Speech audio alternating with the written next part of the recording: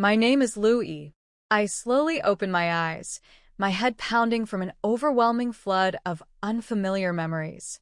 A soldier beside me was muttering about how I had dared to disguise myself as a man to enter the army. Luckily, the officer in charge was kind and only expelled me instead of punishing me severely. I tried to process everything. I clearly remembered my past life.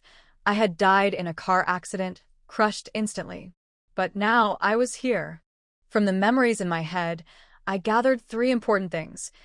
I was in ancient times, the world was in chaos, and I had been caught pretending to be a man to join this army, which was now kicking me out. I had nothing but a small bundle of worn-out clothes. The soldier guiding me out was talkative but seemed decent, which suggested that this army wasn't too bad. That was important. In a time like this, women had no protection outside. If I left, I could end up as a captive or even food. I had to stay. Dragging my feet, I hesitated and called out to my system. Before my accident, I had been a medical student and had mysteriously bonded with a system designed to train the world's greatest doctor. It could provide books, resources, and tools for learning medicine. I had tested it for weeks and found it to be real. But when I asked if it could take me back to my world, it admitted it had no such power. So I had to rely on myself. I asked the soldier about the medical tent.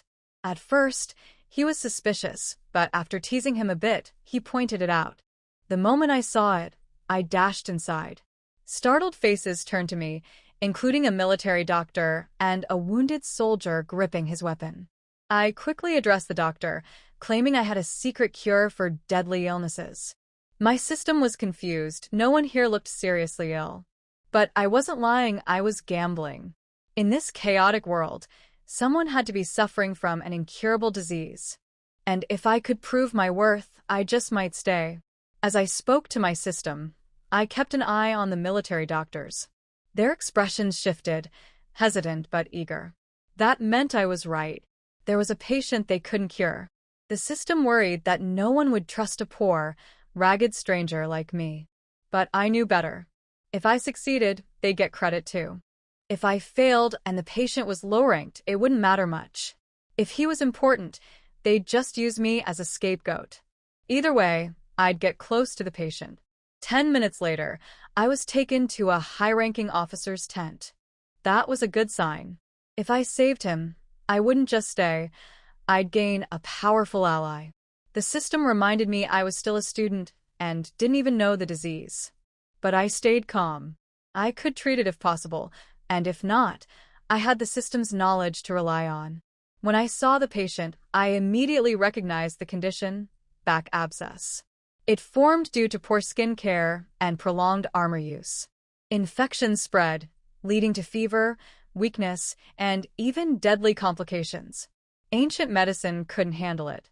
But for someone like me, who had memorized anatomy textbooks, this wasn't an unsolvable problem. I needed a simple surgical drainage kit. The system hesitated but finally provided it, deducting my remaining points. My pack, which I had placed in a corner earlier, now contained a modern medical kit. I confidently declared I could treat the patient. The military doctor, knowing it was considered fatal, agreed to let me try. The officer's bodyguard hesitated, but eventually allowed it. The sick man, Qin Zheng, weakly stated that if he died, it was fate. I pressed a cool, gloved hand against his back, startling him. His bodyguard noticed and asked about my gloves. Medical gloves, I said. Then he spotted my metal medical case, something beyond his understanding. His shock confirmed it. My modern tools had already set me apart. Now I just had to prove I could save a life. The bodyguard looked at me, then at my modern medical box, and couldn't understand how someone with such a treasure was struggling to survive.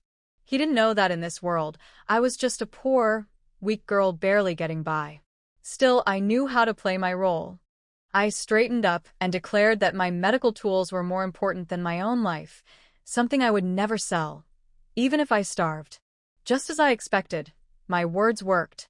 His attitude changed instantly, and even the old military doctor looked at me with admiration. In their eyes, I now had the integrity of a true healer. With that, I started preparing the surgical area. I explained that I needed a sterile environment to prevent infection. The bodyguard didn't fully understand but eagerly offered to clean the tent and even suggested calling monks to drive away evil spirits. I stopped him and assured him that my disinfectant tools were enough. I needed an assistant and chose the old doctor. He eagerly agreed, seeing this as a chance to learn from me, or at least take over if I failed. Setting up a fully sterile surgical room in ancient times was impossible, but thanks to my system's modern tools, I could still do my best. The bodyguard, unable to help, stationed himself outside, making sure no rats or insects entered the tent. Inside, I thoroughly disinfected everything. The patient, Qinzheng, lay weakly on the bed, barely conscious. As we finished preparations, I injected a local anesthetic into his back. He flinched and asked if I had started cutting. I told him no, I was only numbing the area, so he wouldn't feel pain. He was stunned. Pain, which had tormented him for so long, was suddenly gone. The old doctor was even more shocked, exclaiming that I had rediscovered a lost ancient remedy. I ignored the excitement. The real test was about to begin. As I laid out my surgical tools, the old military doctor was shocked. Even though he had never performed surgery before, he could tell that my equipment and methods were far beyond anything he had ever seen. I cut off his thoughts, announcing the start of the surgery. He immediately fell silent, treating this as a once-in-a-lifetime opportunity. In reality, surgeons in modern hospitals often talk during procedures, but this was my first real surgery on a living person, so I needed to focus. The patient, Qinzheng, was tense. He could feel a strange numbness in his back but no pain. He wondered if my anesthetic would truly block the sensation of a knife cutting into his skin. Time felt endless for him, and as fear crept in, he even began to worry he might die like others who had undergone failed treatments. Before he could voice his concerns, I simply stated, "The surgery is complete." It was a success. He was stunned. Back abscesses were supposed to be incurable, yet I had healed him so quickly. Overwhelmed with gratitude, he tried to express his thanks, but I cut him off with a simple demand: food. If I didn't eat something soon, I was going to pass out. 15 minutes later, I sat outside, drinking rice soup and devouring flatbread at an alarming speed. As I ate, I finally processed the original owner's memories. She was also named Lu Yi, a poor girl who had lost her parents while fleeing war. She had disguised herself as a soldier just to get food, only to choke to death on her first meal, leading to my arrival in her body. After finishing my meal, I decided to stay and watch over Qinzheng's recovery. Just as I was settling in, a bearded man rushed toward the medical tent. Instinct kicked in. I immediately ordered him to disinfect himself before entering. The man froze, staring at me, then at the group of highly respected military doctors who now hovered around me like nervous attendants. He had no idea what was going on. A middle-aged officer approached me, introducing himself as Captain Ma Yong, the same person who had ordered me to be kicked out earlier. But now, the situation was different. Before, I was just a girl disguising as a soldier, but now I was a skilled doctor who had cured an incurable disease. He politely apologized, and I responded just as formally, making it clear I held no grudge. His relief was obvious. In a world where skilled doctors were rare, making enemies with one, especially someone who had actual medical knowledge, was not a smart choice. Before we could continue, a loud thud came from inside the tent, followed by Qinzheng's panicked bodyguard shouting his name. Ma Yong rushed forward, but before he could enter, Qinzheng's weak voice assured us it was just an accident. But then, he had overheard our conversation. He was shocked to learn I was a woman. I thought he might care that I was a female doctor, so I firmly stated that a doctor's skill matters more than their gender. To my surprise, he wasn't thinking about that at all, he was just embarrassed. After all, he had been lying shirtless while I treated him. His face turned red, making his bodyguard panic even more, thinking he had developed a fever. Sensing an opportunity, I hesitated and acted like I was considering leaving. I knew they wouldn't let me go. Qin Zheng was still recovering, and he needed proper post-surgery care. As expected, he quickly reassured me, saying he didn't mind my gender at all. Before I could even push further, Ma Yong offered me a position as a military doctor, complete with food, salary, and new clothes. That was exactly what I wanted. I pretended to hesitate, but after a well-timed glance at my tattered clothes, I accepted. I had successfully secured my place in the army, and with it, safety and resources. From now on, I was this camp's official doctor. Liu Yi had already seen that the status of military doctors in the military camp was quite high. Although they might not be comparable to generals, they were definitely better than soldiers. Of course, this also depended on the level and status of the doctor himself. For example, the oldest doctor, Wang, even when he saw Captain Ma, he just stood up and bowed as a greeting. As they came along, whenever they met patrolling soldiers, they would stop for a while, nod to Dr. Wang, or take the initiative to say hello. Even if someone saw Liu Yi, who was wearing tattered clothes and was obviously not a soldier behind them, although they showed curiosity on their faces, they did not ask much. This shows that although Dr. Wang and others did not have many acquaintances in the army, everyone was willing to give them some face and try not to offend them. Isn't it common sense not to offend doctors? The system did not quite understand the results of Liu Yi's analysis. It also lived with Liu Yi in the modern world. Although everyone said I was a butcher in my previous life and studied medicine in this life, as long as they learned it, they could be a low-level doctor in a small hospital with a meager salary. Then, in the eyes of all the relatives, he is definitely a model of promising future. Liu Yi, I have read some information about ancient military doctors. In many dynasties, military doctors did not have a high status in the military camp. In some dynasties, doctors were considered to be lowly professions. It was no joke to kill doctors if they could not cure the disease. The system was frightened. Ah, then the host will not be killed, right? It seems that it will not happen at present. People in this era seem to have a natural respect for doctors, especially doctors who have a master. The system suddenly realized. No wonder the host said that he was a master of the medical university. How did the host know that they valued the master? Dr. Wang has been asking me about my master in a roundabout way all the way. If I can't see this, I'm too stupid. System. After teasing the system, Liu Yi accepted his enlistment gift package with peace of mind.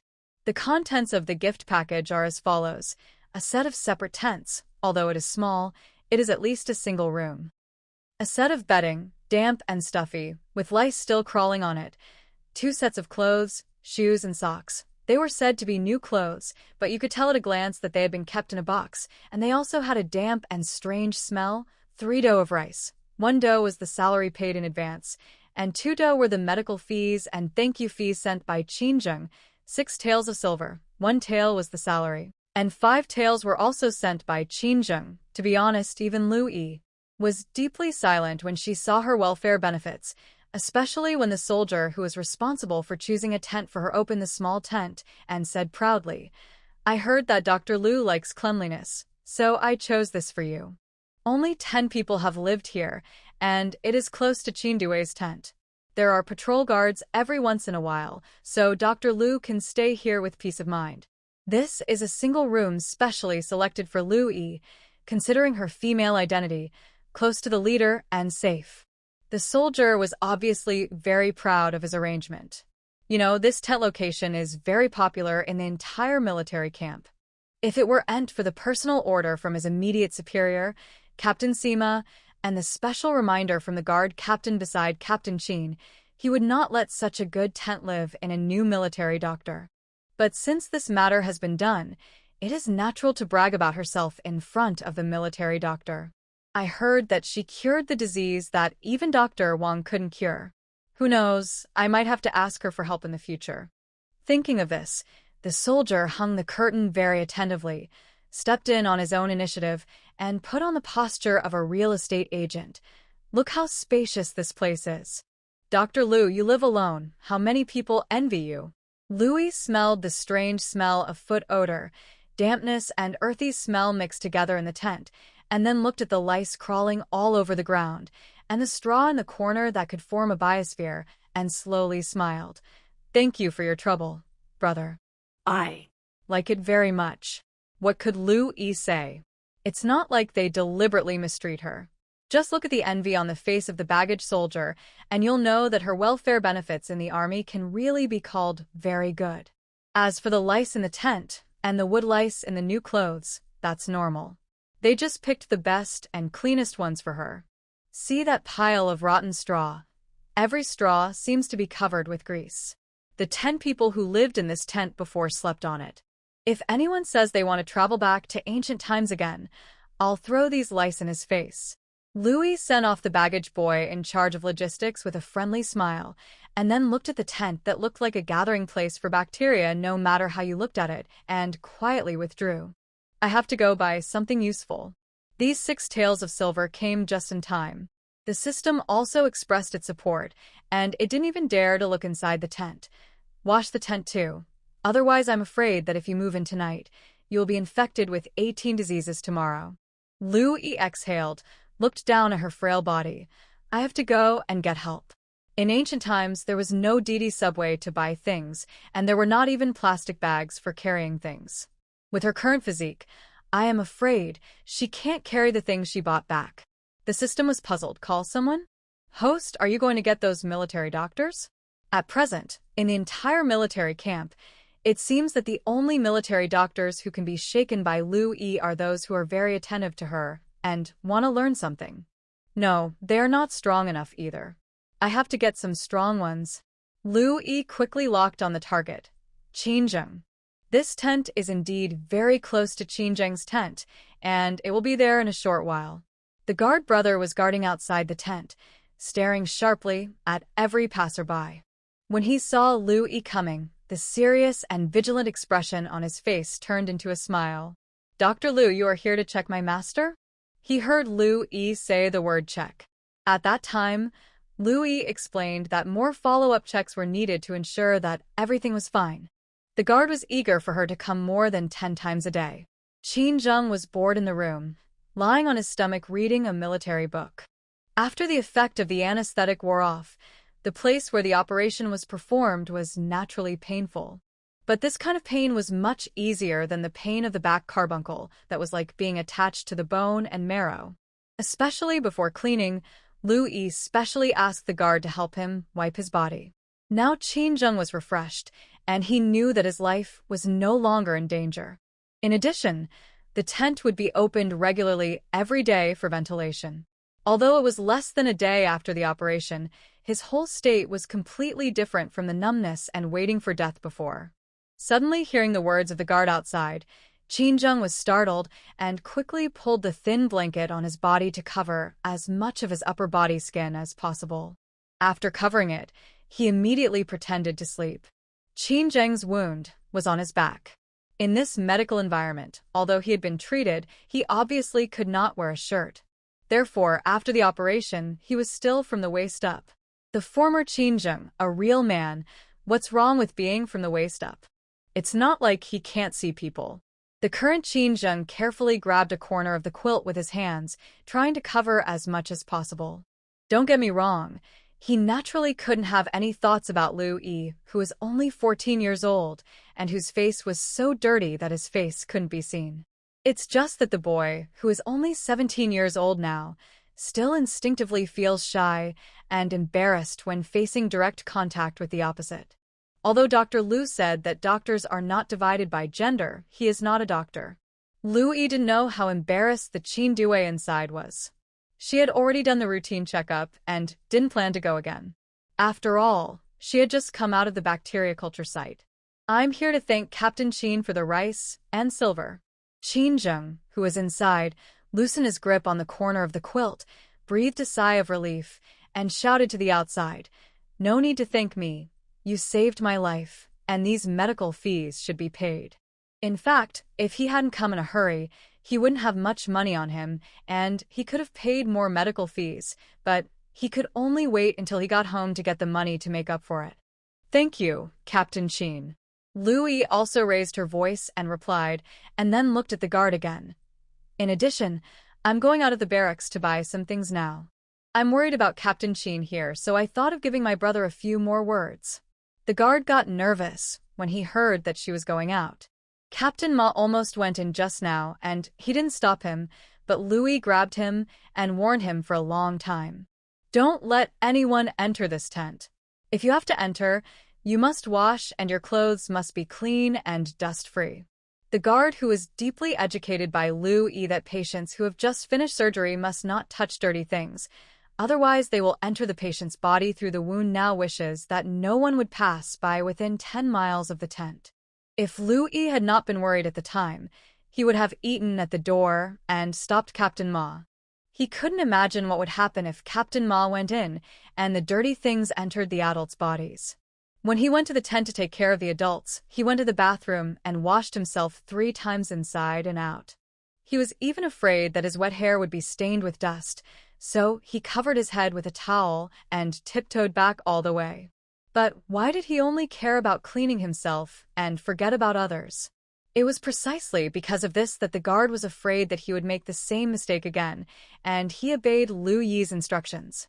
It was he who specially called the people from the baggage camp to let Liu Yi live near the adults' tent. And now Liu Yi is actually leaving the barracks. What should he do? Without her in charge, what if he fails to take good care of the adults? Seeing the guard's anxiety and worry, Liu Yi smiled lightly and took out the process of comforting the patient's family that his teacher taught him. What's wrong? You don't seem to want me to go out? Step 1, listen. Seeing Liu Yi asking, the guard said quickly, It's not that I don't want you to leave the barracks. I'm just afraid that if you, Dr. Liu, are not here, if something happens, I don't know what to do. Is that so? That makes sense. You are also worried about the adult's condition and are loyal. Louis said with admiration, I have also treated some patients before. Many of them were caused by their family members' poor care, which aggravated their condition. Brother, don't worry. Although you are not a doctor, you are absolutely attentive when taking care of the adult. I wonder before how the adult could hold on until now with such a serious carbuncle on his back, but after seeing how carefully you took care of him, I realized that it was the people around him who took good care of him. Step 2. Emotional support and expression of understanding. The guard was flattered by the compliment. I didn't do anything. I don't know medicine. I just served the master food and drink and wiped his body at any time. I didn't wipe it as clean as Dr. Liu taught me. Liu Yi said solemnly. How can you say you didn't do anything? It's just wiping the body. The patient is bedridden for a long time. Wiping the body can help him clean microbial body dirt and secretions, stimulate blood circulation, and avoid cross-infection. Many doctors don't know this, brother, but you did it. Who else can take care of Lord Qin except you? After I leave, you just need to continue to guard the tent and don't allow anyone to enter. When you go in to take care of it, you also have to find soldiers to continue to guard the tent. Do you know what the soldiers who are called should do? The guard was visibly confident. I know. Let them wash and change clothes. Louis nodded with praise. Yes, that's it. The guard was visibly more relaxed. Louis, I'll give you a few more instructions. He immediately opened his eyes wide and pretended to listen carefully. If he hadn't had paper and pen, he would have wanted to write down everything on paper. Don't let the wound get wet. Don't bring dust into the tent. Eat a light diet. Don't eat fatty meat, but you can eat some eggs. Louis instructed one by one, and when he saw that the guard had remembered everything, he nodded. That's about it. Then I'll leave the barracks first. Step 3. Provide meticulous service. Done. Louis turned around and coughed lightly, attracting the guard's attention, and then deliberately walked a little more lightly. The guard stared at her back and suddenly realized that this doctor, who could bring back the dead and treat back carbuncle, was only 14 years old. She is so thin and small, and she is a girl. Now that it is so chaotic outside, she goes out alone. Louis walked weakly, counting down in his mind, 3, 2. The guard's urgent voice came from behind. Dr. Liu, wait a moment. 1. Louis turned around, with an innocent and puzzled expression. What's wrong? The guard looked at the thin girl in front of him. It's not safe for you to go out of the barracks alone. I'll call a few people to accompany you. Louis lowered his head as if embarrassed. This is not good. I am just a military doctor. Captain Ma has specially allowed me to go out of the camp to buy things. How can I ask others to accompany me? And I have a lot of things to buy. It may take a long time. It will be bad to waste everyone's time. The guard was reminded. Yes, you are new to the military camp. You must have a lot of things to purchase. Then you must bring more people. 3 people are not enough. Louis looked so thin and small that she seemed to be blown away by the wind at any time. He was really afraid that she would be crushed by the weight of moving things and have an accident. Well, I will appoint 7 people for you. Let them help you move things. Don't worry, they have to train in the camp, and going out is like going out to play for them. The hands of this Dr. Liu are used to cure diseases and save lives. How can they be used to move things? Liu Yi immediately acted surprised and touched, then hesitantly said, Can the big brother who sent me out of the camp go with me? I don't know the others. I'm just a little familiar with him. The guard waved his hand. Okay, I'll send someone to tell Captain Ma right away. The soldier was a subordinate of Captain Ma, so if he wanted to invite him, he naturally had to greet Captain Ma first. Captain Ma was writing a letter, and just as he excitedly wrote, I found a super awesome doctor who can treat back carbuncle, he heard the soldiers outside come to report this. Ask someone to accompany you out of the camp to buy things? Sure. Captain Ma's beard was shaking with laughter. Dr. Liu had just become a military doctor and wanted to buy daily necessities. It was obvious that he really wanted to settle down in the military camp instead of just treating this place as a temporary stay. Of course he was happy. Send the soldier that Dr. Liu designated. Wait. He suddenly realized. You just said how many people did Captain Qin send to? The soldier didn't understand, but still answered. They said there were 8 people. Dr. Liu is in our camp. Why did Captain Qin send so many people? Captain Ma knew that Qinzheng was an honest man and would not do anything to the doctor from him. But this is a doctor who can treat back carbuncle. His own doctor went out, and he sent 1 person, while Captain Qin sent 8. Wouldn't that make him look petty? Captain Ma decided to be cautious. You go, in addition to the soldier, select 10 good hands. Dr. Liu out of the camp. Tell them to take good care of him, and do whatever Dr. Liu says, understand? Yes. So Liu Yi, who was almost driven out of the barracks by Qi Chu, appeared in the barracks again. She was still thin and weak, and looked easy to bully. Behind her, there were 19 soldiers following in an orderly manner. Before the plan, leave the barracks, buy things, and return to the barracks. In fact, before leaving the barracks, Louis first took these 19 good hands to wash the tents assigned to her inside and out. Fortunately, there was still some disinfectant left for Qinzheng's surgery, otherwise she was afraid that she would not be able to wash the smell of the tent 3 times. Fortunately, the barracks assigned her someone. The tents in ancient times were not as light and portable as modern ones that can automatically expand or shrink. They were made of solid leather and felt, and they were so heavy that she could not move a corner. It can be seen that these 19 people are not so clean. It is estimated that there are many lice on their heads. At the beginning, Louis asked them to help clean, and several people showed dissatisfaction. After all, the tents are like this, and everyone sleeps like this. Liu Yi's exclusive use of a tent is already a great benefit, but he was so nagging to wash the tent before moving in. Moreover, although she is a doctor, she is so young and a woman, and she actually ordered them to do such things. If she were a doctor in modern times, Liu Yi would send people back without hesitation when encountering such a situation. But this was in ancient times, and her foundation was not yet stable. She did not choose this method that was quick but would definitely offend people. After all, if you offend someone in modern times, the other party would at most go online and curse your whole family and curse you for eating instant noodles without seasoning packets. But in ancient times, if you offended someone, you might really be beaten. Especially in ancient times, many people did not learn the law.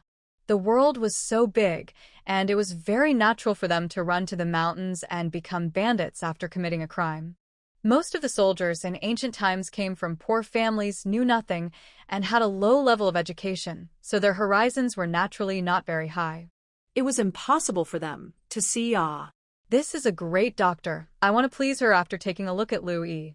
Even if they knew about the doctor, they had never thought about whether this doctor could bring benefits to their future. For them, who could barely meet their basic physiological needs, short-term benefits were the most important.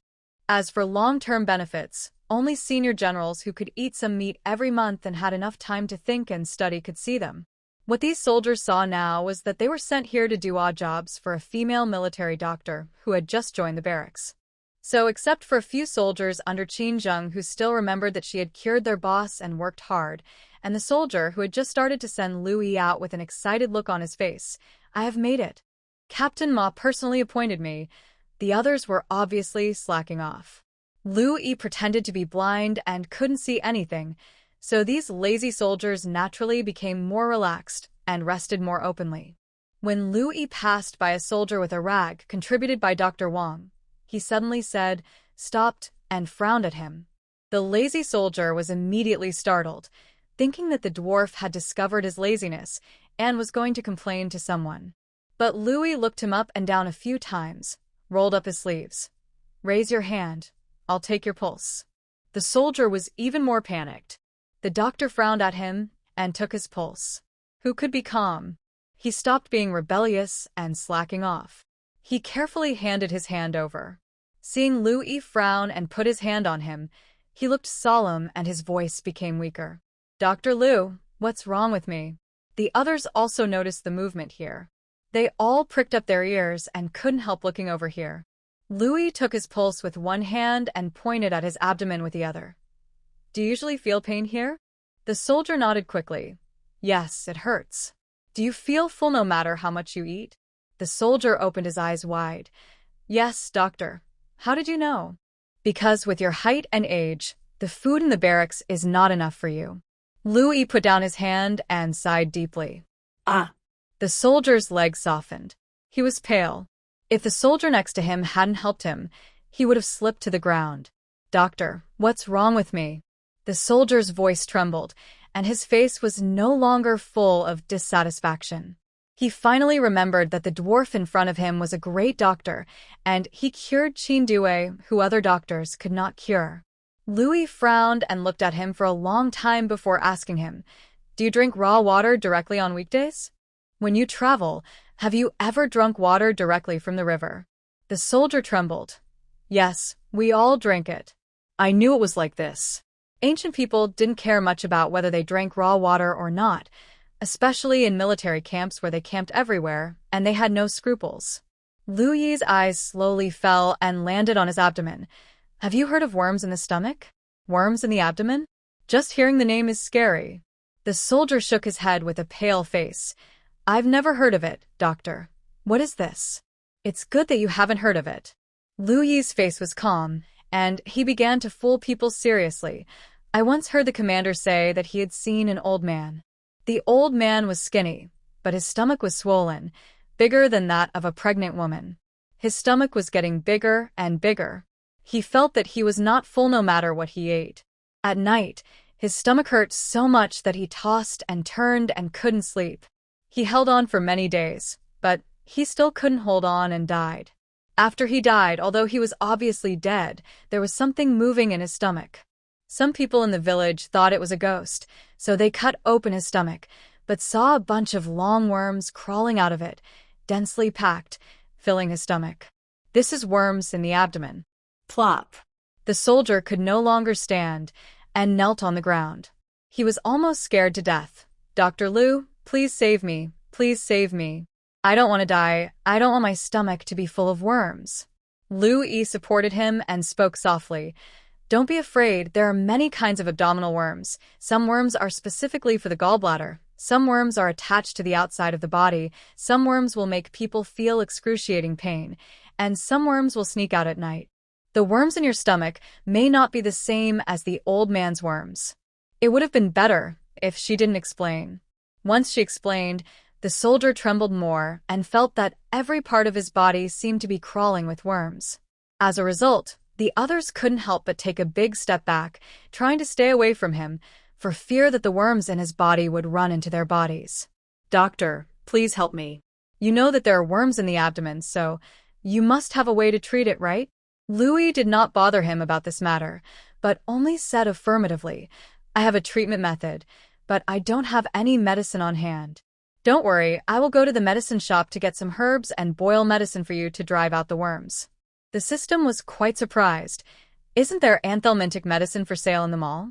The price is still very cheap. Why don't you buy it on credit for me?"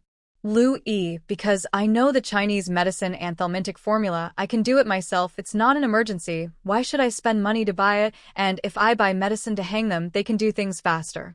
System they? Isn't there only one person? There is only one person who can see obvious symptoms, but these people eat and drink basically the same. If one is infected, the others are probably not going to escape. I bet that 9 out of 10 people present have parasites in their bodies. After saying this, Lu Yi looked around, revealing an expression that showed hesitancy in speaking. "When the medicine is ready, you Drink a bowl too." As soon as these words came out, the others who had only sympathized with the soldier were shocked. The soldier who was responsible for sending Lu Yi hurriedly asked, "Dr. Lu, do we have worms in our stomachs too?" Lu Yi did not say yes or no, but just said, "The cause of worms in the stomach is mostly because the living environment is not clean enough, or people drink raw water directly. There are worm eggs in these raw waters that are invisible to the human eye. When people drink the water, the worm eggs hatch in the stomach and they will become worms in the stomach." She looked at these soldiers and asked, "Do you boil the water before drinking it on weekdays?" The faces of a group of people turned pale. Lu Yi knew the result after taking a look at their faces and only sighed. The place for boiling medicine must be clean. "After packing up the tent, I will go to the medicine shop to buy herbs and boil medicine. Don't buy anything else today. After you drink the medicine, go buy it tomorrow." This sentence means, "I was planning to buy today, but for you, I will boil medicine for you first and postpone my own shopping until tomorrow." Sure enough, after this, even the most stubborn soldiers couldn't help but feel grateful, especially when they thought that they were lazy in helping Dr. Lu before, but Dr. Lu put aside his own affairs to treat them. "Dr. Lu, how can I delay your business?" We We can also drink medicine tomorrow, but we couldn't say it. After all, there are worms in the stomach. The worms in the stomach are still moving after death, which is too terrible." Lu Yi had an "I understand" expression on his face. "Nothing.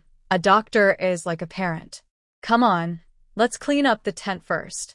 I won't stay here tonight. It's better to clean it up so that we can boil medicine." The 19 soldiers immediately started working with great enthusiasm. They were as lazy as they were before. This is the place where they will boil medicine, and if they finish the work quickly, they can go out to buy medicine quickly. The system was quite surprised that its host had such a selfless spirit.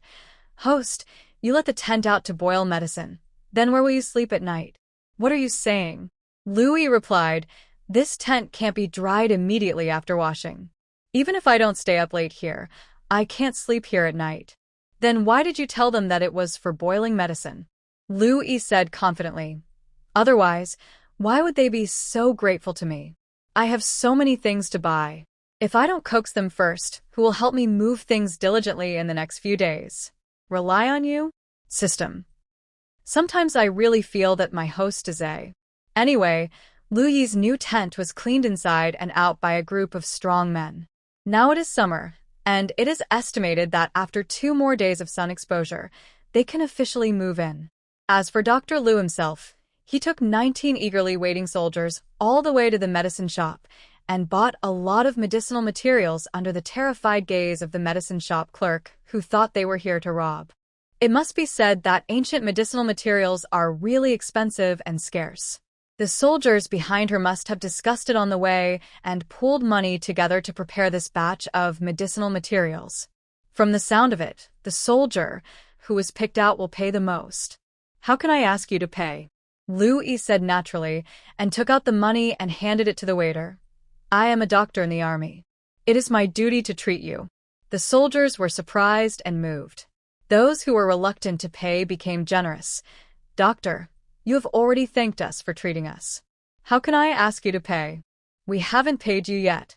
If it were outside, I would definitely charge you for the consultation, but I am a military doctor, and you're soldiers. It is only natural for me to treat you." Lu Yi, who had been easy to talk to along the way, was now firm. Don't worry about this money. Captain Ma should give me the money. It's not should, it's definitely. Captain Ma was obviously trying to win her over. Military doctors should reimburse the army for their treatment.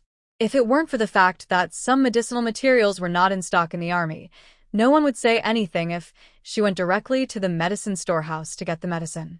Seeing that Lu Yi was so determined, the soldiers could only take back their money, but the look in their eyes when they looked at her was full of gratitude.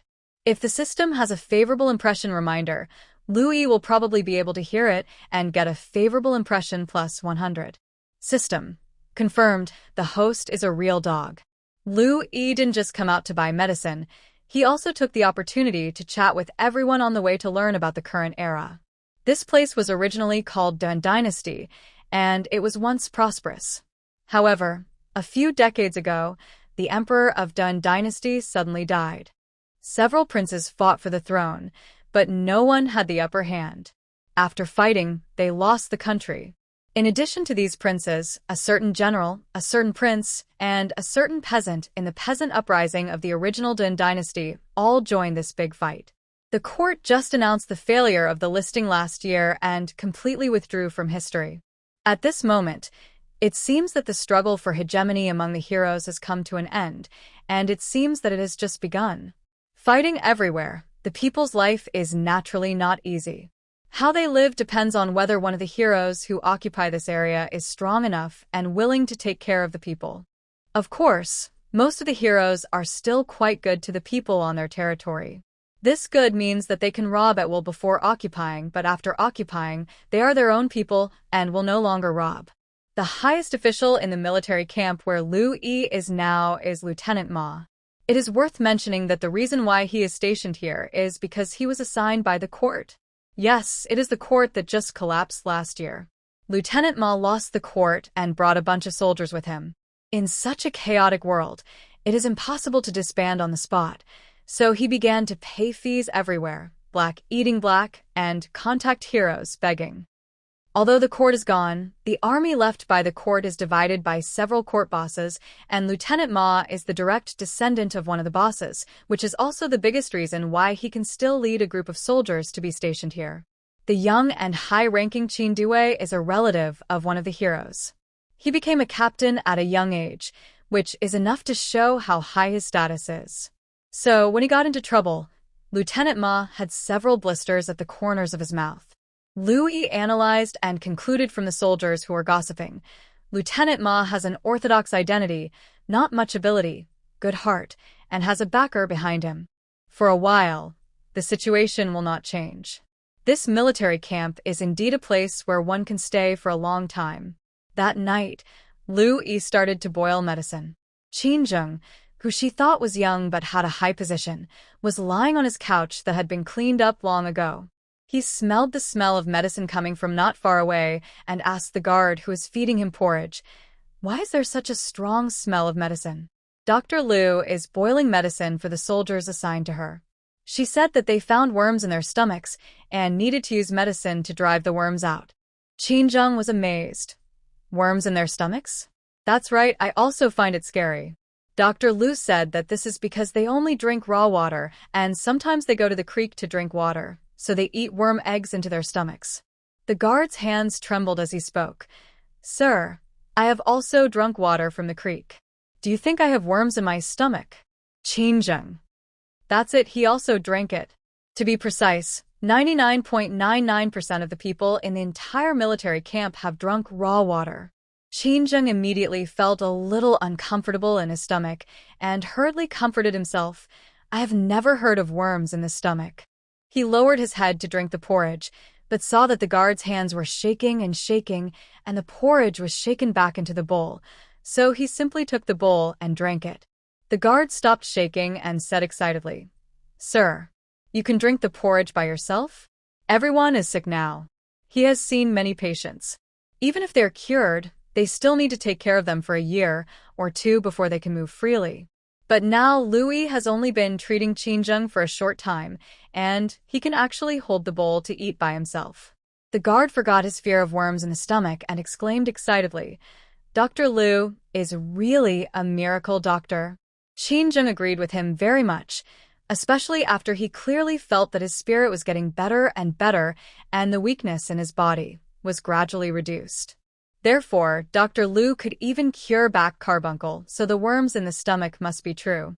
He immediately decided, go ask Dr. Liu how much this medicine is sold for and give a bowl to each of our brothers.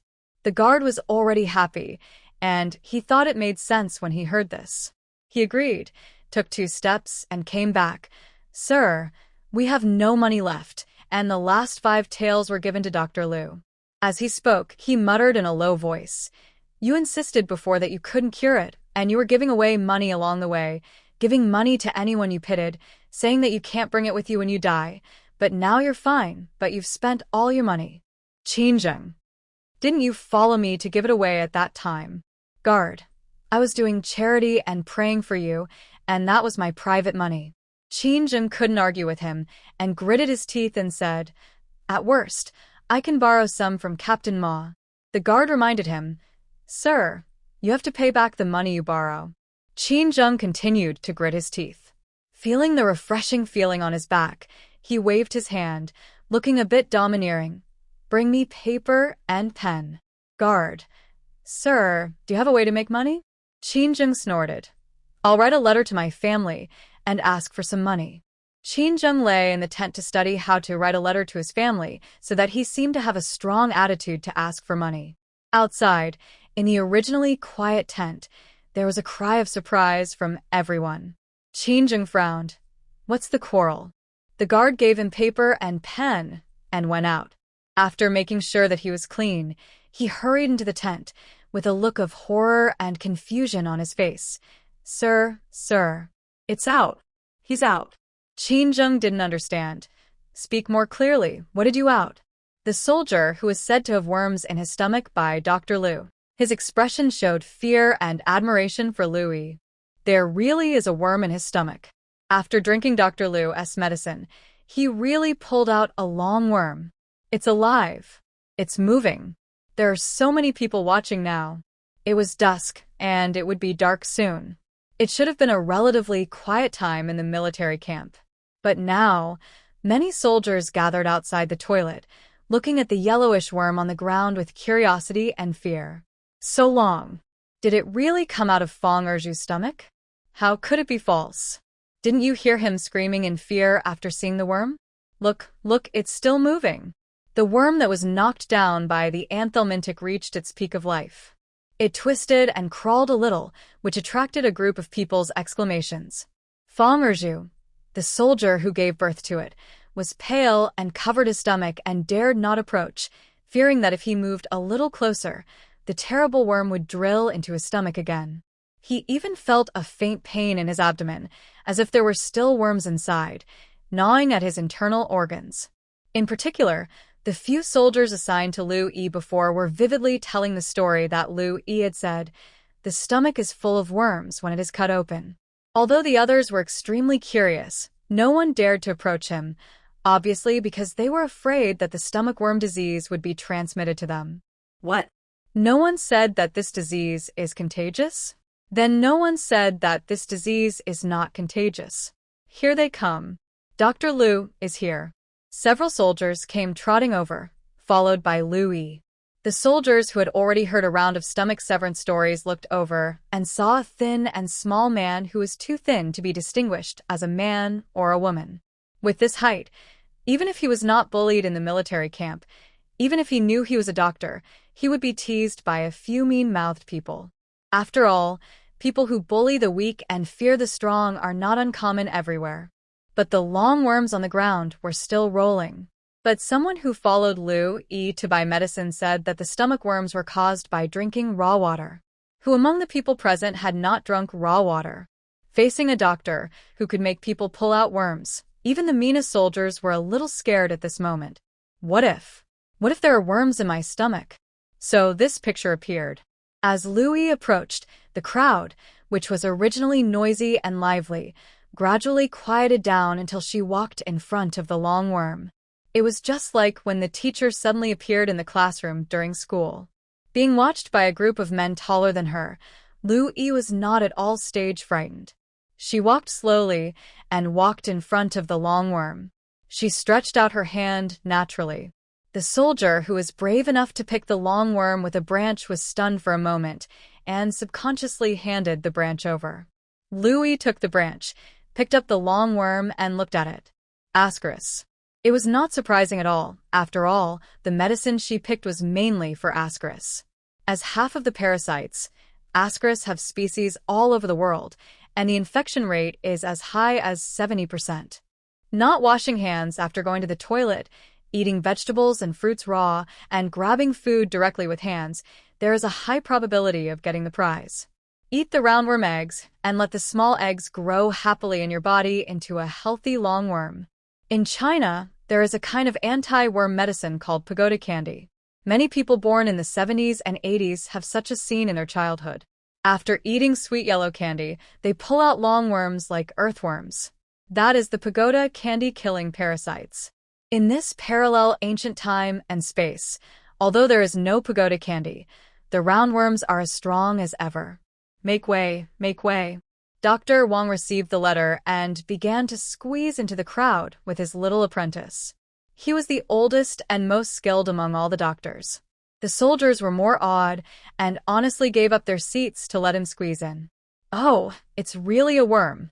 Dr. Wang, who was old and sweating, came over and saw the roundworm and was immediately shocked. Is it really discharged from the abdomen? It seems that the medical skills in this world are really not very good. After Lu Yi said this, the system was puzzled. How did you know that? Lu Yi. There were also methods to treat parasites in ancient times. For example, roundworms were mentioned in Huangdi Neijing and Taiping Shenghui Fang, but looking at Dr. Wang, it seems that he doesn't even know the name. Throughout the ages, there have been so many diseases, no matter whether they can be cured or not. There will always be a name. If you don't even know the name, then it's really a blind spot. However, Lu Yi didn't mean to make a judgment based on just one or two words from the other party. She asked directly, Dr. Wang, don't you know about the disease of worms in the abdomen? Dr. Wang answered hesitantly, I have heard of it before, but they were all rumors. I haven't seen it with my own eyes. This is the first time I have seen someone who can lead out worms in the abdomen. Lu Yi. He hasn't seen it. The system quickly comforted her. It's okay, host. The medical level in this world is poor, but you're not bad. Lu Yi. You misunderstood. What I meant was that he had never seen it. I can exaggerate the harm of parasites as much as I want.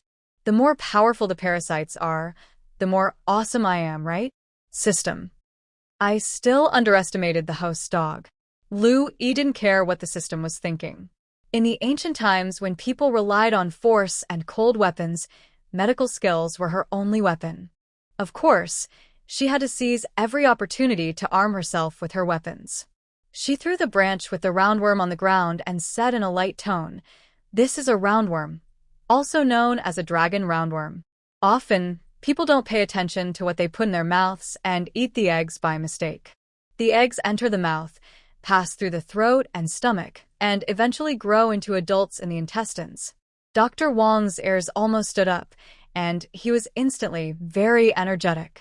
He just wanted to take a pen and paper to write down every word. It can cause cough, fever, abdominal pain, and some roundworms can even cause intestinal rupture. If the roundworms drill into the bile duct, it will cause people to suffer from severe pain and death. Strictly speaking, Lu Yi did not exaggerate the symptoms of roundworms. What she said was really the situation that roundworms might cause, but the probability of occurrence was relatively small. When she talked about the travel route of roundworms in the human body, many people present could not help but change their faces. When they heard that the intestines would be ruptured and they would die in severe pain, their faces turned pale. Especially Fang Erju, who pulled out the roundworms himself. His legs softened again, and he knelt down with a plop, crawled to Lu Yi on his knees, and cried with snot and tears. Dr. Lu, please save me, save me. I don't want my intestines to rupture. Please save me. At this moment, he was not as confident as when he was lazy during the day, and he almost wanted to worship Lu Yi. Louis stopped when he was satisfied and stretched out his hand to check his pulse for a while. The people around, including Dr. Wang, held their breath involuntarily, just waiting for her diagnosis. Louis quickly gave a conclusion. You haven't reached the stage of intestinal perforation yet. Take the medicine for another 2 days, and the worms in your stomach will be expelled. After these words came out, Feng Erju felt as if he had been pardoned, fell to the ground, and cried and swore. Dr. Lu saved my life. I, Feng Erju, will definitely remember it in my heart. I will repay you even if I have to work like a cow or a horse. Louis thought to herself, you said this yourself, so you can wait to be my porter tomorrow. The system that she had previously reminded to pay attention to the people around. Host, Captain Ma is here. Louis received. She looked more and more indifferent. No need to be like this. I am a military doctor, and I have taken the monthly salary from the captain, so naturally I have to treat illnesses and save lives in the army. If you want to thank someone, thank the captain. Captain Ma, who was walking towards this side in a hurry, stopped when he heard about the worms in the stomach. Dr. Lu cured the patient and asked the soldiers to thank him. What a great doctor he is. Captain Ma came over. Although Lu Yi had attributed the credit to him, he was not the type to steal credit from others. So although he felt relieved, he still said loudly, How can you say that? I heard that it was Dr. Lu who saw the worms in the soldier's body just by seeing him. This is the doctor's credit, and I will definitely remember you as a credit. Lu Yi. Okay, now I have Feng Erju's gratitude, other soldiers' admiration, and Captain Ma's praise in one sentence. I give myself a thumbs up. System. Too bad. Hello, Captain. The soldiers saluted one after another, and Lu Yi followed suit. After saluting, a solemn feeling appeared in her thin body. Even if the captain doesn't come, I will go to find the captain. Captain Ma now liked the newly recruited Dr. Lu very much, and immediately bowed his head with a gentle attitude. Yes, because he was tall and Lu Yi was too short, he had to bow his head thoroughly when talking to her. What did Dr. Lu want to see me for? It's because of the worms in my stomach. Lu Yi was thin and weak, but when he talked about medical matters, his words were sonorous and powerful, making people pay attention. Just now I took a rough look on the way here, and most of the soldiers in the army had worms in their stomachs. It must be because they drank raw water and ate raw food. These worms will plunder nutrients in the human body. No matter how much people eat, they can't replenish the body. In the long run, the body will become weaker and weaker, let alone fighting. Seeing that the expression on Captain Ma's face was gradually becoming solemn, Lu Yi didn't give him a chance to react, and directly clasped his fists again.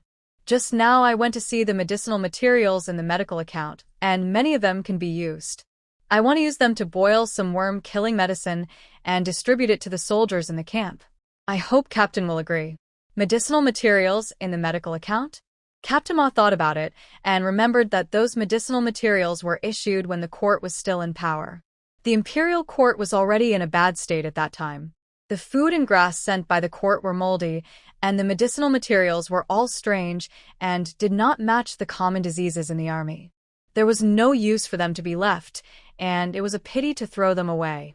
They did not know who to sell them to, so these medicinal materials were kept in the medical account. Now Lu Yi actually said that these medicinal materials could treat abdominal worms? Captain Ma was overjoyed, and he felt happy that he had collected a bunch of junk and could use them one day. He waved his hand and said generously, Dr. Lu is a military doctor. You can use the medicinal materials in the medical account as you want. If it were in the past, even if a military doctor used military medicinal materials, he would have to write a report and state the reason. But anyway, the imperial court was gone, and he was the most powerful person in the army now, so of course what he said was the truth. Lu Yi knew he would agree. She took a look at the stored medicinal materials in the medical account and roughly understood what was going on. If the army has to stock up on medicinal materials, it should be those that are good for stopping bleeding and can help people recover quickly. However, there are all kinds of medicinal materials in the medical account, even those for women to keep their baby safe, but there is no convenient one for stopping bleeding. Thinking about the previous situation of the court's demise, the cause and effect will be clear. If you want to use those medicinal materials, you can only use this prescription. Although the effect is not as good as the current prescription, it is enough. The system does not understand. Why does the host have to use the medicinal materials in the medical account? Isn't it better to ask Captain Ma for money to buy better medicinal materials? Lu Yi, look at Captain Ma. Does he look like he has money? The system looks at Captain Ma, who is tall, bearded, and looks like he hasn't taken a bath for many days. He is covered in dirt. He really looks like a poor ghost. Lu Yi has never forgotten that Captain Ma is now in charge of his own business. But the essence is that his big backer has fallen, no one has allocated military funds to him, and he is struggling to support a large military camp. The good news is that he still has a conscience and has not developed into a rebellious soldier who harms the people. The bad news is that he still has a conscience and cannot harm the people, and he has no source of income. Although it is said that soldiers are loved like sons, they must have money to love them. Obviously, Captain Ma has no money. Lu Yi also admires this man. He guards such a large military camp and has so many soldiers under his command, but he can still be so poor. However, although Captain Ma has the disadvantage of not being good at managing money, he also has the advantage of being kind and easy to talk. She was promised to take the medicinal materials, and someone was immediately taken to get them. Dr. Wang followed behind him, with an expression on his face that said, "I want to steal your skills again." He was attentive and carefully observed Lu Yi's expression. Seeing that she allowed him to follow her generously, he became more enthusiastic and flattering. "I'll do it. You tell me what herbs to get, and I'll get them. No need to bother you." Sit down. "Are you hot? I'll fan you." "Boy, what are you standing there for? Didn't you hear Dr. Lu say he wanted dried? Hurry up and bring it." Dr. Wang ordered his 2 apprentices around. When he turned to Lu Yi, he was smiling. It can be said that he was quite justified in his double standards. If there were no difference between men and women, he would have wanted to give her a massage. Lu Yi simply sat comfortably, enjoying Dr. Wang's flattery while reciting the names of herbs. Asarum, rhubarb, Gastrodia elata, neem root. After she listed a long list, Dr. Wang heard something wrong and asked carefully, "Dr. Lu, how many prescriptions do you plan to use? This medicine is not a big pot stew. Moreover, some herbs have conflicting properties, and some of them are even toxic when used together." Dr. Wang doesn't think that Lu Yi, who can cure back carbuncle, would not know this. As expected, Lu Yi answered naturally, 7. Fortunately, she studied hard before getting the system, and after getting the system, she studied even harder, memorizing all the Chinese medicine prescriptions. Otherwise, with a hodgepodge distribution of medicinal materials, she might not have a solution. 7 prescriptions? Dr. Wang's voice suddenly became high, and he uttered a standard tenor. Most doctors nowadays have more than a dozen prescriptions in their hands, which is already amazing. Not to mention, worms in the stomach were only rumors in the past, and no one had successfully treated them. In other words, it is equivalent to a difficult and complicated disease. And for such a difficult and complicated disease, one prescription that can treat it is enough to be passed on to the next generation as a family heirloom. But Lu Yi actually has 7 prescriptions in his hand. Dr. Wang couldn't tell whether he was envious or excited for a while. He just felt his hands shaking. Lu Yi was afraid that he would have another problem at such an old age, so he quickly pulled him to sit down. "Dr. Wang, I also know that you want to learn this method of expelling insects. After I came to the army, you helped me a lot. Here are the prescriptions. I tell you, you write them." Lu Yi did not intend to keep these 7 prescriptions. She had many prescriptions in her mind. If she did them all by herself, she would be exhausted. Dr. Wang had good eyesight, thick skin, and was not annoying. He always had an attitude of, "Although I want to learn from you, if you don't let me learn, I will leave immediately." He was also a more prestigious doctor in the military camp. His assistant in the previous operation also performed well. It would be beneficial to make friends with him. Lu Yi also wanted to test Dr. Wang with these 7 prescriptions. If he accepted it calmly and took it for granted, he would certainly stay away from him in the future. If he was grateful, maybe he could be trained as an assistant. Without an assistant during surgery, people would really die. Dr. Wang was even more excited. Now, not only his hands were shaking, but his whole body was shaking. You're willing to teach me this method of expelling worms. Such a precious prescription was given to him just because he helped Dr. Liu a little. Liu Yi smiled and nodded. You want to learn more about medicine and save more people. You have the heart of a doctor, so I am willing to help you. Dr. Wang was stunned. He was shamelessly learning here. Of course, he was ashamed, but he had no master.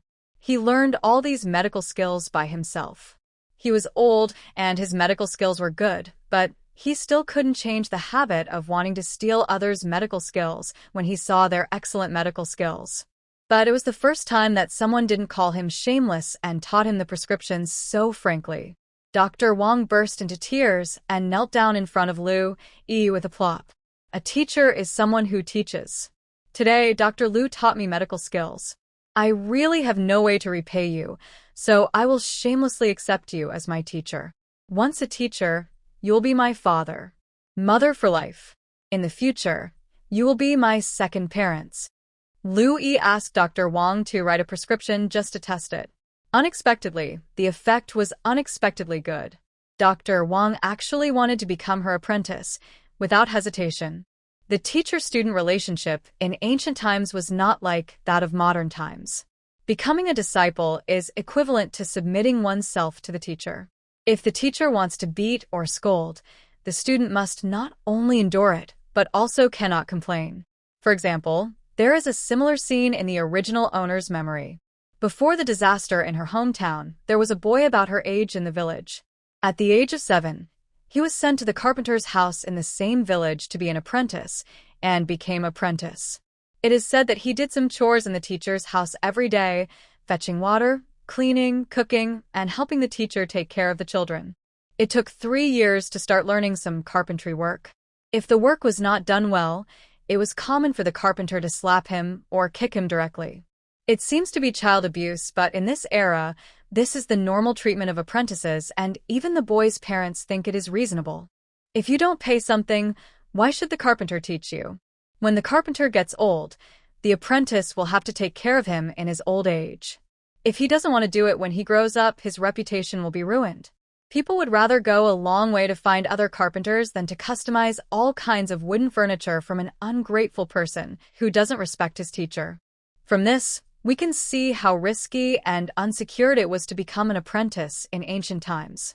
Once Dr. Wang became Liu Yi's apprentice, it was equivalent to automatically weakening his age and experience advantages in front of her.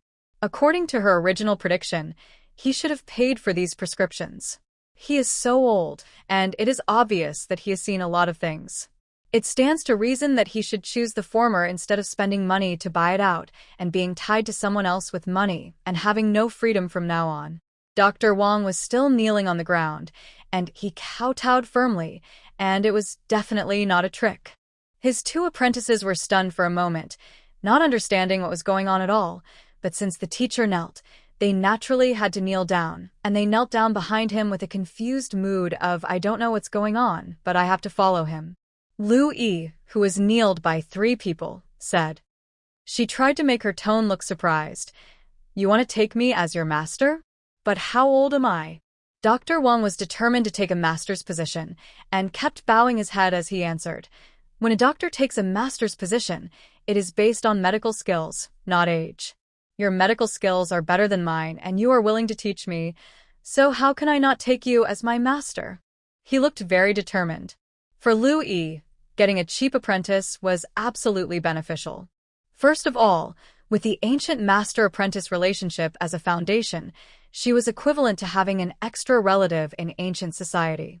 Although he was not a strong laborer, he was the other party's apprentice. Secondly, Dr. Wang's status in the military camp was not low, and it seemed that he had a good reputation among the soldiers. If he took her as his teacher, at least her status in the military camp would rise sharply again. Of course, if it was just for his own benefit, Liu Yi would still have to think carefully. After all, Whether in ancient times or modern times, pie in the sky would not fall for no reason. She was not the protagonist of a novel. Dr. Wang was already old, had a high status in the military camp, received monthly salary, and had apprentices under his command. Why would he take her as his teacher if there was no benefit? Lu Yi quickly counted the benefits that Dr. Wang could get in his mind. Dr. Wang took a teenage girl as his teacher, although it seemed very impulsive and brainless, but the premise was that he saw her perform a back carbuncle surgery with his own eyes. Whether it was the way to treat back carbuncle or worms in the stomach, it could give people the feeling that she knew more medical knowledge than ordinary doctors. In particular, she still had Ma Fei San and so many prescriptions in her hand. If he just bought them, Dr. Wang might not be able to buy all the prescriptions in her hand even if he spent all his family wealth. But the situation is different if you become a disciple. It is natural for a teacher to teach his apprentice.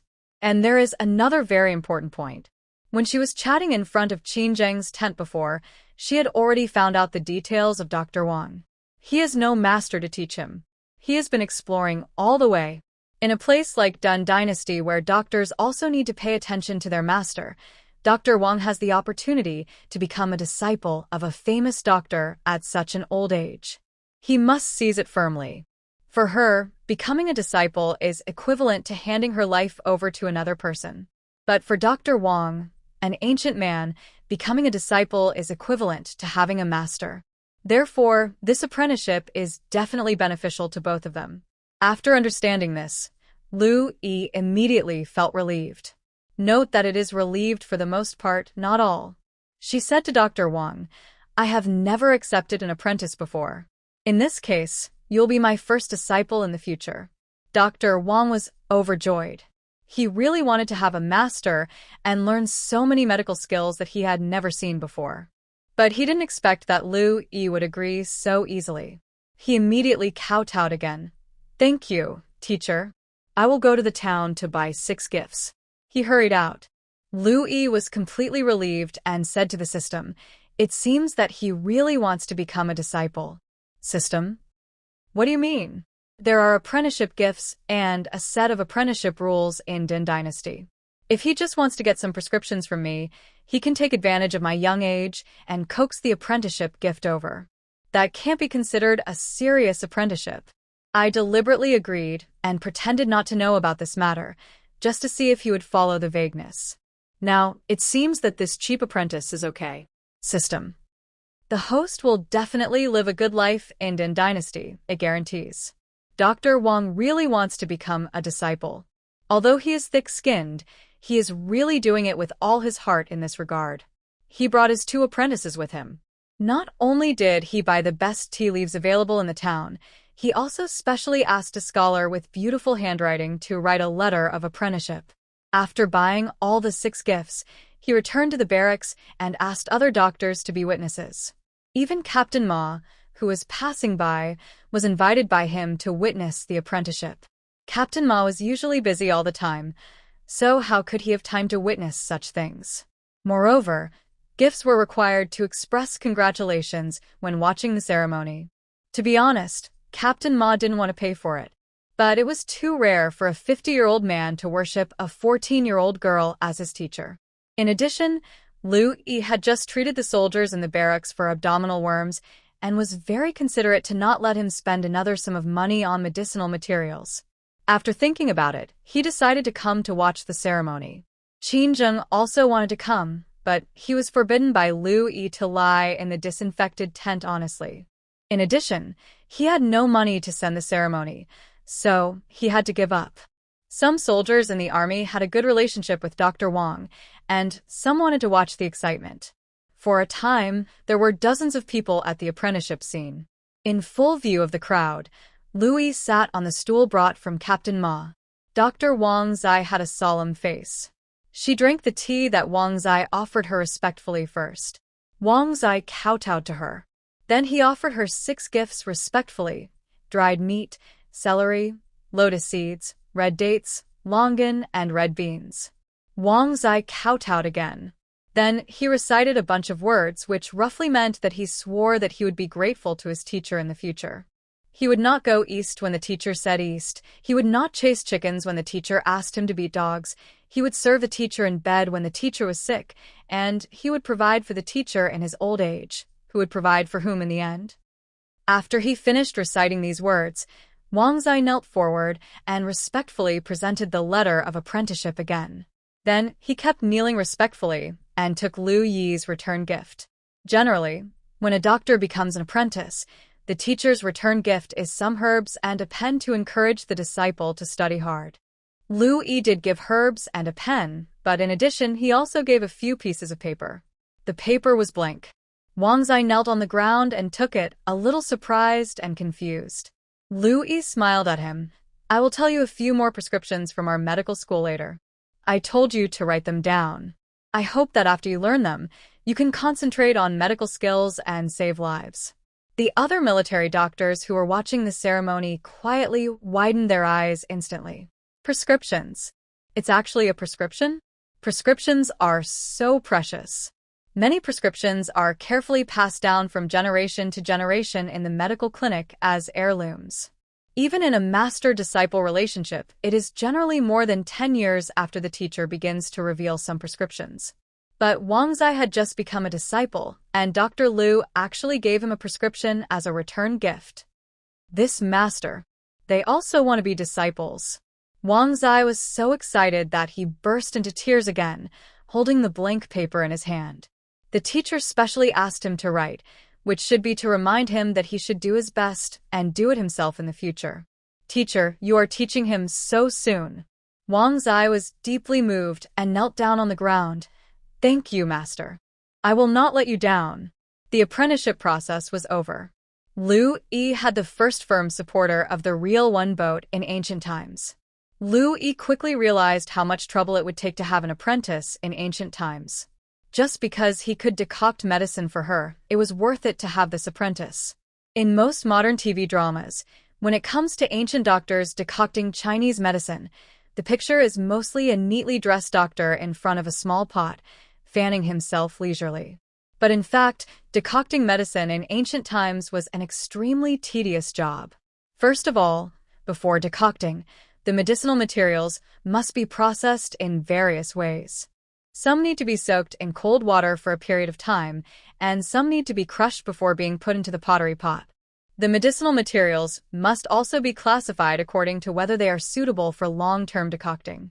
How much water to add, when to change to a low heat after the water boils, when to stir the medicinal materials, and so on. While doing these tasks, people cannot leave the medicine pot. After all, there were no gas stoves in ancient times, and if you want to control the heat, you need manual operation. It is also very likely that if you leave for a while, the whole pot of medicine will be invalid when you come back. How could one be clean while guarding an open fire? Not to mention the dust that flew out of the stove when fanning, the natural ashes alone were enough to dirty clothes and faces. So, studying medicine in ancient times was really tiring. Louis looked at the apprentices who were fanning a row of medicine pots and choking on the ashes from time to time, coughing, and sighed. Fortunately, I am a teacher, not a student. Some of these apprentices were Wang Zai's own, and some were borrowed by him from other military doctors to be responsible for watching the fire. He was responsible for sorting the medicinal materials and had no intention of letting other military doctors get involved. Even if each of them looked very greedy, he was only willing to let them handle the medicinal materials. Things like adding medicinal materials to the medicine pots were all added by him in the tent before he took them out. This prescription was given to him by his teacher. How could he teach it directly to others? If there were not so many prescriptions and all the medicinal materials were mixed together, these people would never guess the ingredients of the prescription. He even wanted to handle the medicinal materials himself. Wang Zai had a lot of experience in stealing others' knowledge, so he judged others by himself. After careful consideration, he found that other military doctors could not guess it at all, so he was willing to let them join in. A group of military doctors and apprentices were busy, but Lu Yi was idle. She only walked through the crowd occasionally and gave some advice. Wherever she went, she would receive the other party's admiration, respect, or timid gaze. As Wang Zai's teacher, Her status among the military doctors was already the highest in the crowd. "Teacher, have some tea." Wang Zai, this little old man, was busy in and out, supervising the apprentices and running back and forth outside the tent from time to time. He did not forget to carefully serve tea and cakes to Louis. He bought this cake specially at the cake shop when he bought the 6 gifts. He thought that Louis was only 14 years old and should be at the age of liking sweets. It was absolutely right to please her with this. Louis was really satisfied. In modern times, she didn't really like sweets, but she couldn't resist the malnutrition of this body and had no resistance to high-sweet and high-fat foods. The skinny 14-year-old girl ate cakes and drank tea and smiled at her 50-year-old apprentice with satisfaction. "My apprentice is thoughtful." This scene was so awkward, but Wang Zai immediately became as excited as if he had been injected with chicken blood and continued to work enthusiastically. Seeing Louis sitting comfortably and eating and drinking, the system couldn't help but speak. "Host, the work was done by others. When the anthelmintic is distributed, can the points be counted on your head?" "Definitely." Louis was still very confident about this. For a doctor, assistants are equivalent to surgical instruments and are indispensable. Take the modern operating room as an example. Have you ever seen a great doctor who completed the operation independently? 1 assistant and 2 assistants are the norm. When encountering complex operations, 3 or 4 assistants are normal. System. It seems so. It didn't realize that there were assistants in the operation, which was completely different from the current situation, but as Louis said, it felt more and more reasonable. Louis finally concluded, "I just need to grasp the general direction." How did that sentence go? If you can't lead a team, you can only work until you die. Is that right, system? System. Yes, host, you are right. Louis fooled it, smiled, and slowly finished the pastry in her hand. In fact, she didn't know whether she could get points by doing this, but no matter what, the system was most likely an assessor, so if the system thought it was okay, it should be okay. As for whether it would work or not, it depends on what happens to the soldiers after they drink the medicine. That night, many soldiers did not sleep. They lined up to drink medicine and lined up to go to the toilet. Although Captain Ma had a sturdy personality, he was also foresight. While the military doctors were boiling the medicine, he led his men to build many more toilets. Worms lived up to expectations and were pulled out of many people's stomachs. There was also an extra surprise. For some people, the worms came out of their mouths. This scene, which was like the poison of Miaojiang, frightened everyone. Although they probably didn't know what poison was, seeing worms coming out of the mouths of people around them, the feeling of goosebumps all over the body was still creepy. Even the military doctors were shocked. They didn't on the spot like others, relying on their medical experience to support them. The soldiers who vomited roundworms looked pale and even felt that they were beyond treatment. Under the raised torches, only Louis had a calm expression. "This is a serious infection. I can treat it alone." Several soldiers breathed a sigh of relief, almost feeling that they were pulled back from the Hades. "There is hope. I am hopeful. Thank you, doctor. Thank you, doctor." Louis looked at the people who kowtowed to her. Is the way you ancient people express gratitude so simple? She was indeed very calm. It is not uncommon for roundworms to come out of a person's mouth. Some people with severe infections will the roundworms violently even without taking anthelmintics. However, the infection of these people is relatively serious. In addition to anthelmintics, the gastrointestinal tract should also be taken care of. At this time, I miss B ultrasound and endoscopy. Host treats patients +1, points +3 host treats patients +1, points +5 host treats patients +1, points +1 Louis, who was about to turn around and walk towards the medical account, stopped. The points she got for treating Qinzheng have not been credited yet. System, how much points do you add? The system does not understand why she suddenly asked this question, but still answered honestly, based on the difficulty of treatment and the results of treatment. Louis. In other words, Qinzheng has not been completely treated yet, so you can't give me his points yet. System, yes. Although Qinzheng's operation was successful, there was still a risk of infection, and the wound had not healed.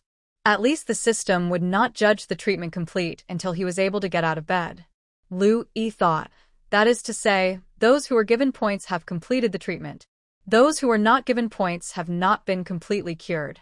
The system was a little confused as to why she was paying attention to this question, but still answered honestly, yes. Liu Yi simulated slowly. System. I don't know why, but I suddenly felt like I was being watched. Come on, you pulled out 2 worms, right? I'll check your pulse again.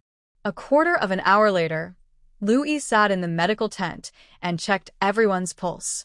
The soldier stood obediently. System. Host treats patients +1, points +3. Liu Yi let go of his hand. You can go out now. Remember to boil water before drinking it in the future. Next. Another person came in. Dr. Liu, I also pulled out 2 worms. The system did not move. Liu Yi then said, you need to observe for a while. Take the medicine for another day tomorrow and see if there are still worms in your stomach. The man went out gratefully. Next. System. Host, how can you use me as a detector? It gives points, and the host knows that the parasites in the patient's body have been completely expelled. It doesn't give points, and the host can know that the other person still has worms in his stomach without modern instruments. Such a coquettish operation really shocked the system that was used as a tool for the first time. This is clearly using it as a cheat. Liu Yi. Are you unhappy? System. Me. Why should I be happy? Liu Yi smiled.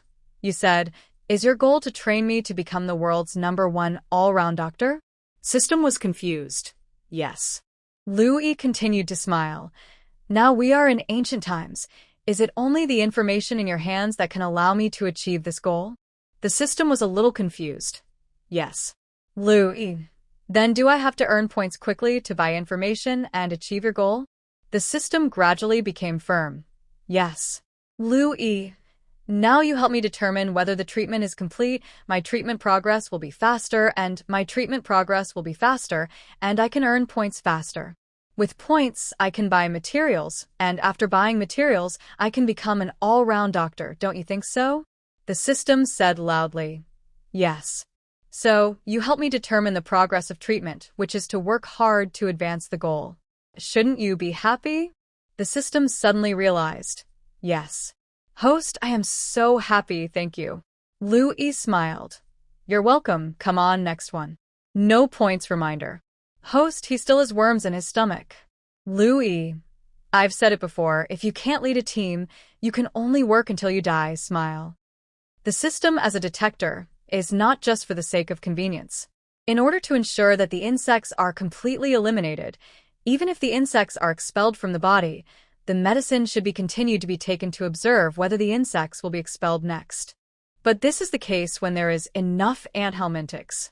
Liu Yi is facing a situation where there are soldiers standing in rows and medicinal materials whose stocks are at risk, so of course she will save as much as possible. Captain Ma probably also had economic anxiety in the smell of medicine floating throughout the military camp.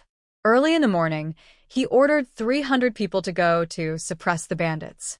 In addition to planning to steal from the bandits and get some money and food from the suppressed bandits, he also took away 300 people to slightly reduce the burden on the logistics department.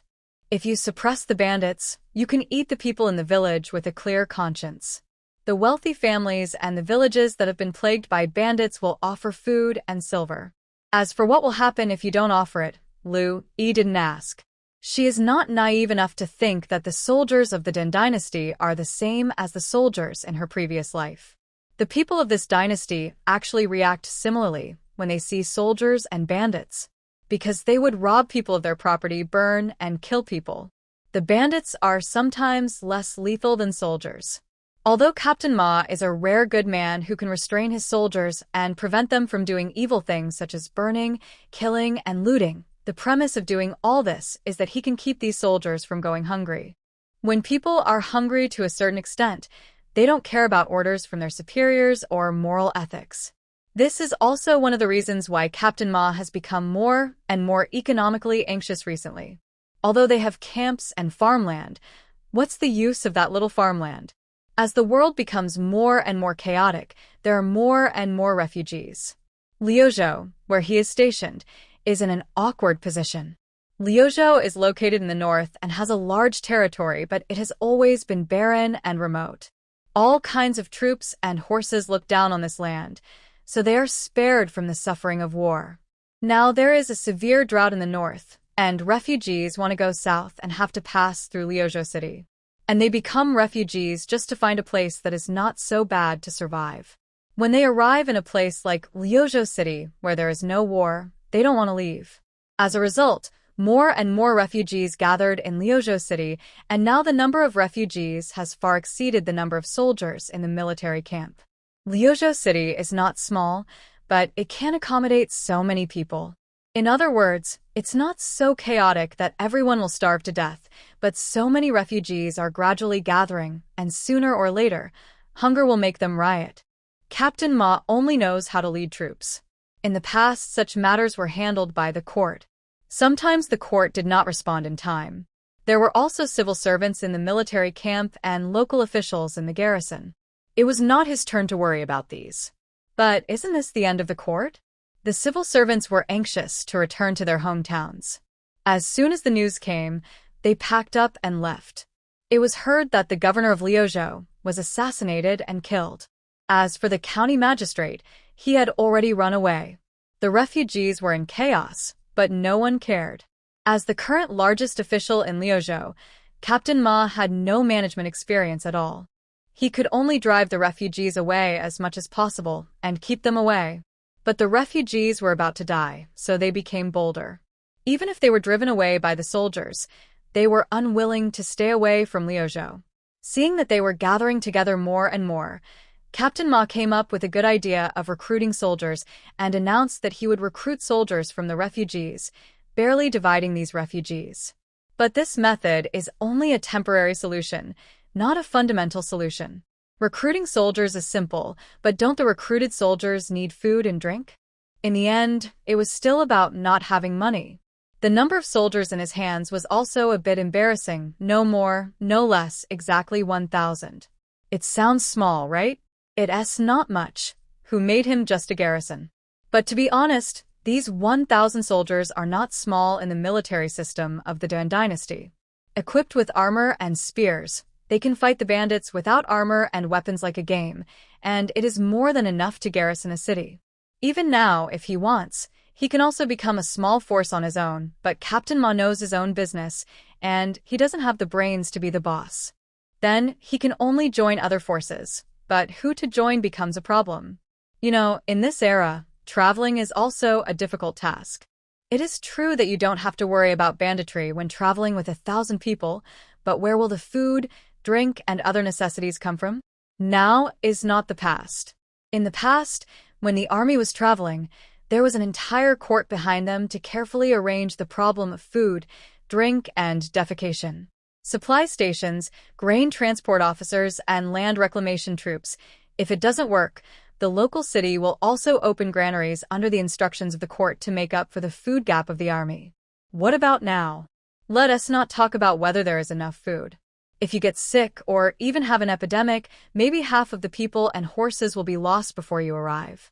But if you don't leave and stay where you are, more and more refugees will come, and Liuzhou City will fall sooner or later. The more Captain Ma thought about it, the more headache he had. Only when he was about to leave the barracks and saw Liu Yi with more than a dozen soldiers behind him, he felt a little relieved. The only good news recently may be that such a military doctor with superb medical skills has come to the army. Otherwise, the situation is so critical, and Qin Zheng, the eldest son of the Qin family, died in his army because of illness, then it would be really over. Now, Qin Zheng is not dead, and because his military doctor cured his serious illness, this is a big favor. Moreover, this Dr. Liu also found out that many soldiers in his army have worms in their stomachs. In the eyes of Captain Ma, Liu Yi is definitely his lucky star that fell from the sky. And this lucky star is only 14 years old, still a little girl, which makes Captain Ma feel more loving and kind to the younger generation. He smiled and didn't look like he always had a stern face. Dr. Liu, are you going out? The military camp is not open to casual entry and exit, but obviously this rule does not apply to Liu Yi, at least Captain Ma, the highest official in the military camp, thinks it is okay. Yes, my tent is dry, and now I'm going out to buy some daily necessities. Lu Yi's eyes lit up when he saw Captain Ma. The two of them met not by chance, but she timed it and specially ran into each other. Captain, I heard that you are going to Jiguan Mountain to suppress the bandits? Captain Ma nodded. Yes, it will probably take us a while to come back. If you have anything to do in the camp, just find Captain Wu. Most of the civil officers in the army have run away, but most of the military officers are still there. Captain Wu's status in the camp is second only to Captain Ma, but when the court is gone, Captain Ma, who controls the entire military camp, is, to a certain extent, the local emperor of the entire camp. Lu Yi has something to do for this local emperor. Captain, these are the various medicinal materials I drew overnight last night. I hope that when the captain leads the troops to Jiguan Mountain to suppress the bandits, if you see them, bring back as many as you can. Although she has accumulated some points for treating parasites, it is useless if she does not have enough medicinal materials. Rather than someone getting sick and she has no medicine to treat, it is better to prepare in advance. How to deal with these medicinal materials is also written above. Captain Ma was stunned. Even though he had experienced hundreds of battles, this was the first time he was asked by a junior military doctor as a senior leader to go out and bring back something. Lu Yi's attitude was very confident. Originally, I wanted to take people to look for it in the surrounding mountains, but I heard that the refugees had almost dug out these mountains. Only in the deep mountains and old forests like Jiguana Mountain where bandits and wild beasts hide, the refugees dare not go in. I guess there are a lot of medicinal herbs on the mountain. I'm sorry to bother you, Captain. Captain Ma opened his mouth. He was really a man with a good temper. In addition, Lu Yi's attitude was too natural, which made him a little unconfident. But we're going to suppress bandits. It's the same if we dig medicinal herbs after suppressing the bandits. Lu Yi smiled. His voice was very soft, but he didn't give his boss a chance to refuse. The medicinal herbs in the city are expensive. If we find them ourselves, we may save a lot of money. As soon as the words save money came out, Captain Ma, who was about to refuse, shut up immediately. Lu Yi continued to speak slowly. If we can dig enough herbs, we can process them and sell them to others, which can also be a source of income for the army. Not only can we save money, but we can also make some money back. Poor Captain Ma agreed immediately. Anyway, he was not going to dig herbs by himself. Okay. Dr. Lu is still thoughtful. I'll go this way. Fight the bandits. They heads. Captain Ma led 300 soldiers and left in a mighty manner. In order to facilitate the digging of medicinal herbs, he also brought many farming tools. He didn't expect much from selling medicinal herbs, but being able to become a captain, Captain Ma was also very capable of drawing inferences from one example. For example, at this moment, he easily thought of even if it can't be sold, it can be kept for my own use. If I have medicinal herbs at home, don't I have to spend money to buy them from others? Then rounding up, it still saves a lot of money. Captain Ma, who was heading to Jiguan Mountain, became more and more excited, and his back looked more and more powerful. Lu Yi was in a good mood. This is the biggest reason why she chose to work under Captain Ma. The boss is easy to fool, better than anything else. After watching Captain Ma and the others leave, she began to seriously buy daily necessities under the of a dozen soldiers. Liuzhou should have been a relatively prosperous city. Even in today's troubled times, it has maintained daily operations because of the military camp stationed. In this small town near the military camp, people's living standards are relatively high. At least all kinds of daily necessities can be bought here. Lu Yi made a list in her mind before coming, and then she bought them one by one according to the list. First, clothes, shoes, and socks. Although the military camp gave her 2 sets of clothes, the fabric was too rough. Lu Yi did not abuse her hobby, so she spent a long time in the tailor shop to choose the material and order new clothes. Then there was the quilt. Dancing with fleas in a straw pile would never happen to Lu Yi. But the problem is that the Dan dynasty seems to have not developed cotton fabrics yet. The so-called quilt is also made of cloth. It's okay in summer now, but if it is covered all the time in winter, the cold-proof effect will definitely be terrible. Lu Yi had just arrived, and it was impossible for her to suddenly have a pile of cotton from the sky with her golden fingers, so she could only buy a cloth quilt first. The Dan dynasty also had a kind of quilt that was placed on the bed, called a felt blanket, which was actually a processed animal skin blanket. Lu Yi did not buy any. She planned to ask Tianma Xiaowei for a few sheets when he went hunting and take care of them herself. Save when you should save, spend when you should spend. This sentence means that when you should save money, save your own money, and when you should spend money, spend others' money. Of course, there was no such thing as a four-piece set in ancient times. They were called mattresses and quilts. Lu Yi also bought them one by one. In addition, she asked someone to make 2 pillowcases for her. She planned to get some medicinal material suitable for making pillows, and then take them to someone to make a medicinal pillow for her. As for why she didn't do it herself, Lu Yi is very good at sewing human skin, but she is not good at sewing fabrics. The original owner did have a scene of learning needlework in her memory, but her talent in this aspect was average, so the little girl was very inferior for a while. After all, for ancient women, not being able to sew was definitely an outlier among outliers. But for Lu Yi, what's wrong with being an outlier? She can't sew, but others can't sew the human abdominal cavity. Buy clothes for your body and sleep at night, and also buy large and small wooden basins for washing and a toilet for going to the toilet. She also had to buy bowls and chopsticks for eating. Although she was eating with the army, Lu Yi thought about it and bought herself an iron pot for cooking. She was grateful that the ironware of the Dan dynasty had developed to the point of iron pots. If she traveled to an era without pots, Lu Yi felt that she could only hope to accumulate enough points and move to another hospital to live in for the rest of her life. Although this pot was the most expensive of all the things, it cost her 2 taels of silver. According to one of the soldiers who followed her, his family bought an iron pot when he was a child 10 years ago, and it only cost 150 coins at that time. Compared with now, 2 taels is simply a sky-high price. But Lu Yi could understand it. In troubled times, iron can be made into weapons. Weapons are needed everywhere, so iron products will, of course, be expensive. She had to buy it no matter how expensive it was. She was studying medicine, and she knew too well how many diseases might be caused by malnutrition or eating cold food at the age of 14. Apart from anything else, just the fact that she was malnourished and had insufficient immunity, a cold could take her away. Lu Yi was determined to cook for herself whenever she had the chance. This body must be kept plump and strong.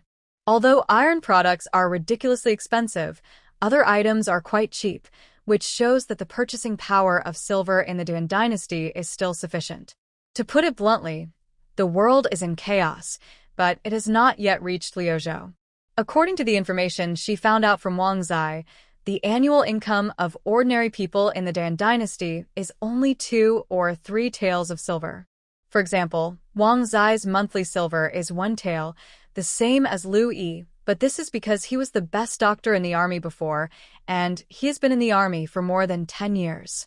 6 taels of silver is really a huge sum of money at this moment. Lu Yi bought a lot of things in bits and pieces and spent the money happily. She stopped when she only had 300 coins left. Almost every soldier who followed her out carried something.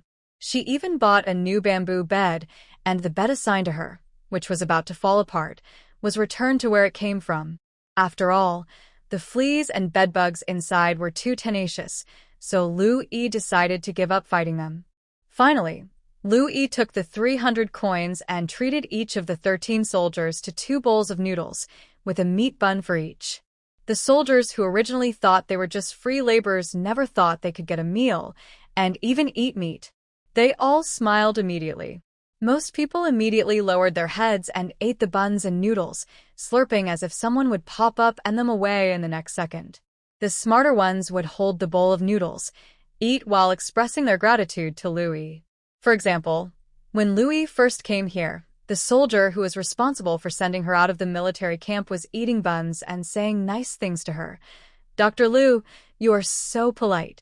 We just helped you get some things, but you were willing to spend so much money to treat us to a meal." Lu Yi also ate the buns with a smile. I am like this. I don't keep money overnight. You have accompanied me to buy things for so long today. There must not be much food left after we go back. I can't let you starve. The soldier's eyes lit up while eating. Even if we go back early, we can't grab much food. They are so fierce in grabbing food. I don't eat enough every day. Now it's good. Dr. Liu, you ordered so much food for us. We can have a meal when we go back. Now we will definitely be full. Lu Yi guessed that this was the case. To win people's hearts, it is nothing more than giving them what they need. These soldiers are the youngest to grow up, and no matter how much food there is in the military camp, they can't be fed. Treating them to a meal is the simplest way to win people's hearts. After these people go back, they will most likely not be able to hide the truth. They will most likely brag about how much noodles and buns they ate when they followed her to do things. Next time she finds someone to do things, won't it be much easier? System. Host, I remind you that you don't have a penny on you now. You just spent all your salary right after receiving it. What kind of behavior is this? The host was obviously not like this when he was in modern times. I did it on purpose. There are many people in the military camp, and they are gossipy. The fact that I have 6 taels of silver in my hand must have spread to many people. Lu Yi was very calm. What if I meet someone with bad intentions? This is a dynasty where the annual income of an entire family is only 2 or 3 taels. 6 taels is enough for some people to take risks. The system choked. The military camp has patrols. The tent you live in is in the officer area. Who dares to touch you? Money moves people's hearts. People die for money, and birds die for food. In this era, when people are generally hungry, don't expect complete safety. Look at me, your host. I am a shorty and a woman. I am in ancient times. I am almost a soft persimmon. There is no surveillance in this era. It is possible that some smart people will do something bad in the dark. Although she has not officially become a doctor, Lu Yi, who has heard many stories in the medical university, knows that life is the most important thing. She has a golden finger, but if a bad guy comes to strangle her, can the system still help her kill him? Moreover, it is already very unpleasant to travel to ancient times. If daily necessities are not used better, what is the difference between death and death? System. As a useless system that is unable to bring the host back to modern times, it shuts its mouth with a guilty conscience. On the day when Lu Yi returned to the barracks with 13 soldiers, the news that she spent 6 taels of silver in just one day quickly spread throughout the barracks. The soldiers who had never met her smacked their lips and counted on their fingers, wondering what she had bought to spend this huge sum of money in one day. Wang came to this old apprentice with his money bag in his hand, saying, "Master, it doesn't matter if you have spent all your monthly salary. I still have some savings here, and I will give it to you." Liu Yi Dejlinet. Qin Zheng, who was still recovering from his injuries, listened to the guard telling him about spending 6 taels a day. As a typical second-generation rich man in ancient times, he didn't think it was a big deal. However, he still asked the guard to bring paper and pen and added a letter to his family to ask for money. While people were talking about her behavior, Lu Yi had already diligently made her bed. Sleeping in a very clean tent without even an ant, smelling the air with a slight smell of disinfectant, lying on a brand new and comfortable bamboo bed without bedbugs and fleas. Lu Yi washed up, drank a sip of hot water, and then lay on her bamboo bed contentedly. This is the life of a human being. After traveling through 3 days and 3 nights, she finally had a clean environment for her to sleep. Was sleeping soundly in the new home she cleaned. Qin Zheng was suffering from insomnia in the tent not far away. Lu Yi slept in his tent for the past 3 nights. The reason Lu Yi used was, as a doctor, I have to watch over the patient who just had the operation for the sake of the patient. The actual reason was, her tent had not been put away yet, and after looking around, Qin Zheng's tent was the cleanest in the entire military camp, so she decided to sleep there for a few days. At first, Qin Zheng was still a little uncomfortable. Although there was no strict separation between men and women in the Dan dynasty, there were differences between men and women after all, and he was really embarrassed to be alone with a man and a woman in the middle of the night. Louis, it's not okay for a man and a woman to be alone, so why not call more people? Anyway, they are all sleeping on the floor, and she doesn't mind having more people sleeping on the floor with her. So, Wang Zai, who had not yet become a disciple but wanted to learn from him, and Wang Zai's two apprentices, happily slept on the floor together. There was also a guard at the door. Lu Yi used Qin Zheng's tent as a duty room. Although she had not started her internship before she traveled through time, many teachers had mentioned it. It was normal for men and women to live together in the doctor's duty room. When they were tired to a certain extent, some doctors could fall asleep directly while sitting on the floor. At least when she slept in Qin Zheng's tent, Wang Zai and the others carefully gave her the most spacious place. When they checked Qin Zheng's vital signs at night, they also rushed to come. Are you worried that someone is too bold? Wang Zai and the two apprentices can't do that. They almost want to worship her. The guard brother is even more full of his own master. For Lu Yi, the doctor who saved his master, he also wants to worship him. As for Qin Zheng, it's not that Lu Yi is self-deprecating. Her body is only 14 years old, like a bean sprout, thin and small, and her face is tanned. Otherwise, she wouldn't wear men's clothes without any sense of disobedience. Qin Zheng is obviously a young master. It is estimated that there are beautiful maids at home. He must be blind to have any bad thoughts about her. After a few days of contact, Lu Yi has come to the conclusion that he is an upright and shy young man. Besides, isn't there a system? This guy doesn't need to sleep, so let it help keep watch at night and just send out an alarm if there is any movement. In summary, Lu Yi has no psychological pressure, and he slept soundly at night while occupying someone else's tent. And Qin Zheng, the 17-year-old boy who has been in the same room with a woman for the first time in his life, sleeps with a red face every night. Sometimes when he opens his eyes, he can see Lu Yi sleeping quietly on the blanket without any defense. This is definitely a novel experience for Qin Zheng. He didn't tell anyone that he often had nightmares after he got a carbuncle on his back. After all, he was a young man, and even if he didn't show it on his face, he was still afraid of death in his heart. But when Lu Yi moved in, every time he woke up from a nightmare at night, he looked at the girl who occupied the best position under the moonlight, and his frightened heart calmed down involuntarily. Qin Zheng recalled the confident look in Dr. Lu's eyes when he said he could treat back carbuncle during the operation. Dr. Lu saved him. His back carbuncle had been cured by Dr. Lu. Thinking this in his heart, Qin Zheng would fall asleep peacefully again. He himself did not realize that after being cured by Lu Yi, he had developed a sense of dependence and admiration for this little girl. Seeing her, he would always feel at ease instantly. Lu Yi did not know. If she knew, she would definitely say, "Brother, you're suffering from the suspension bridge effect." But even if she knew, Lu Yi would not react. She was very busy making her life better. As a time traveler, she had only temporarily solved the problem of food and clothing. One of the nights she stayed in Qin Zheng's tent, she had to get up and boil anthelmintic medicine. Lu Yi did not have the energy to care about what the patient was thinking. When her tent was put away, she announced without any reluctance, "You are in a stable condition after the operation, and you don't need to keep watch anymore," and patted her ace, and went back to her tent to sleep. Only Qin Zheng, who was feeling lost, was left lying on the bed with his eyes open. He looked at the empty seat that Lu Yi had occupied before from time to time. He couldn't fall asleep no matter what. Qin Zheng looked at the cabinet, which contained a fox fur coat. When Dr. Lu came to sleep on the floor, he was afraid that the wooden board would make him uncomfortable, so he told Wu Qi to take his fox fur coat and put it on the board. The fox fur coat was soft, and Dr. Lu was small, so it was just right for him to sleep on it. Now that she was sleeping somewhere else, without the fox fur coat, would she be cold at night? Would she be unable to sleep? Lu Yi slept soundly. After waking up, she felt refreshed. She took her medicine box and went to change the medicine for Qin Zheng. Qin Zheng had a handsome appearance.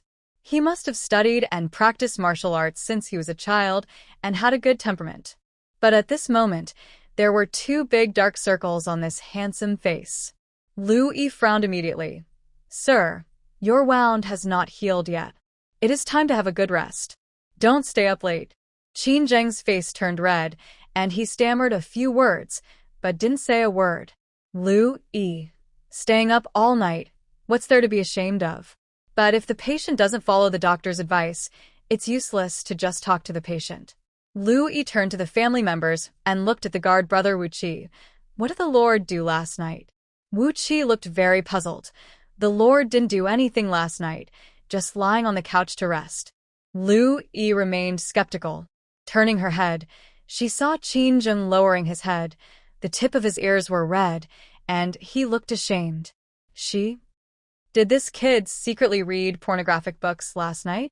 Lu Yi didn't think it was strange. There are thousands of patients in the world, and there are many weird patients. The teacher had told them a story about a brave brother who masturbated after having a genital surgery, and the wound burst, and he almost had his removed. This story is not the main point. The main point is that Brother Yong Meng took the hospital to court for improper care. Let's put it this way, you can meet all kinds of people when you are a doctor for 3 years. From this perspective, the treatment of being a doctor in the Dan dynasty is still good. At least there is no court for patients to sue. Seeing that Qin Zheng looked like he wanted to get into the ground, Lu Yi was very considerate and stopped asking questions, but just reminded him again about the precautions for postoperative patients. While reminding, he did not forget to say to Wang Zai, who was standing respectfully beside him, all these must be written down. Postoperative patient care is also very important. Don't remember it with your brain. A good memory is not as good as a bad pen. Write it down and recite it every day. Wang Zai quickly responded, I will ask someone to go to the town to buy pens, ink, paper, and inkstone today. Liu Yi nodded. She was still very satisfied with Wang as a student. Although he is old, he has a good attitude towards learning. It is just a matter of time to train him to be an assistant. After going out, Lu Yi patrolled the military camp again. At present, her range of activities is in the military camp. If she wants to treat diseases and earn points, she can only do it here. Now the whole barracks knew that the new female doctor could tell at a glance whether there were worms in a person's stomach. Seeing her coming, Dr. Wang and the others followed behind like followers, with a respectful look on their faces. They were all as well behaved as little chickens, allowing her to check them one by one. Among these soldiers, only a few were truly healthy, and most of them were malnourished. This was also normal. There was not much food to begin with, and there were parasites in the stomach that were robbing them of nutrition.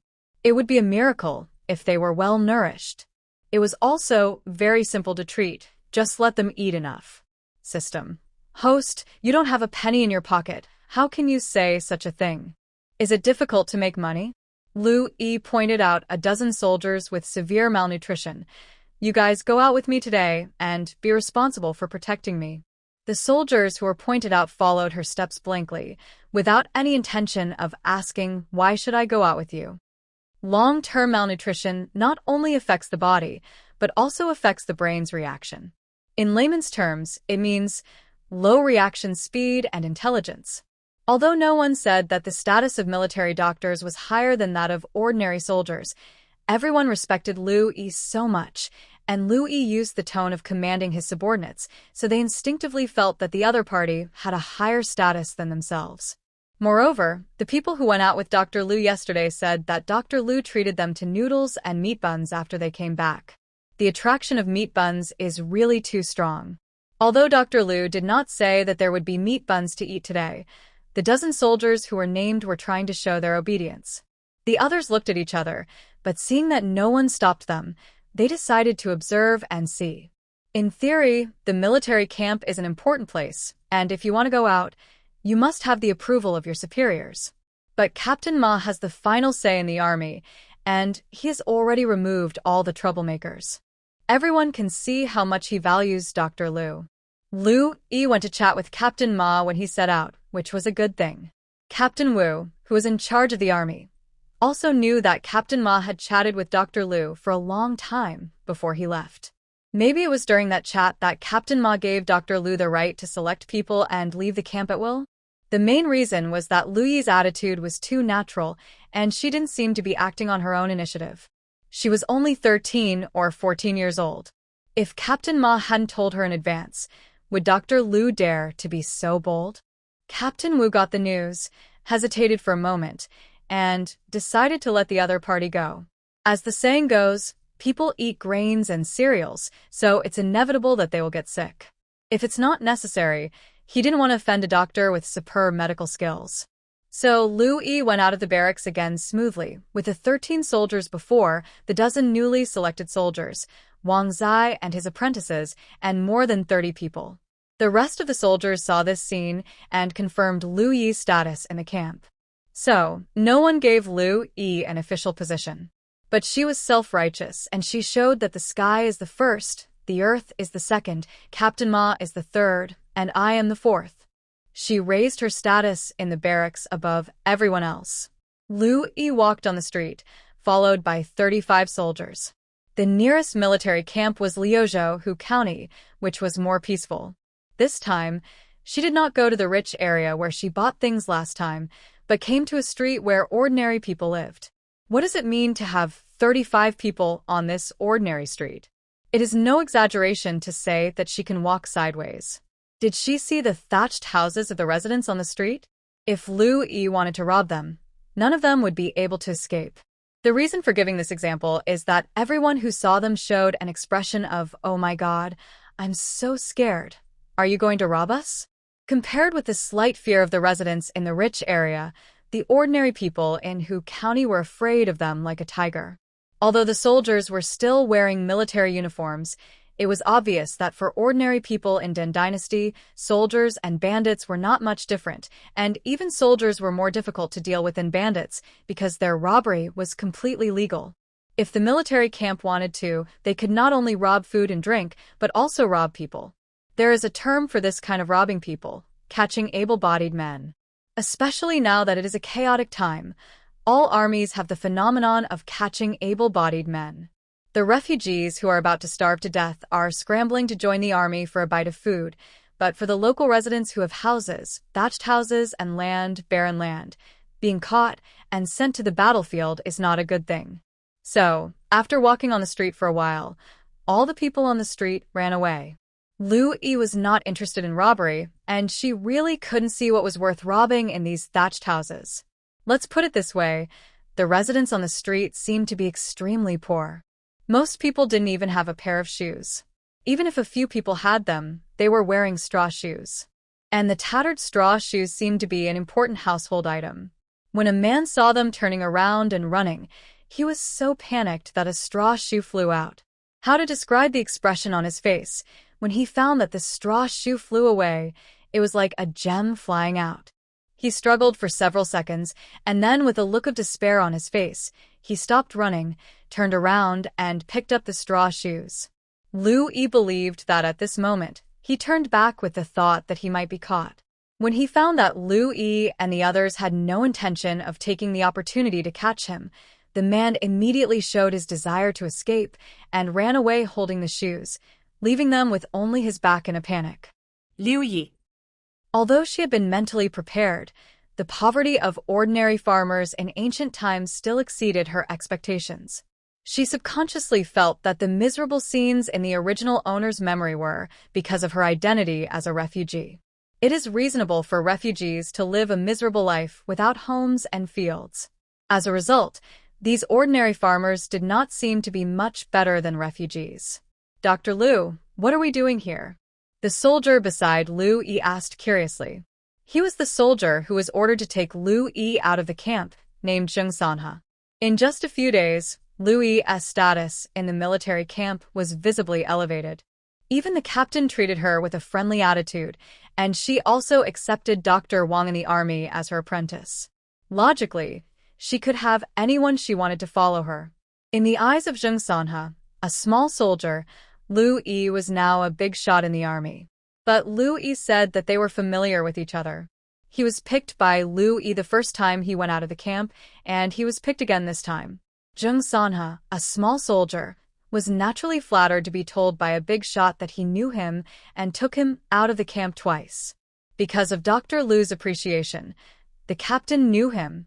Now, although Dr. Lu was accompanied by more than 30 people, Zheng Sanhe instinctively felt that he was somewhat special among the crowd, and he and Dr. Lu were in the same group. So when the road was muddy and the others hadn't reacted yet, Zheng Sanhe had already run to Lu Yi's side, ready to help her if she walked unsteadily. Wang Zai had the same attitude as him. He was also standing on the other side at this moment. With his 50-year-old body, he was ready to serve his 14-year-old teacher at any time. His two young disciples also followed their teacher with the same attitude of a disciple serving his master. It can be said that they are Lu Yi's loyal disciples. Lu Yi's attitude towards his younger brother Zheng Sanhe is also more friendly than others. When she heard his question, she smiled and answered naturally. I have been busy all the time. I have accepted disciples, but have no time to teach them. Now that I am almost done with my work, I will find a few cases to teach my disciples. She will not miss any opportunity to strengthen her position in the hearts of people around her. Sure enough, the 50-year-old old man next to him, Wang, was shocked when he heard this. After being surprised, he was deeply grateful. Teacher, how can you work so hard for me?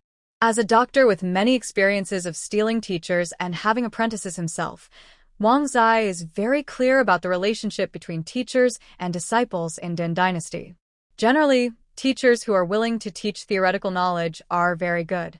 In most teacher-student relationships, the disciples first do hard and tedious work for a few years before they are mercifully taught. And among them, a large number of teachers will hide some of the skills when imparting them to their disciples. Lu Yi's previous behavior of giving prescriptions was enough to shock him, and at this moment, she was even willing to take him out to practice medicine and teach him just after accepting him. For Wang Zai, it was like in modern society. The head teacher found jobs for the students he taught, introduced partners, and even helped to buy a house. It was so good that it was unbelievable.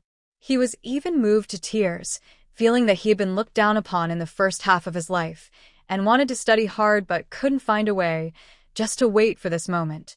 Wang Zai's crying was not good-looking and even a little bit hot, but Lu Yi always looked at him with a gentle teacher's eyes. Although it was a bit strange for the 14-year-old to look at the 50-year-old Wang Zai with loving eyes, it was not a big problem. I am your teacher, so I naturally have to teach you. Wang Zai's tears could not be stopped at once. Yes, he now has a teacher. And his teacher is willing to teach him everything he knows and work hard to teach him. Wang lowered his head and couldn't help but bow deeply. His crying voice seemed to bring out the grievances of the first half of his life. He choked and shouted, "Teacher." It was just like a 50-year-old cub that had been lost for a long time and finally found its parents. Since you are a believer and this place is under the jurisdiction of the lieutenant, you don't need to charge for the consultation. Lu Yi helped Wang Zai, who was much taller than her, to stand up with great effort and continued, "The farmers probably don't have much money. After you cure the patient, just ask them to give you some vegetables or a handful of corn." Wang Zai immediately looked at his teacher with admiration. "Teacher, you are generous and help the poor without charging for the consultation. The people here must be very grateful." Liu Yi similet. She wanted it, but she also wanted the people to be able to afford it. In fact, if she wanted to have a better reputation, she should not even charge for the vegetables and corn. But firstly, purely free consultations would easily attract people with serious or minor illnesses, or even no illness, wasting medical resources. Secondly, she spent money freely, and now she was penniless. She brought so many soldiers out, so she had to feed them. Thirdly, people would never cherish what they got easily. Only when the people gave her things did the results of her treatment seem precious, right? Lu Yi found a shady place to sit down and ordered Wang Zai to take people to call the head of the village. Zheng Sanhe stayed beside her, diligently wiping the stone she sat on and fanning her with leaves. After a while, an old man followed Wang and ran over, bowing and introducing himself. "I am Shan Zhong, the head of this village. I would like to ask the doctor if it is really free to see a doctor?" Lu Yi had never heard of the existence of the Dan dynasty in modern times, but some basic culture was extremely similar to the ancient times of her previous life, but some places were very different. She could only think that this was a parallel time and space. The Dun dynasty was really strong when it was strong. Before it was destroyed, it still had a relatively strict household registration management system. 5 families formed a group, 2 groups formed a group, 10 groups formed a village, 10 villages formed a pavilion, 10 pavilions formed a township, 10 townships formed a county, and 10 counties formed a county. The people were used to being governed. Even if the Dan dynasty had perished, as long as life was still acceptable, they were still willing to obey the jurisdiction of the head of the village. It is unclear whether they are so obedient because of their old habits or because the village head has some village security guards who are responsible for security and force. In short, the village head is in charge of many people, and he is also an official of some importance in Hu County. But his attitude is always respectful, even humble, and he does not look down on Liu Yi's age and gender at all. This is, of course, not related to Liu Yi's confident attitude and excellent personal charm. The main reason is that there is a group of tall soldiers standing behind her. And behind these soldiers are the 1,000 soldiers of Captain Ma. The village head actually doesn't believe that Liu Yi is here to see a doctor. With his brain that is a little smarter than ordinary farmers, he thinks this may be a new way to capture strong men in the military camp, using methods such as seeing a doctor to knock people out and then take them away. After all, it is so expensive to see a doctor. It has always been only those nobles who can afford it. Even if you are a village head, you have to tighten your belt if you want to see a doctor. Saying that he would not charge for medical treatment now is like someone telling him that copper coins fell from the sky. Louis could naturally see the head of the village's distrust, but she did not need to explain to him. She just smiled and brought up Captain Ma. In theory, this place is also under the jurisdiction of the captain, and what we are doing now is also to relieve the captain's worries. Captain Ma will definitely praise her when he comes back. In the past, this place was definitely not Captain Ma's place, and all places belong to the court. But now the court is gone, right? Captain Ma occupies this place, so this is his place. To put it bluntly, Captain Ma is the most important person in the entire Hu County now. The head of the village trembled a few times, and Liu Yi brought up the banner of Captain Ma. Even if he suspected that there was a fraud, he could only accept this fate and notify the squad leader, and then let the squad leaders notify the squad leader, and then let the squad leader call people. But going through so many levels, it is impossible to call the patient here today, and he can only wait until tomorrow. That is to say, the head of the village has to face the possibility of soldiers living in his own home. Of course, the head of the village was unwilling. Who knows if these soldiers would take a fancy to his chickens and ducks, copper coins, vegetables grown in the field at the door, or his son and daughter-in-law. But there was nothing he could do even if he didn't want to. After all, he was the head of the village. He was pale-faced and welcomed Liu Yi into his house. The head of the village's house was quite big, and they even had a yard. Along the way, the houses of the people we saw were basically small adobe houses. A woman who was about the same age as the head of the village also had a pale face. She brought tables and chairs and water, and repeatedly ordered the 5 daughters-in-law to cook and treat them well. Although she acted naturally, it could be seen from the fear in her eyes and the soldiers behind Liu Yi that she was worried that these soldiers would be tempted by her beauty. So she simply let the 5 daughters-in-law hide in the kitchen, and she, an old woman, entertained them. In fact, the sons of the head of the village who were still at home also hid to avoid being seen, and pulled back to serve as soldiers. Liu Yi, how bad is the reputation of the soldiers in the Dan dynasty? From the time she crossed over to now, she has basically been wandering around the military camp, and she has not seen any normal housing facilities. Now that she has a rare opportunity, she looked around curiously. However, after just a short look, Liu Yi gave up. She glanced at the huge water tank, and the head of the village's wife immediately scooped water for her and other soldiers to drink. She glanced at the salted fish hanging on the door beam, and the head of the village's wife quickly took it off and said that she would definitely cook the salted fish in the meal. She glanced at the free-range chicken on the ground, and the head of the village's wife struggled and hesitated visibly, and finally said with a bitter face that she would kill the chicken to make broth. Liu Yi could only be thankful that the men in the head of the village's family were hidden. Otherwise, she would really suspect that if she took a look at the men, the head of the village would not hesitate to let the men sleep, just to let her let the hens go. She refused to kill the chicken and drink the broth, and the head of the village's wife was obviously relieved, and happily went to continue cooking. Lu Yi felt like a villain, and the soldiers behind her, who were puffing their chests and looking arrogant, were just like the lackeys around the villain. They didn't think there was anything wrong with the head of the village respectfully spending their family's wealth to entertain them. At this moment, they all held their heads high, wishing that "I am a villain" was written on their faces. Although Captain Ma controlled the soldiers and prevented them from burning, killing, and looting, it was normal for the soldiers of the Dan dynasty to go out to do business and find a family to eat and drink for free. It would be strange if Lu Yi stopped them from eating and drinking. A group of people sat in the yard as if they were at home, and the head of the village accompanied them, telling a few jokes from the countryside from time to time, making the soldiers laugh. Lu Yi sometimes laughed along, and sometimes ate quietly. The head of the village secretly glanced at her several times, but he couldn't guess what she was like. The reaction of the soldiers was what he often saw. Lu Yi, a short, dark-skinned girl, did not look like a noble at all, but these tall and strong soldiers just followed her lead. For matters that he could not see through, the head of the village had to be more cautious and accompanied the guests more carefully. Could it be that this doctor was really a kind-hearted doctor who came here specially to treat the people? No, the head of the village just thought so and rejected this guess in his heart. Doctors are so precious.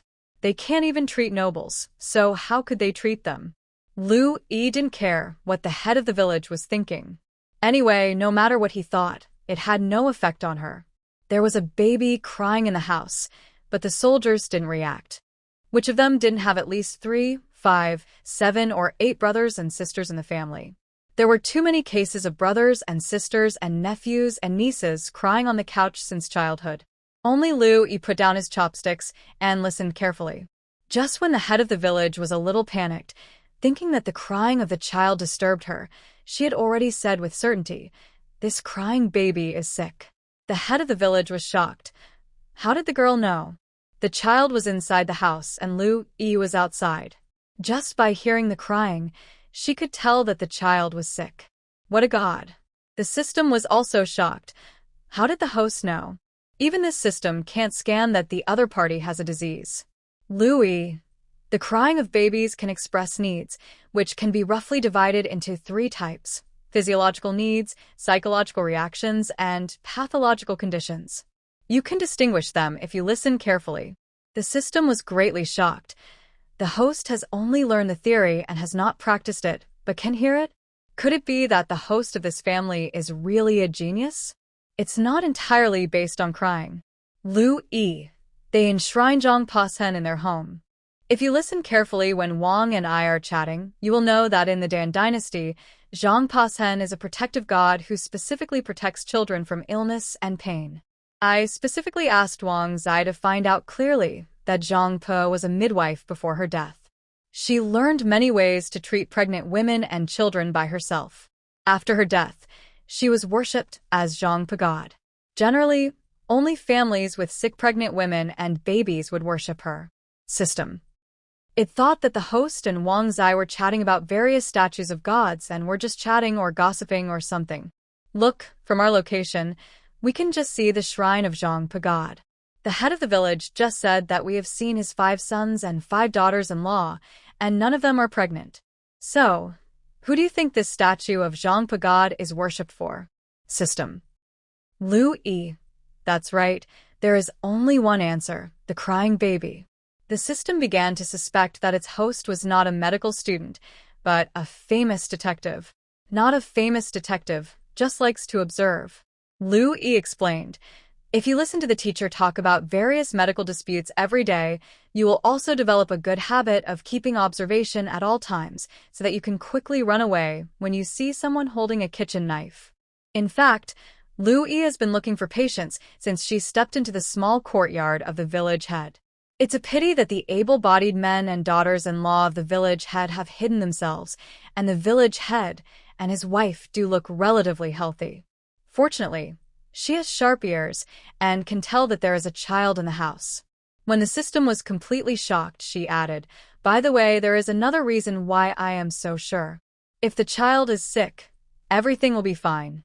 If the child is not sick, I can also find some minor illnesses and pains for it. After all, I am a doctor, and I have the final say. Just make the child healthier." System. There is no flaw at all. It decided to be more careful when chatting with a host in the future, otherwise it will definitely be sold, and help the host count money. Wait a minute, has it been coaxed by the host? When the system fell into self-doubt, Liu Yi had already adjusted himself to the temperament of a famous doctor with strong confidence. He stood up and smiled at the headman, who hurriedly stood up with him. "Since we happen to meet, I will take a look at the child's illness as a thank you for the invitation." The headman was already shocked by Liu Yi's skill of being able to find out that a child is sick just by listening to the crying. He bowed quickly to thank him and said to his wife, who was also excited beside him, "Quick, bring our grandson out and let the doctor take a look." At this moment, all his doubts were eliminated. He was completely convinced that Liu Yi was a doctor, and a doctor with superb medical skills. The child was quickly carried out. This was a baby so thin that it was hard to tell that it was born at full term. It was wrapped in a small swaddling cloth. Compared with its weak body, its cry was very sharp and shrill. It was as if it was struggling for help with all its strength. This is the instinctive desire to survive. Even a small baby understands it. Liu Yi siket. The system agreed. Seeing that Liu Yi did not move, it urged, "Host, go for a physical examination."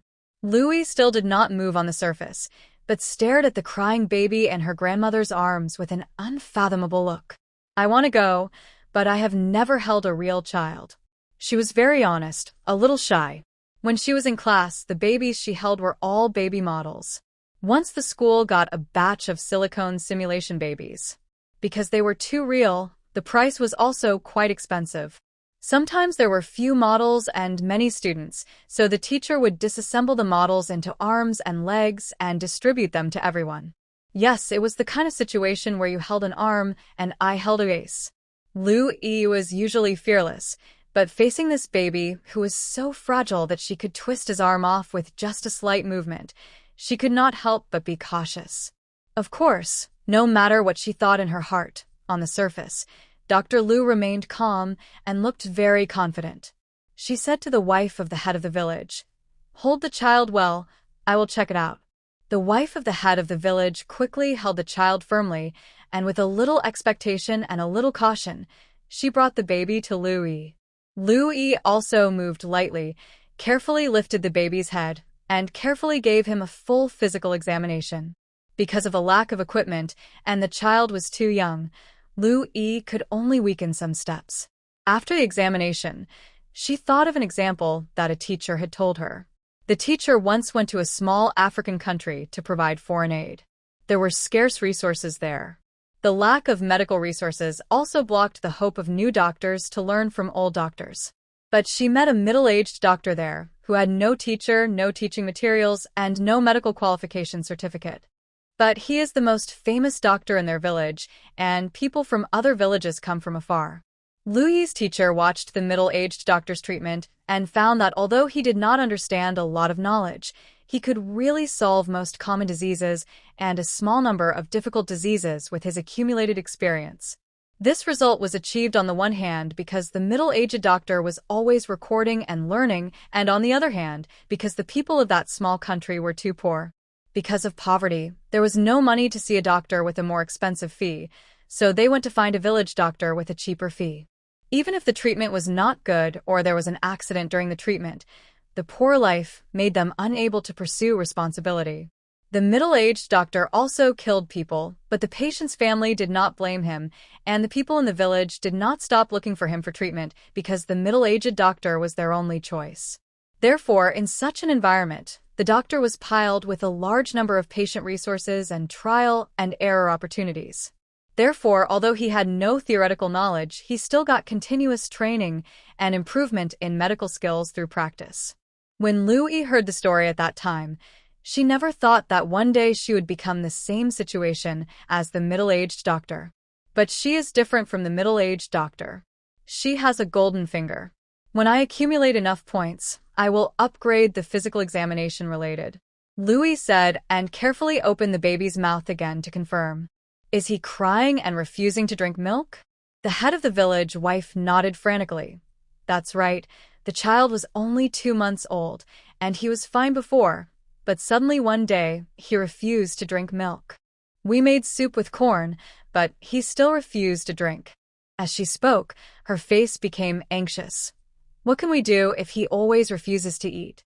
Seeing that the child is getting weaker and weaker day by day, and his crying is getting softer and softer day by day, his mother cries day and night, but she has no way to help him.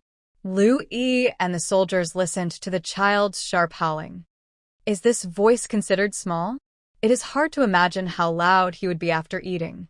Louis tried to raise his voice as much as possible and said to the head of the village and his wife in the sound of the baby crying, "This is a mouth sore. Carefully pry open the child's mouth and you will see it." Haven't you seen the child's mouth before? The head of the village hesitated. I have seen it, but we saw it in the house and didn't see anything. The child was born before the full month, and we didn't dare to take him out to the wind. If they really had no other choice, Lu Yi was a nobleman, and he was sure that the child was sick when he heard the child crying. The head of the village would not let the child out. Liu Yi understood. You know, in ancient times, there was no glass to make windows. Most of them used wood as frames, and then pasted window paper. Some civilian families didn't even have a window. When people entered the house, the light was really dim. In addition, the common people were reluctant to light candles, and the nutrition was probably not in place. Most of them had night blindness, and they couldn't see clearly in the house. Lu Yi, I feel like I have become a village doctor in a small African country again. She checked the baby's swaddling clothes. After all, he was the head's child, so the swaddling clothes were relatively tight. Except for the sores in his mouth, he is still healthy. You don't need to be too careful. Find some sunny days and take the baby out in the morning to bask in the sun. Just bask in the sun for a while, about the time it takes to boil a pot of water. Don't bask in the sun for too long, and don't bask in the sun at noon. When basking in the sun, cover the child's eyes. This is good for his health and can avoid kyphosis as much as possible. The head and his wife were just listening quietly at first, but when they heard avoid kyphosis, their eyes suddenly brightened and they agreed. Speaking of kyphosis, some people today may not know what it is, but rickets is very famous. People with rickets are difficult to cure. It usually occurs in premature babies or infants and young children who do not get enough sunlight and food. When rickets patients grow up, they will have abnormal appearance and intelligence. What they present to the outside world is a state of twisted limbs or a height that stops at that of a child. This is just the external appearance. What is more terrible is that rickets patients will have muscle weakness and limb pain. Even modern rickets patients are physically and mentally devastated, not to mention the ancient times when life was more difficult. Seeing that the head of the village and his wife looked like they wanted the whole family to come to bask in the sun, Lu Yi was afraid that they would let the children bask in the sun too much, so she lowered her voice and reiterated, "Remember, recently you can only let the children bask in the sun for the time it takes to boil a pot of water. If you want to bask in the sun for more time, but are not sure about the time, come to the military camp to find me." After that, she didn't wait for the two to thank her, but only said, "Speaking of mouth sores, this disease is not difficult to treat. Go to the medicine store and buy some Coptis chinensis and indigo. Coptis chinensis and indigo are very common medicinal materials, and the price is not expensive. They are generally available in medicine stores, and the head of the village can still afford them with his family conditions." Yes, I'll ask the baby's father to buy it." "Thank you, doctor." The head of the village hurried into the house and called out a middle-aged man in his early 20s. Seeing that the man was about to go out in a panic, Lu Yi stopped him. "You don't know what amount to buy. I'll write a prescription and ask the clerk in the pharmacy to dispense the medicine according to the prescription." The head of the village in the Dan dynasty was required to be literate in order to understand the various laws and policies issued by the court. The head of the village hurried back to the house and carefully took out paper and pen.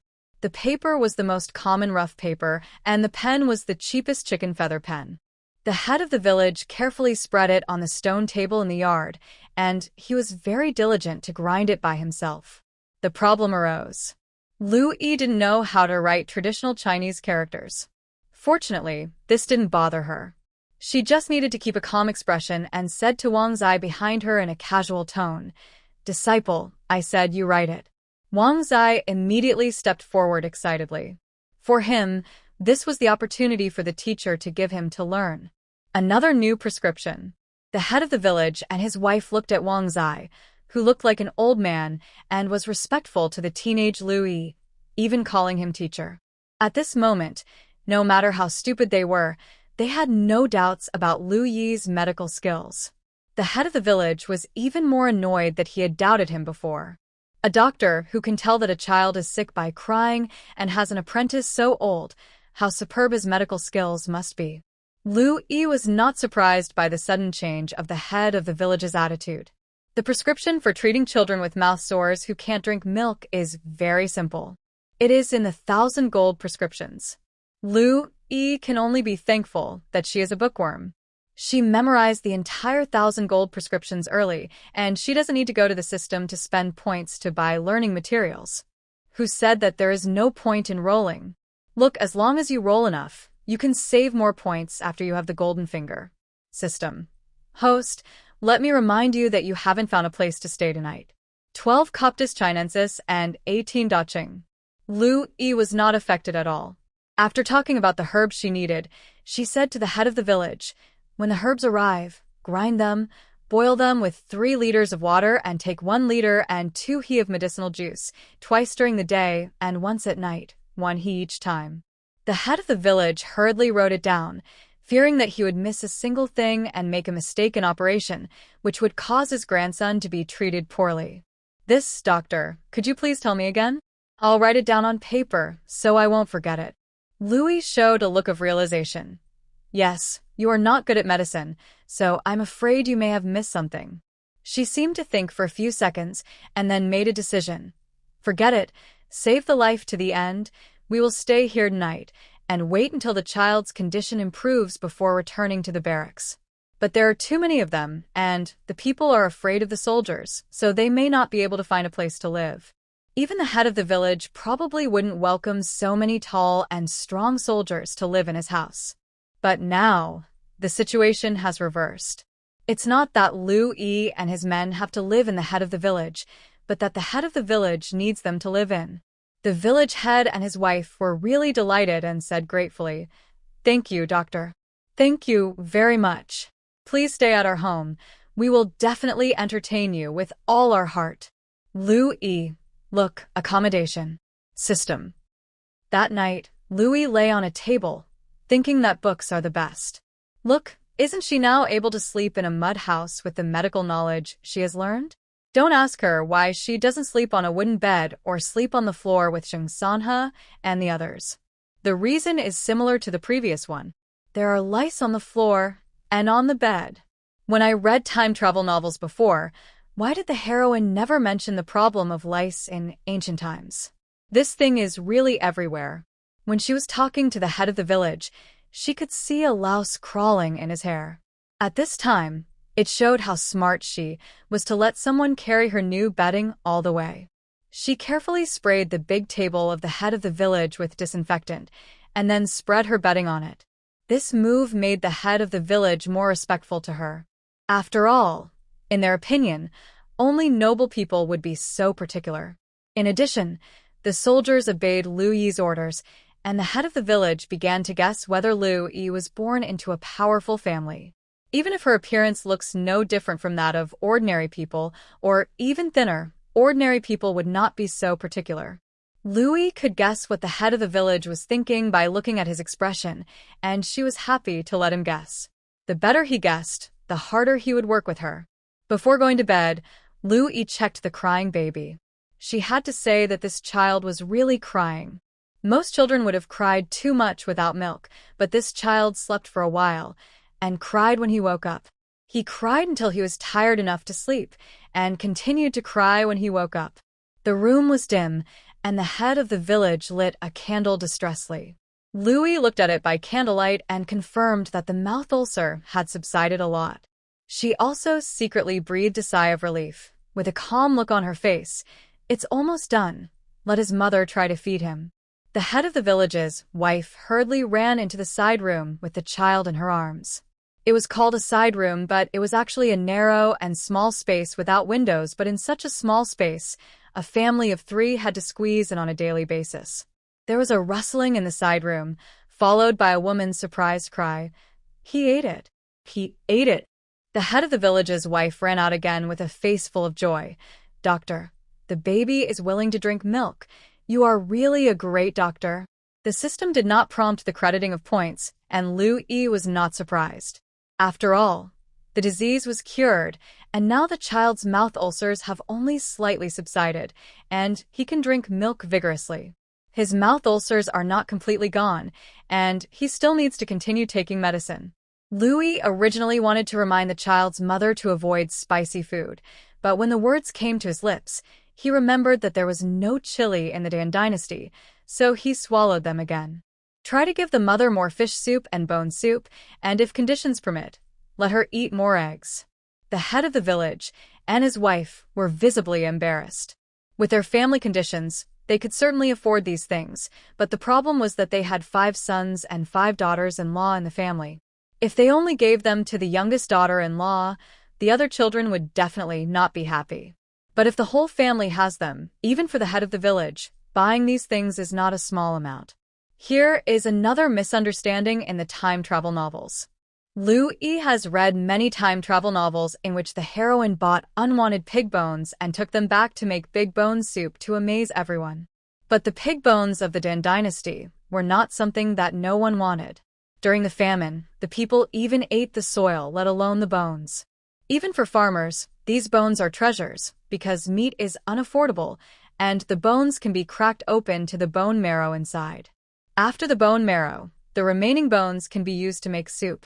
After boiling the soup for who knows how many times, do you think the bones will be thrown away? No, these bones will be collected and dried. Then they will be smashed and ground into powder to feed chickens, ducks, pigs, and sheep. This is still the practice of the head of the village family.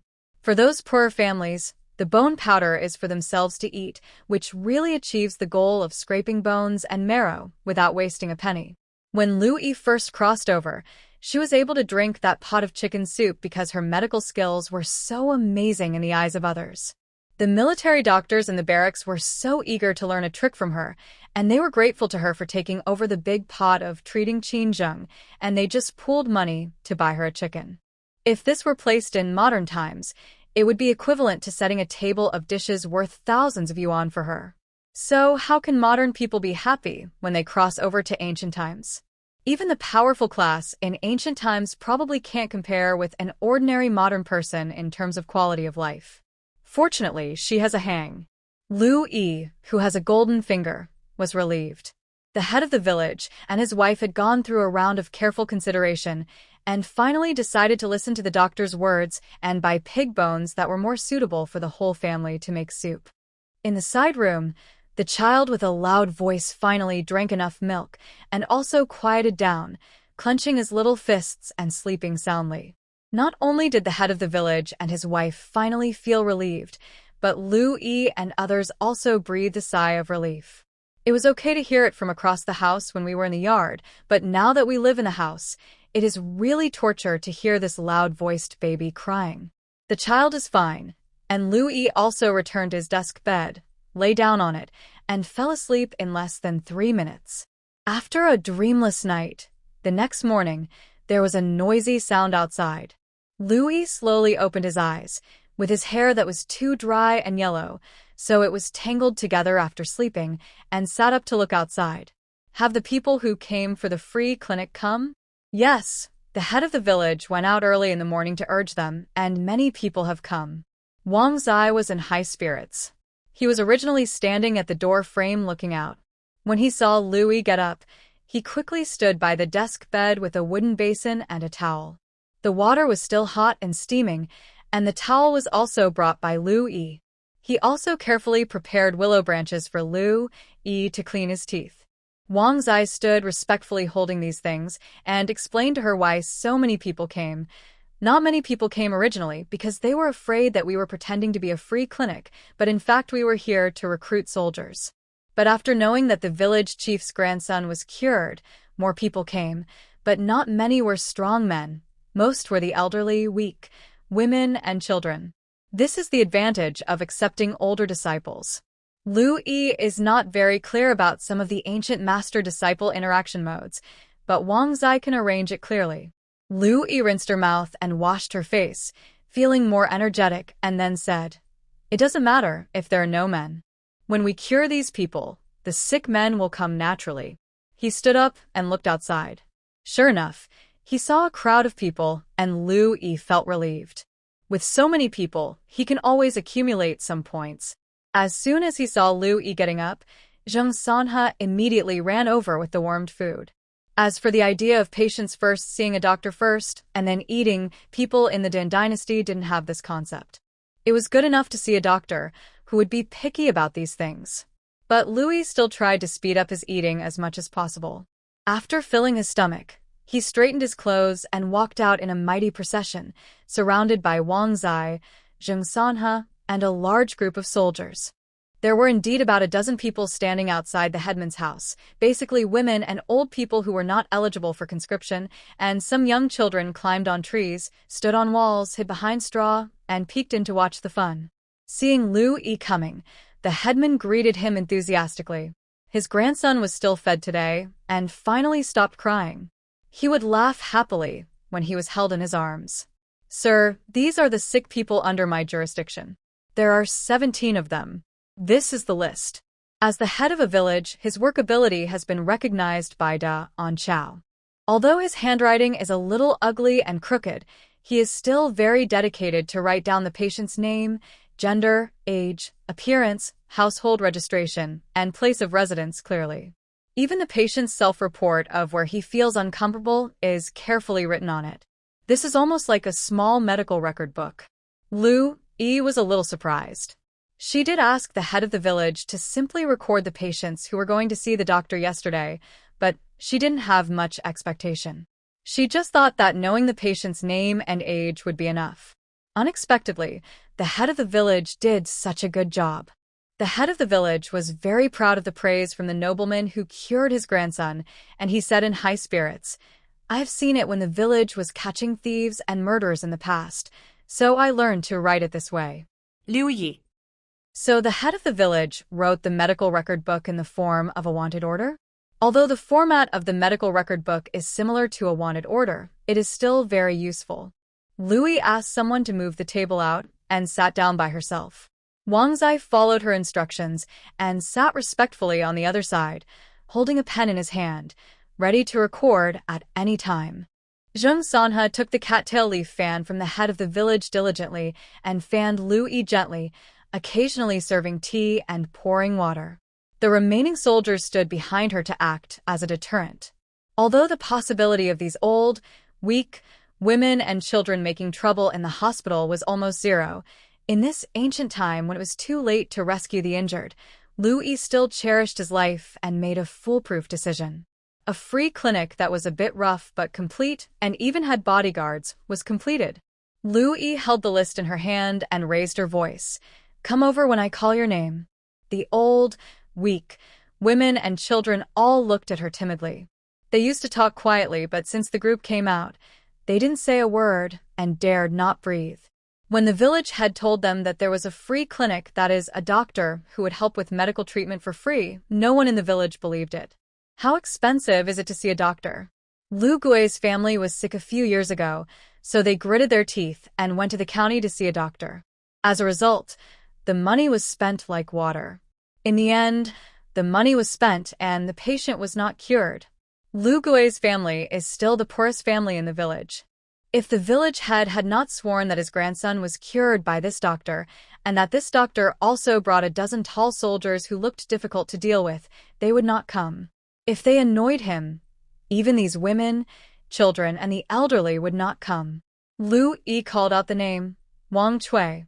A skinny woman uttered a sigh, a little timid, but still walked over timidly. Louis motioned her to sit down. Sit on the chair, I will take your pulse. The woman looked at her blankly, as if she didn't understand what she was saying at all. Louis wanted to repeat it again, but Wang Zai, who was sitting on the side, raised his voice and almost scolded the woman. Sit down. The woman quickly agreed and sat down. Liu Yi. Wang Zai came to explain to Liu Yi respectfully again. Teacher, the people in the countryside don't know how to treat illnesses. If you talk to them in a nice way, they will be at a loss. You don't need to explain the reasons to them, just let them listen directly. Before he became a military doctor, he treated many ordinary people. In fact, according to Wang Zai's observation, the reaction ability of ordinary people who don't have enough food on a daily basis is slower. You talk to them about reason, they don't understand at all. On the contrary, imperative sentences are easier for them to accept, because in their limited first half of life, they mostly follow orders. Louis nodded and kept this in mind, but as soon as she put her hand on the woman's pulse, she immediately entered the familiar doctor mode. Where do you feel uncomfortable? The woman looked embarrassed and glanced at Wang Zai uncomfortably. Wang Zai immediately understood what she meant and stood up and pulled Jing Sanhe, who was also a man, to stand a little further away. The woman breathed a sigh of relief and whispered to Liu Yi, I'm bleeding. All the time. Liu Yi asked her, Do you know you are pregnant? The woman opened her eyes wide. I'm pregnant? Although she was thin and small, she looked very young and was very surprised about her pregnancy. But soon, a trace of worry appeared between her brows. Then why am I still bleeding? This child, can I not keep this child? In her understanding, only miscarriage will cause pregnancy bleeding. You have nausea and vomiting during pregnancy. You may not be able to keep the baby. Will you, and lose your appetite? The woman nodded repeatedly. Yes, yes, doctor, can you help me keep the baby? I have been married for 2 years, and this is our first child. Are you feeling any other discomfort? No, that's all. Louis nodded. I'll prescribe you a prescription. The herbs used are all cheap. You can ask someone to get them from the pharmacy and boil them yourself. You will be fine after drinking it for a while. She called Wang Zai back, memorized the prescription herself, and asked him to write it down. While watching him write, she also taught him why he prescribed this medicine and what other medicine he should prescribe if the situation was different. The symptoms of nausea and vomiting during pregnancy are different. The same prescription should be improved according to the different conditions of the patient. In case of cold diarrhea, remove the dried Rehmannia root and add 12 stalks of cinnamon heart. If the patient has a small appetite, a weak stomach, heat, constipation, and red and scanny, add 18 stalks of rhubarb in appropriate amounts. Wang responded respectfully, while writing quickly. He had longed for such a teacher to teach and guide him for too long. Now that he had fulfilled his wish, he was very happy. After Liu Yi finished teaching the prescription, he didn't want to waste the case, so he turned to ask the woman, Do you mind if he takes your pulse? The woman was just embarrassed to tell the male doctor that she was bleeding from her lower body, so taking her pulse was nothing. She nodded and stretched out her hand. Wang was taking the pulse. After all, he had been practicing medicine for many years, so taking the pulse was still very simple for him. He let go after noting the pulse. Teacher, I've noted it down. Louis nodded. Write it down on paper. In addition, this disease should not be treated with coldness or fatigue. If possible, it's best to stay out of bed less in the first few months. The woman nodded repeatedly, but she probably couldn't do it to stay out of bed less. In a farmer's family, anyone who can move around is busy. She is so young, it's impossible for her to lie in bed all day. Liu Yi also knew this, so she tried to list cheap herbs in the prescriptions she wrote. After thinking about it, she reminded, if your family doesn't want to buy herbs, you can collect them in the mountains yourself. If you don't know what the herbs look like, ask him. She pointed at Wang Zai. Wang Zai straightened his back immediately. Yes, teacher, I will write down the appearance of the required medicinal materials on paper right away. Liu Yi asked, Can you draw? Wang Zai was at a loss for a moment, and then his face was full of determination. My disciple is not good at painting, but I will find a painter to learn when I go back today. Lu Yi was very kind. Okay, no need to find a painter. I will teach you when I have time. Wang Zai was even more moved. He had imagined many teachers before, but who knew that the real teacher would be better to him than the teacher he imagined? He taught him how to treat diseases step by step, so detailed that even his own disciples could not teach him to this extent, and gave him a lot of prescriptions without reservation, and now he even wants to teach him painting. With such a teacher, what else can a disciple ask for? Louis saw his face full of enthusiasm and nodded secretly in her heart. She liked this point of Wang Zai. He was willing to learn, happy to make progress, and never complained about hardship and tiredness. He was also very active in finding work for himself. After teaching Wang Zai, all these odd jobs will be done by this disciple in the future. Louis felt a deep satisfaction from the bottom of her heart. When she was in school, her teacher once said that when they graduate and become resident trainees, they will most likely be ordered around by senior doctors. They will have to do all the hard work, and they must be perceptive and proactive. Just like a daughter-in-law becoming a mother-in-law, graduates have to survive the resident training career, wait until they are converted to regular doctors, and then continue to work as resident doctors, attending doctors, deputy chief doctors, and then chief doctors. The long journey of medical students can be seen from the medical books that can drown themselves in school.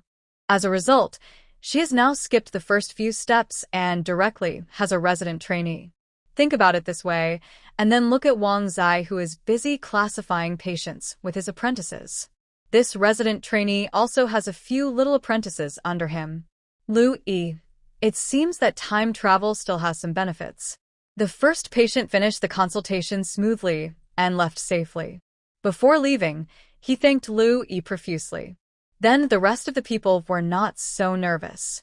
The first patient who came forward was a young wife, who was quite pretty. She could leave smoothly in front of the soldiers, and the other old and weak people felt that they could do it too. When their names were called, they stepped forward more actively. Louis always sat behind the table, drinking a sip of warm water poured by Jing Sanha from time to time, and acted like she was used to seeing all kinds of diseases. But in fact, she had never practiced for a day. In modern times, there were computers to check the information, but nowadays, she could only rely on the books she memorized in her mind. The system was quite anxious for Lu Yi and wanted to borrow points to help her check the symptoms again, but she flatly refused. I can't always rely on borrowing points to treat diseases. Don't worry, I can still handle these diseases with obvious symptoms. The people who came to see the doctor did not have serious diseases. Many people had a misunderstanding that the number of serious diseases such as terminal illnesses in poor families must be more than that of rich families. In fact, patients from poor families don't have the money and energy to prolong their lives. We often hear that someone has cancer, and after a while, we hear that the person is gone. Because the family has no money, it is impossible to have a physical examination every year. When they have a minor illness, they will not be willing to spend money to go to the hospital for examination. So when they find it, it is often already serious. At this time, they can't save it even if they want to. The situation in the Den dynasty was worse than that of the poor families in modern times because they also faced one thing: insufficient food. People who can't participate in family labor because they are sick will reduce their rations, and they are often easily abandoned by their families. In the original body's memory, when my father treated people, many people would rather go home without treating the disease because they knew that the medicine was expensive. So now the patients who can stand in line here are mostly not very serious. Typhoid fever, nosebleeds, abdominal pain, toothache, wet moss, and heat sores are all relatively simple and easier to prescribe. It's just like going to a novice village. Lu Yi didn't care about the severity of the symptoms and asked Wang to record them all. She was not very good at physical examinations, and the same was true for pulse diagnosis. There were no various examination instruments here, so if she wanted to know whether the treatment was effective, she had to rely on observation after the patient took the medicine. Fortunately, these diseases were minor, and even if they could not be cured quickly, she was confident that she could alleviate the symptoms. Louis felt that the condition was simple and she felt relieved, but these patients did not think so. For them, These annoying symptoms had troubled them for a long time, but when they fell into the hands of this Dr. Liu, he easily prescribed a prescription for them, and even prescribed cheap herbs. There were even some patients, such as the girl with a nosebleed. She originally came back from picking pig grass to watch the fun, but accidentally fell off the wall, and her face was covered with blood, which looked scary. The nosebleed could not be stopped, and she was so scared that she cried, so she was pulled by her mother, who was treating the patient, to ask the doctor to stop the bleeding. The doctor looked thin and small, but he was quite dignified and acted quickly. He rolled up his sleeves and asked the girl to sit down while he held her down. After a while, the bleeding stopped. The point is that he didn't charge any money. He just said it was a small matter, patted the shoulder, and let her go to play. In the eyes of the group, everything was incredibly fast. In addition, the fact that Dr. Liu could prescribe a prescription for any disease made people more convinced. At that moment, some people were smart. After observing for a long time, they quietly left the crowd and brought the sick man in the family. Some people in the crowd were really surprised and whispered, "Why is Liang Laosan here? Isn't he afraid of being caught by the soldiers?" Some people also felt that Liang Laosan's sister-in-law was right to bring people here. I think this doctor is a kind-hearted person. When she was treating Sonia, not only did she not charge any money, she also touched Sonia's head and smiled at her. The soldiers all listened to her. I guess she really came to treat us. The people around her objected. How can there be such a good thing in the world? She treats us without charging a penny. I think Liang Laosan will be arrested and join the army. Others had even different opinions. Look at how sick Liang Laosan is. The soldiers may not want him. There was another thing this person didn't say. Liang Laosan couldn't get out of bed or work anyway. It was a waste of food if he lay at home all day. If he was really taken away by the soldiers, it would also reduce the burden on the Liang family. He judged others by himself and felt that the second sister-in-law of the Liang family had this idea. The Liang family was originally well off, but since the youngest son Liang Laosan had a strange disease, the family spent an unknown amount of money to treat him, and now the family is on the verge of ruin. Now, if he is brought here, if the disease is cured, everyone will be happy. Seeing that the male is not treated and taken to the military camp, it is not a bad thing for the Liang family. There are also families with sick males who do not say a word but just observe silently, thinking in their hearts, if Liang Laosan is arrested, it will be fine. If he is not arrested, she will also go to the house and call people to see the doctor. Everyone had their own thoughts, but Liang's second sister-in-law pulled her brother-in-law to the front and begged Liu Yi, "Please ask the doctor to save my brother-in-law. He has a scrotal ulcer, and his face is pale every day due to the pain." Our family also took him to the county doctor, but the county doctor couldn't do anything. He just said that this disease cannot be cured and asked us to prepare a coffin. Wang Zai, who was recording, put down his pen, frowned and asked, "But is it a fire dragon?"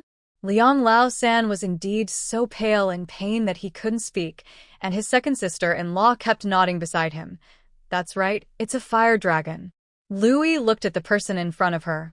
Although he was a boy, he was actually just a teenager, at most 15 or 16 years old. She had heard the term fire dragon before, not from a book, but when she was watching a TV series, it was mentioned in the plot. "Let me see the symptoms."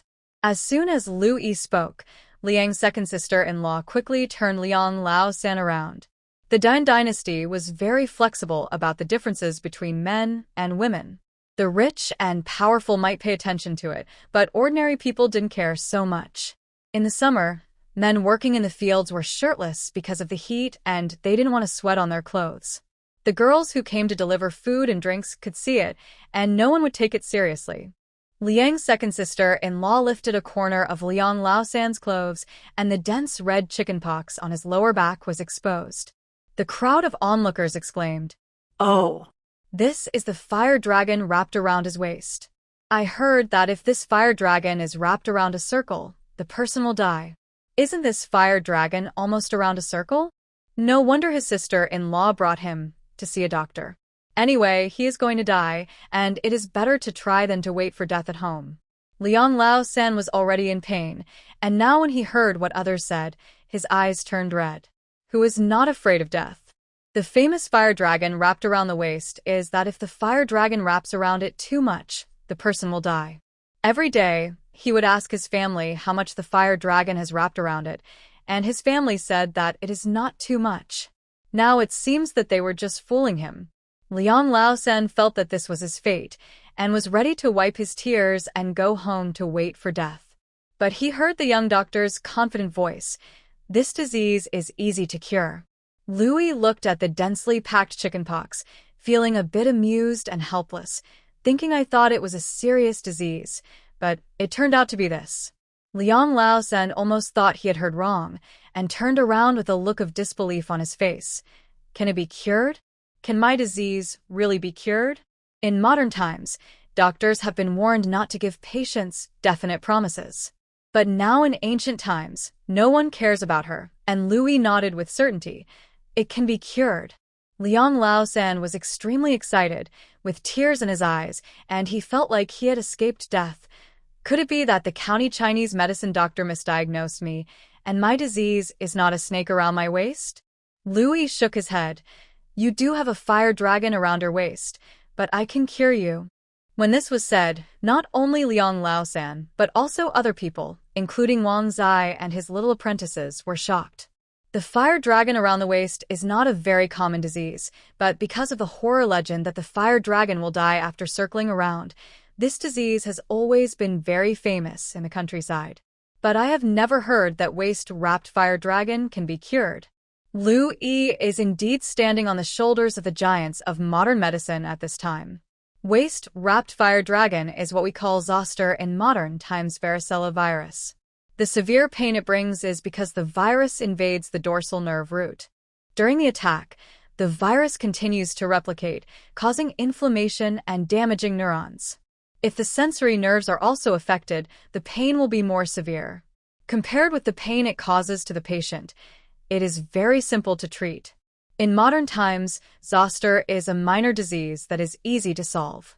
But in ancient times, Louis stood up, looked around according to the scene in her memory, and walked to the edge of the yard of the head of the village under the sight of everyone, and picked a small yellow flower. Then she walked back and handed it to Liang Urseo. After you go back, pick some dandelions, wash and remove the roots, use more than 10 each time, soak them in water for half an hour, and then use them to boil water. You can use it for internal and external application. Drink it for about 20 days and it will be almost done. Liang Urseo carefully held the dandelions in her hand. That's it? Louis gave a doctor's smile. That's it, you go back, use it today, and he will be much better tomorrow. Dandelions are famous Chinese herbal medicines, and they are also very effective in treating zoster. She once saw a clinical trial on the use of dandelions to treat zoster. One group used dandelions, and the other group used traditional medicines. As a result, both groups of patients were cured. Dandelion therapy can also effectively reduce the incidence of postherpetic neuralgia. Liang Urseo was skeptical. Such a terrible disease can be cured by some dandelions? But seeing Lu Yi's firmness, she finally agreed. Compared to spending money like water to buy various medicines and find various doctors, of course, the dandelions that can be found in the mountains are the best. She held the dandelion in her hand and thanked Lu Yi first, saying that if the disease was really cured, she would definitely kill the old hen at home to reward the doctor. Then she thanked the wife of the village head. Auntie, I will take this dandelion away, and I will definitely return one to you later. Dandelions can not only be used as medicine, but also as wild vegetables. These dandelions grow in the village head's house, and they will definitely be cooked and eaten in the future. The wife of the village head hurriedly said, No need. We are also happy that the third child has been cured. It's just a dandelion. Go pick it quickly. If the third child is well, your family can also relax. Their family lives a good life. Seeing that the Liang family is getting poorer and poorer because of a sick Liang third child, they don't mind lending a hand. Louis watched them being polite for a dandelion and decided to review the memory of the original body more when he went back tonight. Although she had the memory of her original body, that memory was like a TV drama to her, always separated by something. Although she was very careful when she acted, she could not help but always use her modern habits. For example, the dandelion, in her subconscious, the dandelion growing at the root of the wall was used to pinch one, and it for fun. But in the Dan dynasty, it was a dish, the family property of the head of the village. Fortunately, it was a dandelion. If it was replaced with something else, it would be troublesome. After secretly admonishing herself to be cautious, Louis sat back and said to Wang Zai, "Fire dragon entanglement can be called zoster, which is a skin disease infected by a virus." Wang Zai quickly alerted himself, knowing that this was the teacher teaching him, and tried to speed up his writing and write down what she said. Although many words were not understood at all, what the teacher said was always right. Lu Yi didn't care whether Wang Zai could understand these modern medical terms or not. Although it is said that when in Rome, do as the Romans do, and people should follow the crowd. But she has a golden finger. Since she was destined to own a modern hospital, Lu Yi did not intend to compromise herself. Between changing herself and changing the world, Lu Yi chose to change the world without hesitation. She wanted to teach her disciples according to her own word usage habits, otherwise it would be impossible for her to perform surgery in the future. When she said suction, her disciples would not understand what suction meant. It didn't matter if Wang Zai didn't understand it now. He would understand it after teaching for a while. In just a short while, Lu Yi talked about a lot of symptoms and onset time of zoster, as well as the situation when it first broke out. The treatment of zoster is mainly antiviral treatment. Dandelion has antiviral effects. It can also be used in combination with gentian and gardenia to clear away dampness and heat in the liver and gallbladder. In addition, honeysuckle and forsythia can be used in combination. She spoke quickly, and Wang Zai remembered faster and faster. As a disciple who was taught by the teacher and specially brought out to teach, he could not compromise the teacher to slow down his speech to match his own recording speed. Of course, he could only compromise himself. Wang Zai didn't feel burdened and was even quite excited. After all, the teacher had done so much for him, and it was only natural for him to cooperate with the teacher. The others looked at Lu Yi talking, and Wang Zai took notes quickly. Even though he had thought that dandelion was too easy to cure the fire dragon around the waist before, he was now influenced by the atmosphere of teaching and learning between the young teacher and the old apprentice. Maybe this dandelion can really cure the fire dragon around the waist? Lu Yi didn't care what others thought. After treating the patients today, she asked Wang Zai to write the medical records and went to rest. The next morning, the second wave of patients who heard that she was good at treating diseases and did not arrest people came. This time, there were more men. Wang Zai had already commanded the order of the scene very skillfully.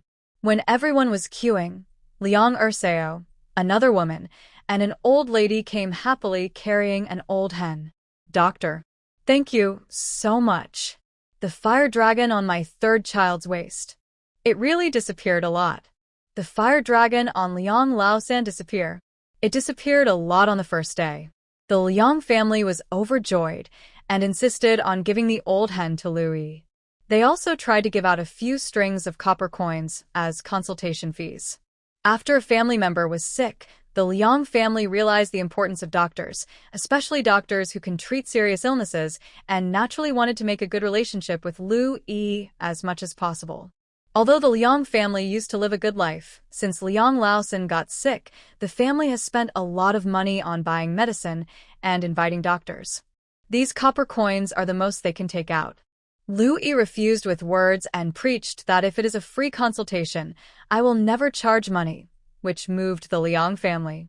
The money was not taken, but the old hen was taken because Liang's mother was quick to kill and had finished her life, and the soldier's eyes were almost growing on it. So Lu Yi still took it. It's hard to refuse such a kind offer, so I'll accept it. When the on your third child has completely subsided, come back to see me to make sure everything is fine. The Liang family was very grateful again before returning home. This was a great excitement for the people. The fire dragon wrapped around the waist can actually cure it. This news spread much faster than free medical consultations and prescriptions. After all, although everyone has illnesses, the difference between a minor illness or a painful death is too big. The fire dragon wrapped around the body can kill people. People in the village have more or less heard of this. There are even some myths in it, saying that people with fire dragons wrapped around their waists have done unscrupulous and bad things, and God can't stand it, so he sent fire dragons down to get rid of them. So those patients with fire dragons wrapped around their waists died in pain, without any medicine. But now, a doctor who came for free medical consultations actually cured them with a dandelion that can be seen everywhere in the mountains. Now, not to mention the people in this area, even many people in the county want to see this skilled doctor. With Liang Laosan as a living signboard, Lu Yi's free clinic site is crowded every day. However, the number of people coming to the county to watch the excitement is not large. Now there is chaos everywhere.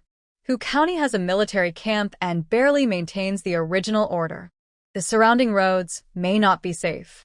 Don't forget that there are still a large number of refugees stopped outside the city. Otherwise, Lu Yi would not have to go out and bring a dozen soldiers as bodyguards. Now those who dare to go out of the city are either many people, or they have their own abilities, or they are simply brave and follow other people's teams to watch the excitement. The doctor in the county heard about this, and also took someone else's car to rush over from afar.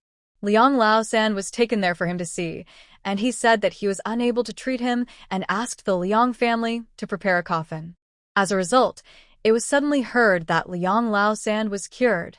The fire dragon around the waist could be cured by a small dandelion. It is said that the doctor who cured Liang Laosan was only in his teens, a little girl, and a military doctor. And it was not just the fire dragon around the waist. This girl could prescribe prescriptions for major and minor illnesses, common diseases, and rare diseases when she was doing free clinics in the countryside. The county doctor couldn't help feeling uncomfortable. This feeling was like a question that even modern academic masters couldn't solve. But then he heard that a 15-year-old child solved it.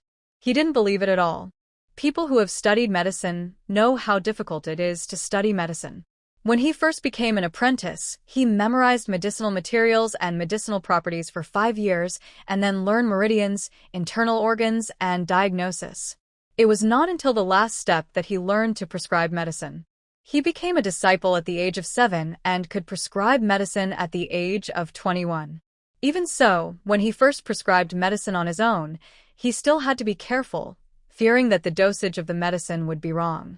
After 10 years of experience, he dared to set up a banner to practice medicine at home and set up his own school. Not only him, but his fellow brothers and even his teacher had gone through such a learning process. Now he believed that a teenage girl could treat hundreds of diseases and prescribe hundreds of prescriptions, which made him have to think about gaining fame and reputation, regardless of the life and death of the patients, and prescribing medicine at will. The county doctor didn't even drink a sip of water all the way and went straight to the free clinic with a bag of dry food. He thought very well before he came. He would stand in the crowd first, and after seeing the girl prescribing the prescription, he would find the mistakes in it and then stand up to expose it. Since she dared to prescribe medicine at will, she must have stood for a while and saw the problem. The county doctor stood for a while. He stood for a while again. An incense stick of time passed. An hour passed. 2 hours passed. After Lu Yi finished seeing another patient, she moved her shoulders a little, and the system suddenly reminded her, gained the admiration of peers, reputation plus 10 ding. The host has successfully treated 100 patients, the reputation has reached 100, and the reward points are 1,000. Ding. The lottery is open and the bookstore is open. Lu Yi knew that there were all kinds of books in the bookstore, including Chinese and Western medicine, and even alien medicine books. Except that they had to be purchased with points, there were no other disadvantages. But the lottery? She tried to let the system feel the expectation in her tone. Is it the lottery I thought of? Will there be a hospital in the lottery content? System. Host, the hospital only has 100 million points to redeem. It explained the operation of the lottery. There are various prizes in the prize pool, but there will be no redeemable items that exceed 100 times the host's remaining points. The number of lottery places is redeemed by reputation points.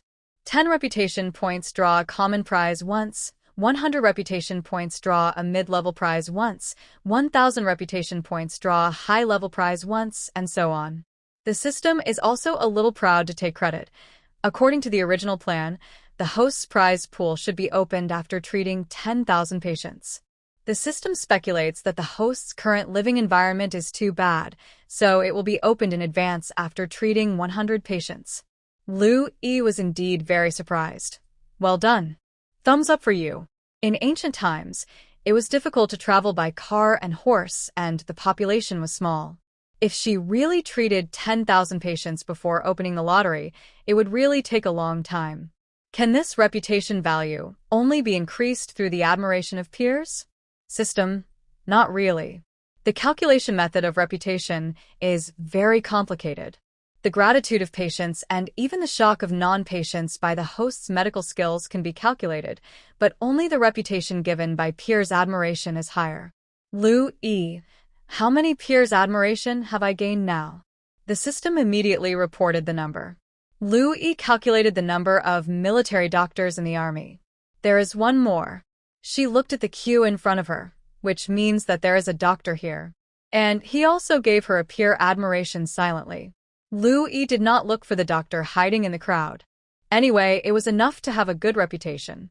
She stood up and said to her apprentice, "I'll go and move around. I'll leave this to you." Wang Zai also stood up and saluted respectfully. Yes. He has gradually become familiar with the teacher's way of doing things. During the free clinic, the teacher would concentrate on treating the patients, but every time she sat for half an hour, she would get up and walk around, and then come back to continue the free clinic. Liu Yi, I have to stand up and move around after working for an hour. It's good for my body. She would do radio gymnastics every morning when she woke up. Now her body is only 14 years old, so doing this is just right. The patients are also used to Liu Yi taking a break every half an hour. At this moment, those who have not registered yet lined up in front of Wang Zai. Wang Zai asked their names, ages, illnesses, and symptoms calmly, and then sorted them according to the severity. The teacher said that this is called triage, which can save a lot of time. Wang Zai did it seriously, and the next time there are multiple people to diagnose, he will automatically take the lead in triage. What's your name? How old are you? What's wrong with you? He asked one by one. When the next person came forward, he didn't get a name after asking, but heard the other person calling him Dr. Wang. Wang looked up in confusion and saw the person in front of him wearing a long robe, bowing to him. He quickly stood up and returned the greeting. Dr. Zhou, why are you here? Dr. Zhou laughed. When I went to the pharmacy to get medicine, I heard that there was a free clinic here, so I thought of taking a look. In modern costume dramas, when patients are treated and getting medicine, they are often confused. There is always a doctor sitting in the plot. After confirming the disease, the doctor prescribes a prescription, and the patient goes to the side to get the medicine. But in fact, in ancient times, most of the medical treatments were separated from the medicine. The doctor only prescribed the medicine, and the patient took the prescription to the pharmacy to buy the medicine. Some pharmacies with a deep foundation may invite doctors to sit in the hall for business, but obviously in a small place like Hu County, a pharmacy is just a pharmacy. Dr. Zhou was a simple doctor who only saw patients. He didn't even have his own clinic. He usually stayed at home. If someone got sick, they would naturally go to his home to see him. At this moment, looking at the people around him who looked poor, and even many of them came from distant villages to see a doctor, he admired them even more and bowed to Wang Zai again. You are really kind-hearted doctors. Zhou is ashamed of himself. This ashamed of himself was because, on the one hand, he had never thought of providing free medical treatment to the people, and on the other hand, even if he did, he probably wouldn't be able to see so many patients. Wang Zai hurriedly helped him up. You are not worthy of it. I came here with my teacher. I don't charge the people for a penny for my treatment. That is also the teacher's kindness. Dr. Zhou had just seen that Wang Zai was very respectful to Liu Yi, and after hearing the people say that the two were in a teacher-student relationship, he had some doubts at first, but after standing and watching Liu Yi prescribe for a while, these doubts were all dissipated. Such superb medical skills, let alone Wang Zai, if he didn't have a teacher, he would also want to become a disciple. I also want to congratulate Dr. Wang for having such a great teacher. I just saw that the respected teacher really teaches in detail. As he spoke, some envy appeared in his tone. He has many disciples. Except for two senior brothers who are favored by the teacher, the other disciples have never been treated like this, such as being brought around and having their symptoms carefully explained. I really didn't expect that Wang Zai, who is so old, could still have such a teacher. Wang Zai smiled even more. Although he was a little impulsive when he became a disciple that day, the longer he became a disciple, the more he felt that he was really smart before. After laughing so hard that his face was wrinkled, he coughed dryly to make himself not look too proud. It is the teacher who is kind to me.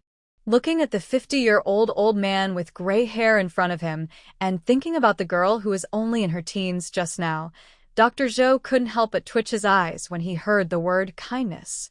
I just don't know. Why do you respect your teacher so much? Wang Zai immediately bowed his hands towards the distance and said respectfully, Teacher learned from the medical university. Medical university? Dr. Zhou had never heard of it, but the number of doctors in the world was declining, and he didn't know if there was a doctor called medical university. Seeing Wang Zai's respectful face, he hurriedly followed and bowed from a distance. In the Den Dynasty, perhaps people in other professions had to distinguish their status based on family background, age, experience, etc. But the status of doctors was very simple and clear. As long as your medical skills were better than mine, I would show respect to you.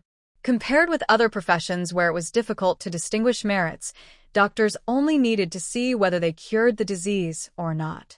It was that simple. Lu Yi was so powerful, far beyond a small county doctor like Dr. Zhou, so he had to show enough respect to her master even if he had never heard of it.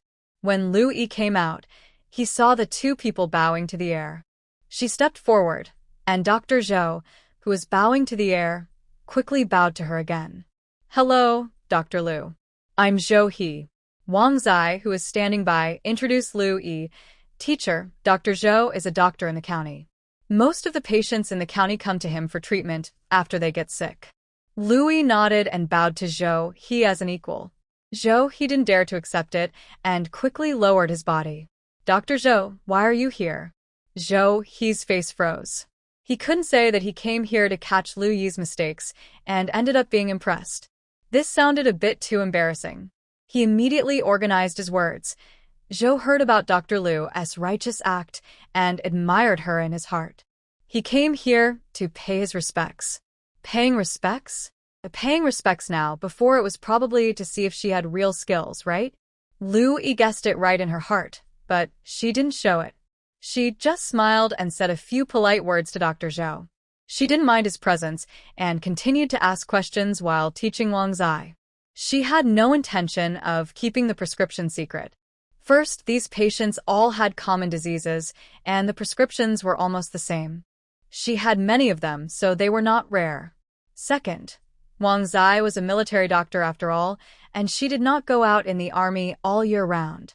If she wanted to become famous, she had to rely on Zhou He, the resident doctor in the county. Zhou He didn't know what Lu Yi was thinking.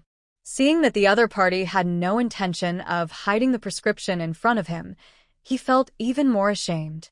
He suspected that the other party was a swindler, but it turned out that the other party not only had real skills, but also did not hide anything. It was true that people were right. Don't judge a book by its cover.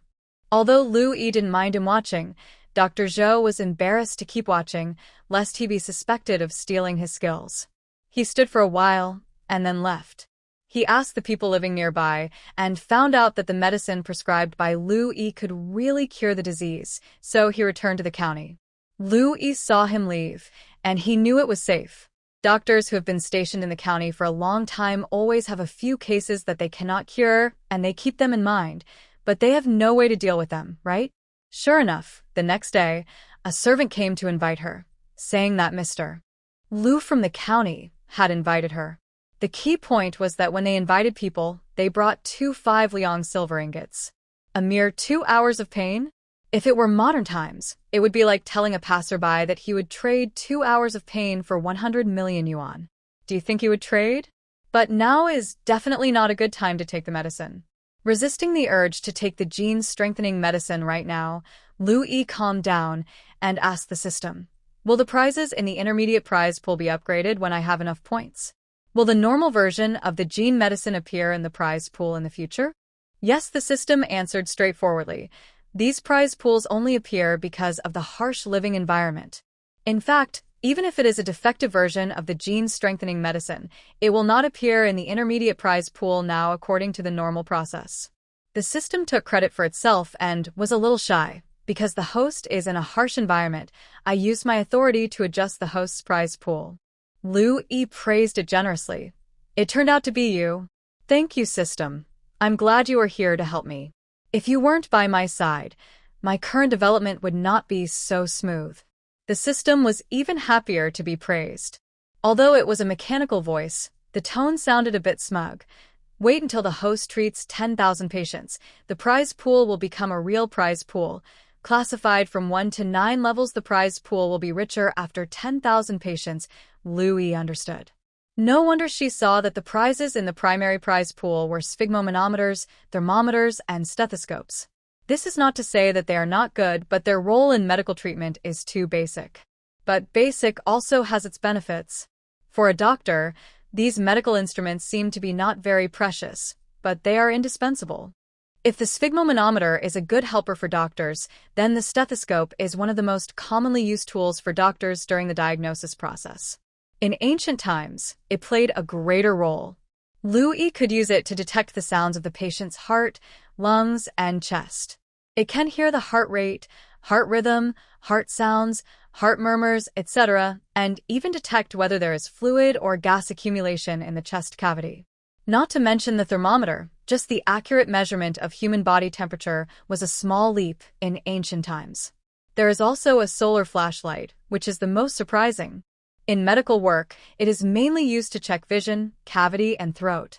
But without electric lights, people can't see clearly at night, and candles and kerosene lamps are dim and blurry. A small solar flashlight can do so many things. These 4 primary prizes are like cheating in ancient times without medical equipment. Oh no, she was cheating. System, do you want to send the prize to the host now? Liu Yi thought about it and decided to act cautiously. You help me collect it first. After all, it is in someone else's territory now. I will talk about it after I see a new patient. Even if you want to take these things, you have to find a reasonable reason to take them. It is too eye-catching and risky to appear out of thin air. She is not stupid enough to gamble with her life. Because she won the good things in the lottery, Liu Yi was in a good mood all the way. The countryside is still a bit far from the county. Although she was sitting in a carriage, Wang Zai followed them on foot. On the way here, Wang Zai told Liu Yi about Mr. Lu's situation. He was a wealthy family in Hu County, and his ancestors had lived in Hu County for generations. Mr. Lu was a sinecure in the Dan dynasty, and one could get it by donating money. Mr. Lu donated silver and got the position of Mr. Lu. Although he could be considered an official, he had no rank and no title. It was just a nice title, and his main job was still a merchant. As a wealthy local family, the Lu family paid great attention to their reputation outside. They did not oppress the people, nor did they do anything illegal. They had a good reputation among the people. Mr. Lu's generation had given porridge to refugees and donated cloth and food to the military camp a while ago. He was definitely a good person. It's just that Mr. Lu has some difficulties in having children. He is now in his early 50s and has only one son, who was born when he was 30. Although Wang Zai is a military doctor and rarely leaves the camp, he knows everything about the county. He speaks in a rhythmic way, like a storyteller. He was raised very carefully. He was held in his hands for fear of dropping him, and held in his mouth for fear of melting him. I heard that Mr. Lu had never stepped out of the ground before he was 8 years old. It was not until he was 9 that he was considered to have been raised that I felt relieved. I really didn't expect that he was safe and sound as a child, but now that Mr. Lu has passed the age of 20, something has happened. Louis leaned against the window, closed his eyes, and shook his head. People are like this. You never know when illness will come. Doctors are absolute supporters of this sentence because they have seen too many of them.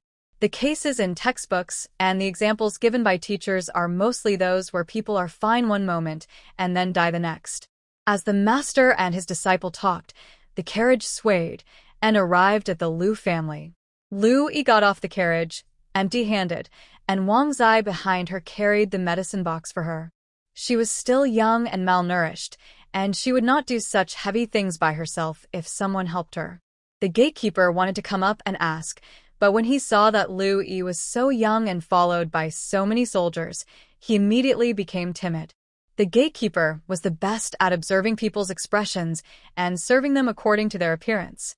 In addition, people were afraid of soldiers, and Liu Yi was not easy to provoke, so he was a little afraid when he came forward. It was the maid who came to invite people who took the initiative to say, "This is Dr. Liu, who the master asked us to invite back. Why don't you open the door quickly?" The gatekeeper responded quickly and opened the door in a hurry. Liu Yi was surrounded by a group of people and followed the maids and servants into the inner courtyard. Mr. Liu's family is indeed a wealthy family from generation to generation. This courtyard is definitely the best one Liu Yi has seen since he came here. There are green willows on the veranda and a lotus pond in the courtyard. Although it is not very magnificent, it is definitely grand. Walking all the way in, he finally arrived at Mr. Liu's courtyard. The door was wide open, and he could vaguely hear the wailing and crying of women inside. "My son. This should be Mr. Liu's mother. My dear. This is Mr. Liu's wife. My son." This deep and powerful tenor should be Mr. Liu. In addition, there are the cries of maids and servants. If you don't know, you would think that Mr. Liu is dead. The maid who came to invite Liu Yi and the others was smart. She stepped forward quickly and shouted, "Master, Madam, Dr. Liu is here." The strong man who was crying for his only son with a deep tenor turned around and said, "Please come in. Please come in." Most of the wealthy businessmen or officials in film and television dramas are either chubby or old. But Mr. Liu is tall and strong, and although he is in his early 50s, he is well-maintained and looks almost the same as a modern 50-year-old man, and even looks healthier. But it is normal to think about it. After all, he is a businessman. In ancient times, merchants traveled all over the country and often had to fight against bandits and horse thieves for goods. If he was really a chubby person, he would not be able to run fast. On the contrary, it is more reasonable to have someone like Mr. Liu, who looks very good at fighting. Liu Yi was not polite and went straight into the house. The house was filled with medicinal smells, and the smell was very strange. The smell of sweat, the fragrance from the incense burner, the smell of medicine, and the smell of people made Liu Yi frown. In this environment, even if a person is not sick, he will get sick after staying for a day. Looking at Mr. Liu lying on the bed, his face is already sallow, and he looks like he can hardly breathe. Only 5 people can stay in the room at most. The others should go out and open the windows for ventilation. Although Mr. Liu was anxious, he also remembered that this was a man under Captain Ma. He was about to force himself to say a few words of greeting with grief, but he was confused by Liu Yi's tough attitude. Liu Yi could see that he had doubts, but the more she couldn't explain it in a nice way. Although the doctors of the Den dynasty were not as advanced as modern doctors, they still knew that too many people would affect the patient's breathing. It was impossible for Dr. Zhou not to tell Mr. Liu. It was probably just that he said it, and Mr. Liu didn't listen. Getting along with the patient's family is actually a topic. Some family members are just self-conscious that they are experienced. When the doctor says to go left, they think it's better to go right. At this time, the doctor's tough attitude is very important.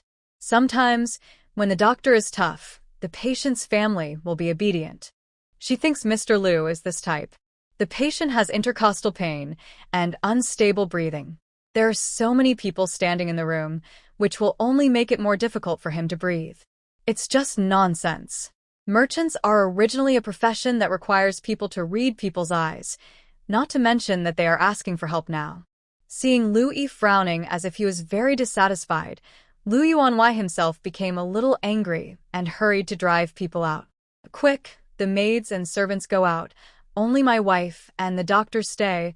Go away. Dr. Zhou."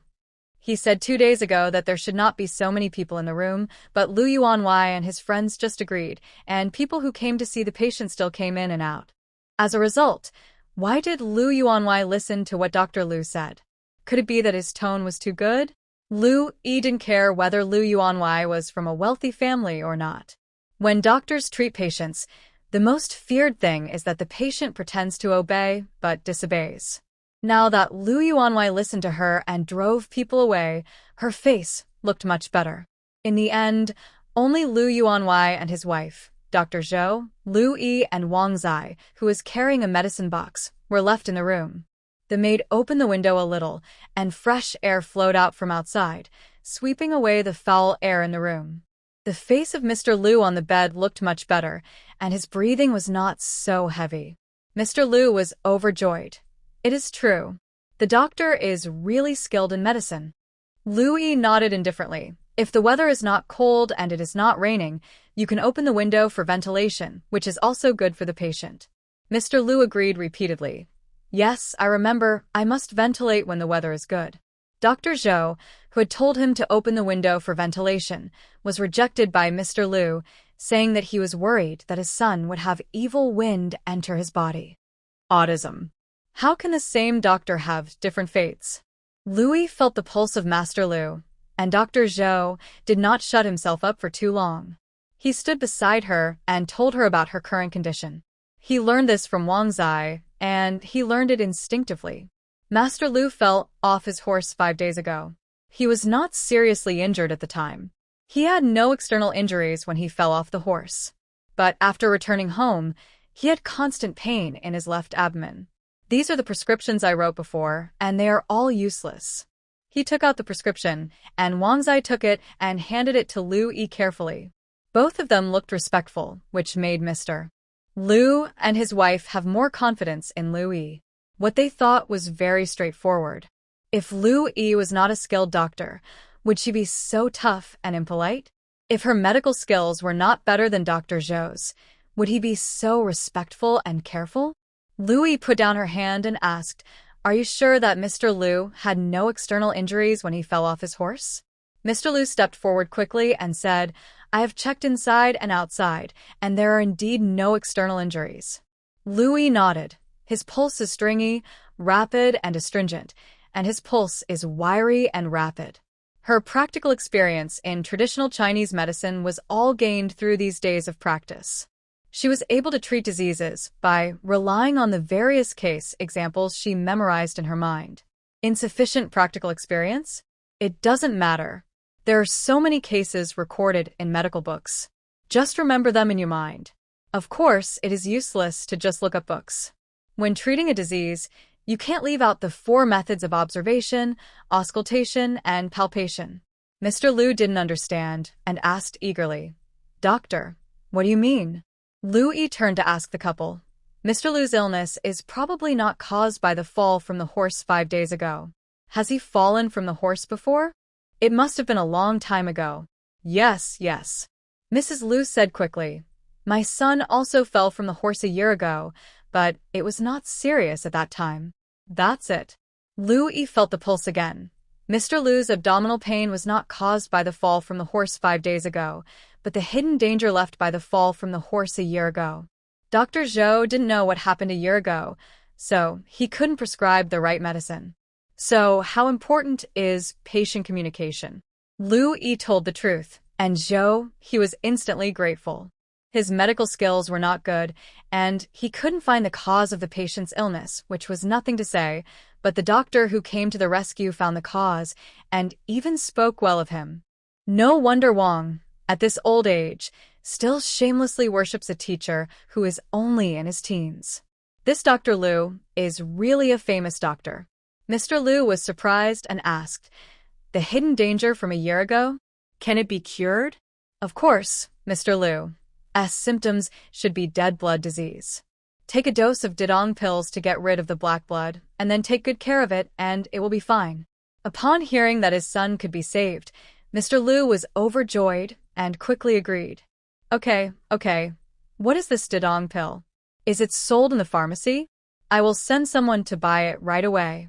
Lu Yi was slightly startled, looked at the expressions of Dr. Zhou and Wang Zai, and immediately guessed that there was no Didong pill in the Dan dynasty. Didong pill is the name of a Chinese medicine prescription, which comes from Treatise on Febrile Diseases. There was no treatise on febrile diseases in the Duan dynasty, and there were very few medical books. I am afraid that even if someone made it, it would not be passed down. Fortunately, she has seen the production process of Didong pills and can recite it. I'm afraid the medicine shop doesn't have any for sale. I'll make a list. If you buy the herbs, I'll make it. Lui looked at Wang Zai and said, "You can help me later." Wang Zai quickly agreed. He looked at Wang Zai, and the envy in his eyes was about to overflow. Although he had never heard of Didong pills, he knew it must be a good prescription just by hearing that it could cause black blood. This kind of pill that can be stored has always been a secret in the family of doctors because it is convenient to carry and sell. Teacher Zhou, he also has a pill recipe which is a kind of qi replenishing pill. It is sold in the medicine shop and has always sold well, but many of his disciples have not been able to pass it on. Because the teacher has 2 sons at home, he should plan to pass this recipe on to his own children. There is nothing to blame about this. Originally, teachers should keep a hand when teaching their apprentices. There is only one recipe, so it is naturally more important to their own children. He used to think it was normal, but now seeing Lu Yi's unusual behavior, he almost wanted to grab Wang Zai, take his place, and become Lu Yi's apprentice. Lu Yi currently has no intention of accepting new apprentices. On the one hand, she is very satisfied with her apprentice Wang Zai, and on the other hand, the foundation is not stable now, and it would be troublesome to accept more apprentices. She is making Didong pills with her only apprentice. Speaking of pills, many people have in mind a picture of a bunch of medicinal materials mixed together to make pills. But in fact, many medicinal materials used in traditional Chinese medicine are very heavy, such as maggots, which are also a kind of medicinal material as the larvae of flies. Of course, doctors certainly cannot call maggots maggots. They call them 5-grain insects, which are used to treat malnutrition and abdominal distension, and they also have a good effect on malnutrition symptoms. The production of Didong pills does not require 5-grain insects, but leeches and horseflies are required. Apart from these 2, other medicinal materials are quite common. Lu Yi asked Wang Zai to follow the whole process. Not only did she ask him to remember the process, but she also asked him to write it down on paper for easy review later. Wang Zai was extremely excited. After following the operation, he finally came up with a few pills of Didong pills. Although Didong pills are called pills, they are just made into pills. When taken, they are still in the form of decoction. Lu Yi taught Wang Zai. This medicine is mainly used to treat typhoid fever with heat, blood accumulation in the lower part of the body, fullness in the lower abdomen, and spontaneous urination. She directly told Wang Zai what she had memorized. Wang Zai hurriedly listened and wrote it down. Seeing that he had finished memorizing, Lu Yi ordered him, "Go and take it to Mr. Liu and tell him to boil 1 pill in 1 liter of water. Take 7 he and take it. If bleeding occurs, it's good. If not, continue to drink it." Wang Zai agreed. 7 he is a unit of volume in traditional Chinese medicine, which refers to 140 milliliters, and bleeding, in traditional Chinese medicine, means ace bleeding. He watched Wang Zai busying around, and his heart was very sour. Wang's teacher really trusted him. He really taught him step by step without hiding anything. Sour. Wang didn't feel like showing off at the moment. Louis asked him to record the patient's reaction after drinking the medicine. He was holding a pen and paper, waiting seriously. After Master Lu drank it, he really had black blood. Lu Yi prescribed him Siwu decoction, which is used to nourish blood. After taking it, he lay on the bed and let out a long sigh. "It doesn't hurt anymore. It doesn't hurt anymore." As soon as these words came out, Mr. Lu and his wife, who had been waiting nervously, almost jumped up with joy, their faces full of joy. "Thank you, doctor. Thank you, doctor." Mrs. Lu had quickly sat down by the bed, holding her son's hand and crying excitedly. Seeing her son dying, his breath was getting weaker and weaker. The county doctors invited were helpless, and the mansion was about to prepare a coffin. Now Lu Yi cured him in one go. How could they not be excited? Mr. Lu wanted to sit down, but Lu Yi and the others were still there, so he could only suppress his excitement and promise in a tenor voice. Dr. Liu is so kind and compassionate. I will reward you handsomely for saving my son. Mr. Liu might not know medicine, nor did he know how precious the Didong pills that had never appeared in the Dan dynasty were. But as a businessman, he knew one thing: sincere gratitude. It must be real money. He gave an order, and the servant brought a big silver ingot. The 10 taels of silver are for the consultation fee, and these 50 taels of silver are a thank you gift to Dr. Liu for saving my son's life. Please accept it, Dr. Liu. Liu Yi calculated the purchasing power of 60 taels of silver in the Dan dynasty. Ha ha ha ha ha, cool. Get rich overnight. Liu Yi was not surprised that Mr. Liu would give money. Mr. Liu only had one child, and Dr. Zhou was the only doctor in the county. He must have come to her because he had no other options. In addition, Captain Ma was behind her. As long as Mr. Liu had no problem with his brain and she cured Mr. Liu, he will definitely give another thank you gift. I just guessed that he would give more money, but I didn't guess that he would give so much. Do you remember the 7 taels of silver? This is already a coveted number. 50 taels of silver plus 10 taels. If Liu Yi retires now, this money will be enough for her to live a worry-free life for the rest of her life. But she is not an ordinary ancient person, and she doesn't plan to live the life of an ordinary ancient person. She took the money openly and confidently. After receiving the money, she also diligently listed many precautions for Mr. Liu's recuperation. At least people have to feel that the money is worth spending. She gave the patient another round of physical examinations. While carefully examining, she spoke medical terms to Wang Zai beside her. Wang Zai also hurriedly took notes. In short, the master and apprentice gave the emotional value very well. Mr. Liu is now mainly replenishing blood. His family is rich, so there is no need to specially replace cheap medicinal materials. It is even simpler for Liu Yi to prescribe blood-replenishing prescriptions. Take this prescription first. I will come for follow-up visit in 3 days. If Mr. Liu still feels uncomfortable during these 3 days, please send someone to find me, and I will come to see him in advance. Sure enough, Mr. Liu and his wife were even more grateful. When they sent her out, it was Mr. Liu who sent her out personally. Once she became rich overnight, the first thing she did was to improve the food. Moreover, what was the first thing she did when she had money when she came out with people? Of course, she would reward her subordinates. With 60 taels of silver, Liu Yi smiled and said to the soldiers who came out with her, "Let's go, let us buy some food and meat.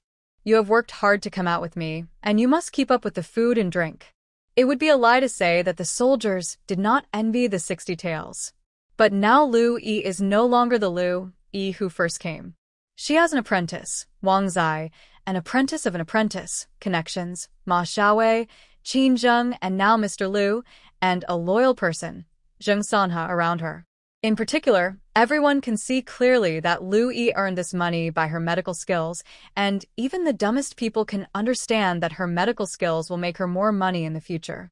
Moreover, she is really generous to them, and now everyone has unconsciously left the impression that following Dr. Liu will have food to eat.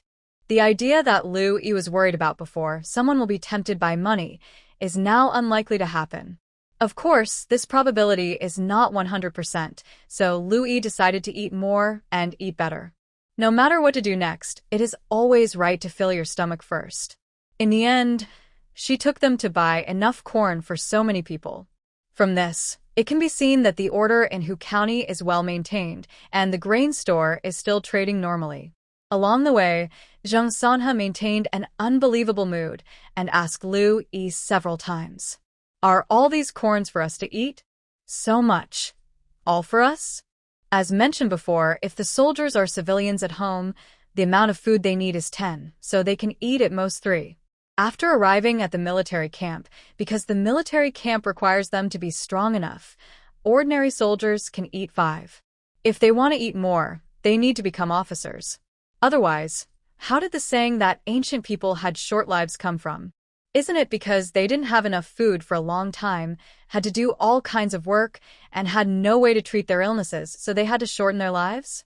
But now Lu Yi strictly buys food according to the 10 food intake. In fact, for her current assets, it doesn't cost much, but for these soldiers, the situation is different. In particular, after returning to the village, Lu Yi went directly to the head of the village and said that she wanted to buy meat. Don't ask her why she didn't buy meat from the butcher in the county. At this point, the fresh meat in the butcher's hands is not enough for them to eat. When watching movies and TV dramas, when someone goes to the butcher to buy meat, there is always a lot of fresh pork in front of the butcher, whether it is a pig thigh or a pig brain. It can be bought immediately. But in fact, there was no electricity or refrigerators in ancient times, and ice cubes were only affordable for the rich. If butchers can really put piles of freshly cut meat on their stalls, they will be busy in the morning and the meat will go bad in the evening. So in fact, most of the meat sold by butchers in ancient times was salted or dried meat, which was easy to carry and store, and ordinary people bought it. If someone wants to buy fresh meat, they need to inform the butcher in advance and pay a deposit. The butcher will ask for a good date and time and tell his old customers in advance that there will be fresh meat on that day. If you buy a pig, he will even guarantee the freshness. Drive the pig to the customer's house and kill the pig in front of the customer. Lu Yi, who did not make an appointment in advance, thought that in this case, it would be better to buy meat in the village. After all, she lives in the village now and the villagers all raise some chickens or pigs, so it is fresh enough to buy. It is not uncommon for villagers to raise chickens. In fact, chickens are also raised in the military camp. Otherwise, how could the chicken she ate on the first day of her arrival appear in the pots so quickly? When Lu Yi returned to the village, the head of the village immediately patted his chest and promised to give it to him when he heard that she wanted to buy meat and wanted to buy more. Then he went out and brought back 3 chickens, 5 rabbits, and 4 fish. After Lu Yi asked Wang about the market price, she bought them all at this price. The head of the village did not expect Lu Yi to be so generous that he did not even talk about the price and bought it directly at the market price. But before he could be surprised by the price, he was shocked by Lu Yi's order. "Sir, are you saying that we should cook all the meat tonight?" According to his original idea, he guessed that only 2 fish would be cooked today and the rest would be kept. If he could kill a rabbit a day, it would be considered that Lu Yi was considerate of his subordinates. Because of this, when he volunteered to buy these poultry and fish, he specially picked the freshest ones, thinking that it would be convenient to keep them at home and wait until Lu Yi wanted to eat them, and then slaughter them. As a result, Lu Yi actually said that so much meat should be cooked in one meal. He had never seen such a luxurious way of eating in his life. Lu Yi really looked calm. "Cook it all. Everyone is out on a business trip with me, so naturally we have to eat better." Not only did she announce that she would eat so much for today's meal, she also instructed the head of the village, "I will trouble the head of the village to buy some more poultry tomorrow. From now on, at least 3 chickens should be stewed every day." Lu Yi was not a stingy person, especially she did not think that these meats were too much. After all, there were more than a dozen people, most of whom were young and strong, and they were at the age of being able to eat. They were also short of oil and water, so they could eat even more. In modern times, 3 chickens would not even be enough. But this was ancient times. Soldiers could not even eat 3 chickens on a daily basis. When there was meat in the barracks occasionally, they were lucky to get a piece of meat the size of a fingernail. And now they were going to share so much meat. The soldiers were surprised and looked at each other, and looked at Lu Yi with more respect. Lu Yi said so. Of course, the head of the village could not refuse. Their family ate from the same pot as Lu Yi and the others. Although they did not have the courage to secretly deduct some meat while cooking, they were still stained with meat. He left with a lot of emotion, and Wang Zai was sincerely considering his teacher's wallet. "Teacher, is it too much to eat 3 chickens a day?" Although Lu Yi made a lot of money, he could not spend it like 3 chickens a day. Lu Yi waved her hand. "You follow me out. I will make sure you eat well." If she really had to support these soldiers all the time, she would definitely not be able to afford it, but it was only during the free clinic, and it was just a drop in the bucket for Lu Yi's current financial resources. When leading subordinates, you have to be nice to them in order to win their hearts. Of course, being nice alone is not enough. Lu Yi is already thinking about finding someone to learn martial arts from. Although there are genetic strengthening medicines now, who doesn't want to become stronger? In any case, one's own strength is the most important. Besides, the long list came into the kitchen with a pile of meat, put it in the corner, and said to his wife, who was busy, "The master told me to cook all of these and eat them today. I will sharpen the knife and kill them now. You can call the daughters-in-law to do it together. To kill so many chickens, rabbits, and fish in one breath, you must sharpen the knife to keep it sharp." The wife of the village head was named Yu Chun. She couldn't help but smack her lips when she heard this. So many. Are they all killed for meat? Their family was considered to have a good life, but they might not be able to eat so much meat in a year. That's right. The master also said that in the future, at least 3 chickens must be cooked every day for the people under his command. Go and call the daughters-in-law to cook. Don't miss the meal. Shanzhong was still on guard against Lu Yi and others before, and didn't want the daughters-in-law to show up. These days, he was completely off guard. He also saw that although Lu Yi looked fierce and hard to provoke, he was a decent person after all. Yu Chun really went to the house and called the 3 daughters-in-law to help. The 4 of them were busy at the stove, and the aroma of meat wafted up. Dr. Lu was also a little picky about food. She specifically told them not to add too much oil. The oil they had eaten before was given by the patients who had been cured of their illnesses. This time, she went to buy food and bought a large jar of oil. The few people who were cooking also endured the pain and added oil vigorously. Although the oil was not their own, they used to cook with only a little oil to coat the pan, and some vegetables were even left without oil. But it was true that Dr. Lu knew how to eat. If he put too much oil, even if he was just frying some vegetables, they would smell delicious. The big pot was bubbling. The chickens were all domesticated, much more tender than wild ones. The soup was stewed in a mellow and rich chicken aroma that filled the yard. A daughter-in-law swallowed her saliva frantically and said to her sister-in-law, "Is it good to eat like this when you are in the army?" "Not at all. My father was also a soldier. He came back and told us that sometimes he couldn't eat enough. Not to mention meat. He couldn't even see a drop of meat." The sister-in-law was also very greedy, but the stove was connected to the yard, so she didn't dare to eat secretly. She could only chat to suppress her greed. Didn't you hear those soldiers chatting? They didn't eat these in the barracks. They just followed Dr. Lu to do private work, and Dr. Lu was generous to his subordinates, so they could eat so many good things. Another daughter-in-law joined the conversation. "Don't mention it. Sanlang said last night that if the food in the barracks was so good, he would want to join the army." Yu Chun was busy quietly and didn't care about the daughters-in-law chatting. When he heard this, he scolded, "Don't talk nonsense. What if the soldiers hear it and take him to the barracks?" The daughters-in-law were startled and quickly shut up. The kitchen became quiet. Yu Chun, who had just finished scolding his daughter-in-law, was cooking while thinking in his mind. Shanzhong's family was well off, so she was naturally not bad either. Her father was a student, and she had learned some words since she was a child. After marrying Shanzhong, she had seen a lot of things over the years and had her own experience. Now the world is in chaos, and it can no longer be like before. Just doing your own things can mostly get peace.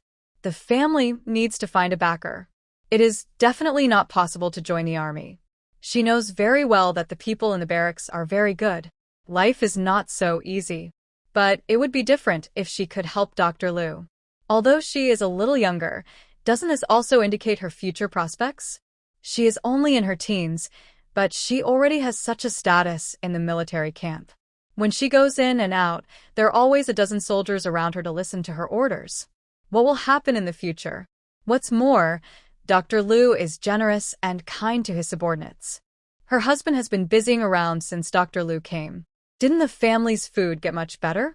Sure enough, when the meal was almost ready, Lu Yi called Wang Zilai to greet him.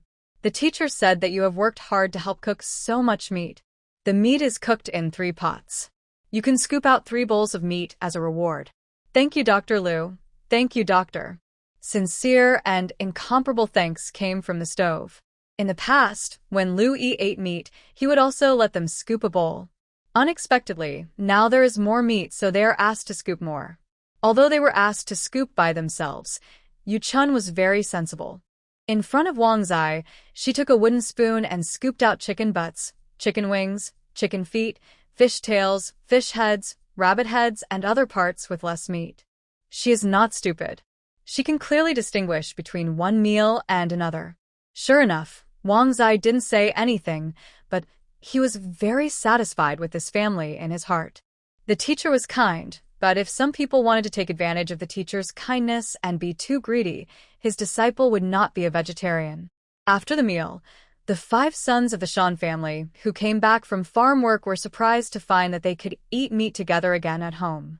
Although they were very happy to eat, they were still envious when they looked at the soldiers who were feasting on the 3 pots of meat and laughing happily.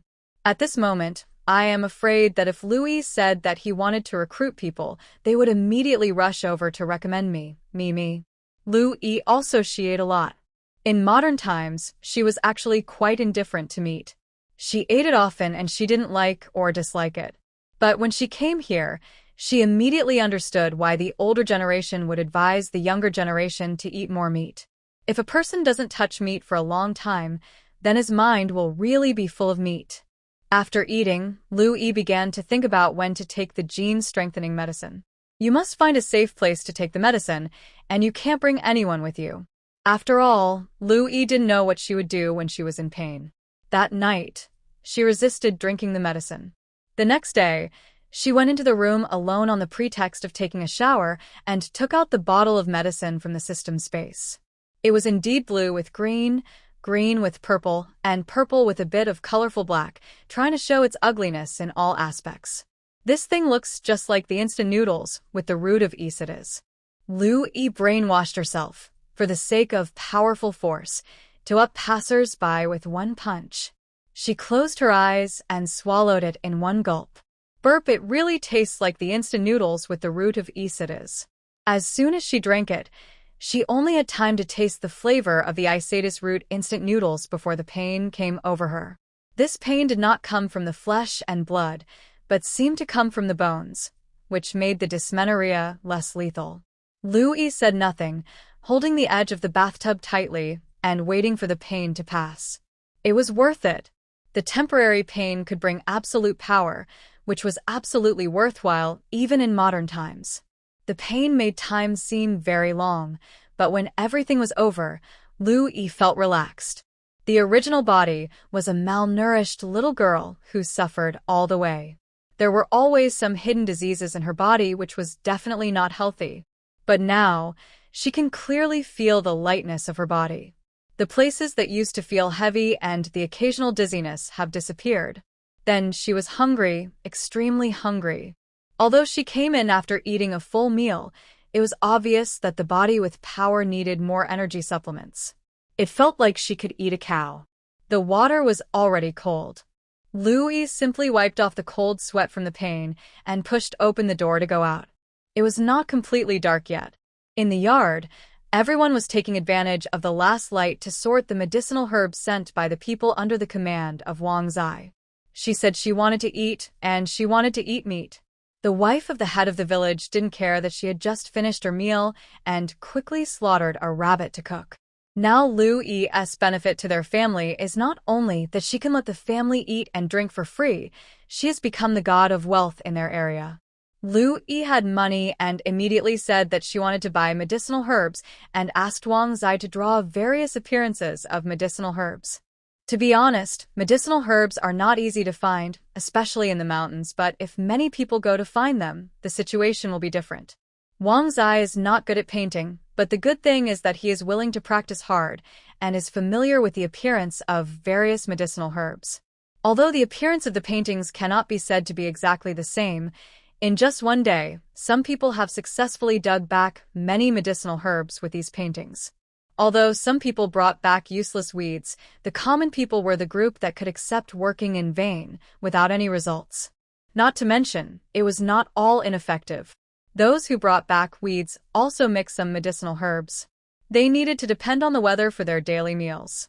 Even if they occasionally picked wild fruits in the mountains and carried them all the way to the county town, they could only earn a dozen coins at most. But now they only need to go up the mountain to look for some medicinal herbs to sell for money, and they don't need to go all the way to the county. This is a great thing. Extra money delivered to the door. Some other diseases were cured by Lu Yi, and they were very grateful. Seeing that she wanted medicinal herbs, they went to find medicine with the heart of repaying her. Although it was only one day, it is no exaggeration to say that Lu Yi made the people in this area see the hope of making money. Now, some people have divided the work in their families, and they are planning that in the future, the strong laborers will still work in the fields, and those who are physically weak or cannot do heavy work will go up the mountain to look for medicine. In ancient times, there were really tigers and wolves on the mountain, but now there are more people going up the mountain, and these wild animals will avoid people and walk, which is very safe. Therefore, those who want to make extra money work harder. After all, such good opportunities are rare. The hunters in this area also went up the mountain. Compared with ordinary people, they are more familiar with the mountain. Even if they can't find many medicinal herbs, they are trying to remember the appearance of the medicinal herbs drawn by Wang Zai. In this way, even if Lu Yi doesn't live here, they can still dig medicinal herbs and send them to the county medicine shop to sell. This is also a kind of survival wisdom of the ancient common people. In short, Lu Yi ordered to buy all the medicinal herbs sent. This time it was not at the market price. The medicine was expensive because the medicine shop needed to process and prepare these medicinal herbs in various ways. If it was just fresh medicinal herbs, the price was actually not that expensive. At this moment, Wang Zai was busy sorting and preparing them with people. From time to time, there would be people who had just come down the mountain and asked if what they picked was medicinal herbs with fresh plants. Some people took out the wild fruits they found on the mountain and gave them to the busy soldiers attentively. Lu Yi and her team were already famous for their free clinics. When the news spread that she cured a disease that even the county's traditional Chinese medicine doctors couldn't, the people knew how skilled this free clinic doctor was. Now, she even spent money to buy medicinal materials from them, bringing them extra income. How could the people not be grateful? When Lu Yi was invited to Lu Yuanwai's house for treatment, the old man Guan, who complained a few words, was almost drowned in spit in the past 2 days. The people were afraid that Dr. Lu would think they were in the same group with him, so they drew a clear line. When they met, they either looked at him coldly or avoided him. Old man Guan usually liked to take advantage of others. When others said something about him, he would just laugh and get away with it. His main feature was to be thick-skinned and go around the world. This trick worked in the past. After all, they were all neighbors. Even if they didn't like him, they would just curse at him at most. As a result, now, whoever looks at him is disgusted, as if they share a common hatred for the enemy. Now that the imperial court is gone, if the neighbors want to drive him out of this village, Guan Laotu has no ability to resist. It was the first time that he tasted the taste of being isolated. His family members also followed suit and said that he was too talkative. They were worried that he would be implicated. Dr. Lu would not treat them. Guan Laotu was depressed. He himself did not dare to queue up for medical treatment. After thinking about it, he took the initiative to run to the head of the village and said that he wanted to do some hard work to help. Hearing that Dr. Lu loved to eat and ate a lot, Guan Laotu endured the pain and went to the river to catch 2 fish. He sent them to the head of the village eagerly, saying that they were for Dr. Lu. This is why he likes to take advantage of some small things, but the neighbors did not tear their faces with him in the past. They are near the river and there are many people who can swim, but there are few people who can catch fish in the water. At least in their area, fishing nets were something they had never heard of. To catch fish, people had to dive into the water. The river was turbulent, and people had to open their eyes to look for fish underwater, and then rely on experience to catch the fish after seeing them. This was also very difficult. Old Man Guan was one of the few villagers who had this skill. For example, families with pregnant women or relatives who had minor illnesses and needed to recuperate and replenish their bodies could not afford chickens, ducks, or rabbits, so buying river fish, which was relatively more fishy, became a good choice. When they wanted to buy, they would make an appointment with him, and he would go into the water to catch it. Otherwise, based on his temper, it would not be that everyone would not turn against him, and they would still expect to buy fish from him in the future. But now he didn't dare to do it anymore and smiled at Lu Yi as flatteringly as possible. Before, I, an old man, was so anxious to see the doctor that I lost my mind. Doctor, you are kind-hearted. Please don't hold it against me. His two sons also smiled apologetically. Yes, my father is old, and he didn't mean to offend the doctor. He regretted it for a long time after he went back. So, when he heard that you were back, he ran to Xiaoxi River to catch fish, and he had to send you fish to apologize. Lu Yi's external impression has always been that he is gentle and easy to talk to. Yes, if he wasn't easy to talk to, how could he come to provide free medical treatment to some ordinary people without charging money? But this time, she had a faint expression, glanced at the old Manguan who was afraid to speak, and nodded. Put down the fish. Let's forget about it. Next time.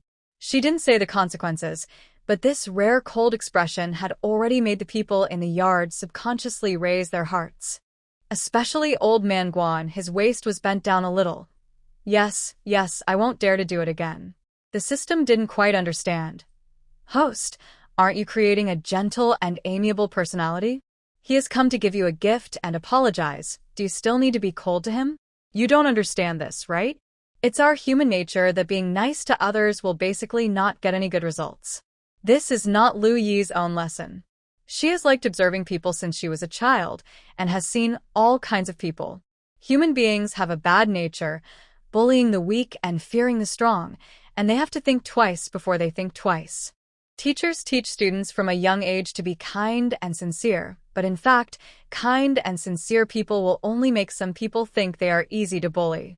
If I don't accept the gift today and forgive the other party with a smile, others will find that there is no punishment for offending me, and more people will offend me next time. There was no fluctuation in Lu Yi's tone. She was not really angry about the offense of old man Guan. There are so many people in the world. If she gets angry at any random person's words, how can she have time to do what she wants to do? However, she is not angry, but she has to express her angry attitude. I want to let them know that offending me requires a price so that the cost of offending me will increase, and then people will know to respect me. The system is confused. You humans are really complicated. Lu Yi, if you want to hear simple reasons, I have them too. System what? Lu Yi, I drank the body-strengthening liquid, and my strength increased. I just tried to lift a stone that 2 adult men couldn't lift, and I lifted it easily. The system is puzzled. What do you mean? Lu Yi, I am now the ceiling of the force value in this yard. She looked at old man Guan and said to the system, so, if this old deng wants to fight, I can knock him down with one punch. Military power is indeed an important source of confidence for humans. Since coming to the Den dynasty, Lu Yi looks very relaxed, but in fact, she is still a little nervous. She can't help but be nervous. Who would not be nervous? From an era with a sound legal system, surveillance everywhere, and young women can wander on the road in the middle of the night with a high probability of not encountering bad people, suddenly coming to an ancient world with broken laws and unstable factors, refugees. Everywhere, the emotions would collapse a little. What is the difference between this and waking up and finding yourself in India? But now Lu Yi, who has drunk the strengthening medicine, does not need to be so nervous. However, Lu Yi's caution is engraved in her bones. In order to ensure that there is no eventuality, she picked the soldier with the largest head and practiced with him on the grounds of strengthening her body. The soldier was still unwilling. I'm afraid it will hurt the doctor. Lu Yi smiled and turned her wrist. No problem. How can you not get hurt when practicing? The two faced each other. She knocked him down easily. So cool. In the last second, the soldier was still thinking about what position should I use to knock down Dr. Lu, so as to be gentle and not hurt her, and in the next second, he was knocked down. It was so fast that he didn't even react when he fell to the ground and looked at the sky. Wang Zai, who was ready to help his teacher, said. The other soldiers who were stunned. Hearing that the skinny and small Dr. Lu was going to practice sparring, the villagers who came to watch. It looked like a rabbit biting a wolf to death. Dainyu, what's wrong with you? The soldiers came forward half-believingly, and their faces were full of are you cunning and deliberately losing to please Dr. Lu? Dr. Liu clearly said that he would use all his strength, but this kid is really scheming. The knocked-down Dainyu said. I don't know what happened. He felt a black screen in front of his eyes and fell down. He really didn't let her win.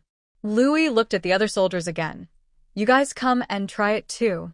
To Dainyu, she was fast and strong, but to Louis, the opponent's attack was not fast and could even be called slow. It should be that the medicine improved her vision and reaction ability, plus her strength, and the mixture caused this situation. She wanted to try again. With her current strength, she could fight one on several. The other soldiers were still laughing and joking at first, but when the fight really started, one after another, the soldiers were knocked to the ground, and their expressions became serious after being stunned. Liu Yi also fought hard. Don't let me go. Attack me hard. She went from 1-on-1 to 1-on-2, and then to 1-on-3. In the end, she found that her limit was 1-on-5. And it took 5 soldiers to use their bodies as locks, each locking one of her hands and feet to barely suppress her. Among them, Dainyu played an indispensable role. After resting, he did not join the battle immediately, but observed for a long time and found that Liu Yi only relied on brute force and had no skills. Then he rushed up and used his fighting skills to cooperate with others to win. After several sparring matches, everyone was panting and panting, sitting or lying on the ground, and Liu Yi was the same. Compared with others, her physical strength was better. Although her breathing was a little chaotic at this moment, there was not much sweat on her face. The villagers were already watching in silence. Fighting was a common thing in ancient villages.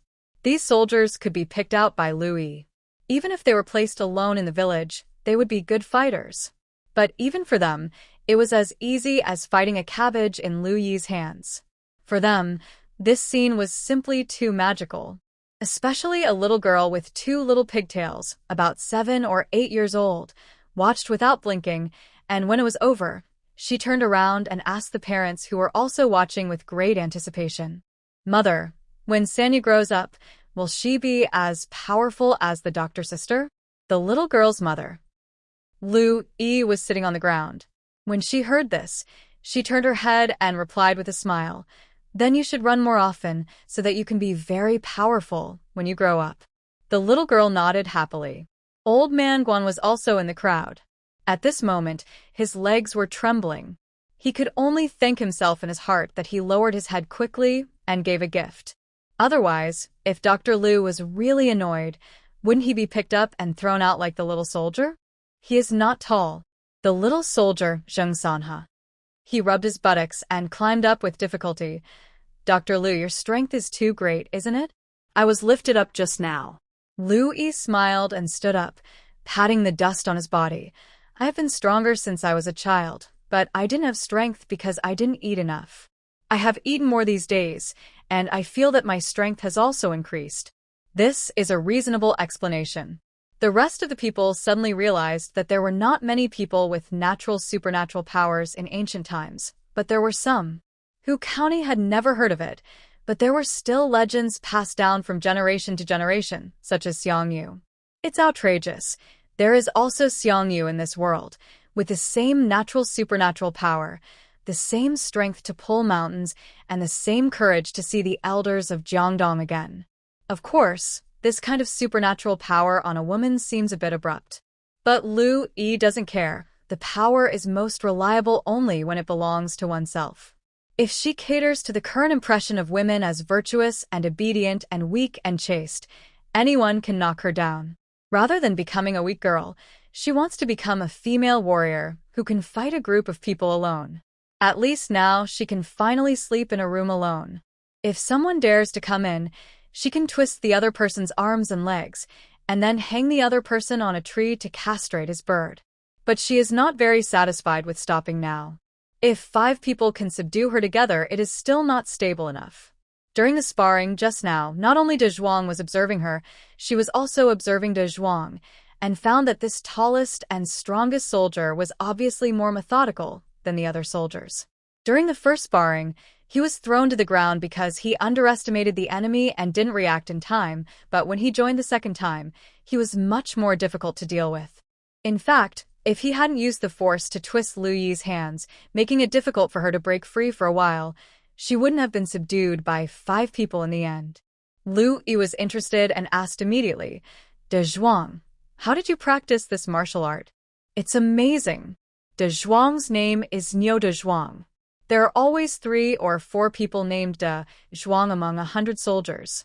Niu De Zhuang successfully became the most conspicuous De Zhuang among all the soldiers with his surname and height. He was a bit naive. He was embarrassed to be praised by Lu Yi. He said honestly, my father used to be a knight-errant. Later, he joined the army and learned some moves from others. He came back and taught me. Lu Yi's eyes lit up. Can you teach me these moves? Not for free, I'll pay. She always remembered that she was a rich man now. It didn't matter if she didn't have money, she could exchange it with skills. However, considering that her skill was to cure diseases, Lu Yi still swallowed the words like, I can also promise to cure you if you are sick. Niu De Zhuang didn't know what Lu Yi was thinking. Although he looked like a rough man, he was more or less smart. He hesitated for a while and asked, can it be exchanged for food? Doctor, just let me eat while I teach you. Lu Yi, you haven't eaten enough these days? Is the food she gave good enough? There is enough rice, not to mention all kinds of meat snacks. Why does Niu De Zhuang mean that he still doesn't eat enough? Niu De Zhuang scratched his head. In fact, I am the same as the doctor. I am naturally stronger, but I have to eat enough. If I don't eat enough, I will have no strength. When I was a child, I could eat enough. When I was 7 or 8 years old, the food at home was not enough for me. My parents said that the family had gone broke because of me. Later, they couldn't afford to support me, so they sent me to the army. The food in the army was better than before, but I still couldn't eat enough. Doctor, you let us eat as much as we want, but I only dared to eat half full, for fear that you would think I ate too much and let me go back to the camp. He was quite calculating and knew that eating here was better than eating in the big pot in the camp. But Lu Yi recalled Niu De Zhuang's appetite in the past few days. Eating 3 bowls of rice a day and still only half full? But thinking about how his appetite increased after drinking the medicine, not only did he have to have meat every meal, but he also needed to add a meal from time to time and eat some dried meat. Lu Yi could understand it. How can this not be considered a kind of energy conservation? She made the decision and said, okay, you can eat as much as you want in the future. I can afford to support you as much as you want. She won't lose out by exchanging some rice and meat for martial arts skills. Moreover, her strength will increase little by little over time. Obviously, her appetite will also increase. With Niu De Zhuang, a big eater, as a foundation, others will not doubt her. Although they certainly can't think of things like genetic medicine, Lu Yi is used to doing everything properly without any mistakes.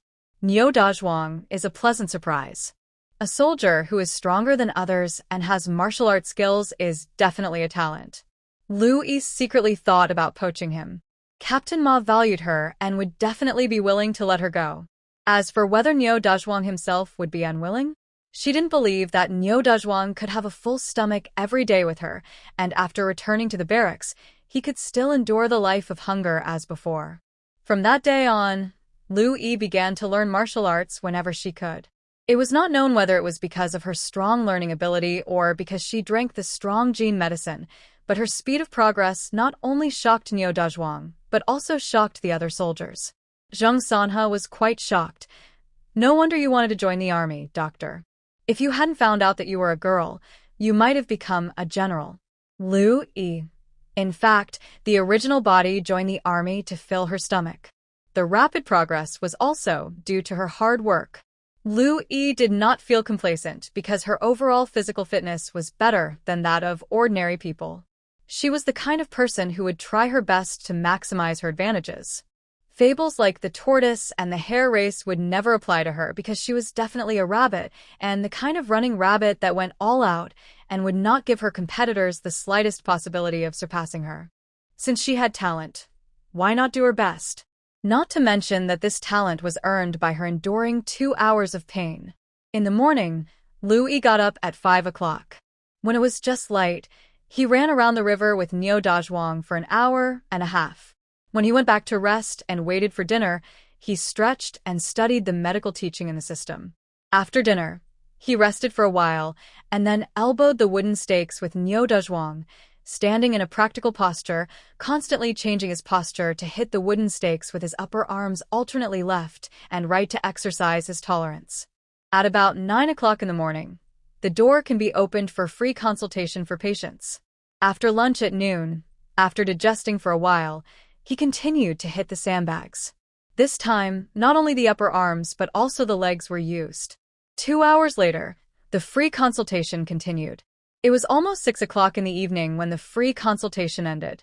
While cooking, he and Niu Dezhuang had actual combat training, and then at dinner time, the two of them performed a big stomach king meal together for everyone. Now the hunters nearby have made a small fortune relying on Lu Yi. Every day, they hunt desperately and sell all the prey they catch to Lu Yi. Whether it is 10 rabbits, 6 pheasants, or a deer, Lu Yi and her team can finish it in a few days. She and Niu Dezhuang are really big eaters, and it is not enough to eat vegetables alone. Both of them need a lot of meat to fill their body energy. Sometimes it is not enough to eat the prey hunted by nearby hunters, and they also have to buy some chickens and ducks raised by villagers to change their taste. There was even one time when an experienced old hunter took his 3 sons to the mountain, ambushed for 3 whole days, and shot down a fat and strong wild boar. Lu Yi estimated that it weighed about 200 kilograms. Originally, wild boar meat was not very valuable because it was too smelly, but who made the food price go up now? She bought it at the market price for 1 or 2 silvers, but together with others, it took a total of 5 days to finish it.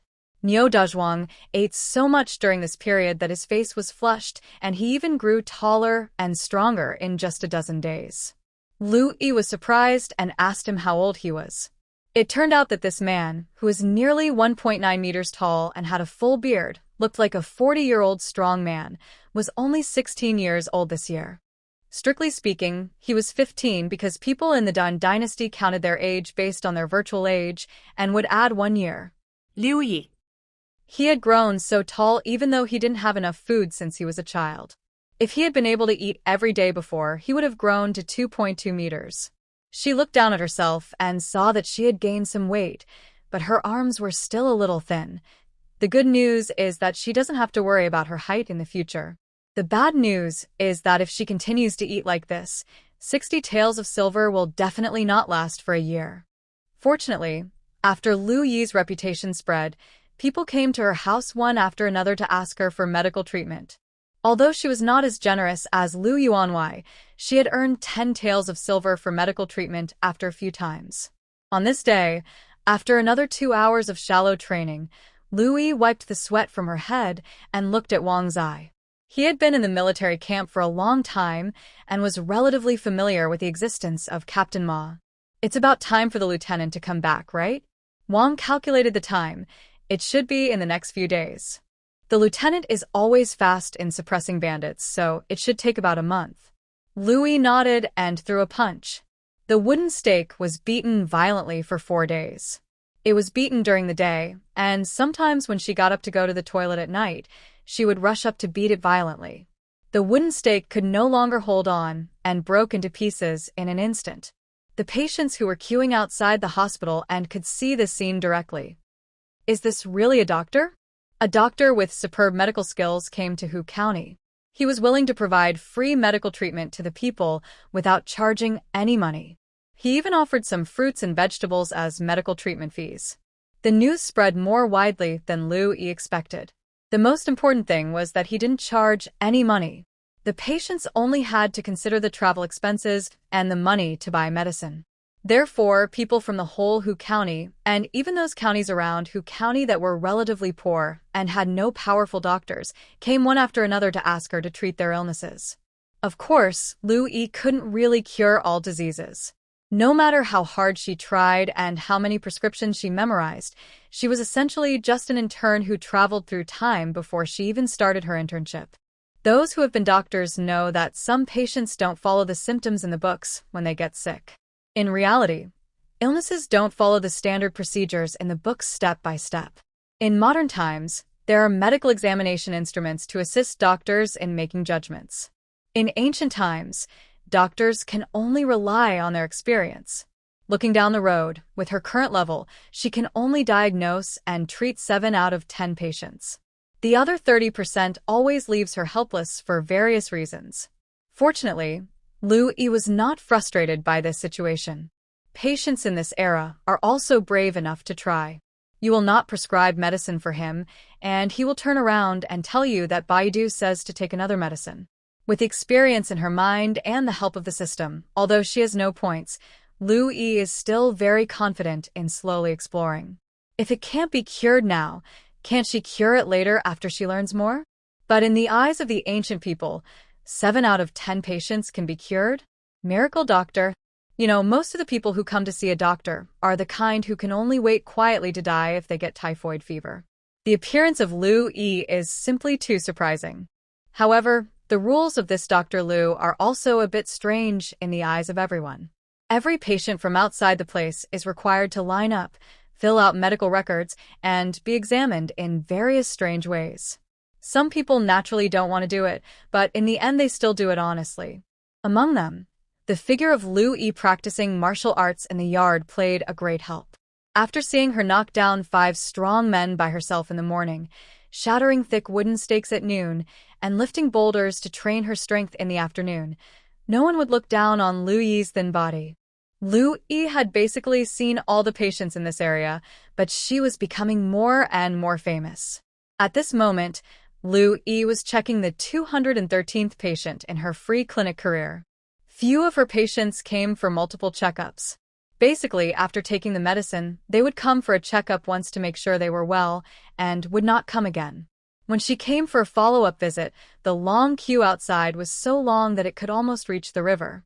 Lu Damu, carrying his bag, looked out of curiosity. He came from the neighboring Yun County. Because he was lame, he heard about the miracle doctor in Hu County from a passing peddler, so he wanted to try his luck.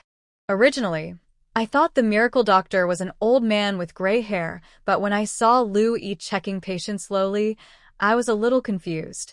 How come this divine Dr. Lu is a girl? The passerby in front of him turned around and glared at him when he heard this. You are from another place, right? When treating patients, do you still distinguish between men and women? Not only this passerby glared at him, but also people in front and behind him in the queue half exposed their bodies and glared at him. These people were all here for follow-up visits. Most of them were relieved of their pain by Lu Yi, and what they hated most was others saying bad things about Lu Yi. That's right. Why are there always people like you? Medical treatment is so expensive, but only Dr. Lu has pity on poor people like us, and doesn't charge a penny. If you despise Dr. Lu because she is a girl, just leave early. Don't despise her, and ask her to save your life. Oh, the other day there was an old man who was stupid because of reading too much. He ran to Dr. Lu and told her to stay at home to take care of the husband and children. Dr. Lu beat him up, and when he came out, we surrounded him and beat him up again. If you don't want to end up like that old man, leave early. If you dare to say something dirty to Dr. Lu, I will be the first one to not forgive you.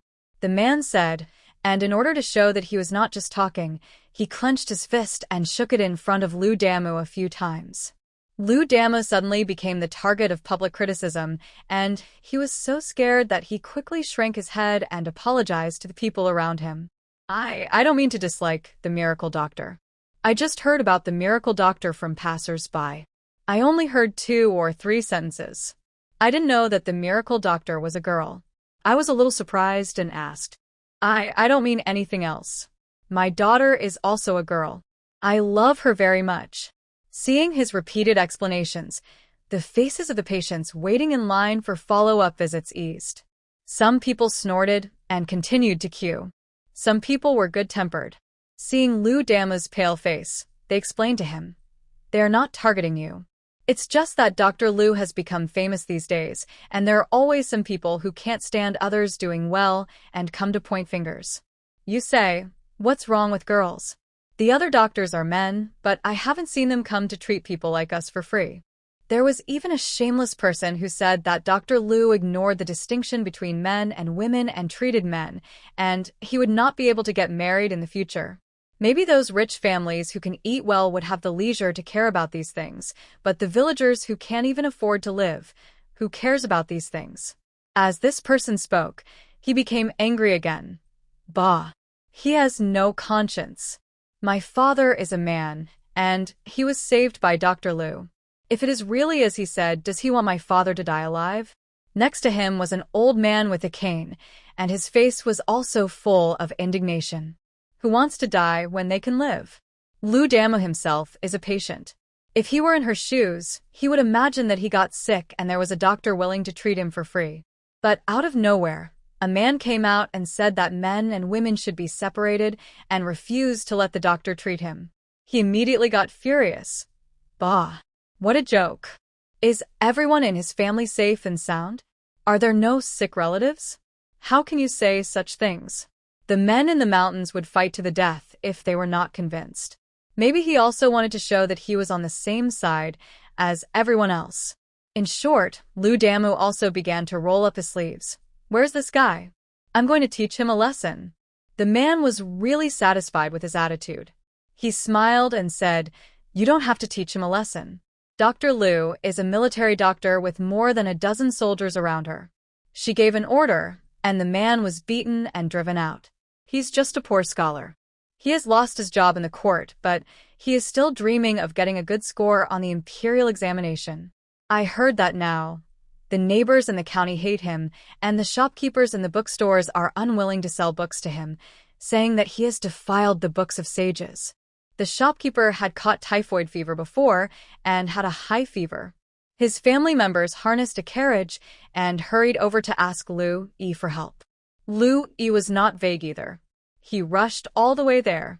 After taking a dose of medicine, his fever went down. In the eyes of today's people, typhoid fever is fatal. For the shopkeeper, it was equivalent to Lu Yi saving his life. How could he still sell books to that scholar? It was good enough that he didn't come to his house and throw feces. Lu Damu listened with relish and sometimes exclaimed, "A dose of medicine can reduce fever? You are worthy of being a miracle doctor." The man also looked proud. More than that, my old father was bedridden before, and it was also cured by Dr. Liu. It only took 10 days, and he was able to walk on crutches.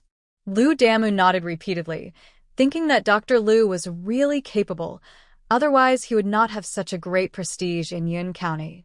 Seeing that the old man was really standing on his own with crutches, he had more confidence in his legs.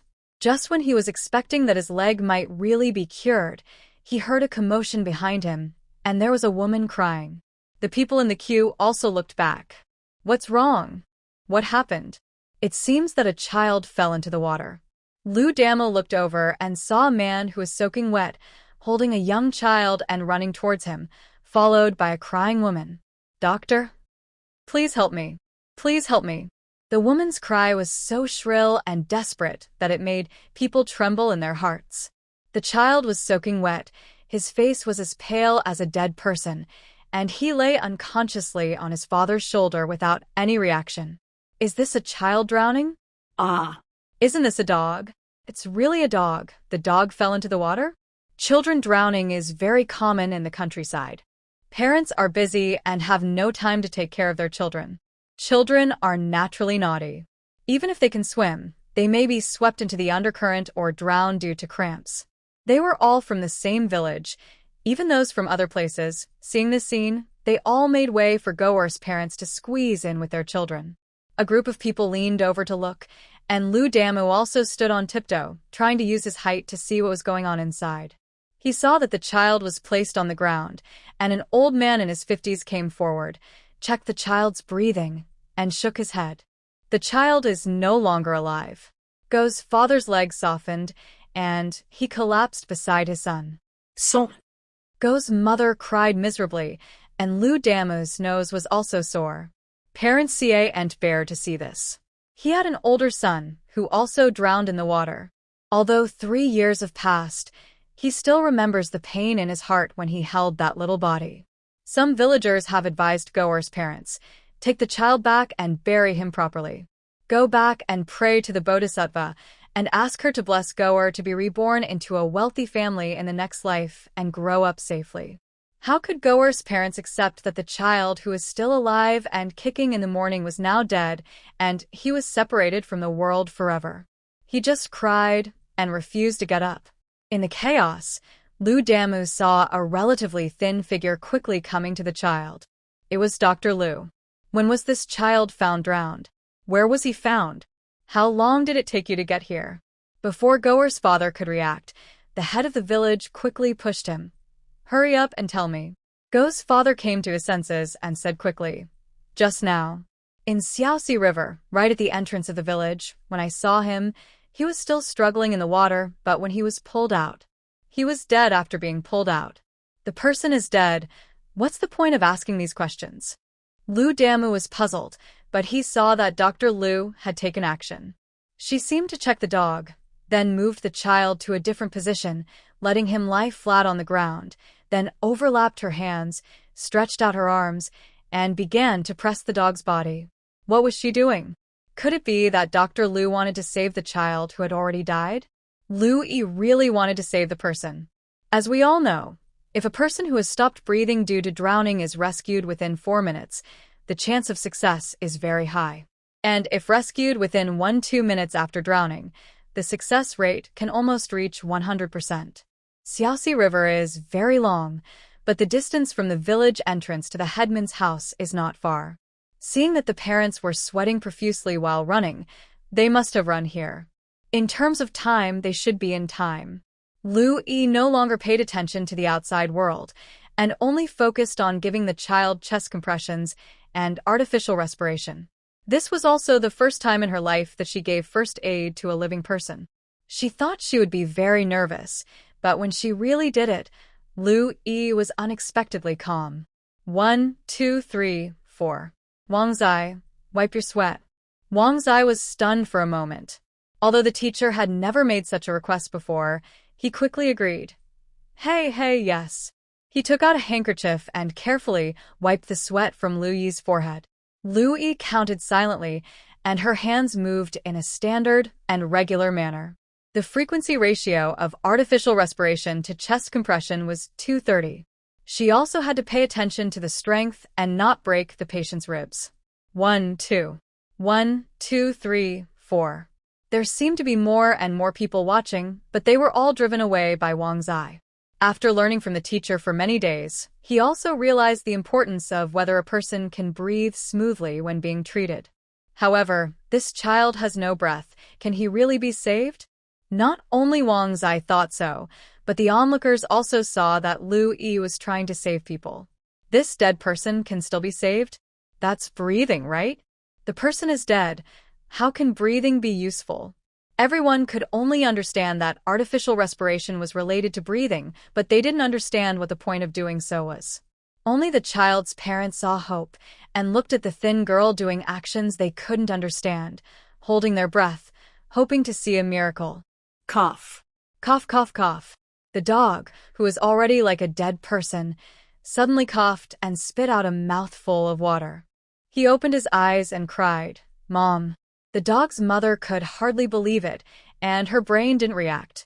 She rolled over and crawled over, hugging her child. Dog. Everyone was in an uproar.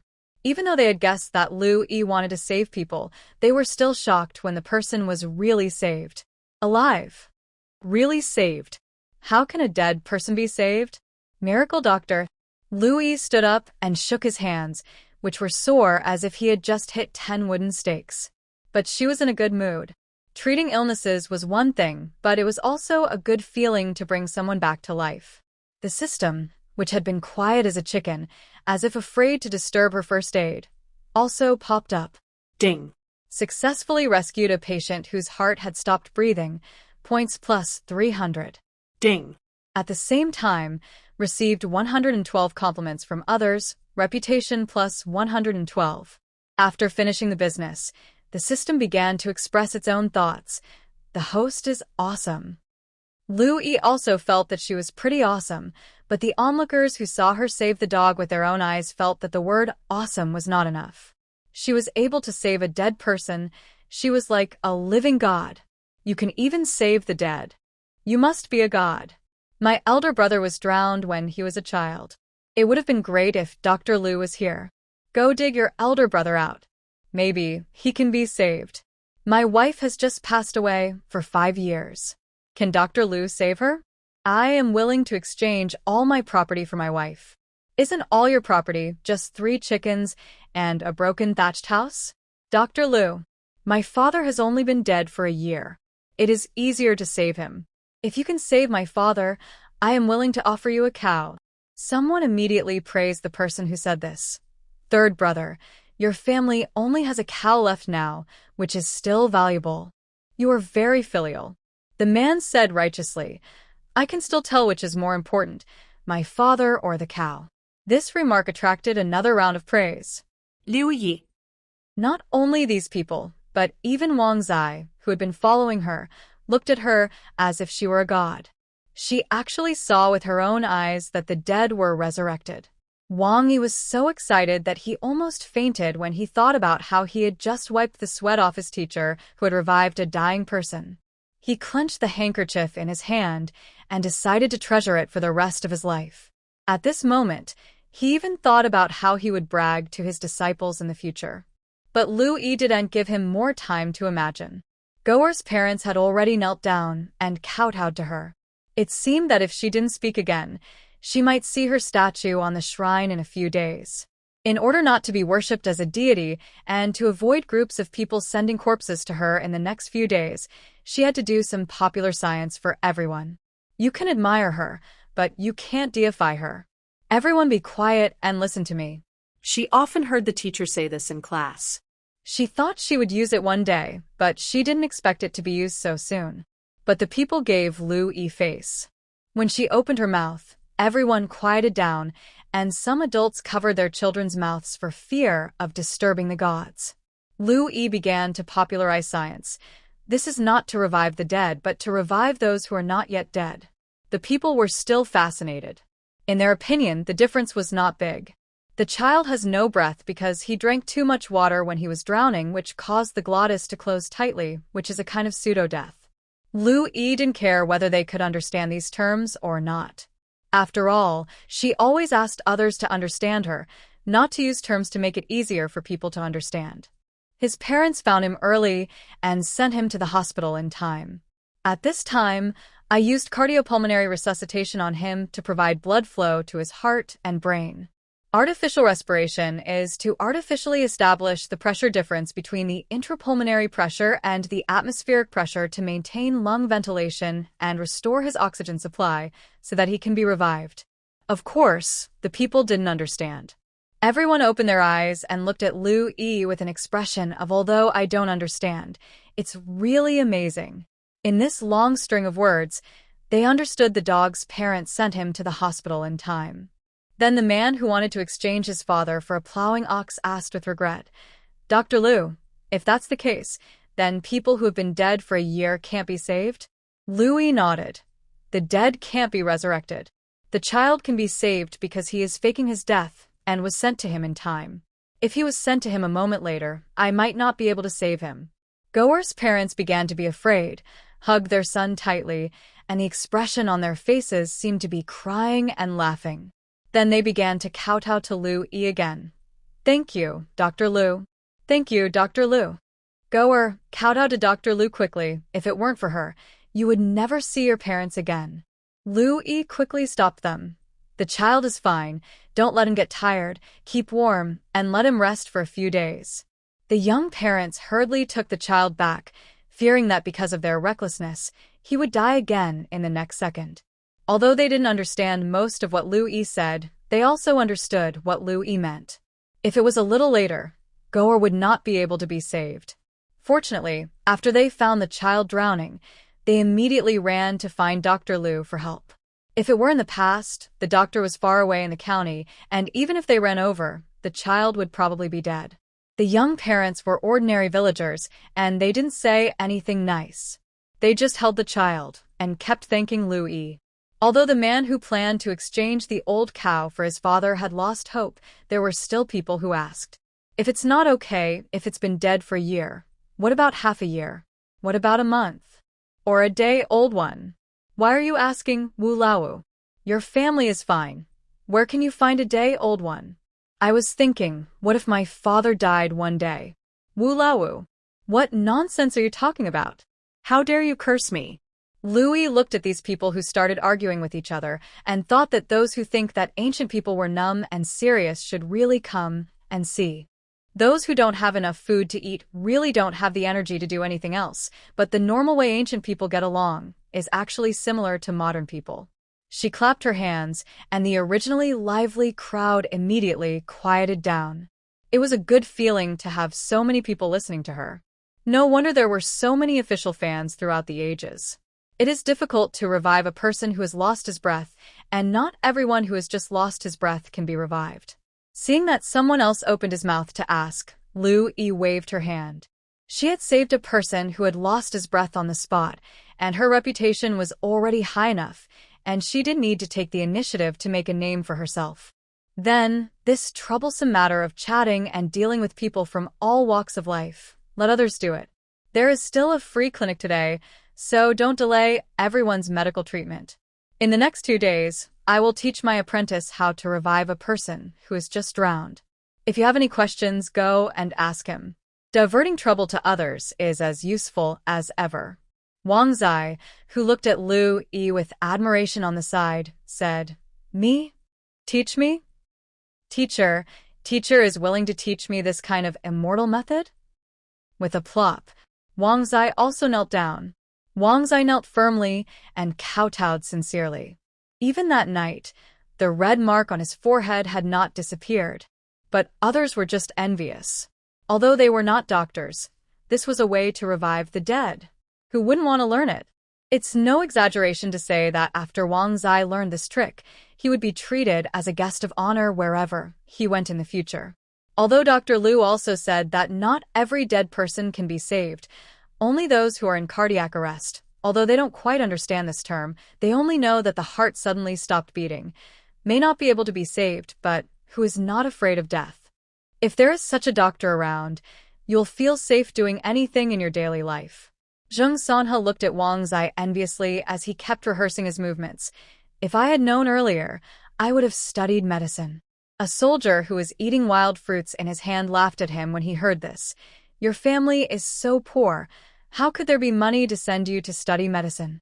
Other professions may only require hard labor for the teacher, but for the profession of doctor, the apprentice must honestly pay the teacher the apprenticeship fee. So when Wang Zai first became an apprentice, he wanted to take out his savings to give to Lu Yi, but she refused. When Lu Yi came back from martial arts practice, she heard this and encouraged Zheng Sanhe with a smile. Sanhe, although you didn't learn medicine in elementary school, you can also start as a pharmacist and learn from Wang Zai. The other soldiers immediately shut up when they heard this. Although they envied doctors for being able to cure diseases and save lives and make money, if they really let themselves learn, they still didn't want to suffer this hardship. These days, they have seen Wang Zai and his several apprentices busying around. During the day, they have to triage and decoct medicine, pick up medicinal materials, and do all kinds of troublesome preparations. At night, they have to write medical records, learn to read and draw, and memorize medicinal materials. Especially Wang Zai, he has to copy the daytime medical records onto brand new paper. He is so busy that he never touches the ground or raises his head except for eating and sleeping. On the other hand, the soldiers are not Lu Yi's subordinates after all. They are just borrowed soldiers. Although Lu Yi orders them around, he never orders them to death. At most, they just maintain the order of the free clinic and help with the lifting. They are not tired often, and they don't have to use their brains, and they can eat delicious food. They are crazy to give up their good life now and become the extremely hard-working pharmacist. A pharmacist, isn't he an apprentice? Which apprentice doesn't suffer, and they don't know how long it will take to practice medicine and make money. They felt that they didn't want to go, so they felt a little sympathetic towards Zheng Sanhe. Unexpectedly, this little soldier looked so happy. Really? Sir, can I really be a pharmacist beside Dr. Wang? Lu Yi smiled and nodded. If you want to come, wait for the captain to come back. I will tell him to ask you to come. I want to come. I want to come. Zheng Sanhe was so happy that he ran to Wang's side. In the future, I will definitely be a good pharmacist. Because he was just a pharmacist, Lu Yi didn't mention the matter of accepting apprentices, so there was no process of becoming a master. In short, from this day on, Zheng Sanhe, a little man who is not very noticeable among the soldiers, began to follow Wang and do activities with them. Originally, a pharmacist was an apprentice. If he became Lu Yi's apprentice, everyone would look up to him. In the end, no one became a master, and he just learned in a confused way. Some soldiers laughed at him for being stupid, some sympathized with his daily hard work, and some said to Zheng Sanhe, "I see you running around every day, doing all kinds of tiring work. If you regret it, just tell Dr. Lu that you don't want to be a pharmacist anymore. Dr. Lu probably won't bother you." Zheng Sanhe was happy with it. "I'm doing well as a pharmacist. Why don't I do it? You identify herbs and boil medicine in front of the stove every day. Your face is almost black and you're still fine? I learn a lot of new things every day and I'm happy." The soldiers thought Zheng Sanhe might be stupid, so they stopped persuading him and started betting on when he would regret it and want to come back. Lu Yi looked at them and was not surprised by their reaction. Doctors are indeed respected, but many pharmacists have been doing it for more than 20 years. It's okay to do it since childhood, but Zheng Sanhe is so old, and he is still a pharmacist. In the eyes of the soldiers, by the time he finishes his apprenticeship, he will be 40 years old, right? In ancient times, due to the backward medical environment, wars, natural disasters, and housing and material conditions, the average age of people was only 35 years old. There were not many people like Wang Zai who could live to 50 years old. So, in the eyes of these soldiers, it was not worthwhile for Zheng Sanhe, a pharmacist, to work until he died.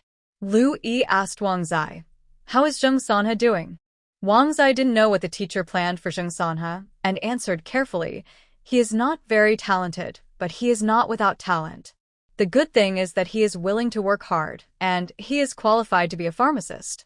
This is already said because Zheng Sanhe is hardworking and willing to learn everything. If it is really about talent, Zheng Sanhe really doesn't have it, but he wins in his down-to-earth attitude. Lu Yi guessed it. Although she traveled through time and had a system golden finger, she was not the heroine of the novel. How could she just pull someone in, and the other person would be gifted and a good seedling for studying medicine? There are not so many geniuses. Most of them are just ordinary people, and Zheng Sanhe is such an ordinary person. But the good news is that in ancient times, practicing medicine required talent, but modern medicine doesn't care about this.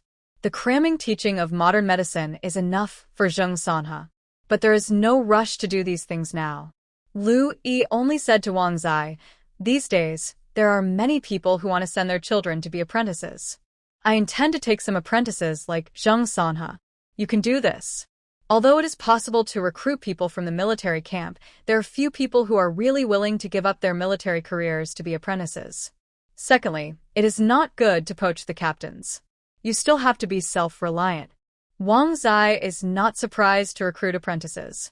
As a doctor, you always have to have someone to do things for you. Especially those doctors with excellent medical skills, they are busy seeing patients and studying every day. Can they be expected to boil and decoct medicine by themselves? Tell patients how to take it? How can every famous doctor not have a dozen apprentices and medicine doctors around him? There are also dozens or even hundreds of them. Generally, they have multiple duties, such as picking medicinal materials, moving, cutting, boiling, and preparing medicines, carrying the teacher's medicine box, being the teacher's groom, and being the teacher's cook. Occasionally, they have to be scolded or kicked by the teacher. Wang Zai hesitated for a moment, but still asked, "This time when recruiting apprentices, will the teacher pick one or two smart ones to keep by your side?" This is to ask Lu Yi whether she wants to take another apprentice. After all, with such a brilliant medical skill, Wang is the only apprentice around her, which is still a little too few. Dr. Zhou in Hu County has 3 apprentices around him. "I won't pick any more." Lu Yi smiled kindly. "In the past 2 years, I still want to focus on you, my direct disciple, and you will teach these apprentices." After finally teaching Wang Zai, who is so useful, she doesn't want to take on anyone in the short term. Especially teaching from scratch, it's tiring to think about it. Wang Zai couldn't believe it and was deeply moved again. He had lived for so many years, but this was the first time he met a doctor who promised his apprentice that he would not accept any apprentices for 2 years, just to teach his apprentice better. Wang Zai's eyes were filled with tears again, and he bowed deeply. "Teacher, you are so kind." The fact that Lu Yi had saved the drowning child who had stopped breathing had spread all over the country at a rapid speed. For the people who didn't know much about doctors, if he could save the dead, what else could be said about the doctor's medical skills? This fact was so amazing that it was very suitable for spreading. Even the people living in the mountains knew about it from the peddler. There was a miracle doctor in Hu County who could even save the dead. This miracle doctor is really kind-hearted. He doesn't charge for treating the common people. Otherwise, the common people would really look down on him. Do you know how much the miracle doctor charged for treating the son of Mr. Lu? 60 taels. Listen. 60 taels. There's still a lot left after buying your whole family. The villagers opened their eyes wide when they heard this. 60 taels, this amount they dared not even dream of it, but the miracle doctor could make a lot of money just by treating a disease. And now, new news has come. The miracle doctor of Hu County is recruiting apprentices. Anyone over 10 years old can sign up. As soon as the news came out, all those who had heard the rumor immediately thought of the dead can be brought back to life and 60 taels. The main thing is 60 taels. If they become the apprentices of the miracle doctor, can they also earn 60 taels in the future? It's no exaggeration that Lu Yi's recruitment of apprentices has caused a sensation throughout Hu County. Have you heard? The miracle doctor is going to take in apprentices. What do you mean by taking in apprentices? That's taking in apprentices. My third nephew's wife, brother's aunt lives in Singli. People say that taking in apprentices and taking in apprentices are not the same thing. The place where Lu Yi was stationed was called Singli. Now, anyone who lived in Singli would be praised when they went out.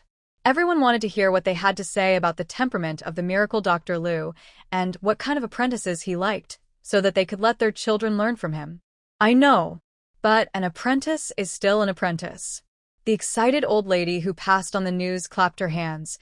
Although being an apprentice is a bit tiring, we are a poor family, so we are not afraid of hardship or fatigue. This miracle doctor can even bring the dead back to life. I don't ask to learn how to bring the dead back to life, but if we follow her and learn a little bit, we won't have to worry about the rest of our lives. The passerby nodded. Yes, such a good opportunity. We couldn't afford it in the past.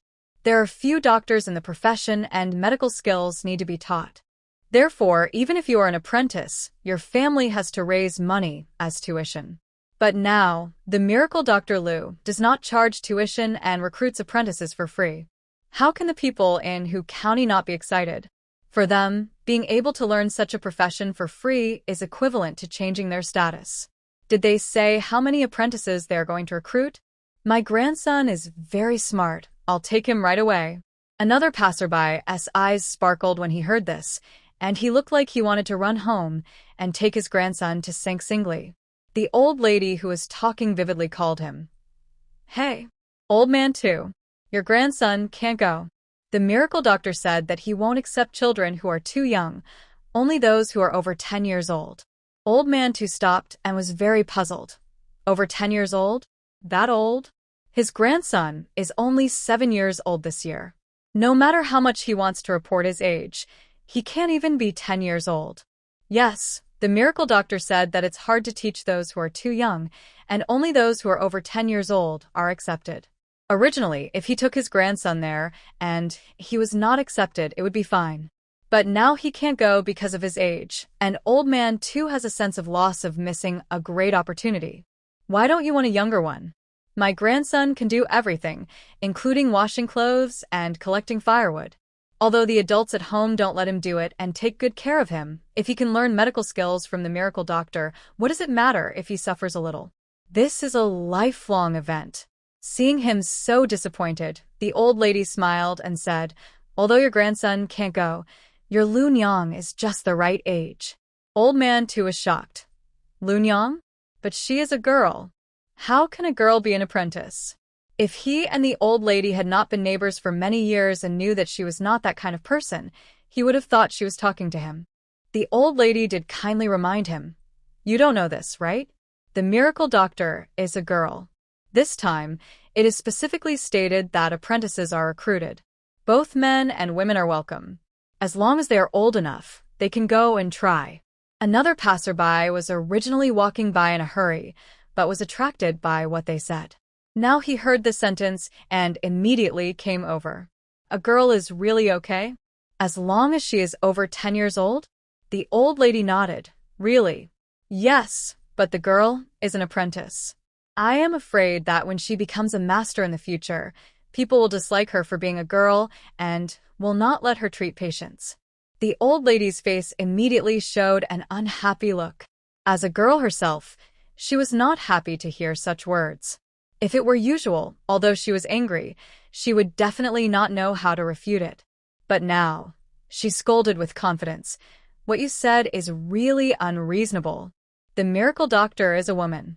She has saved countless lives. If one day the sick person is going to lose his life, would he prefer to die just because the doctor is a girl?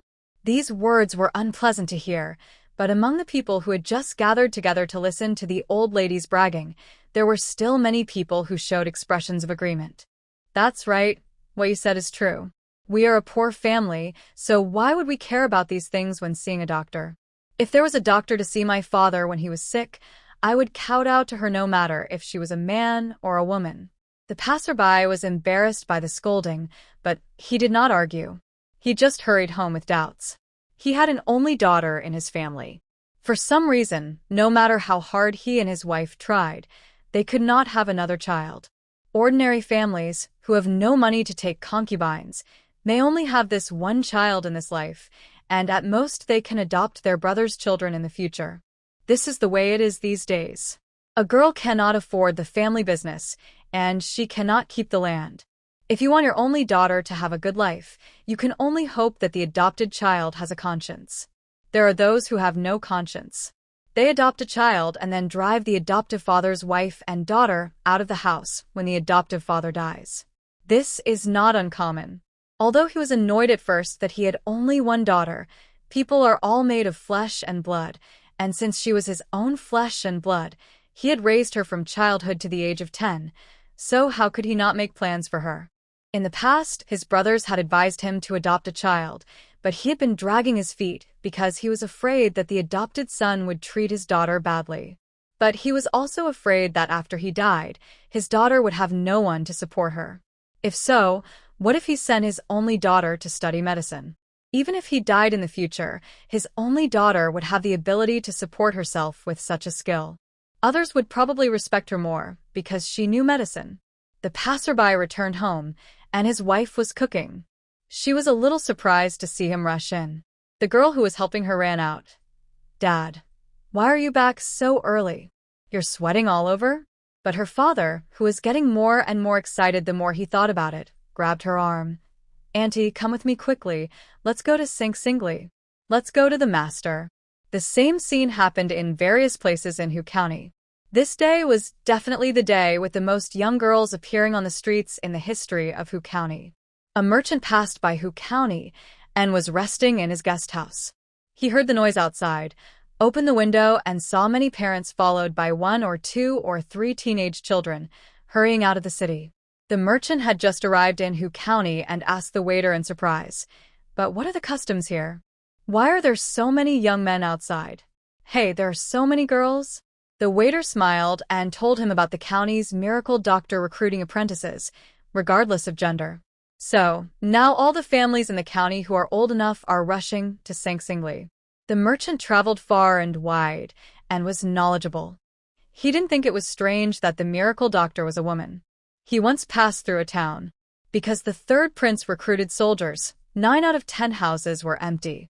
The men who had not yet grown up were pushed to the battlefield, and almost none of them could come back. There were no men there, only women, so the women who were originally thought to be unable to support the family business supported the family, working in the fields, fishing, and building houses. When the merchant passed by, even the goose houses there were run by women, and the waiters were all women. So when a merchant heard that the miracle doctor was a girl, his first reaction was, "Is it really that miraculous?" Mischievous. The waiter was like a tout, and his eyebrows were flying when he talked about it. He can even save the dead, just tell me, is this miraculous? The merchant was really shocked.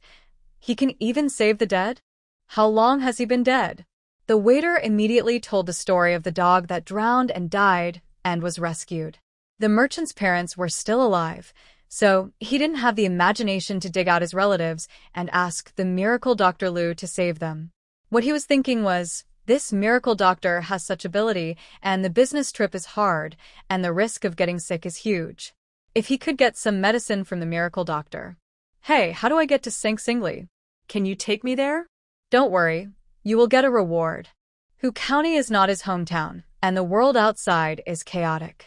Merchants are unfamiliar with the place, so they dare not follow strangers. Finding a local can more or less avoid some risks. The waiter was very happy and turned to look at the boss. Boss?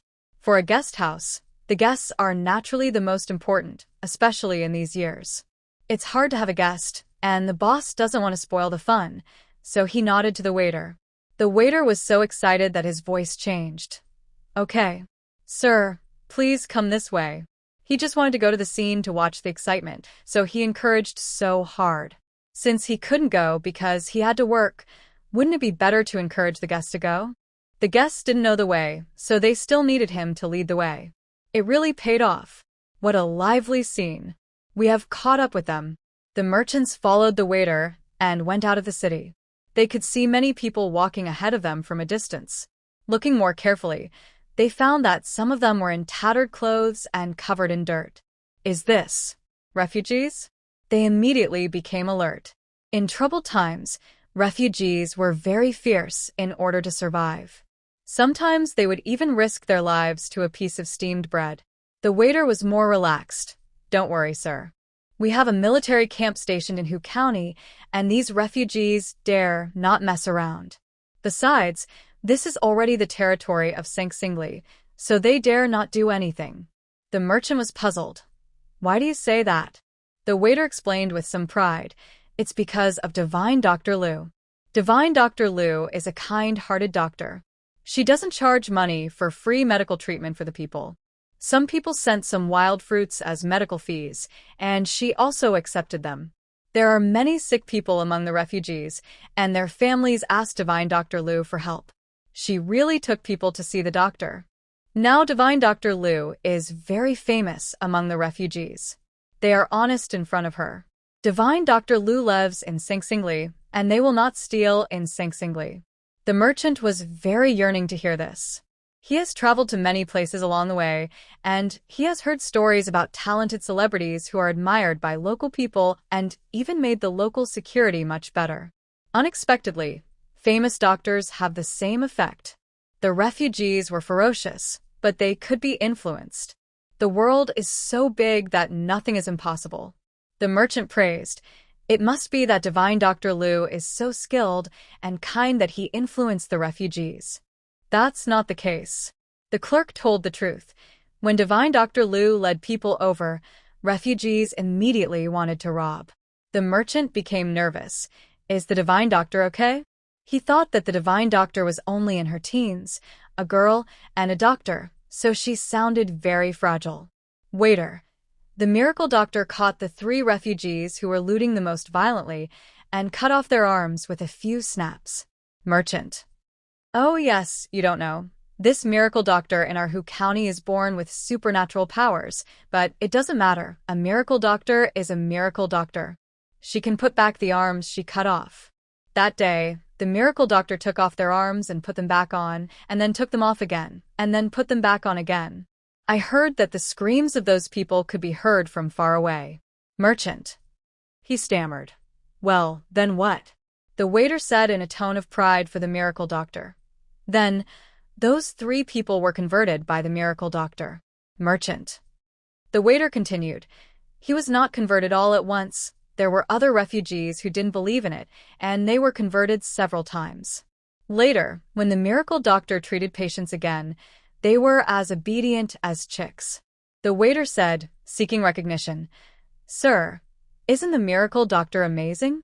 The merchant smiled dryly and wiped the cold sweat from his forehead with his sleeve. Great, great. He originally thought that a teenage girl, who was also a miracle doctor, had such a kind heart to treat refugees, that she must be kind and easy to fool. The merchant didn't want to do anything, but the merchant's nature of pursuing profit made him want to fool the miracle doctor a little bit. It would be best if he didn't spend much money, or even no money, to get free medicine. However, he didn't dare to think so now. It's better to ask for medicine honestly. He is old and can't stand the pain of having his arm removed. Seeing that the merchant was obviously frightened, the waiter still respectfully led the way, but he was very proud in his heart. He was a waiter in an inn and saw a lot of people. As soon as he saw this merchant, he knew that he wanted to take advantage of the miracle doctor. He should scare him.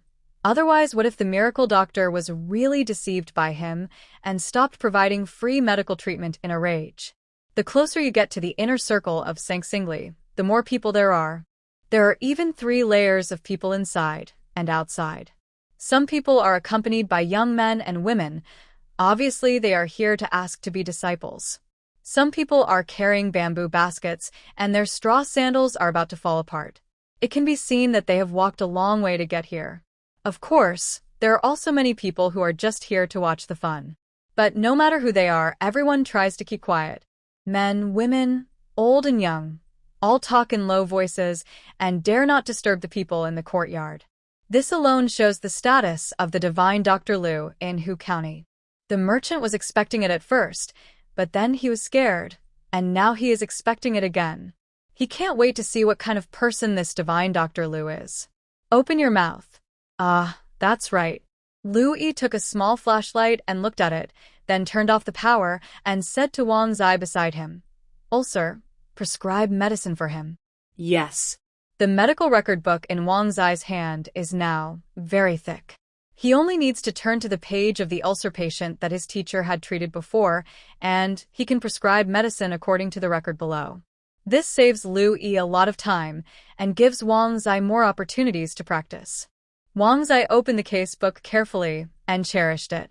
The merchant who was diagnosed with ulcers stood aside with his hands and feet tied.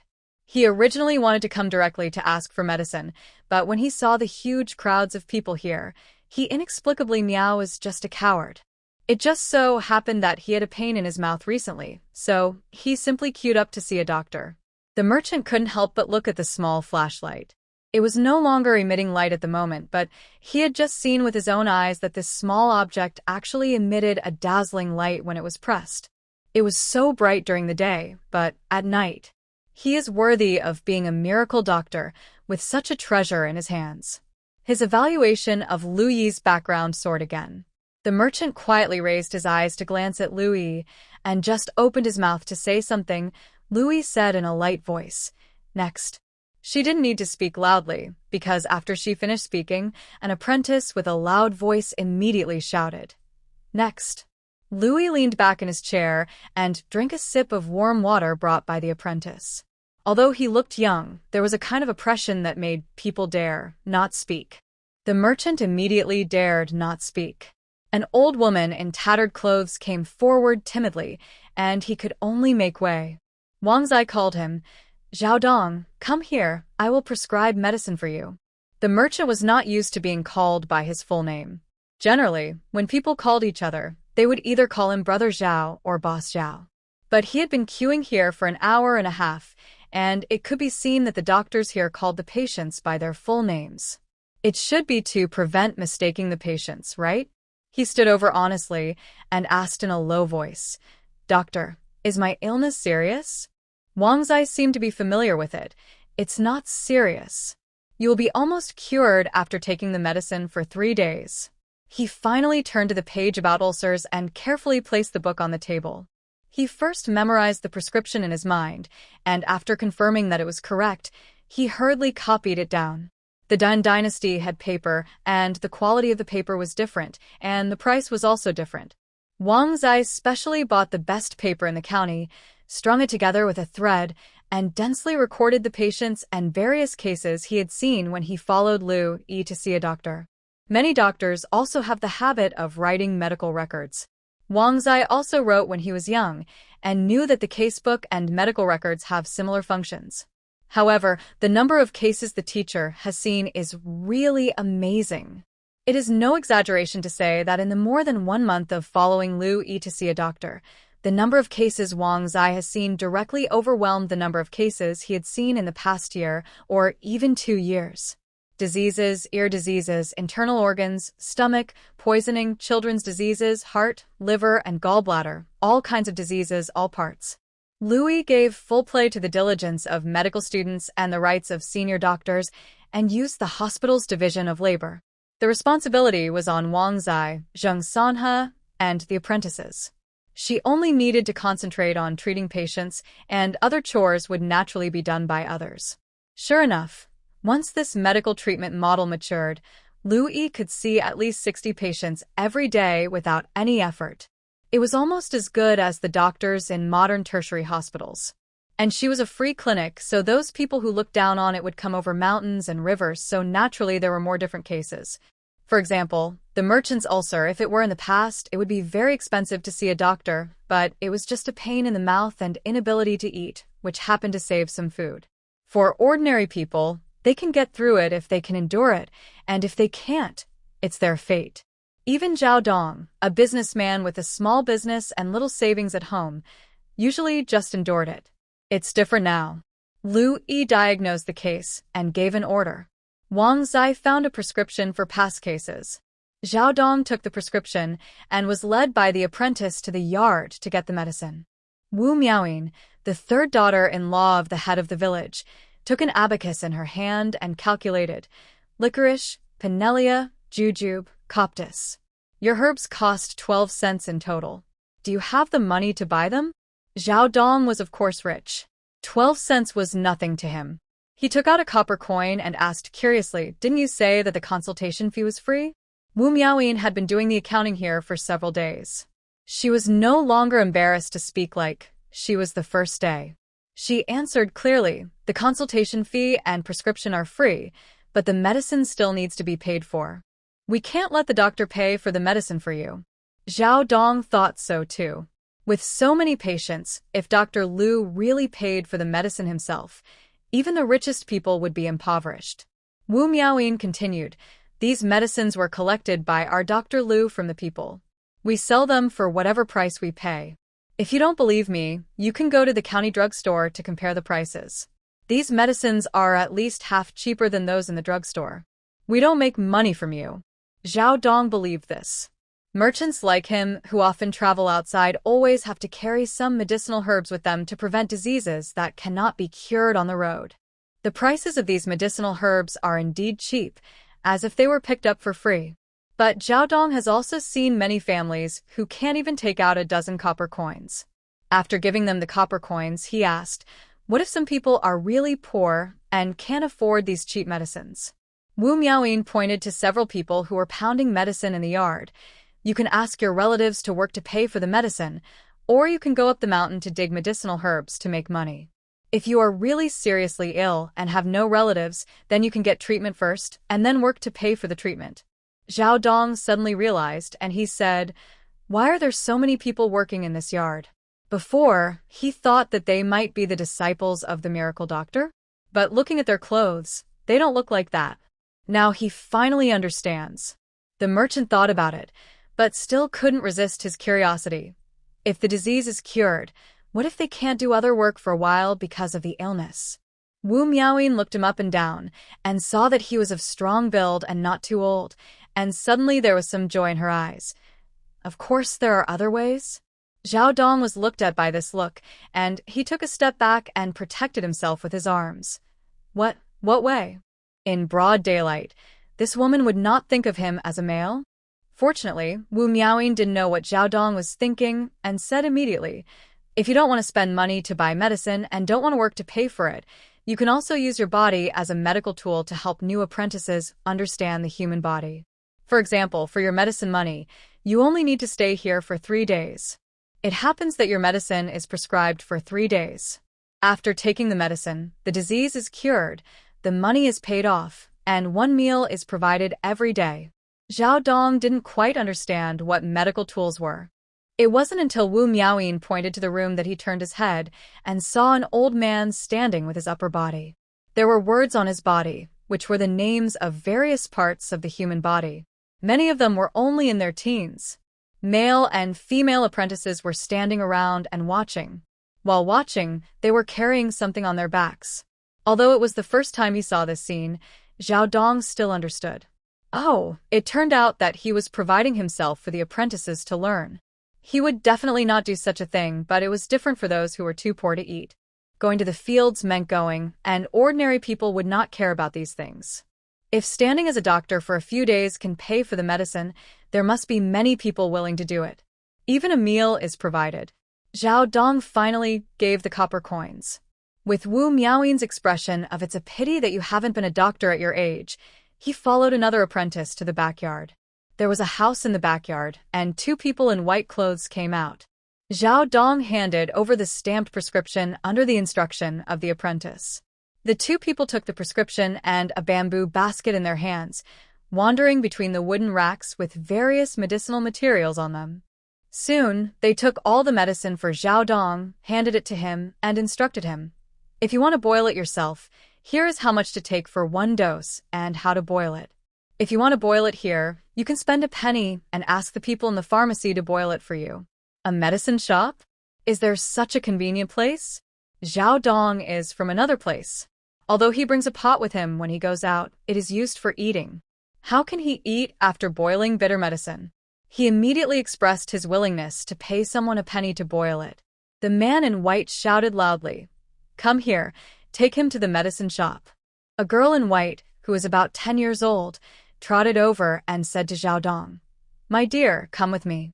The medicine shop is in another house." Zhao Dong followed him. There were people everywhere on the road. A man and a girl of similar age came out with their heads down. Seeing the white clothes on the girl, they showed envy. Zhao Dong guessed that this little girl was one of the new apprentices recruited by the miracle doctor. He was envious. Even if she learned a little bit of the miracle doctor's medical skills, she would probably have no worries about food and clothing in the future. Thinking of this, Zhao Dong's attitude towards the little girl became much warmer. Maybe he would ask for help from her in the future. He walked all the way to another house. There was a long plaque hanging at the door. This is the medicine room. The pharmacy is a bit similar to the modern Chinese medicine decoction. The difference is that the Chinese medicine decoction can be taken home for several days at a time, put in the refrigerator, and taken out when needed. The medicine decoction in the pharmacy must be taken by the patient immediately. The modern decoction is needed because many people do not have time to decoct medicine and find it troublesome. Lu Yi does not know whether Dan Dynasty originally had Chinese medicine decoction, at least not in Hu County, because Dr. Zhou sees patients at home, and there is not even a clinic, so how can he help patients to decoct medicine? After the free clinic, the existence of the pharmacy is still very necessary because it is a free clinic and many poor people come from far away to see the doctor. Of course, they can't carry the pot all the way here. It's so easy to be robbed. The pot is an important family property. So after seeing the doctor and buying the medicine, they can't boil it immediately. Of course, they can take the medicine back to the distant place, but let's not talk about whether the medicine will be robbed on the road. Let's say that the patient has come a long way. Now the medicine that can relieve the pain is in front of him. Of course, he wants to take it as soon as possible to see the effect. If the effect is not good, you can ask Dr. Lu to see it again. So, the pharmacy appeared. The rich can pay a penny to buy the medicine for boiling, and the poor can still do the same as usual, work to compensate, or make artificial medical tools. Zhao Dong has money, so he paid the penny and saw that the house looked ordinary on the outside, but there was a strong smell of medicine from a distance. Two young men came out, took the money and medicine, and started to work. You can wait here, or you can wait half an hour later. The girl who brought Zhao Dong here reminded. In the future, when you need to take medicine, you can come and hand over the medicine package to them, or you can leave the medicine here, set a time, and the pharmacy will help you deal with it when the time comes. Zhao Dong looked at the medicine in his hand and decided to leave it. He saw that there were quite a few patients waiting outside the pharmacy. If they came to deliver medicine every day, they might have to wait in line. Although he just took a quick look and saw rows of earthenware jars inside, there were many earthenware jars and many people. Seeing that he had made a decision, the girl asked again, "My dear, you are from another place, right? Where do you live now?" Zhao Dong was of course still a little cautious when he was out. Although it was only a little girl who asked this question, he still answered vaguely, "It's not far from here, don't worry about me. I have several companions waiting there." "That's good." If my dear lived far away, he would have to take the medicine 3 times a day, and he would have to run on the road all day long. The girl didn't ask in detail. Zhao Dong thought so too. Although Sing Singli looked prosperous and crowded, and there were even many vendors carrying loads to sell goods, it was too far from Hu County after all. Now he regretted giving the medicine to the pharmacy. He could take it back and give it to the guest house. I believe that if he gave the guest house a penny, they would be willing to help boil the medicine. But when he thought of this, Zhao Dong shook his head in his heart. For the same penny, he would definitely prefer to give it to the doctor. If nothing else, the rows of earthenware jars alone are enough to prove that there is an established process for boiling medicine here, and there will definitely be no mistakes. An idea came to Zhao Dong's mind. It would be nice if he could stay here. The girl smiled and said, "I wanted to ask you if you want to stay in Sanqing and drink the medicine for 3 days before leaving." "Oh, "Do you have guest houses in Sanqing?" The girl shook her head. "There are no guest houses, but there are residential houses. Although the weather is not too cold now, it is also late at night with heavy dew. Our Dr. Liu is worried that patients will get sick if they sleep outside, so he rented some houses in Sanqing and renovated them to let patients from other places stay." After experiencing the money for medicine and boiling medicine, Zhao Dong has evolved. He asked directly, "Do you want money?" There are separate rooms. Some rooms are small, but they can sleep more than a dozen people. These people can get some wild fruits and vegetables as accommodation fees. Some rooms are much more spacious and have couches. This kind of room costs 2 cents a night, which means 2 cents for each person staying there. Everyone can get it together. Some houses are not only big, spacious, and bright, but also equipped with stoves and firewood. it costs 10 cents a night." Zhao Dong understood. So the poor people have a place to live, and the rich people also have a place to live? The girl smiled and nodded. Zhao Dong asked tentatively, "Since the houses are used as guest houses, do you sell food here?" Sure enough, the girl immediately took out a rough paper notebook from her and turned a page. "Here is the menu. Do you want me to read it? Or you can read it yourself." Zhao Dong knew how to read, so he took it and looked at it himself. The price was indeed low, even very cheap. But he looked up at the dense crowd and knew that selling like this would definitely not be a loss, and he could make a lot of money. It was obvious that there was no need to hire a chef or a waiter here. An apprentice would be enough. Find 1 or 2 women in Sanqing who are good at cooking, and then buy vegetables and meat in the village, and a meal is ready. The cost is low, there are many buyers, and the labor is free. This can make a lot of money. And no one would say anything bad about Divine Dr. Liu. After all, food, accommodation, and lodging cost money, and Divine Dr. Liu's prices have already dropped to such a cheap level. Although there are expensive lodgings and food, it's just a matter of willingness. For example, even a 10-cent a night house is cheaper for him than a guest house, and it's also convenient for him to take medicine and have follow-up visits. Those who have no money can live in a small house for free and eat cheap wild vegetable steamed bread, which is better than sleeping outside in the open. Originally, he didn't charge for diagnosing diseases, so who can say anything bad about Divine Dr. Liu? This Divine Dr. Liu not only made money, but also won the respect and praise of everyone. Zhao Dong was originally in awe of Liu Yi's martial arts value, and this was even more so at this moment. Even if Divine Dr. Liu didn't work as a divine doctor, he would probably make a lot of money as a businessman. Such a person can come from such a small Hu County. When he visited to buy medicine, he should be more respectful and careful. The income from accommodation is 312 coins, the income from meals is 1765 coins, the income from boiling medicine is 178 coins, minus the rent of 100 coins. The purchase of vegetables and meat is 780 coins. Wu Miaoyin's abacus clattered. Her father was originally the accountant of the county.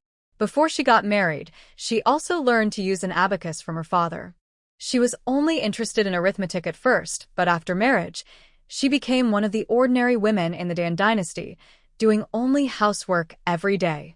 Unexpectedly, she could also use this abacus to make money. Wu Miaoyin was happy in her heart and quickly calculated the result. She said respectfully to Lu Yi, who was sitting on the side drinking egg soup, "The total income in these 10 days is 2,255 coins. After deducting the cost, there is still a profit of 1375 coins. This is 100 coins and another 375 coins.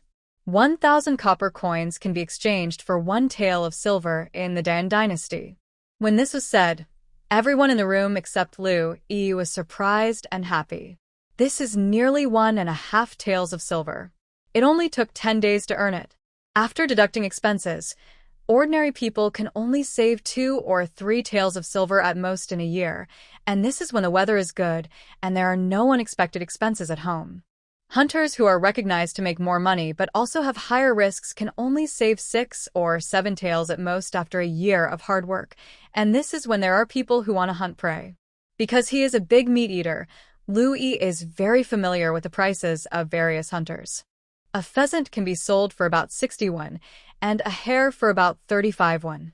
There is also a transfer according to the size. Only those who hunt large prey or those with valuable fur can make more money, such as musk deer, foxes, wolves, leopards, and black bears.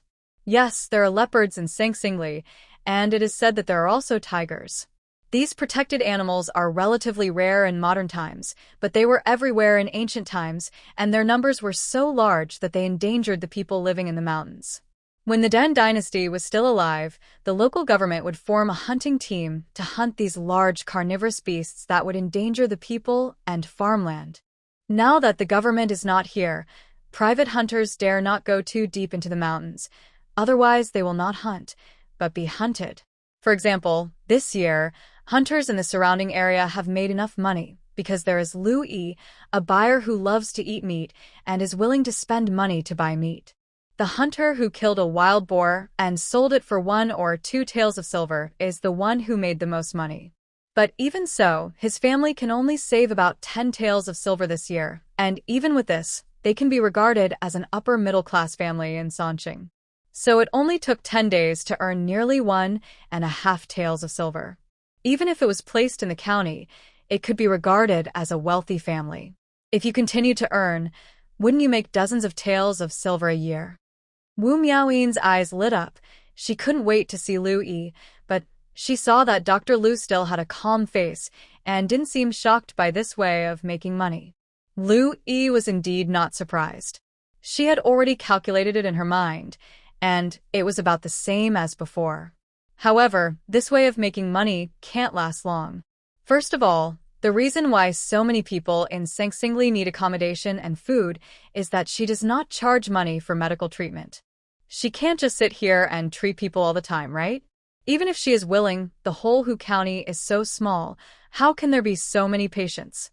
Even if there are patients from other counties who come here, it is a chaotic time now, and the number is estimated not to be too many. Secondly, the reason for such a high income is that all the labor used is free. Not to mention Wang Zai and his apprentices, there are also soldiers brought out from the barracks and 10 apprentices who have just been accepted.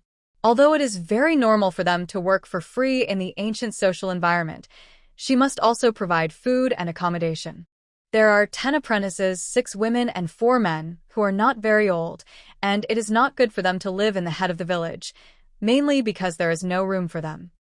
Lu Yizai rented the house closest to the head of the village for them to live in, which is 100 coins a month. Then, she tidied up and moved in with her people. In terms of food and drink, these 10 apprentices are all at the age of growing up. Lu Yi is really generous to his subordinates. If they were in modern times, they would still be primary school students. There is no need to treat them harshly. Of course, he would eat with them.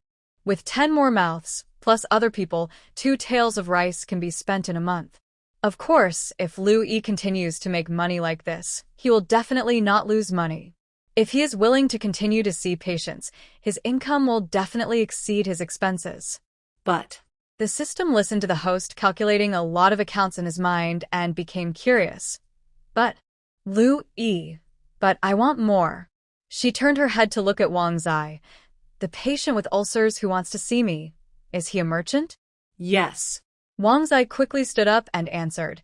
He wants to buy some finished medicines and transport them to his hometown to sell. Louis tapped the table lightly with her hand, which was a sign of her thinking. Of course, she didn't need to tap the table to think, but through the habitual action of tapping the table, she reminded others to be quiet and not disturb her thinking. This was a habit that they developed when they were staying at the headman's house. The main reason was that the headman's grandson, who had a mouth ulcer, had a really loud voice. It was fine when he was asleep, but when he woke up, everyone was deafened by his voice. Lu Yi and his people moved away, which was more or less due to the child. The headman's family felt very sorry. After all, when Lu Yi was staying at their house, he would share any delicious food with them. After eating for such a long time, the headman's family had more color on their faces. Louis knocked on the table lightly, and everyone in the room really quieted down quickly. They deliberately lowered their breathing to an almost inaudible level. Wu Miaoying even subconsciously wanted to get up to remind her sister-in-law to carry her nephew outside. As soon as she moved, she remembered that Dr. Liu had moved, so she stopped moving again. In less than half a minute, Lu Yi made a decision. Bring him to see me. She originally wanted to wait for Captain Ma to come back, and then use him as a banner to start a pharmaceutical business. As a result, she waited and waited, but Captain Ma, who was supposed to come back in a month, did not move. Jiguan Mountain is deep in the mountains and old forests, and letters cannot be passed in. There is no way to know what is going on inside. Fortunately, Captain Wu is in the military camp. Every time Lu Yi sent people to the military camp to deliver pheasants and ducks, the people who came back said that everything was fine in the military camp, but the food was getting less and less. If Captain Ma came back with the payment, it would be fine. If he couldn't come back, there would definitely be chaos in the military camp. Lu Yi had to consider what she should do next if Captain Ma unfortunately died in Jiguan Mountain. Fortunately, she drank the genetic strengthening medicine, so no matter what the situation was, she would always have the ability to protect herself. But in today's world, it is safer to make more money to buy food and stockpile it. Merchant Zhao Dong was quickly brought to Lu Yi. Although it was dusk and most people would go to bed, he jumped out of bed and rushed over immediately when he heard that Divine Dr. Lu wanted to see him. He said that as a divine doctor, he could save the dead, so he must have a prescription for ready-made medicine. Ready-made medicine is a prepared medicine with obvious advantages. It is easy to store and can be used to treat the disease. It can be taken to various places. The price is generally much more expensive than ordinary medicine, but as long as you can buy the right ready-made medicine, many people are willing to buy it. Zhao Dong came to Singli in the first place because he wanted to buy ready-made medicine from Lu Yi and then sell it in other places. Although ready-made medicine prescriptions are rare, many medical clinics may only have 1 or 2. But as a divine doctor, there may be 4 or 5. When they arrived, Zhao Dong was very humble. Zhao Dong has met divine Dr. Lu. Lu Yi didn't waste time talking to him and got straight to the point. I have 100 kinds of prescriptions here, which can cure various diseases. My disciple has already written down the symptoms. Come and see which one you want to buy. Zhao Dong. He was stunned. 100 kinds. Going on a long journey, merchants would buy as many ready-made medicines as possible to ensure the health of themselves and the caravan members on the road. Therefore, Zhao Dong knew that it was great for a general medical clinic to produce more than 2 ready-made medicines. There was a county magistrate in the Dan dynasty who said before taking office that gold has a price, but medicine is priceless, which refers to ready-made medicines. Because ready-made medicines can be circulated across regions, most of them can be preserved for more than a year, and the prescriptions are precious. They are basically sold at high prices. For any medical clinic with more than a few ready-made medicines, making money is like playing. Who would have thought that Lu Yi, who lived in the remote Hu County, actually had so many ready-made medicine prescriptions in his hands? 100 kinds, this is too. Zhao Dong kept muttering to himself. Not to mention that the doctor was once involved in the disputes of the previous dynasty, and a large number of medical skills and prescriptions were destroyed. Even if the prescriptions were not destroyed, the medical clinic would not be able to produce so many ready-made medicines. But after being shocked, he quickly reacted. Just now, Dr. Liu asked him which ones he wanted to buy. Was she willing to sell the ready-made medicines to him? Zhao Dong was like being hit on the head by a huge pie falling from the sky. The excited blood rushed to his brain, and his body, which was already bowing, bowed again. Thank you, doctor. Zhao Dong will definitely choose carefully.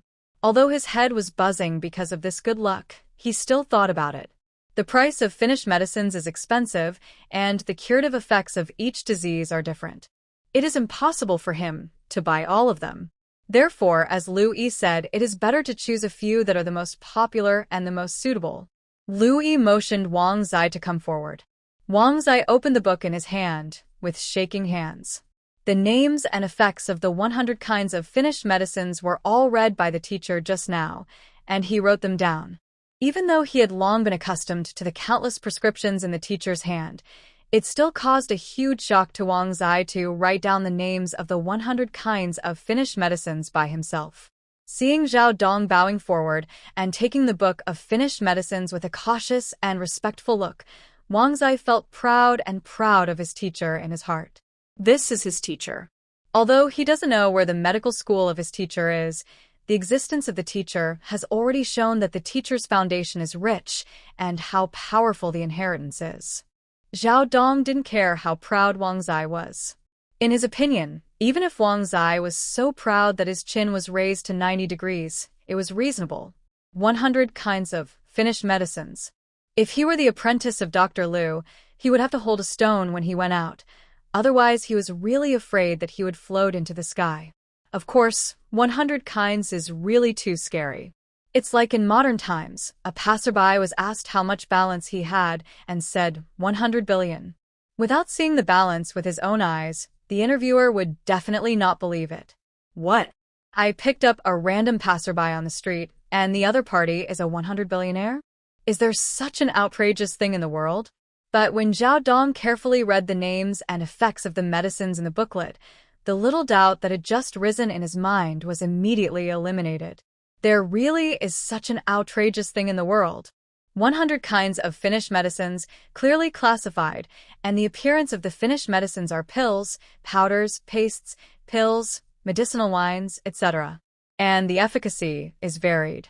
At a glance, there are medicines for treating typhoid fever, rheumatism, external injuries, internal injuries, diuretics, digestives, expectorants, tranquilizers, detoxifiers, tonics, sedatives, analgesics.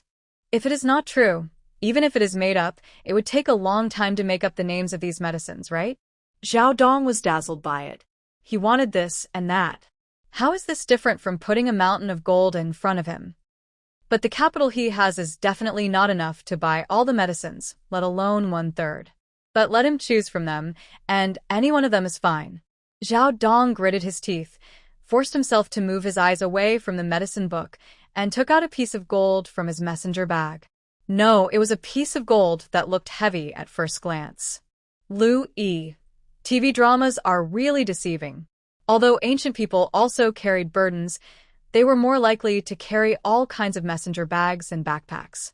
There are also large shoulder bags, water filter bags, small shoulder bags, net bag water bottles, food bowls, etc. The bag Zhao Dong is carrying now is a typical small shoulder bag. It is small but very sturdy. He puts precious treasures in it and keeps it with him even when he sleeps. As for why he didn't put silver bills, which are more convenient for merchants, but carried heavy gold everywhere. The Dan dynasty is gone, and silver bills have long lost their credibility. As early as when the Dan dynasty was in danger, silver bills were not widely circulated in the world. All the gold in the Dan dynasty also has the shape of ingots, but that is used by princes and nobles. The gold used by ordinary people looks more like a solid gold brick. Liu Yi was really curious. She had been here for so long, but this was the first time she saw gold. Zhao Dong touched the edge of the gold brick reluctantly, and then bowed and presented it to Liu Yi. Dr. Liu, This is 50 taels of gold. It is all Zhao Dong's wealth. Please accept this money, Dr. Liu. Zhao Dong has another unwelcome request. Doctors are skilled in medicine and have a kind heart. They should know better than me, a merchant, which kind of finished medicine is more suitable for sale. If possible, can you help Zhao Dong choose a few finished medicines? The price will only be based on these 50 taels of gold. Lu Yi looked at Zhao Dong. Sure enough, in ancient times, those who could travel all over the country to do business were still very smart, even if their business was not big. He chose by himself. After all, he didn't know medicine, so there was definitely no one for her to help him choose. And he offered his family fortune right away, which was equivalent to using all his family fortune to show his sincerity and trust in Lu Yi. When doing business, it is best to treat each other with sincerity. Lu Yi smiled. Okay, I'll help you choose. She took the 50 taels of gold offered by Zhao Dong, and her face was still gentle and calm. In her heart, money, money, ha ha ha ha ha ha, so much money. Lu Yi was wearing a neat white coat with a calm expression, looking very much like a famous doctor. In fact, the famous doctor was counting money in his mind. I have inquired about it. The current exchange rate of gold and silver is 110. 50 taels of gold is 500 taels of silver. I have been working hard for so many days. I have only saved 3 taels, not counting the consultation fee given by the Liu family. Now I have 500 taels. The system does not feel much about human money, but seeing that the host is so happy, it also becomes happy. Congratulations, host. You said last time that you wanted more. Now these are enough. Liu Yi, no. System. Lu Yi, don't underestimate our human greed, little system. These 500 taels are just the beginning. In fact, Lu Yi had thought about which kinds of finished medicines to sell to Zhao Dong. This time, these 100 kinds of finished medicine prescriptions were not memorized by her, but she spent 1,000 points to buy them. Although Lu Yi had seen many prescriptions in books, she really made a good purchase because she bought the ancient Chinese patent medicine prescriptions. Many prescriptions in Lu Yi's memory have become modernized, such as vacuum drying technology and microwave processing technology. Living in ancient times, knowing the prescriptions is useless. But the prescriptions she bought in the system can be used to make various finished medicines smoothly in the Dun Dynasty without modern pharmaceutical equipment. But the business of selling finished medicines has just started, and it is definitely necessary to spend some time on the initial selection.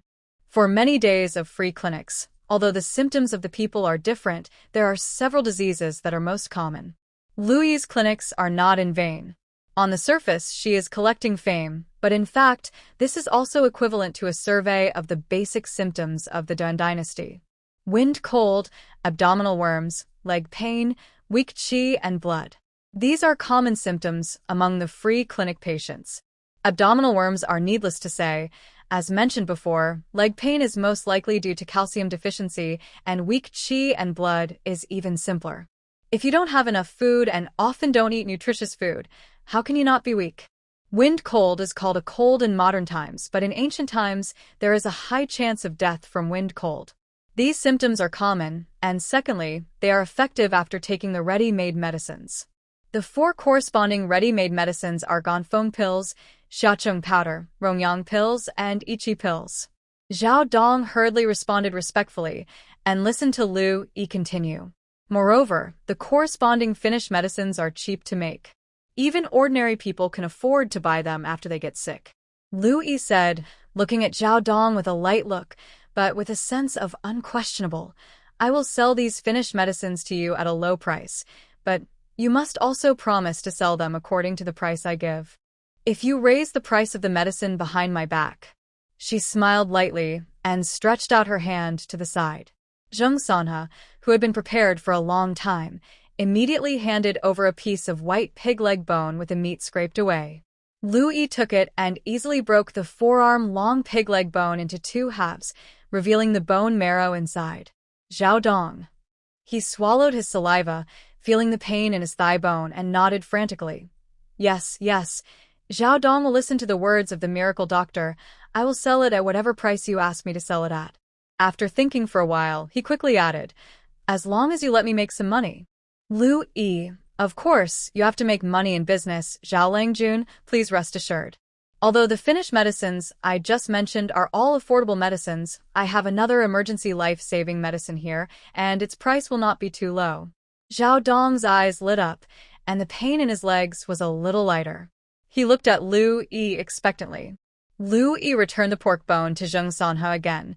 Come, we can talk in detail. She and Zhao Dong started to discuss the specific drug pricing. Zheng Sanhe, like holding a treasure, took 2 pieces of pork bones to the kitchen and asked the apprentice who was responsible for cooking today to make pork bone soup. Put some red dates in it, and then put a pancake on each person. Did a patient bring a basket of leeks today? Then fry some leeks and eggs. Remember to put more eggs in. Dr. Lu likes to eat eggs. Don't be reluctant to put them in like you did yesterday, okay? The 5 apprentices who were responsible for cooking today nodded repeatedly and responded in unison. Got it. Okay, do it.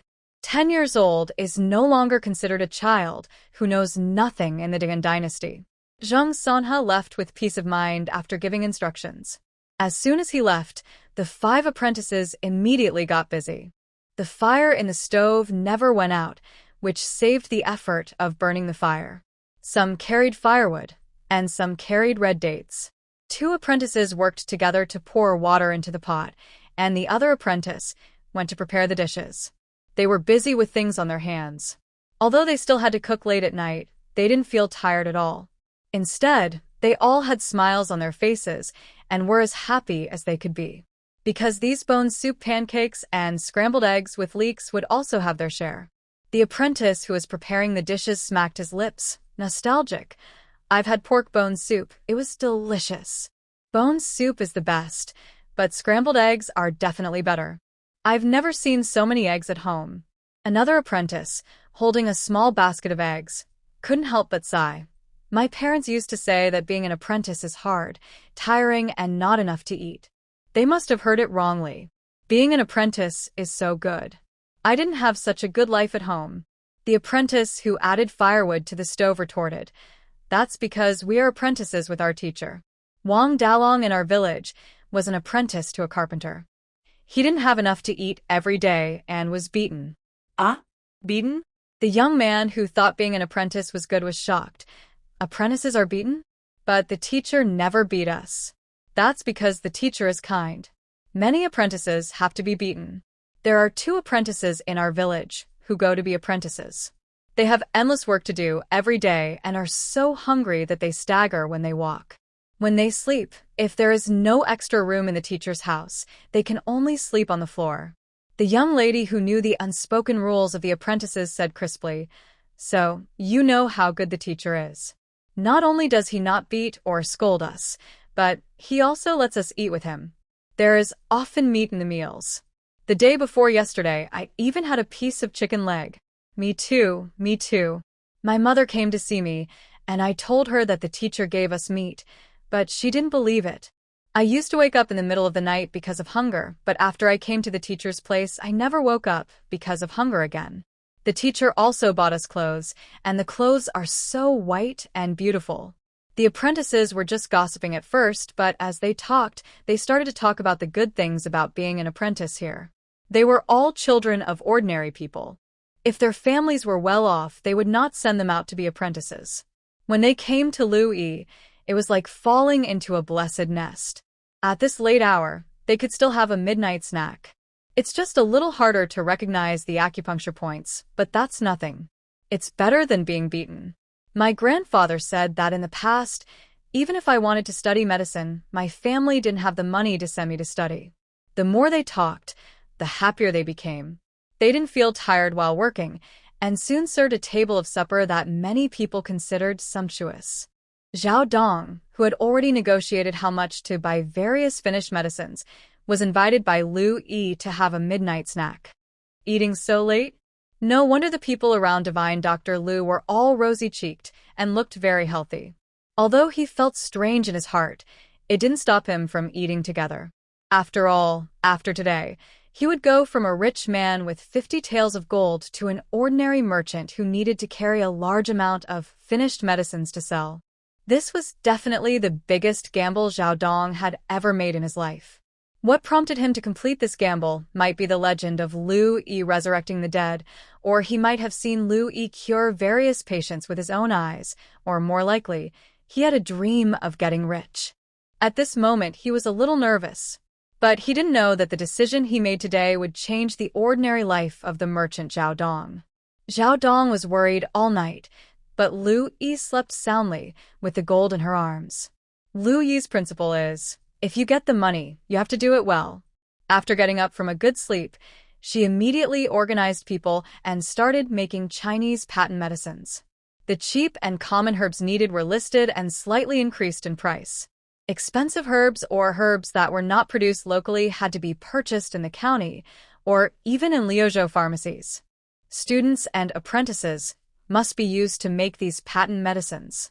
Lu Yi was not worried that the apprentices would learn to run away. Although she did not accept them as apprentices, they were learning under her. If they betrayed their teachers, they would be scolded in the Dan dynasty. Moreover, she had a lot of prescriptions in her hands, and she could fully bear the loss of the prescriptions being leaked. It was just that in the early stage of starting a business, it was better to be safe.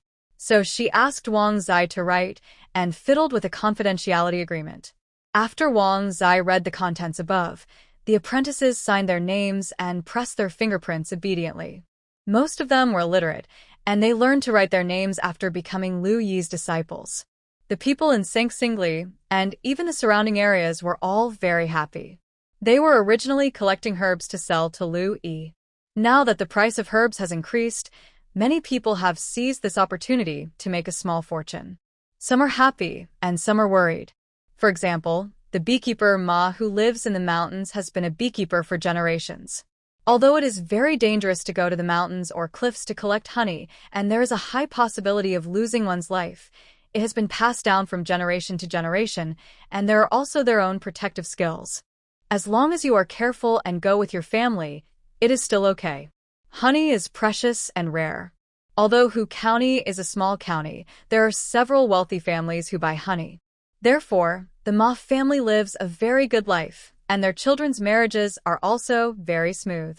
Everything was fine, but until the court was gone and the world was in chaos, those wealthy families who could enjoy comfort in the peaceful and prosperous times either left Hu County or had a sense of crisis and no longer bought honey as generously as before. The channel of selling honey, which was purchased by the government and then presented to the dignitaries layer by layer, also disappeared along with the disintegration of the court. Honey can be collected, but no one buys it?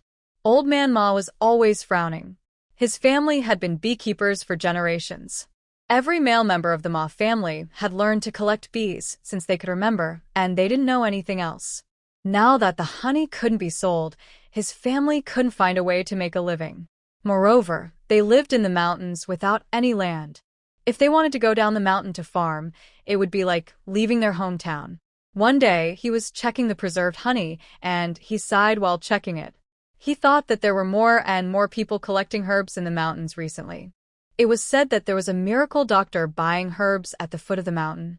Otherwise, he would take his children and grandchildren to Xingli to carry some herbs and try to collect them. Just as he was thinking, he heard his married daughter Pingyang's cry from outside. Dad. Dad. Ma Laowing answered. I'm at home. He went out, and even though he was worried, he still forced a smile when he saw his daughter coming. Why are you back? What's the matter? Married women usually don't go back to their parents' home, not to mention that the Ma family lives in the mountains. Pingyang married to the county, and it would take a whole day to come back. As soon as Ma Laowing finished asking, he saw that Pingyang was alone, and his heart jumped. But did your son-in-law bully you? These days, in addition to worrying about the family's livelihood because the honey could not be sold, he was also worried that his family could not make money now, and whether his two married daughters would be looked down upon by their husbands. It's not that such things didn't happen in the mountains before. There was a family that was originally well off, and everything was good. After the daughter got married, her husband's family treated her well. But the man and his family fell seriously ill and spent all his family's wealth on medical treatment. The husband's family, who originally looked pretty good, immediately changed their attitude. Not only did they push all the work to her, but they also beat and scolded her. Some families don't care about their daughters. Old Man Ma's wife died early, and he raised the children alone as both a father and a mother. He loved his two daughters very much, so he immediately took care of them. If the son-in-law really turned against him because his family's livelihood was gone, his Ma family would not be easily bullied. No, he is right behind. He doesn't climb mountains all year round. It takes a long time to walk up the mountain road, so I came here by myself. Ping Nyang was a straightforward person.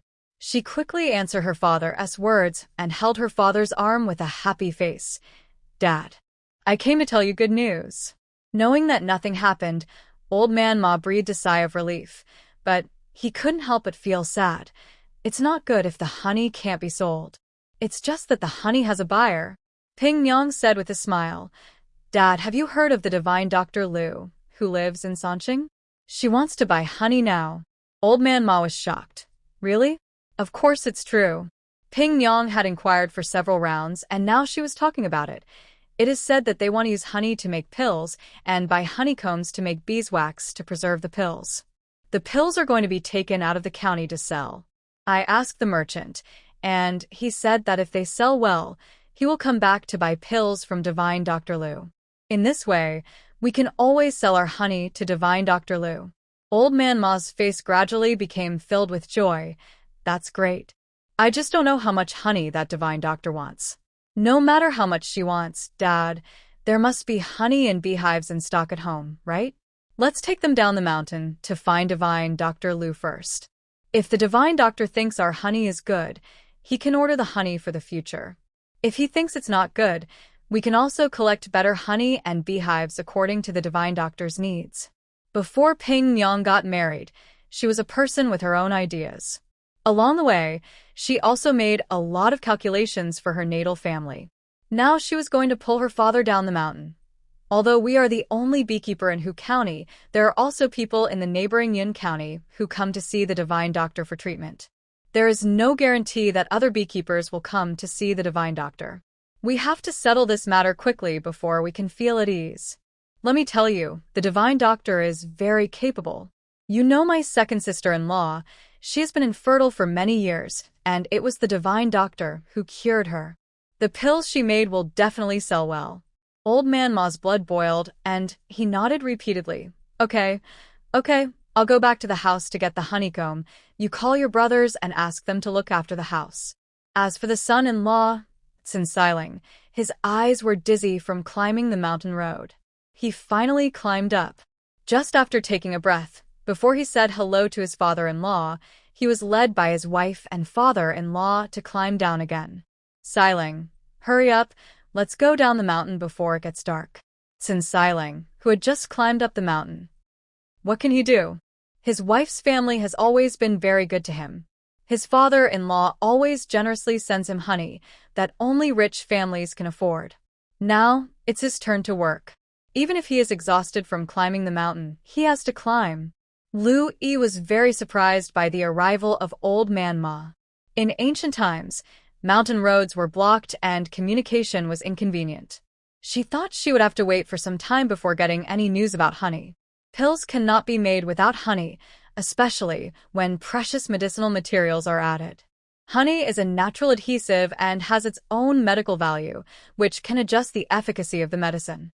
Moreover, pills sealed with beeswax can even be preserved for hundreds of years. Louis remembered that she had indeed seen similar news in modern times.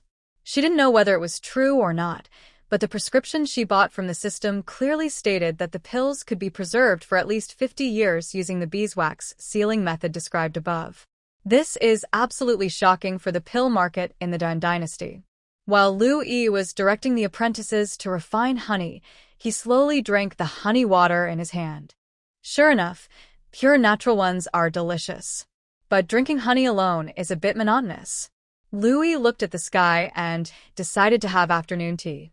Although she is keen on doing business, what is the purpose of doing business to make money? Isn't it just to be able to enjoy it with peace of mind? So Lu Yi said a word, and the kitchen immediately prepared. The braised pork head has a mellow taste, The stir-fried vegetables without pesticides are refreshing and delicious. The egg drop soup made from slow-cooked eggs is comfortable and warms the stomach.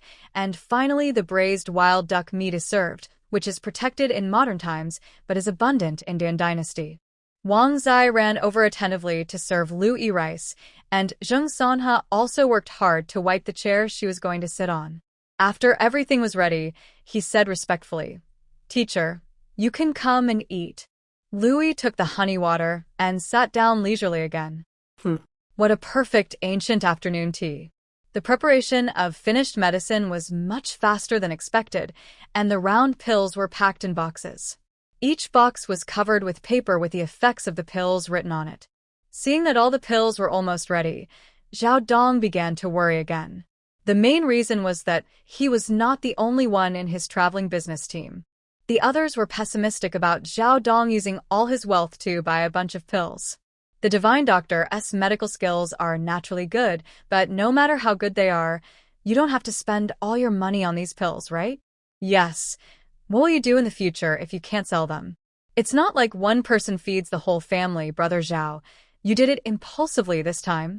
Even though he was so determined before and his companions opposed it, Zhao Dong gradually hesitated and began to constantly ask whether the pills were as effective as Lu Yi said.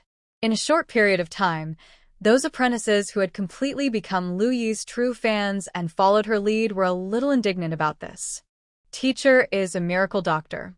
Is he not believing in teacher's medical skills? Lu Yi was very calm about this. Since he has doubts, take out some pills during the next consultation and give them to patients who are suitable for the disease and willing to take pills. The effect will be known at a glance. The teenage apprentices did not understand why the teacher was so good-tempered. In their opinion, their teacher was so powerful and was regarded as a miracle doctor by the whole county. Zhao Dong was lucky to be able to buy her pills to sell, but he was still hesitating like this. How can this be called hesitating? Merchants do business for profit. He bought my pills, and now the pills have become goods. Mr. Zhao used all his wealth to buy them. It would be strange if he didn't worry about whether he could sell them. For Zhao Dong, this was a gamble. How could he be at ease before seeing the results? It was just human nature. Lu Yi did not have a fixed time to give classes to these apprentices, but she did not really mean to treat them as cattle and horses. In addition to teaching some medical knowledge, Lu Yi would also talk about interpersonal relationships when she had the chance. Besides, we are already providing free clinics, and it is not difficult to find patients to try our pills. It is just a small effort, and it can make our partners feel relieved and concentrate on selling our pills. Why not do it? Moreover, Zhao Dong did not show any displeasure to her, but was respectful and careful in every way, so Lu Yi was very happy to give him some convenience. The apprentices were confused, but Lu Yi had already instructed Wang Zai to spread the news about the trial use of the pills.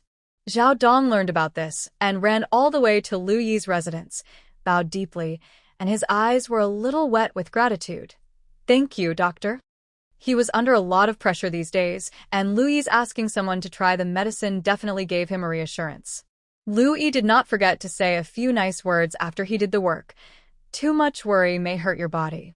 Just using some pills to test the medicine can relieve Mr. Zhao's worries. I think it is a good deal. As expected, Zhao Dong was a little ashamed and grateful. After hearing this, he immediately said, "How can the loss of these pills used for testing the medicine be counted on Dr. Lu? Naturally, I have to bear it. Just count them in the set pills." Dr. Lu originally proposed the test to ease his heart. If he let the other party bear the loss, Zhao Dong would really be ashamed to see people again. Lu Yi nodded with a smile. So, in the end, Lu Yi used Zhao Dong's money to give pills to his patients for free and finally received Zhao Dong's gratitude. As soon as the drug test came out, the patients responded very much. This pill is a good thing. Dr. Lu bought a lot of good medicinal materials to make the medicine. Some of them are not available in our county, so he asked someone to go to Liuzhou to buy them. Yes, I remember that a lot of precious medicinal materials like musk were bought, and it seems that there are also rhinoceros horns, which are good things. Yes, with Dr. Lu's medical skills, even if he can't cure people, he will definitely not hurt people. We can eat so many precious medicinal materials, then we will make a profit. With the cooperation of the patients, each pill was quickly verified. Some people nowadays always think that Chinese medicine takes a long time to take effect and is not as fast as Western medicine. In fact, many Chinese medicines take effect very quickly, and some Chinese medicines can even improve the condition visibly after taking a dose. Pills also have a similar effect. The slow-acting leg calcium deficiency and weak qi and blood may still need time to verify, but typhoid fever and abdominal worms are effective immediately. As before in the military camp, everyone watched one roundworm after another being pulled out. This scene was so horrifying that the onlookers who were just watching the excitement could not help but worry about whether there were worms in their stomachs. Some people signed up to compete for the drug test, and some people, seeing that the number of people for the drug test was full, covered their stomachs with a worried look, fearing that worms would suddenly come out of them. If you think you have worms in your stomach and want to get rid of them, you can buy them from Zhao Langjun, Lu Yi said, and gave a look to Zhao Dong, who had not yet reacted. Zhao Dong suddenly realized and quickly raised his voice. 3 worm-killing pills, a total of only 1 penny. It is definitely the cheapest price. You can also buy them together with others. If you buy 10 worm-killing pills at a time, it only costs 3 pennies. Lu Yi considered the price issue before he started making medicine. It is too common to have parasites in the abdomen. Rich people may not have them, but ordinary people definitely have them. So the price should not be set too high, otherwise the people can't afford it, and would rather have parasites in their stomachs than buy pills to get rid of them. She tried to use all the herbs as cheaply as possible, and she made them in large quantities when making medicine and repeatedly tested them to reduce costs, so she set such a selling price. Of course, it was cheaper to sell them to Zhao Dong. That was the wholesale price. Sure enough, the price of 3 pills for 1 penny was not expensive. Even poor families would not be unable to afford a penny.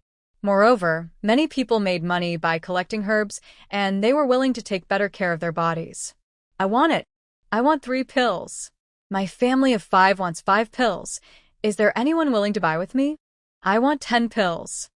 Zhao Dong was quickly surrounded by people.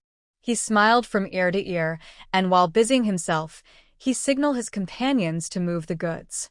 Although the profit was a little lower, it was not enough to withstand the large number of pills. There were so many people buying in a small singly. If he took these pills to the state capital with many people. Louis looked at it for a while and went to the backyard to do his own work. The news received by the people was correct. She did buy a lot of precious herbs. In TV dramas, it is often said that musk can cause miscarriage. The way it is shown is that concubines in palace fighting dramas use it to deal with competitors, and occasionally the emperor will use it. But in fact, in ancient times, musk was still very expensive. Concubines with no money at home could not afford it at all, which shows that palace fighting also requires costs. There is also ox horn, which is actually called rhino horn in modern times, and it is also a very expensive medicinal material. It's just that these medicinal materials are not added to the pills that have been made. If she really gave away so many pills made of precious medicinal materials for free, then Zhao Dong should be called Zhao Gongdaru. Louis worked hard for a long time and finally stopped, looking at the honey pills in front of her with satisfaction. This is the pill that is really used to make a lot of money. It uses many precious medicinal materials to make it. She finally discussed the price with Zhao Dong. Life-saving magic medicine. Ongong Niuhuang pills. Ongong Niuhuang pills, which is known for its reputation of saving emergency cases in real time and saving dying patients in an instant, is also known as one of the 3 treasures for treating febrile diseases. It has miraculous effects on symptoms such as high fever convulsions, coma and delirium, and infantile convulsions. Especially in the emergency treatment of cerebral infarction and cerebral hemorrhage, Ongong Niuhuang pills are one of the recommended medicines even in modern times. But the various rare and precious medicinal materials it requires make it very expensive even in modern times, and 1 pill can be sold for 1,200 yuan. Some people even stock up on Ongong Niuhuang pills, but in fact it is not recommended to be stored for a long time. The shelf life is 4 to 5 years. If it is stored for too long, the effective ingredients in it may be reduced. Of course, The words used are all possible. Maybe, perhaps, whether the efficacy of the medicine is really dispersed, you can only know when you take it. But the Onglong Nyohuang pills made according to the prescription given by the system clearly stated that it can be stored for 50 years, and the medicinal properties will not disperse. This is very buggy. With this feature, Lu Yi finally chose it as the only rich medicine. However, although it is an emergency medicine, it cannot cure all diseases. Its function mainly treats coma, encephalitis, meningitis, etc. This must be made clear when selling medicine. Lu Yi did not expect Zhao Dong, an outsider, to explain it clearly. He directly used the apprentice to do the job technique and asked Wang Zai to write a long article on precautions for taking medicine, what diseases can be taken, and who can't take medicine in his increasingly regular font. For example, pregnant women must not take medicine because musk can really cause miscarriage. Anyway, it has been written. Lu Yi simply asked Wang Zai to write the precious medicinal materials used in Onglong Nyohuang pills on it, so that it would be convenient for Zhao Dong to brag when selling it. What? Why don't you write it yourself? How tiring is writing? When Lu Yi was in college in modern times, he used an iPad to take notes. So, Wang Zai gloriously received the request to write again. He lived to the age of 50, and his calligraphy and painting were originally ordinary, but recently, because of long-term practice, he has become more and more sophisticated. Wang Zai can now even sketch a honeysuckle with 3 strokes and write 10,000 words a day. But he didn't think it was tiring. He just felt that this was because the teacher valued him very much. Otherwise, why didn't he let others write, but let him write? The teacher was clearly teaching him by writing prescriptions and precautions for medication. Wang Zai was bathed in the teacher's love for his disciple and happily wrote a long list of precautions for Onglong Nyohuang pills. Although his hands were sore, his heart was at peace. Of course, Lu Yi couldn't be so crazy as to let Wang write such a stack on each medicine box. After Wang Zai finished writing, she took the manuscript and asked Zheng Sanhe to take people to the largest bookstore in Liuzhou and pay them to print it. When Zhao Dong saw the thick stack of precautions, he was deeply shocked. Isn't this a bit too much? That's right, it's too much. This medicine is so expensive. People spend a lot of money to buy it. They must feel that it is worth the money. Lu Yi didn't study marketing and advertising, but he has seen all the way in the modern world, and he still knows some sales skills. When you sell the goods, you must make it clear that we have added a lot of precious medicinal materials, and then mention that it can be preserved for 50 years. Also, I will ask someone to engrave the production date on the bottom of the outer side of the medicine box to make it easier for people who hold this medicine to calculate the time. You must also make this clear when you sell it. If someone thinks this medicine is too expensive, you can say that this medicine is a life-saving medicine and ask him which is more important, life or money. Zhao Dong was stunned when he heard it. He was just a small merchant before, and he had never seen such sales skills. He originally thought that Lu Yi was unfathomable, and now he admires him even more. We also need to ask someone to customize the medicine box and make it as luxurious as possible. On the bottom of the inside, engrave the words Medical University as a logo. Zhao Dong nodded repeatedly and even took out a pen and paper to start recording manually, his eyes shining, as if he couldn't wait to put Lu Yi's teachings into practice. There was a reason why Lu Yi worked so hard.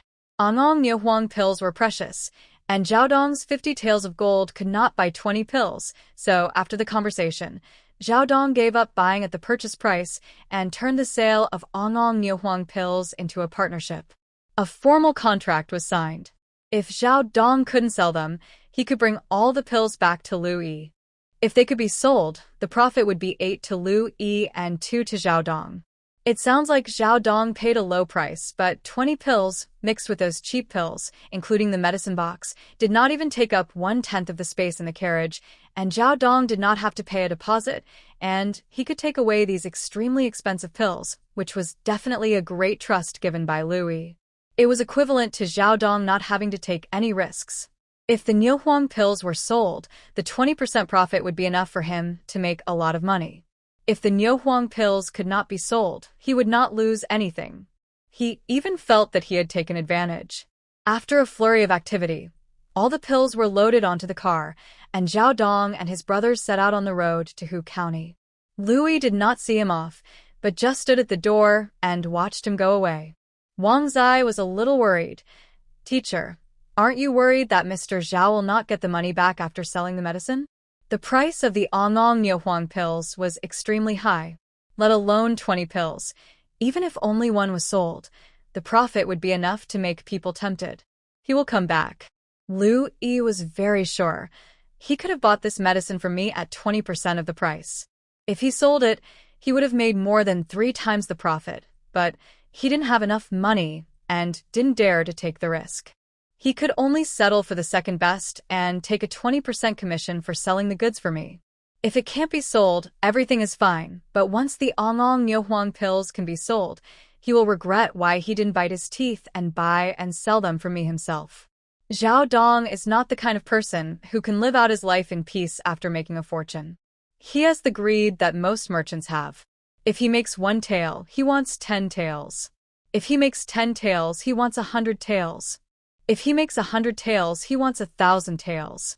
Otherwise, he would not risk his entire fortune and use 50 taels of gold to exchange for these pills. So, when he found that Ongong Niuhuang pills could not only be sold, but also sold in large quantities, he would only come back with silver and money, and use the profits he made this time to buy Niuhuang pills and sell them again. Wang Zai understood, but he was still worried. But what if? People are complicated. Maybe Zhao Dong will never come back because of some things. Lu Yi smiled calmly. It doesn't matter if he really doesn't come back. Since the decision has been made, we must naturally bear the consequences with peace of mind. Wang Zai couldn't help but look at his teacher with admiration and felt that she was really open-minded and tolerant. His eyes were full of admiration. "Repaying grievances with kindness. You are worthy of being my teacher." Just thinking about it, I saw Lu Yi with a smile, gently breaking the pig thigh bone in his hand as if breaking a human leg bone. Anyway, there is a long way to go, and there will always be a time to meet again. Wang Zai was stunned for a moment, and soon, he was full of admiration again.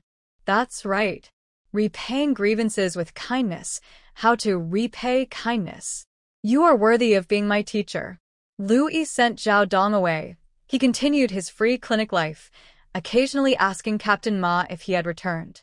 The captain was late in suppressing the bandits, and even Captain Wu, who had been calmly guarding the barracks, became a little anxious. He sent several teams of people to look for him, but he couldn't find him. 300 people, riding horses. Even if people don't eat, drink, defecate, or urinate, horses and mules will always leave some feces, but Captain Ma and his group were like water entering a river, without any movement. The soldiers in the barracks were already a little uneasy, and some even began to suspect that Captain Ma and his men had encountered rebels and had been killed by the rebels. Some people even said that Captain Ma took the 300 good men to join the rebels. Captain Wu was so anxious that he had several blisters in his mouth. He also caught 5 or 6 soldiers who spread these rumors in the barracks and beat them with 20 boards. Where did the rebels come from near Liuzhou? If you dare to talk nonsense again, this captain will execute you according to military law. Captain Ma was not there, and Captain Wu was the most powerful. He really had the right to execute people. The originally restless military camp finally calmed down. Captain Wu was in great glory, but he turned around and took people to Sangsingli to ask Lu Yi to help him prescribe some medicine to reduce internal heat. Of course, other military doctors in the military camp could also prescribe medicine. He came to Lu Yi mainly because Lu Yi's reputation in Hu County was comparable to that of a god. Not only did the people admire her, but even the refugees were willing to listen to her advice and retreated 3 miles outside the county. If Captain Ma really had an accident, Hu County might be leaderless and there would be riots. At that time, Lu Yi might be needed to help pacify it. Dr. Lu, you don't know that I was originally a captain of agriculture, responsible for the military fields. Occasionally, I would lead people to help the county lieutenant collect taxes. Although I know some martial arts, I am far inferior to a lieutenant in leading troops to fight. Captain Wu was so worried that he seemed to have aged 3 years. Without this lieutenant, I can barely manage the military camp, but in the future, whether it is refugees making trouble or rebel troops attacking, I will be unable to deal with it. Originally, for a garrison like theirs, because they were mainly responsible for suppressing bandits rather than fighting, the soldiers usually sent were mainly lieutenants, and other officials were supplementary. In the past, if the chief officer had any accidents, they would report to the court, and the court would send people down. Now, Captain Wu couldn't dig the court out of the grave and ask them to send people. Louis took back his pulse-taking hand, still calm. In deficiency and fire excess, I'll prescribe a medicine for the captain. Drink it and you'll be fine. Captain Wu was still worried. The body is easy to cure, but the heart disease is hard to cure. Dr. Liu, I also want to thank you for often sending some meat back to the camp. The soldiers can eat meat occasionally, so they won't make trouble. So this time, I've thought about it, and I still want to discuss it with you. Louis smiled and said, I'm originally a military doctor in the army, and it's my duty to work for the army. Captain, you're too kind. She knew very well that Captain Wu came to her, and it had nothing to do with the meat sent back. The main reason was that her reputation in Hu County was getting more and more prosperous, and it seemed that she could already command 100 responses. If Captain Ma really had an accident, Captain Wu would definitely need help to stabilize the situation. But looking at Captain Wu's appearance, he wanted Captain Ma to come back more than he wanted to stabilize the situation himself. Captain, don't worry. Isn't Captain Qin still in the camp? The Qin family has always been a brave general under General Zhua. Does he have any ideas? After all, Qin Zheng is also a son of the Qin family, so he must have some inside information. Speaking of this, Captain Wu's face became even more bitter. Captain Qin is also enthusiastic. He helped the captain write a letter back to the Qin family to inquire whether General Zhua is interested in taking over Hu County. It's just that the news came back the day before yesterday. Hu County is remote, and the terrain is not conducive to farming. I'm afraid General Zhua doesn't think much of it. Liu Yi could understand Captain Wu's discomfort.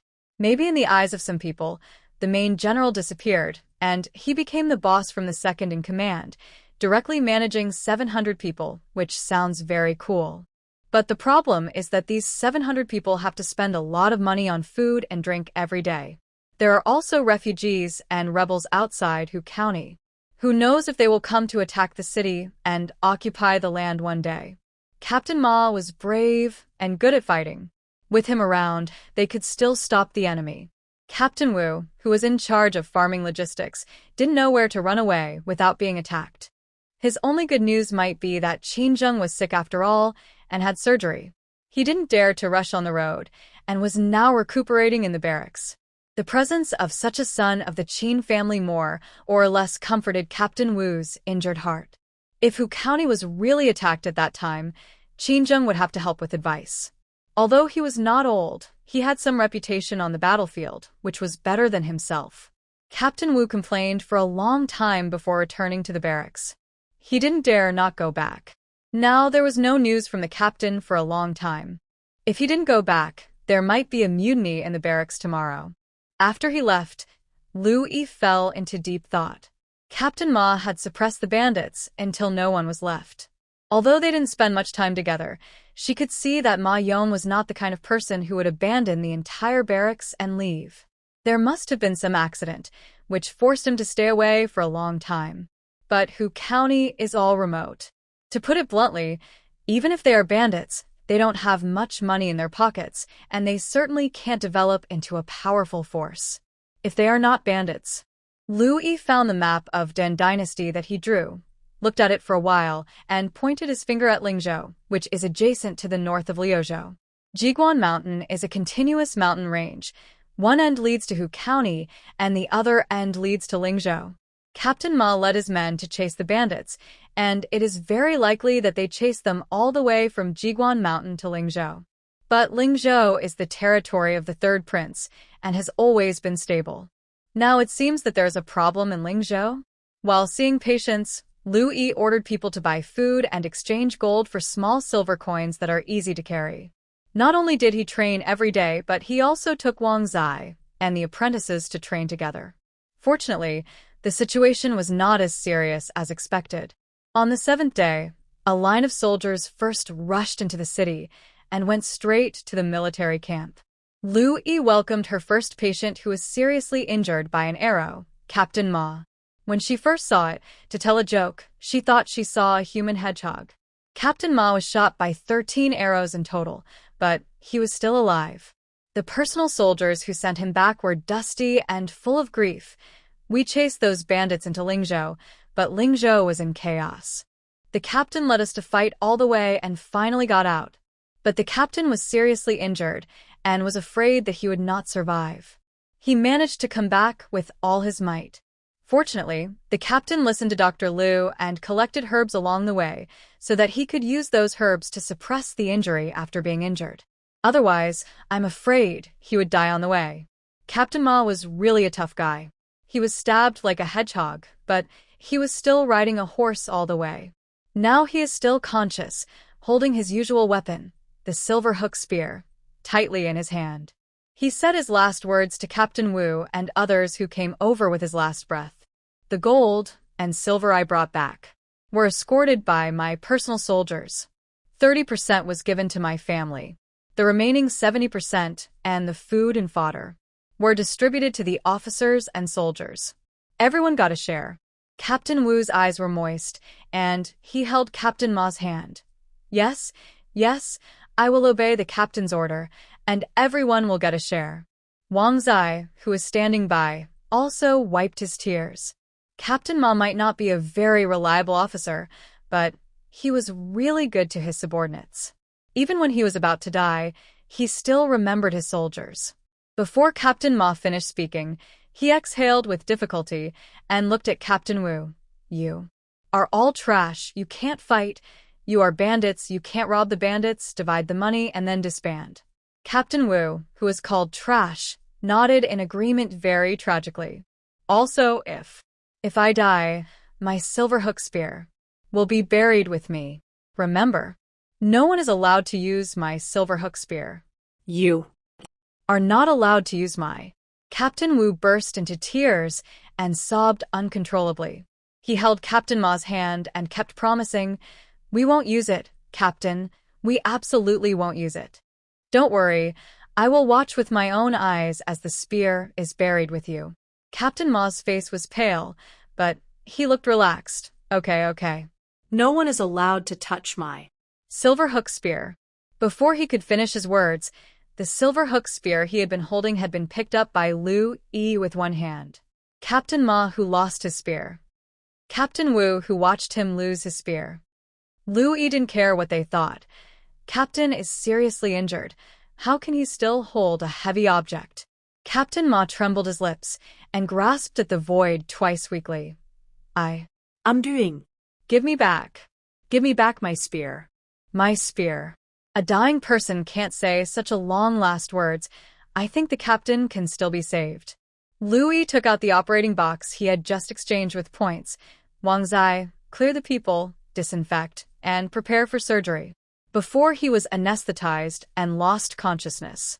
It must be said that the reason why he was able to come back alive after being shot by 13 arrows was not only because Captain Ma had an extremely strong body, but also because most of the soldiers around him had been on the battlefield and had some awareness of dealing with arrow wounds. The 13 arrows on Captain Ma were carefully cut and not pulled out, so that the arrows in his body played a role in compressing and stopping bleeding. Although the cut arrows were inserted into Captain Ma, he still looked like a human hedgehog. Wang Zai had been taught for such a long time and had witnessed Qin Zheng's surgery with his own eyes. He already understood how to do the operation. He quickly drove everyone out and began to set up the operating environment. Wang Zai's 3 apprentices were also named to assist. They put on white coats and began to carefully disinfect Captain Ma's whole body according to the instructions of their teacher and master. There was also a most alert apprentice who acted as a human life detector, holding a mirror and carefully observing Captain Ma's breathing and pupil reaction. Don't ask why Lu Yi didn't give him an emergency ventilator. She couldn't afford it. Her current points were only enough to buy a set of surgical equipment that was as complete as possible, as well as surgical gowns, gloves, and various instruments used by other assistants. So this operation was truly a matter of doing one's best and leaving the rest to fate. However, Captain Ma's body was too strong, so Lu Yi was generally optimistic. The apprentice was called Tu Liunyang. As a woman, she was born in a large family with a large population. Tu Liunyang had not been valued by her elders since she was a child. Her grandfather, Old Man Tu, originally wanted to send his grandson to be an apprentice, but the grandson was not old enough and was told that a girl would do, so he sent Tu Liunyang, who was of the right age, to Sing Singli for a try. Tu Liunyang was 11 years old this year. In the Den dynasty, she would be able to get engaged in 2 years. She also knew that her family was large, and her grandparents would not give her too much dowry. They might even marry her to a family with a bad situation but willing to give more dowry in order to marry a man in the family. But if she could become a doctor in the future, at least she would have a job, and even if her family did not give her a dowry, she could support herself. So, after being chosen as an apprentice, she has been working hard and not slacking off. Now that she has been chosen to participate in the operation, Tu Liunyang kept her eyes open throughout the whole process, observing Captain Ma's condition closely. As soon as the fog on the mirror disappeared, she immediately raised her voice. "Teacher, he is not breathing." Louis stopped and asked Wang Zai to take his place, raising his hand and stepping forward. "Check the heart rate." Tu Liunyang had learned to check the heart rate, so she held the stethoscope carefully and listened for a minute according to what she had learned before. Heart rate 42. Lu Yi washed his hands and changed his gloves. Open the patient's mouth. Yes. Tu Liunyang was so nervous that her heart rate soared to 4 times that of Captain Ma, and she hurriedly followed the instructions. When the flashlight was turned over, she heard the teacher say in a calm tone, "Suction the sputum. You assist me." Yes. Tu Liunyang forced herself to calm down, constantly reviewing what she had learned before in her mind, and followed Lu Yi's reminder step by step. Under Lu Yi's calm and composed tone, Tu Liunyang's heartbeat also gradually slowed down. Sure enough, after the sputum suction was successful, Captain Ma's breathing state recovered. Tu Liunyang couldn't help but secretly glance at Lu Yi with admiration. This kind of experience on the operating table, seeing him save a person's life with her own eyes, felt too different from the usual learning. With the teacher here, what is there to be afraid of? In fact, this was Lu Yi's second time on the operating table. This time was different from the last time. The last time was at best a small operation, and there was no big problem as long as the infection was well prevented. This time it was a fight with the king of. There was no ventilator, anesthetic, monitor, and the operating light was all manually illuminated. Even the sputum suction was performed by a syringe connected to an infusion tube. No matter how many people Lu Yi consulted, how many books and surgical videos he read, it was still different when he was on the operating table. Captain Ma was injured at a really bad time. If he had become a hedgehog a year later, Lu Yi could have performed surgery on him in an operating room with basically complete equipment and assistants who were all skilled in operation. But she couldn't show any stage fright. Everyone in the room was following her instructions. If she messed up, everyone would be in chaos. While Lu Yi was performing the operation, she calmly directed others. If she encountered any uncertainties in the middle, she would stop and call the system to buy relevant courses with points. At this moment, only Lu Yi could see a virtual screen in front of her, which was a similar operation video bought from the system. Learning to perform the operation by watching it now is quite explosive even in modern times. Of course, not every 13 arrows is fatal, but the positions of 5 arrows are very troublesome, involving important parts of the body such as the intestines, lungs, and kidneys. One operation video is not enough. Small intestine repair, small intestine mesentery repair, colonic mesentery repair, and diaphragm repair are performed in turn, and there are others waiting in line. The system also knows that the host is at a critical moment now, and the volume of the broadcast reminders has been reduced a lot. Ding. The host completed the small intestinal perforation repair for the first time, points plus 100, and obtained 10 hours of virtual operation time for the small intestinal repair. Ding. The host completed the small intestinal mesentery repair for the first time, with plus 100 points and 10 hours of virtual operation time for small intestinal mesentery repair. Ding. The host completed the colon mesentery repair for the first time, with plus 100 points and 10 hours of virtual operation time for colon mesentery repair. Ding.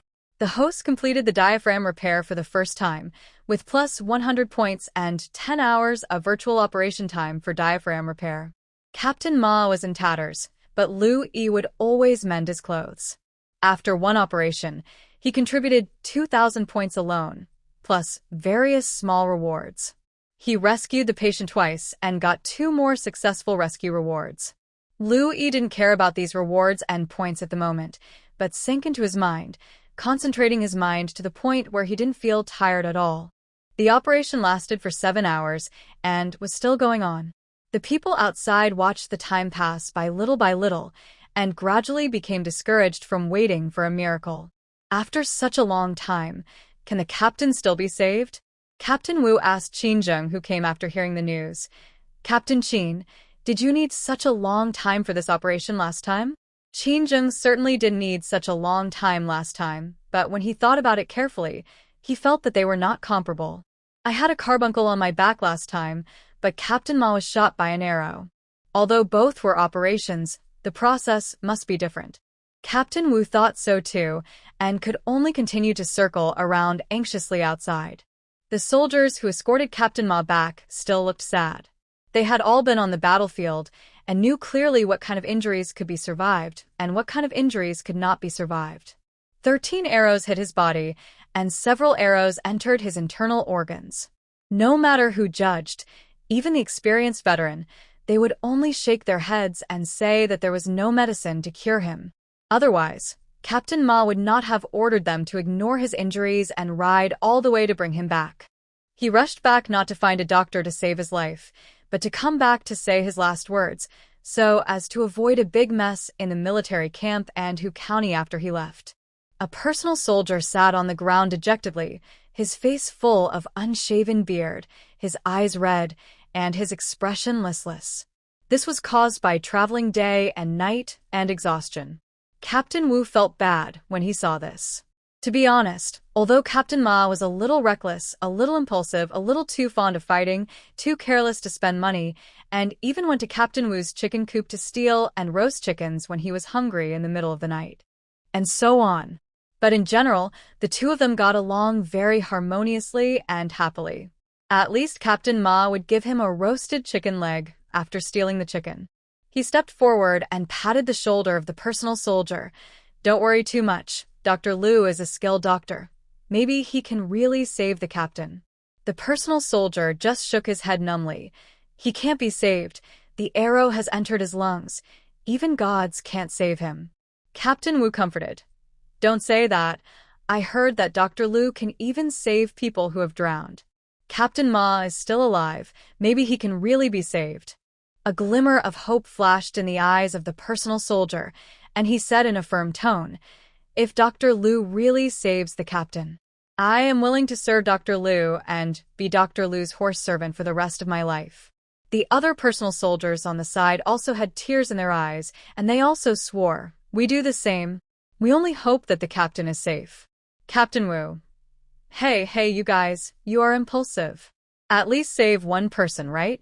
If Captain Ma was really saved, he would be alive, but as a result, all the personal soldiers around him would be Dr. Lu's personal soldiers. As soon as Captain Wu finished speaking, the tent with the curtain hanging on it was pulled open. Lu Yi took off his mask and looked at the people waiting outside. The operation was successful.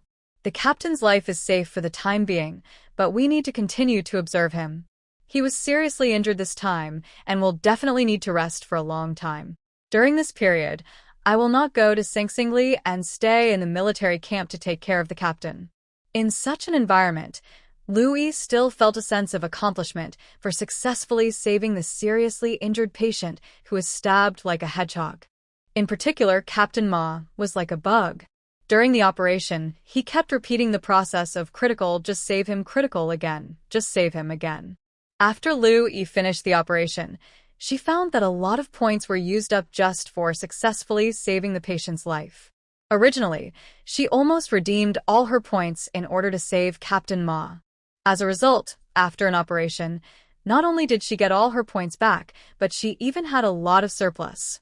Lu Yi finished speaking proudly and saw that everyone outside was staring at her blankly without saying anything, as if they were stuck.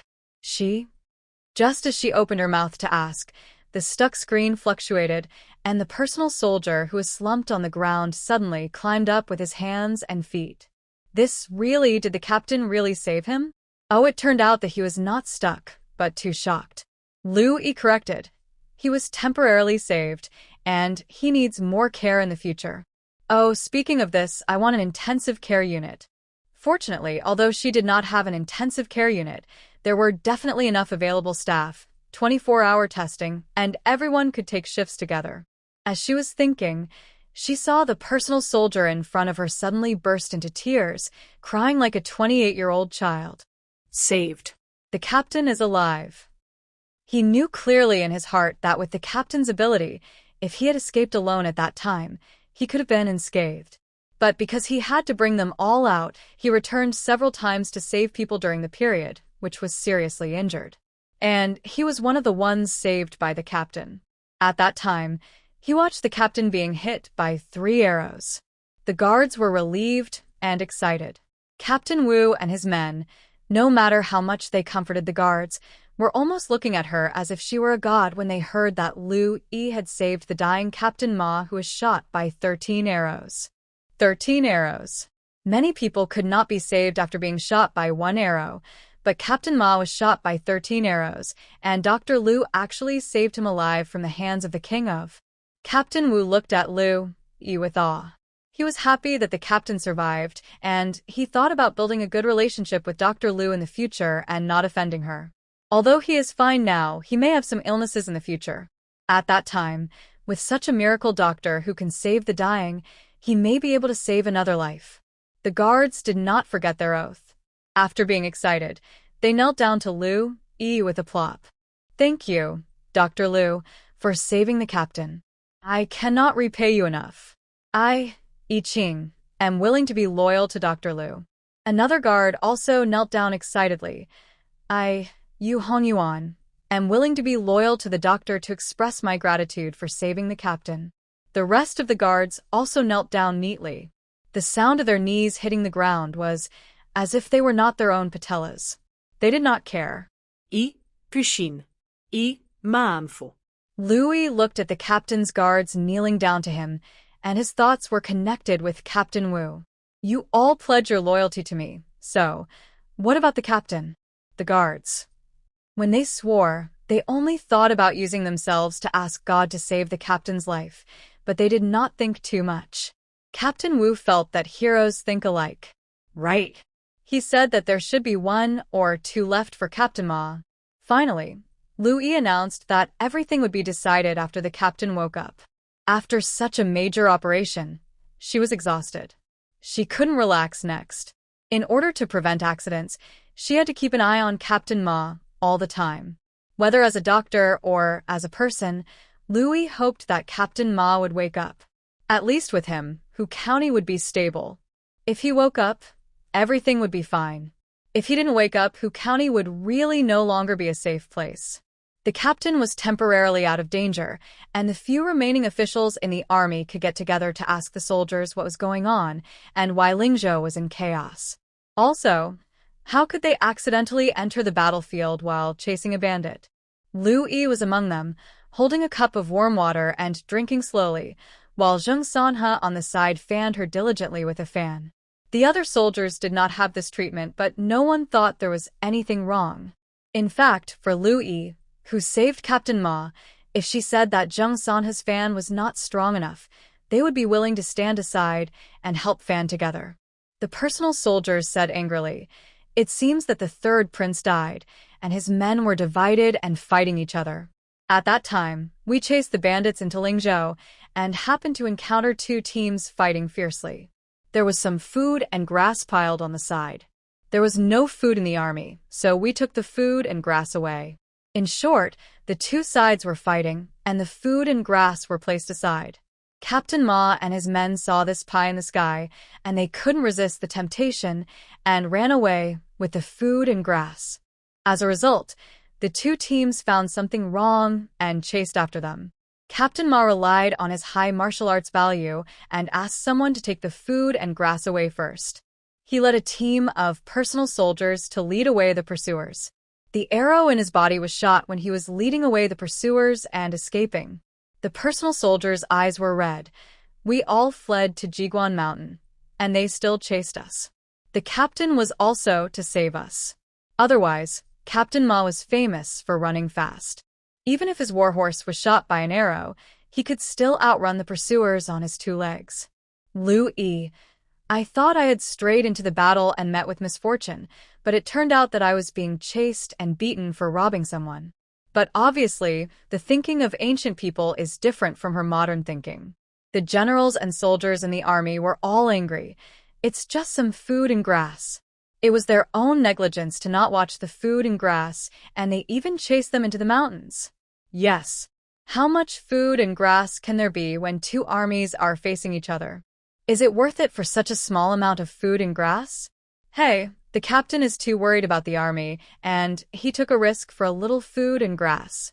Apart from anything else, at least everyone was quite united in facing the outside world, and the United Front condemned Lingzhou for making a fuss. Captain Wu also gave Lu Yi, who didn't know the situation, a popular science, that most of the food and grass in the army were placed in the barracks, and the food and grass eaten by the two armies in the battle could only last for 7 days at most. Otherwise, the food and grass would be too much of a burden, which would make it difficult to fight. Generally, there would be food and grass soldiers who would a batch of them when the time came. If they were eaten up in advance, they would send people back, and the food and grass soldiers would come in advance. Moreover, it is normal to rob food in a battle, and people usually don't chase after them relentlessly. After all, it's not worth it for that little food. So the behavior of the Lingzhou soldiers chasing Captain Ma all the way is very abnormal. Condemn. Must condemn. What? Why not just fight back with force? The only one who can lead the troops is now lying in bed after surgery. After listening to the popular science, Lu Yi also felt that the soldiers in Lingzhou were quite abnormal. After thinking about it for 2 days, she still couldn't figure out why they were so abnormal. Until 2 days later, the others who walked slower because they took a long detour with food came back. Louis stood at the gate of the military camp, looking at carts, and carts of food, lined up in a long line. The soldiers, who were so excited that they wanted to faint and their faces were flushed with excitement, lowered their sight into the military camp. Is this 1 point? 100 million points. No wonder the pursuers were so relentless, unwilling to give up even after entering Jiguan Mountain, and shot the horse captain like a hedgehog. The two teams fought because they were trying to grab this large amount of food, right? As a result, they fought so hard that the sky and the earth were dark. A third party, Ma Xiaowei, showed up with his soldiers to steal the house. It would be strange if they didn't go crazy. Although, Louis looked at these batches of food and still showed an expression of acceptance. Captain, you did a great job. Next time, even if you're shot into a sieve, I will save you. 13 arrows. The person was almost pierced into a sieve. His face was pale. He could not breathe in or out, but he was still saved. The guard brother Wu Qi often ran outside the intensive care tent these 2 days because his master Qin Zheng was the only one who had undergone surgery in the entire military camp before, and many people came to ask him about Qin Zheng's recovery at that time. The main reason was that the intensive care tent did not allow people other than medical staff to enter, and those soldiers who were worried about Captain Ma could not enter and could only try to get psychological comfort by asking for information. Although Dr. Liu also said that there are differences between surgeries, since they all use knives to cut open people's skin to treat diseases and save lives, and the names are the same, there should not be much difference. When Qin Zheng was undergoing surgery, Wu Qi was still immersed in the mood of worrying whether his master would die. Later, after he finished the operation, Wu Qi's mind was full of careful care according to Lu Yi's instructions for postoperative care. At that time, although he was happy that his master was saved, he was too busy and had no time to think about it. It's different now. Whether Captain Ma lives or dies has little to do with him and their family, so he is in a good mood to engage in various exchanges with everyone. Then he heard a piece of news and came back. At this moment, he was holding a sword, looking like a cool guy. Then he told Qingjing the news he had heard vividly.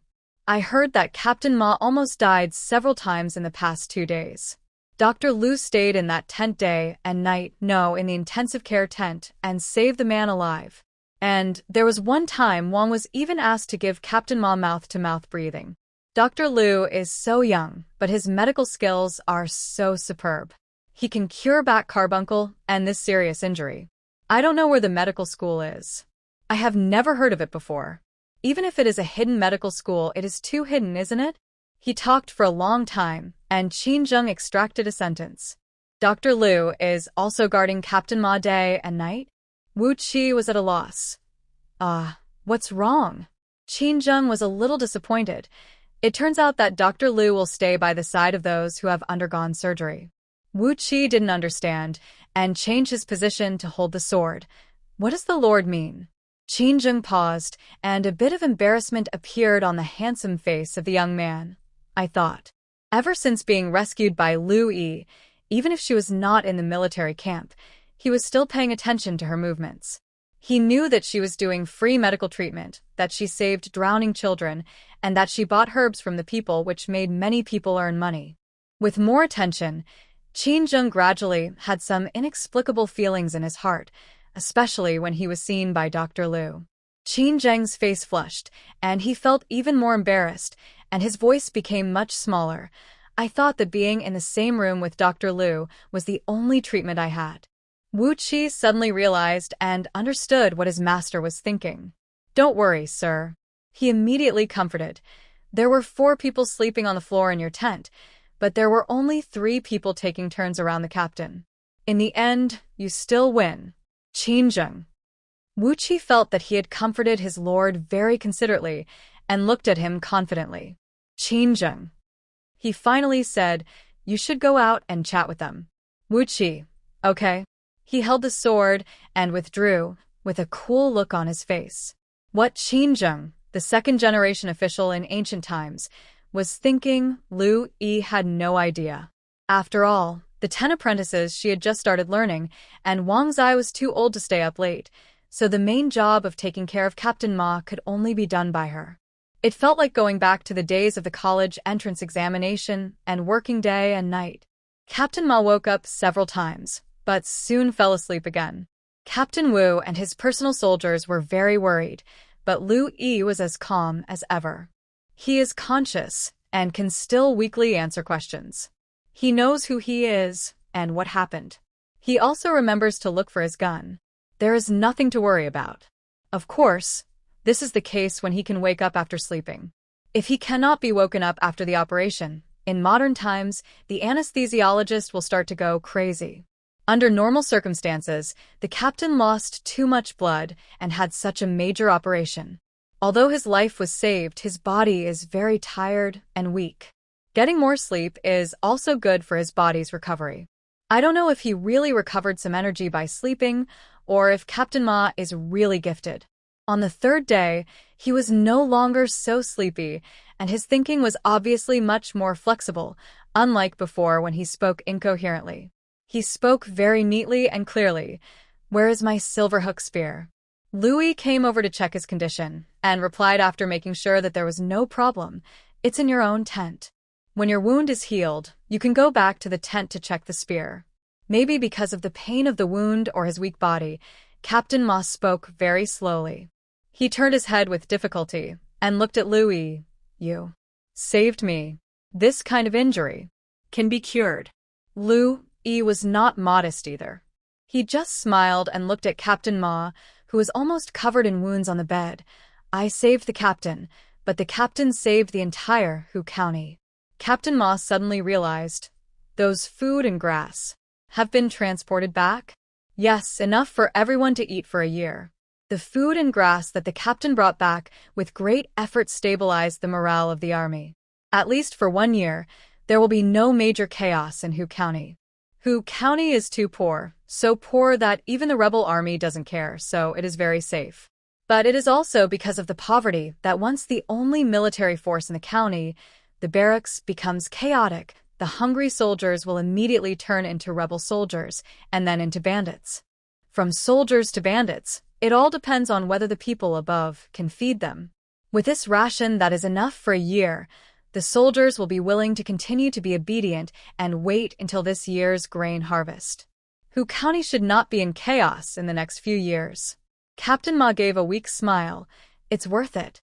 I, Ma Yong, have never had any great ability in my life, but was pushed to the position of chief officer. I don't know how to manage people, and I don't know how to manage military affairs and logistics. I don't know anything. I only know how to fight, and I can only rely on fighting to get back these food and grass. These food and grass are the last thing I can do for my subordinates. I have been a small soldier, and I know, if you can be a decent person who wants to be a ghost, you call Captain Wu in, and everyone will divide the silver and food, and go their separate ways. He murmured, Dr. Liu, do you know? I feel so tired. I have never been so tired. Liu Yimei's heart skipped a beat.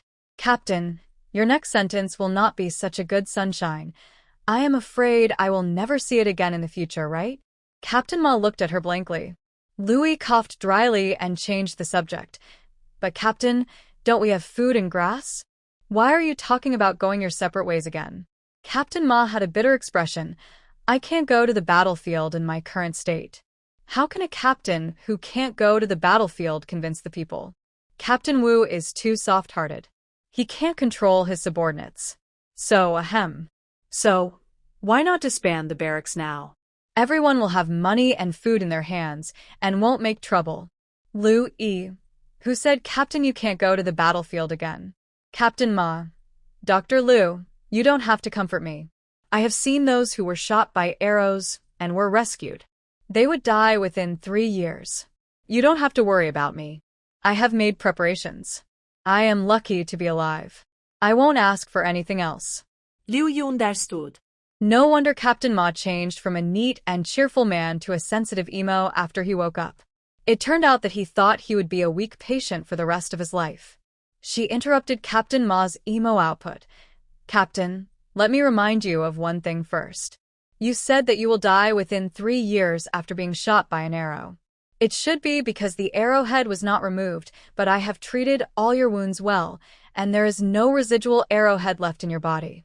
She even spent 100 points to use the system to perform a simple full-body scan on Captain Ma. Captain Ma stared at Liu Yi blankly, as if he had not understood the meaning of her words. So Liu Yi said it more simply and directly. You can definitely live for 3 years, and as long as you take good care of yourself, there is no major problem with your body, and you will most likely be able to go to the battlefield in the future. I can live for more than 3 years? I'm fine. Ma Yong was completely stunned by the huge surprise. He entered the military camp at the age of 15. When he was young, he showed his talent in leading soldiers in battle. Along the way, he went from a farm boy to a lieutenant in charge of 1,000 soldiers.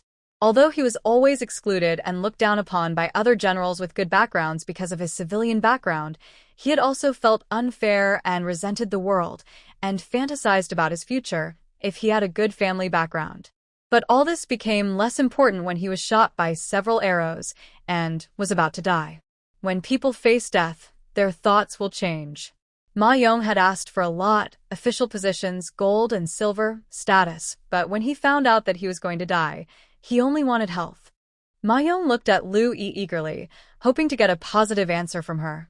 Liu Yi also nodded to him affirmatively. As long as the captain takes good care of himself, his lifespan will not be affected much. Captain Ma nodded weakly again and again as if he had received an imperial decree. I will rest. I will rest the way you tell me to. He didn't know how many times he began to feel lucky for his decision to keep Liu Yi in the army and recruit him as a military doctor. Liu Yi really saved his life. Ma Yong was full of gratitude in his heart, but he felt that the words were too light to express his gratitude. Dr. Liu, the gold and silver I brought back this time. You can take half of it just as the medical fee between you and me. He brought back a lot of gold and silver, and half of it should be about 600 taels. And the herbs.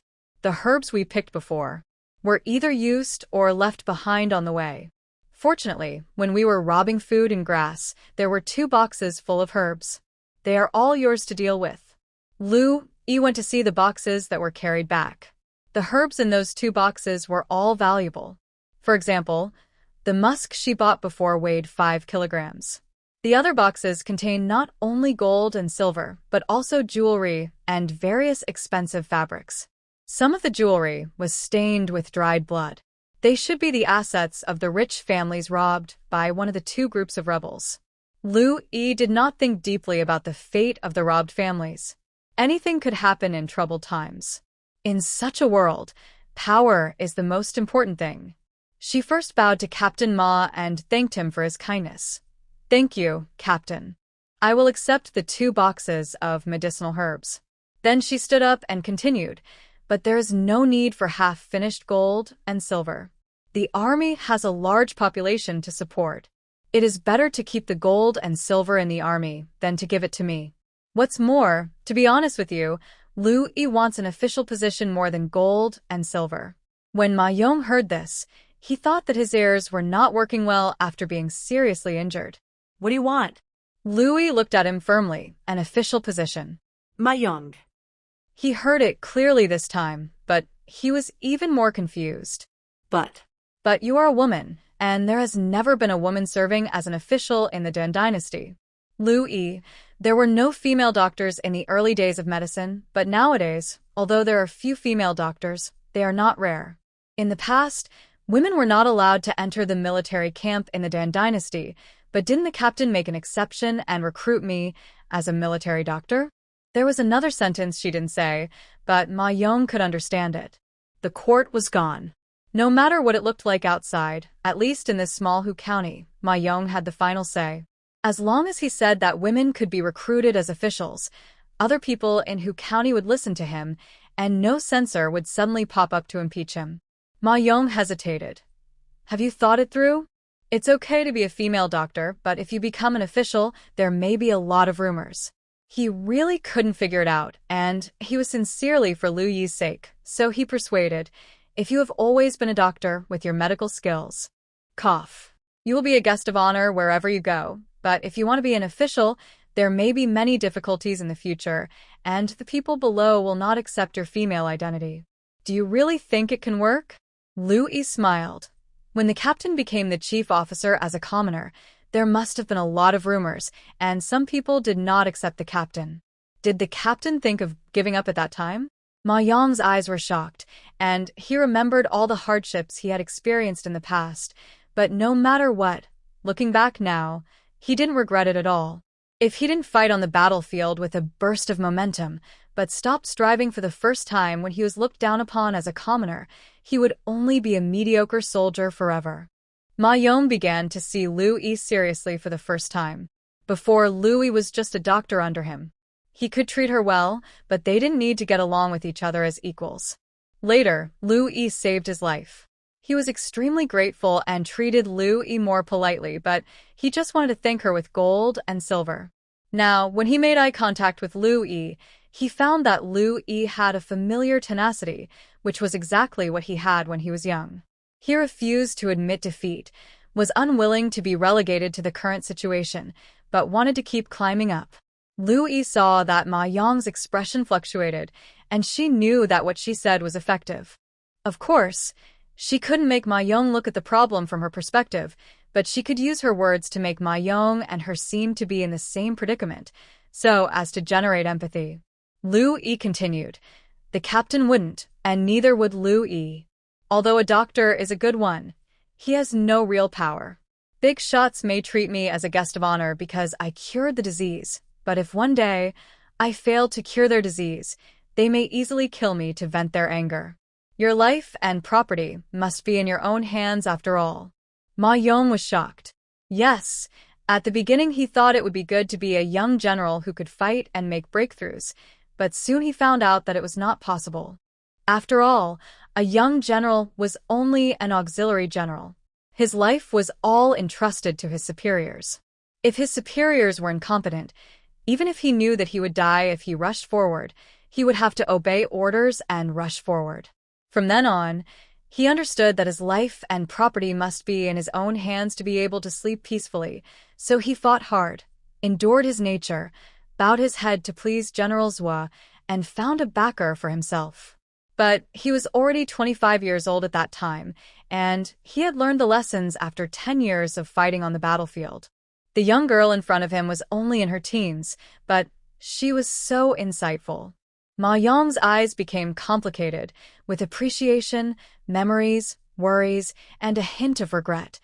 You are very similar to me when I was young. After the life and death battle, he didn't have much fighting spirit, but he saw the thriving fighting spirit and ambition in Liu Yi. Ma Yong exhaled and made his decision weakly but firmly. Where do you want to go? Liu Yi answered quickly, obviously thinking about it a long time ago. I've been doing free medical treatment in Sangsingli for many days, and I am familiar with the people there. If I can get an official position, I want to be in Sangsingli. Although Ma Yong didn't care much about the county's affairs, he was the chief officer after all, and all matters big and small would be sent to him. He only thought about it briefly and thought of a suitable official position. The head of Changhu Pavilion moved away from Hu County with his family, leaving the position of head. This position will be given to you, and you will be in charge of Sangsingli, Saholi, and Wianli. Liu Yi was somewhat surprised. This was much higher than what she had imagined. The head of the pavilion was in charge of the subordinate villages, which was already a very high position in Hu County, and she also had the right to be a security guard. That is, if she wanted, she could directly call the people in the jurisdiction to be guards. The 3 villages in charge had to listen to her. For example, the head of Sangsingli was now her direct subordinate. Liu Yi knew that Captain Ma had just experienced life and death and brought back a large amount of food, grass, gold, and silver. Now was the most relaxed and tolerant time, so she chose this time to ask for an official position. At this time, she saved his life, and he would need her care next. In addition, she played the empathy card, blurring the concepts of different origins and genders, giving Captain Ma a feeling that the two were on the same side. Moreover, she had high medical skills, so Captain Ma would definitely consider keeping her, which was better than rejecting her. Due to various factors, she guessed that he would definitely agree.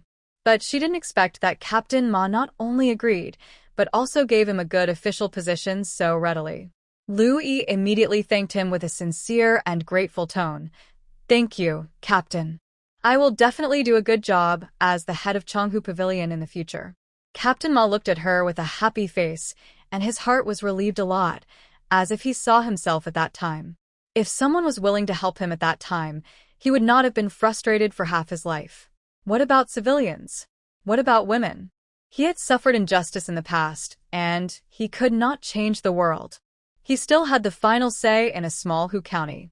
Of course, Captain Ma could not really hand over the 3 miles to Liu Yi and let her do whatever she wanted regardless of whether she did a good job. I'll give you the position of Pavilion Chief. If you do well, I will promote you in Hu County. If you don't do well and bully the people in your hometown, I will dismiss you even though you saved my life.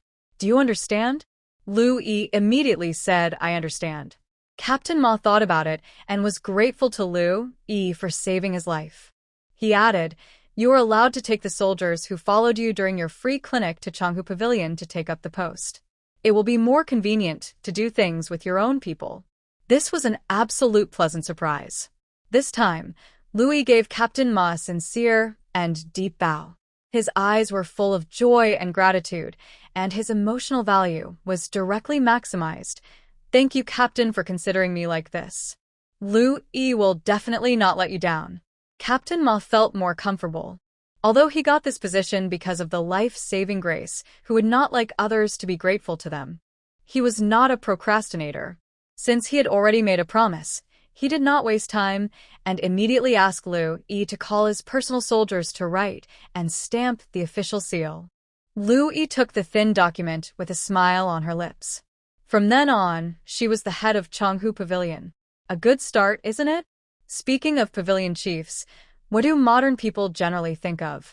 Yes, Liu Bang, the founding emperor of the Han Dynasty.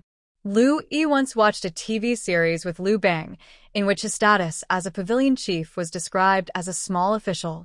She didn't know whether Liu Bang's position as a pavilion chief was really low, but the pavilion chief of the Dan Dynasty at least had some power in the county. Specifically, as a pavilion chief, she had an office. In Hu County, where the average person lived in a mud house or a thatched house, the brick house built within 3 miles was Liu Yi's office. And it was actually a 3-courtyard house. The so-called 3-courtyard house means that the courtyard consists of 3 parts: the front yard, the middle yard, and the backyard. The front yard is used for office, the middle yard is used for the owner to live, and the backyard is used to accommodate family members. In Hu County, although this cannot be called a mansion, and it can't be compared with the yard of Liu Yuanwai's house, it can definitely be called above average. Is this the residence given to the pavilion chief by the court? Is the Dan Dynasty so rich? The pavilion assistant who led her all the way, wearing a short shirt and a small hat, was very respectful and explained with a smile, "This is indeed the residence of the pavilion chief, but it was renovated by the previous pavilion chief. At that time, it was almost demolished and rebuilt. I heard that it cost 5 taels of silver." No wonder, it was said that the court would definitely not be willing to spend it. 5 taels of silver is 5 taels of silver. To be able to pay out of pocket to build a house for a public office, the previous pavilion chief must have a lot of money. However, he should have planned to be the pavilion chief for life. Before Liu Yi came, he specifically asked Wu Duwei about the situation of the previous pavilion chief. His family was originally a wealthy family in Weianli.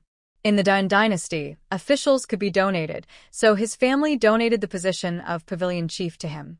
Being an official in his hometown, with elders to rely on and acquaintances in various places, it would have been a very good lifelong career. Unfortunately, the court was gone, and rebellious soldiers rose up everywhere. Hu County was okay at the moment, but it was not under the rule of any major force.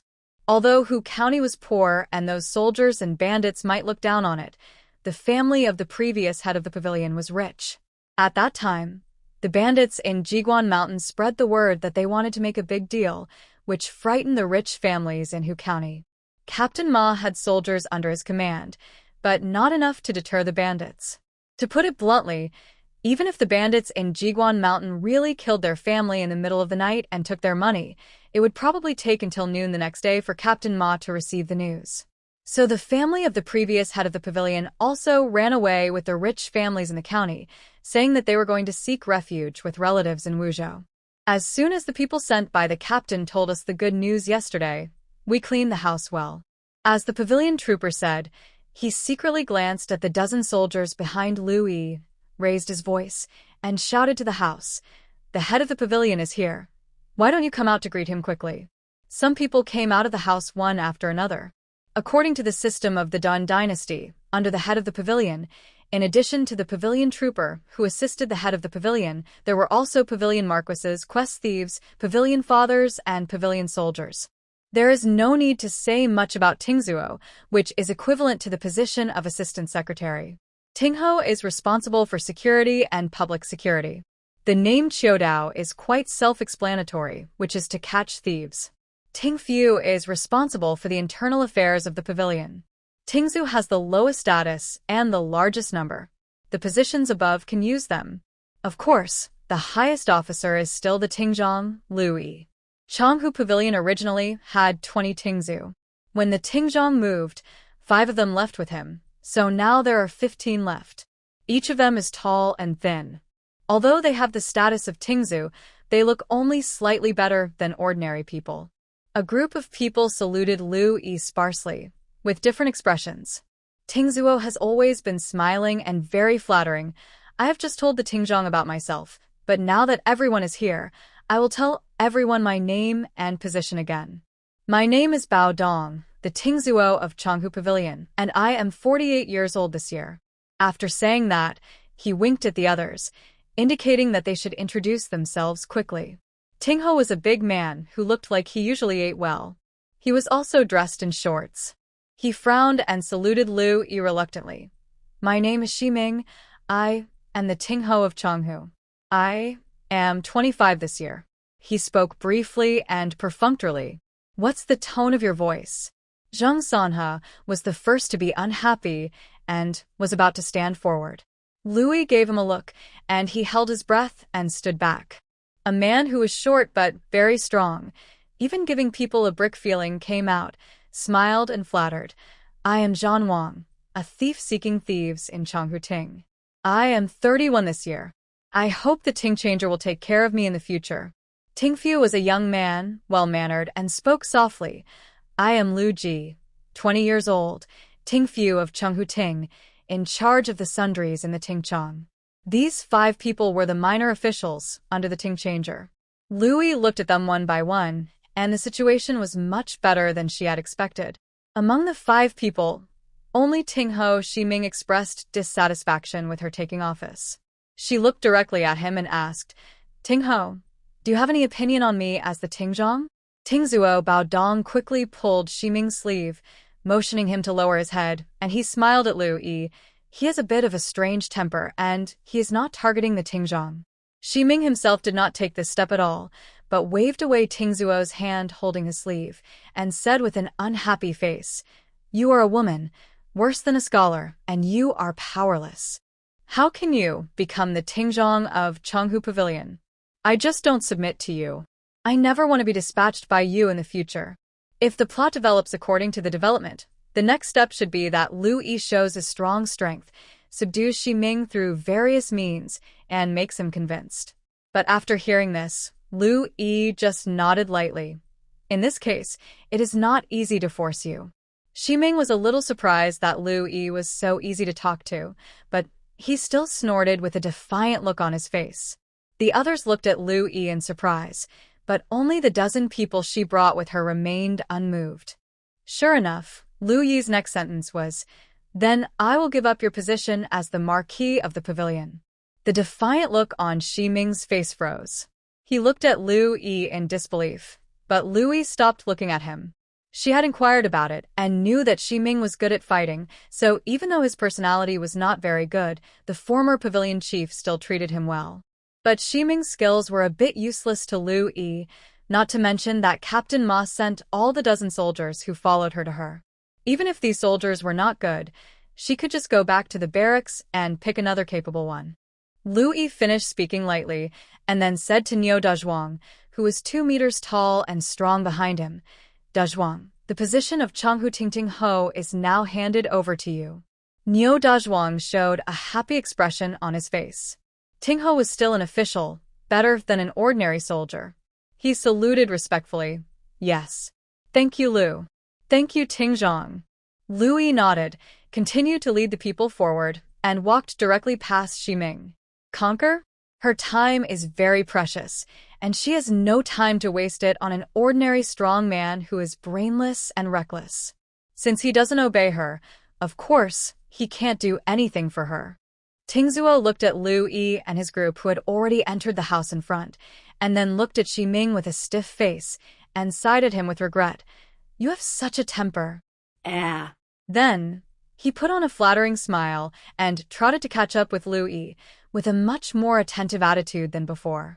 Tingzhong, let me introduce you to a lot of flowers and trees in the backyard. Lu Yi has proved with her actions that she is not only difficult to control, but also swift and resolute. Since she can dismiss a Tingho, she can naturally dismiss the others. Tingzuo is getting older, and he doesn't want to lose his official position at such an old age. Sure enough, the other people in Changhu Pavilion looked at each other for a second, and hurriedly followed Lu Yi and the others, including Qiu Dao and Tingfu. Suddenly, only Shiming was left at the door. He realized it later and felt a sense of humiliation. Shiming was an impulsive person. Otherwise, he would not have publicly humiliated Lu Yi on the first day of his appointment as the Tingzhong. He rushed in with a hot temper. Why do you dismiss me? You are a woman. Shiming himself didn't expect that he would rush to Lu Yi smoothly all the way, even though Lu Yi was followed by a group of soldiers just now. So he didn't notice that these soldiers gave way at Lu Yi's instruction, and the soldiers who gave way all showed expressions of watching a good show on their faces. Lu Yi has grown taller recently, but because of his age, he is still not very tall and looks very weak and vulnerable. But when Ximing rushed to her angrily, she grabbed his arm with one hand, twisted it, and punched Ximing in the abdomen with the other hand. Ximing only felt a pain in his arm, and the next second, his abdomen was struck by lightning. His strong body was thrown out, and he lay on the ground screaming in pain. Before he could react, Lu Yi had already stepped on his back, stepping down his body that was trying to get up.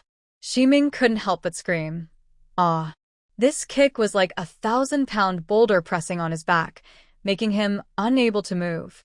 Tingzhua and the others were all shocked and didn't react at all that this would be the result. The soldiers who came with Lu Yi were used to it and cheered for Lu Yi. The pavilion chief is awesome. It's obvious that Ximing has never heard of our pavilion chief's reputation. Why doesn't he ask around? I don't know how many refugees our pavilion chief has converted. The pavilion chief is awesome. Great. Amid the cheers, Lu Yi looked down at Ximing's struggling appearance and said in a cold voice, I am the pavilion chief and you are the pavilion marquis, so I have the right to dismiss you.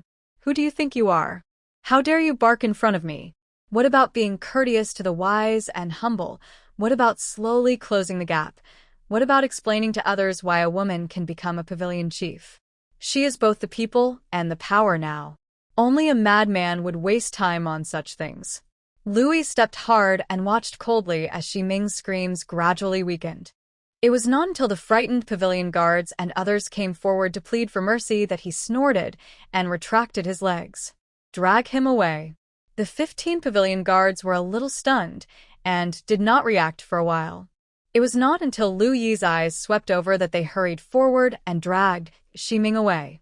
However, Ximing, who had always been more powerful than them and was very impressive, was limp all over, like a face man, and his heart was trembling with fear. Lu Yi stood on the steps and slowly twisted her wrist.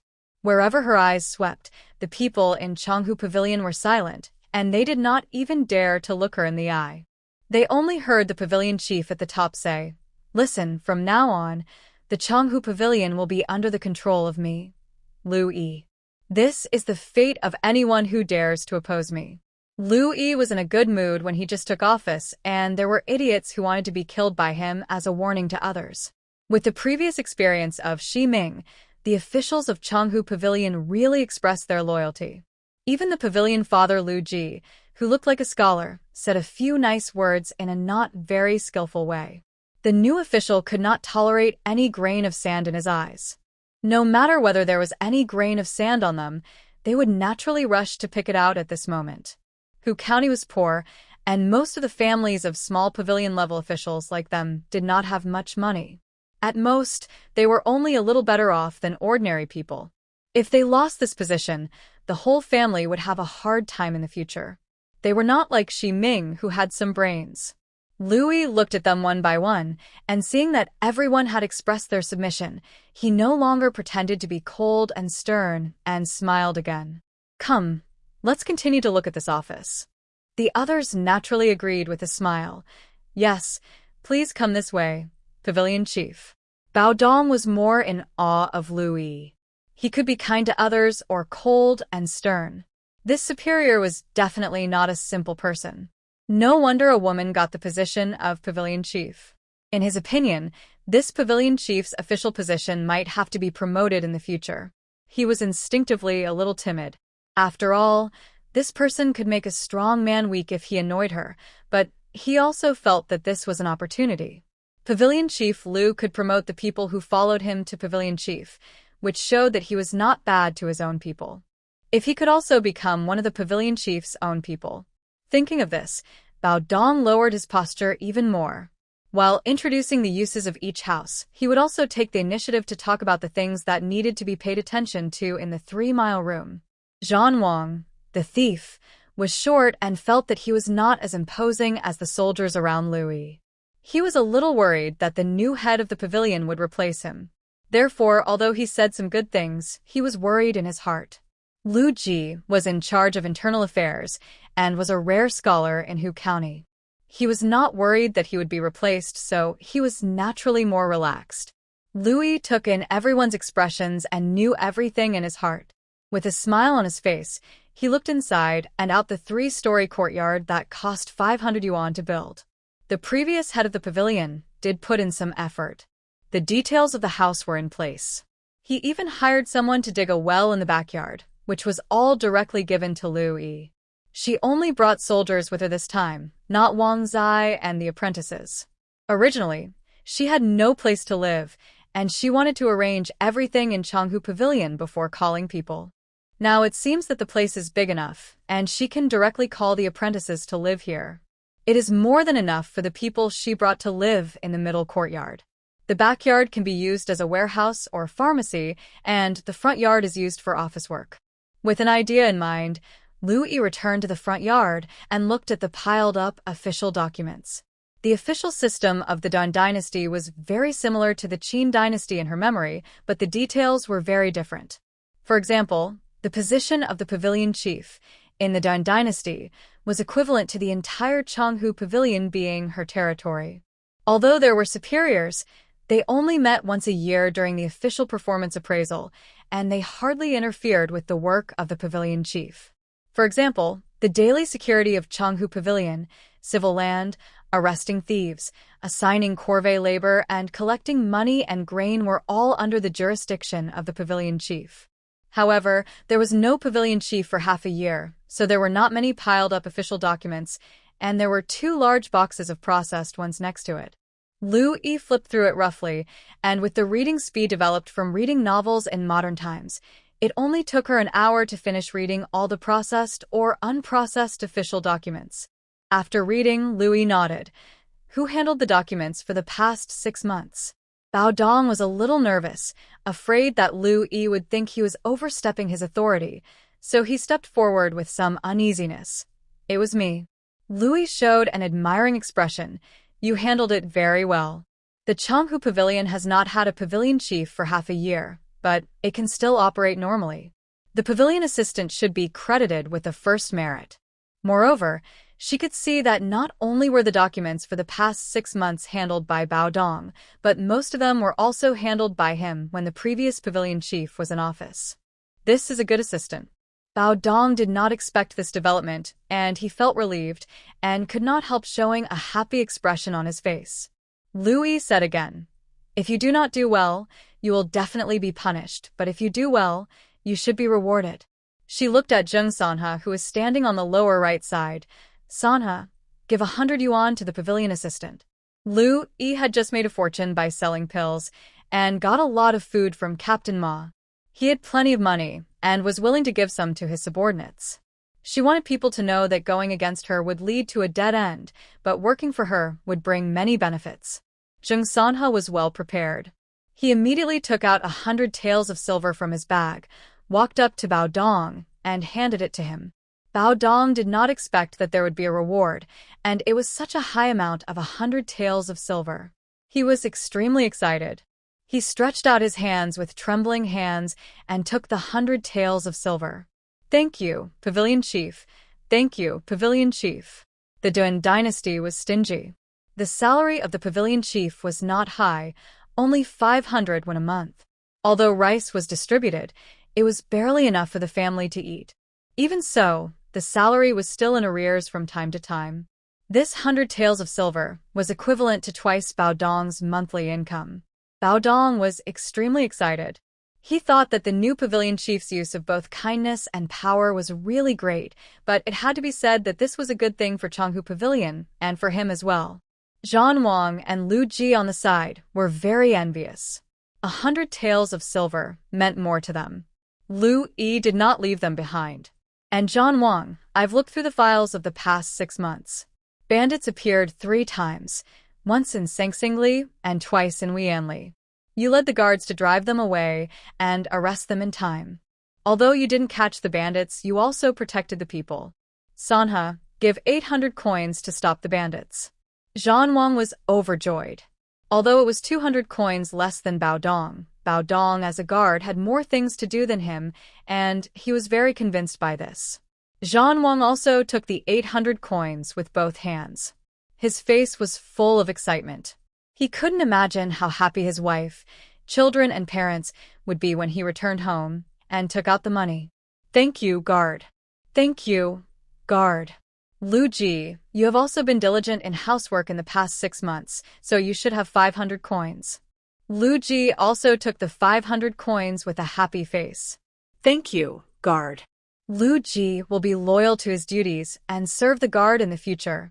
As a literati, he speaks with more words. Speaking of which, Lu Yi had read a popular science article before, saying that the Tingfu of the Qin dynasty was actually a sweeping uncle who usually swept the floor and looked after the door. But the Tingfu of the Dan dynasty was more like a civil servant. For example, it was the Tingzuo who handled affairs and revised official documents in the past 6 months, but it was the Tingfu who sorted and summarized. Also, if someone in Changhu Pavilion wanted to sue, the Tingfu would be responsible for helping to write the petition. Things like distributing salaries were also distributed to everyone by the Tingfu, a bit like an accountant. Although there were a lot of things to do, because there was no danger, the salary was lower. Lu Yi gave him 500 won, which was already very satisfying to Lu Ji. Moreover, isn't there a comparison? As a Tingho, Ximing's status was only below that of Tingzuo. If he had not offended the new Tingzhong, according to this person's generosity, he might have given him 900 won. But now he not only lost the reward money, but also lost the position of Tingho. Compared with him, the 3 people in the hall felt that they were extremely happy. Lu Yi did not leave out the guards and asked Zheng Sanhe to take out 450 coins, which were divided among the 15 guards. Although each person only got 30 coins, it was definitely a pleasant surprise for the guards at the bottom. After the money was distributed, everyone was beaming with joy, and no one mentioned the dismissed guard, Ximing, anymore. They were just happy with the money they received. Although the new guard chief was a bit harsh in his work, he was really generous. People began to look forward to what it would be like to work under her in the future. Thus, Lu Yi's first day in office was a complete success. The new head of Changhu Pavilion turned out to be a woman. This news spread quickly throughout the entire Changhu Pavilion, and even many people in the Yunhai Pavilion next door knew about it. This is of course not because the news spread quickly in ancient times, but because Changhu Pavilion is not really big. There are only 1,000 households in 3 miles. At first, some people said something like the world is in chaos, and women can become officials.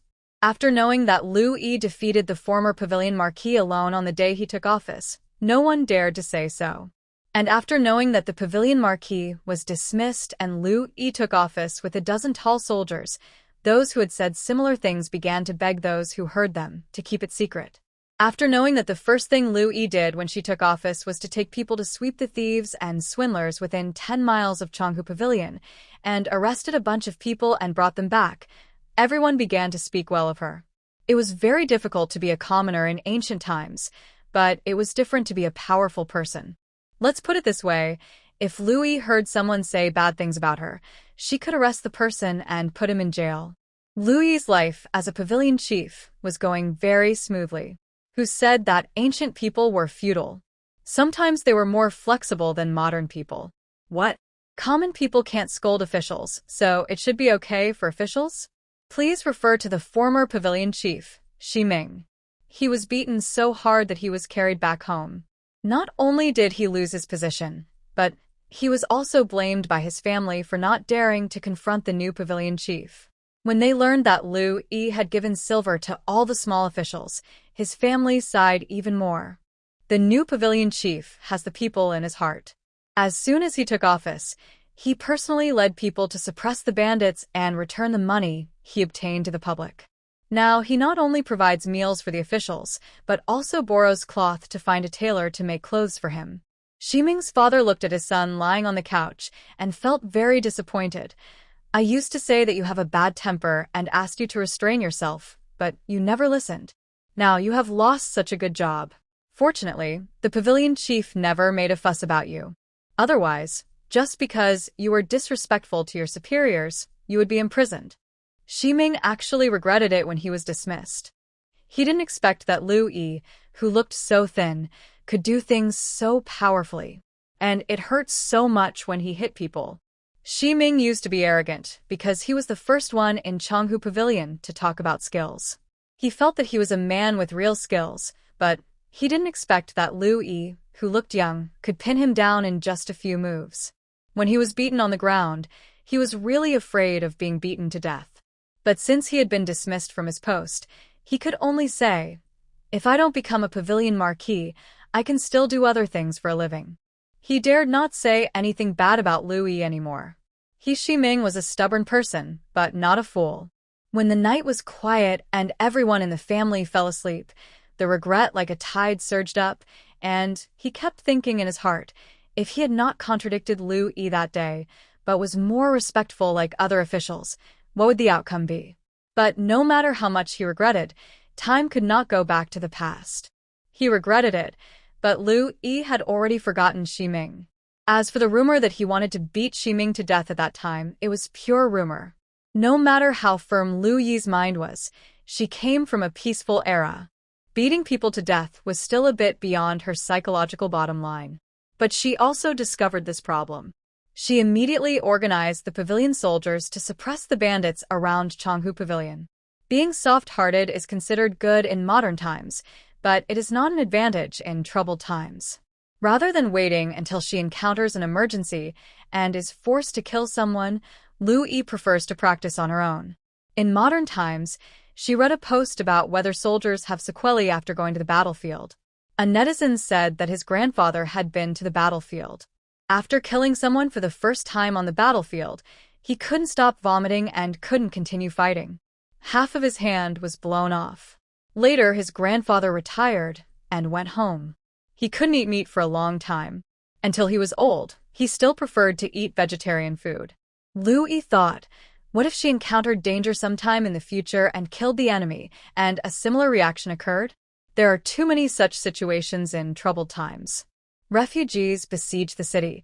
Chaotic soldiers came to kill, bandits robbed, and even a passerby might suddenly appear to food from people. She couldn't bet that she would be like the netizen's grandfather, and her comrades around her could quickly rescue her, right? Lu Yi would never allow such a situation that was beyond her control to happen. So, practice. And practice well. Practice well. Changhu Pavilion has mountains and lakes, and the mountain is connected to Jiguanzi Mountain, which leads to more bandits here than other places. But their number is small. Compared with the bandit base camp on Jiguanzi Mountain, there are only 7 or 8 bandits in Changhu Pavilion. Thieves are okay, they just steal things, but they don't hurt people's lives. Robbers are different. They not only rob things but also rob people and occasionally kill people. However, this is too common in the Den Dynasty. Robbers usually hide in the mountains and only go down the mountains to do evil when they get the chance. For such a few people, the government and the military camp are unlikely to send people to the huge mountains and forests to catch people. Catch the thief and put him in jail. If you encounter a robber, the guards of the pavilion usually rush to shoot and kill him. The people under her work are too active, and Lu Yi has never found an opportunity. Today, she plans to do something big. After asking the local people about the places where the robbers basically appear, she led people to pretend to be rich people and pass through there with a batch of food sent by Captain Ma. The common people may be well informed. The bandits who usually squat on the mountain don't have such long ears and eyes, so they were lured out. The bandits didn't talk much and didn't have any fighting skills. They just rushed up and killed. Then they saw that the house servants who were originally transporting grain not only did not dodge, but also pulled out long knives from under the grain transport cart and fought head-on. The bandits found something wrong and wanted to turn around and run again, but it was too late. The first luring bandit suppression, the battle was basically the bandits running desperately, and the guards were chasing behind. The two sides didn't fight at all. These bandits might be okay against the common people, but they didn't even need to fight to know that they would not be able to beat the guards whose weapons and bodies completely crushed them. Lu Yi asked for a bow. She hadn't learned bows and arrows for a long time, but maybe because of the strong body gene liquid, Lu Yi learned quickly and her accuracy was also very good. When she pulled the bow at the fleeing bandit, Lu Yi finally shot at the opponent's leg. The robber screamed and fell to the ground. 3 of the other 4 robbers were killed in the resistance, and the robber shot by Lu Yi was dragged back like a dead dog. Lu Yi ordered the guards to put their knives on the neck of the only survivor, forcing him to lead a group of people up the mountain and find the cave where the robbers lived. After luring the robbers guarding the cave out and capturing them, the guards entered the cave and brought out 2 women with disheveled clothes, wounds all over their bodies and numb eyes. Their families were killed by these robbers, and they were imprisoned in the cave for the robbers to amuse themselves. The guards were all angry and asked Lu Yi to kill the robbers now. Lu Yi just waved his hand. Take them back first. The guards were puzzled, but they still obeyed the order. The 3 robbers thought they had escaped, and hope was burning in their hearts. They saw that the guards were listening to the words of a girl. The girl was still young, and she might be soft-hearted and spare their lives. The leading bandit kept shouting that his hands hurt and begged people to untie him and give him a break. After returning to the office smoothly, Lu Yi turned around and looked at the tallest bandit. Don't you want to take a break? Now you can. As she spoke, she untied the rope that tied the bandit. The bandit was not injured. While Lu Yi was looking down, he immediately jumped up and strangled Lu Yi's throat. Everyone, step back. Let me go. Otherwise, I will kill her. The guards and soldiers were furious, but they saw that Lu Yi looked calm and waved at them to signal them to retreat. Niu Dazhuang was the one who had fought with Lu Yi the most often and knew her skills the best. If Lu Yi didn't want to, how could this bandit with his mediocre skills hold her hostage? He was the first to retreat, somewhat curious about what his master wanted to do. The robber thought he had a sure win. Give me the money, and your horses, too, or I will. He said halfway, his eyes widened, and a hoarse sound came out of his throat. Lu Yi frowned, retracted the dagger that cut the robber's trachea and artery, and escaped easily, watching the robber fall to the ground with a plop, struggling for a long time before he stopped moving. Niu Dazhuang stepped forward and looked at Lu Yi's neck with some concern, and then relaxed when he saw that he was fine. Sir, why did you deliberately let him hold you hostage? It's my first time killing someone, and I'm a little uncomfortable taking the initiative. Others took the initiative to attack her first, and she fought back, and she felt much better. Although it was a bit formalistic, it was really useful.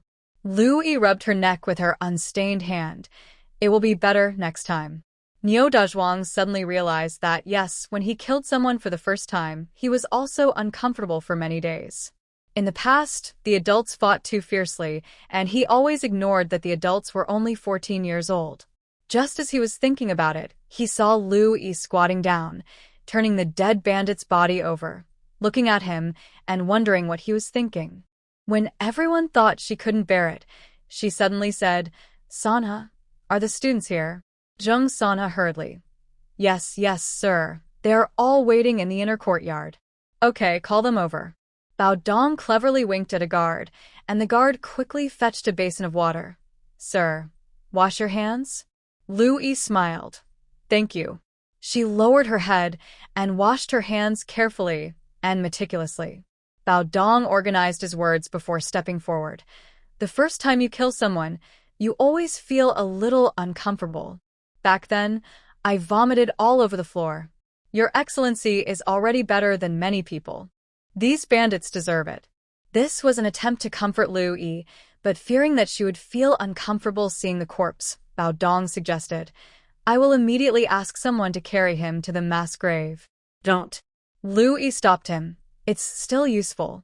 Bao Dong, What use could a corpse be? Zheng Sanha came over with 10 students at this moment.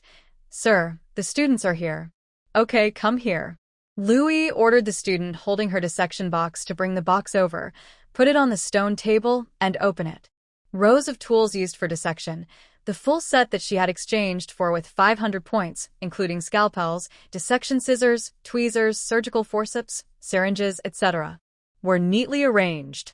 Lu Yi put on her gloves, turned to look at the students. This bandit is extremely evil and deserves to be put to death, but he cannot be wasted. Waste is shameful, especially in ancient times when medical resources were scarce. The cadaver teacher could only be found by herself. Moreover, she was a little uncomfortable with having just killed someone. Doing something familiar at this time would also help ease her mood. Louis raised the scalpel and announced today's course under the shocked and horrified gazes of the remaining bandits, guards, and soldiers. Today, I will teach you anatomy. Ouch! You! Ouch! Such a scene appeared in the Changhu Pavilion office, where guards kept running out to hold the wall or retching. Those who were originally just retching would turn into real retching when they saw others retching. Those who were really retching would not be able to help but retching again after they retched themselves and saw others retching. In other words, the people were afraid of the officials and usually did not go this way. Only they could see this scene. No. Following the guards, Zhan Wang, the thief who had killed people and chased bandits and had seen the world, also ran out with his mouth covered and joined the ranks of retching. Next to him was Lu Ji, who had been vomiting for a while. Only the old-timer Bao Dong came out to look at them calmly, not affected at all. The adults told you not to look, but you insisted on looking. Look at me. I will be fine if I listen to the adults more. Lu Ji's face was pale, and he almost couldn't stand steadily against the wall. I was too careless. I only saw the work of the coroner in the book, and I was curious. But what was written in the book was different from what I saw with my own eyes. Seeing the cold and sharp blade cutting through the human skin, revealing the flesh and blood texture underneath. Ugh. Lu Ji joined the ranks of vomiting again. Zhan Wang reluctantly raised his head. I really didn't expect that the pavilion chief looked so thin, but he was not only good at martial arts, but also had a hobby of dissecting people alive. How can it be called dissecting people alive? The person was dead. That was dissecting dead bodies. Bao Dong corrected. And didn't the pavilion chief say that it was for the purpose of studying medicine? Zhan Wang shuddered. Anyway, I will never dare to provoke the pavilion chief in the future. It's too scary. When he first met Pavilion Chief Lu, he actually thought that this was a young girl who was easy to fool. How dare he? The other pavilion guards on the side also hurriedly agreed. Bao Dong looked at the awe on his face and thought, this is why Pavilion Chief Lu brought people back to perform that dissection technique. After this, no one dared to disobey her orders from then on. Bao Dong was somewhat fortunate that he had already decided to join Pavilion Chief Lu. Following such a capable, courageous, and smart leader, his future would always be good. Of course, he himself did not dare to watch the autopsy scene, so although he wanted to flatter, he only dared to call people through the door during dinner. The world is big, but eating is the most important thing, but Lu Yi was reluctant to give up the fresh corpse in his hand. How could there be such good conditions when he was in school? The anatomy class was a group of several people, and everyone shared a cadaver teacher. It was so rare for one person to enjoy a corpse alone. And she killed it herself, so it was fresh. Lu Yi finally stopped and put the corpse in a refrigerator made of ice cubes. These ice cubes were bought from ice vendors who hoarded ice cubes in winter and sold them in summer at a cost of a lot of money. Yes, at that time, she thought that the robber's body should not be wasted. Not killing the robber when arresting the robber, but bringing him back and killing him, it was indeed as Bao Dong thought. Lu Yi was deliberately establishing his authority. Another reason was that if he didn't want the body, he would just kill it. In the past, when the guards or yamen runners arrested the robbers, they would dig a pit to bury or expose the body in the wilderness. Naturally, wild beasts would come out at night to take the body away and eat only some broken bones. But Lu Yi wanted to bring the people back to teach students how to dissect. It was too hard to kill them and have them carry them back. It would save the effort of carrying the bodies. Lu Yi sometimes wondered if she was too calm and cruel. Whenever she had such thoughts, she would go and see the scars on the two women and the fragments of human bones found around the cave. Then she would recite, to be kind to the wicked is to be cruel to yourself 100 times. After a few days, it was almost done. Internal friction is impossible and will never occur. If Changhu Pavilion was not too small, and there was only one nest of robbers, Lu Yi would have wanted to continue training. But catching this nest was enough for her. The other two robbers fainted when they saw her dissection scene that day. Lu Yi went through all the procedures this time, found witnesses and evidence, and decided to execute them. Speaking of which, the system of the Dun dynasty was a bit outrageous. It was completely acceptable for the government to kill the robbers when they were catching them. But if they're caught alive and want to execute the bandits, they have to go through layers of approval, from the pavilion to the township, from the township to the county, from the county to the state, and from the state to the prefecture. Only after the county approves it, the official documents are passed down layer by layer. Often at this time, the prisoners have been in prison for 2 years. Unfortunately, the food for the prisoners is provided by the local government, so most of the government officials try to kill the criminals in one shot when they catch them. When the criminals die, everyone is happy. Liu Yi submitted the approval according to the process, but because there are almost no people in the Liuzhou government, the superior of Hu County, so the execution of the 2 robbers only requires the county lieutenant to approve it. She is Ma Xiaowei's person, and the fact that she saved Ma Xiaowei's life has begun to spread. Of course, the county lieutenant cannot go against her. He only sighed to his subordinates. This Chief Liu is really capable. He has caught the robbers who have been roaming around Chenghu Pavilion just a few days after taking office. No wonder Captain Ma let her serve as an official as a woman. The speed of catching thieves and criminals alone is much faster than that of the previous chief of Chenghu Pavilion. In just 2 days, the official document was approved. So Liu Yi had 2 more subjects for dissection. The previous chief usually executed robbers by hanging. It's not that beheading was not popular in the Dun dynasty, but beheading required a big machete. Chenghu Pavilion was too poor, and the government had no money to buy a big machete, so the cheapest hanging was usually used. On the day of the hanging, the people of Chenghu Pavilion came to watch. I heard that these bandits killed many people, especially traveling merchants. Dozens of people died at their hands. More than that, didn't Yenner, the daughter of the Su family, say that she went up the mountain to look for her father and disappeared? Everyone said that she was eaten by a tiger, but it turned out that she was robbed by these bandits. Ah? How is she? Is she rescued? The well-informed guard's family was a little proud. His boy also contributed. She was rescued. The guard personally led people up the mountain to rescue them, and also personally led people to send them home.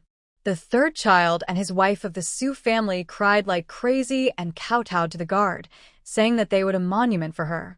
This new guard is really amazing. Do you know? It turns out that she is the miracle doctor who provided free medical treatment in Sangsingli. It turns out that this miracle doctor can also be an official. More than that, do you know Xi Ming? He was knocked down by the guard. After a group of people talked about it, the topic returned to the people who were rescued. It's a pity that such an innocent girl has suffered such a thing. How can she get married in the future? Hey, we ordinary people don't care about these things. Those widows are still sought after by many people. The Dun dynasty did not pay much attention to the innocence of women. The Empress Dowager of the previous dynasty was a widow who remarried. As for the common people, they don't care about these things. People are dying. Who cares about innocence? In this day and age, if you can get a wife, just burn incense and pray to Buddha. Liu Yi was originally influenced by the TV series and was a little worried that the 2 girls would be looked down upon when they returned home. In the end, it was she who was futile. The families of the 2 girls were only glad that she could come back alive, and the others just cried. Those families who found the relics of their missing relatives in the corpses and relics that Liu Yi had people display were the ones who were sad. The robbers threw the people they killed into the same pit, and the bones were mixed together, and it was difficult to distinguish them. The families of the victims could only pick up some of them and bury them together with the relics.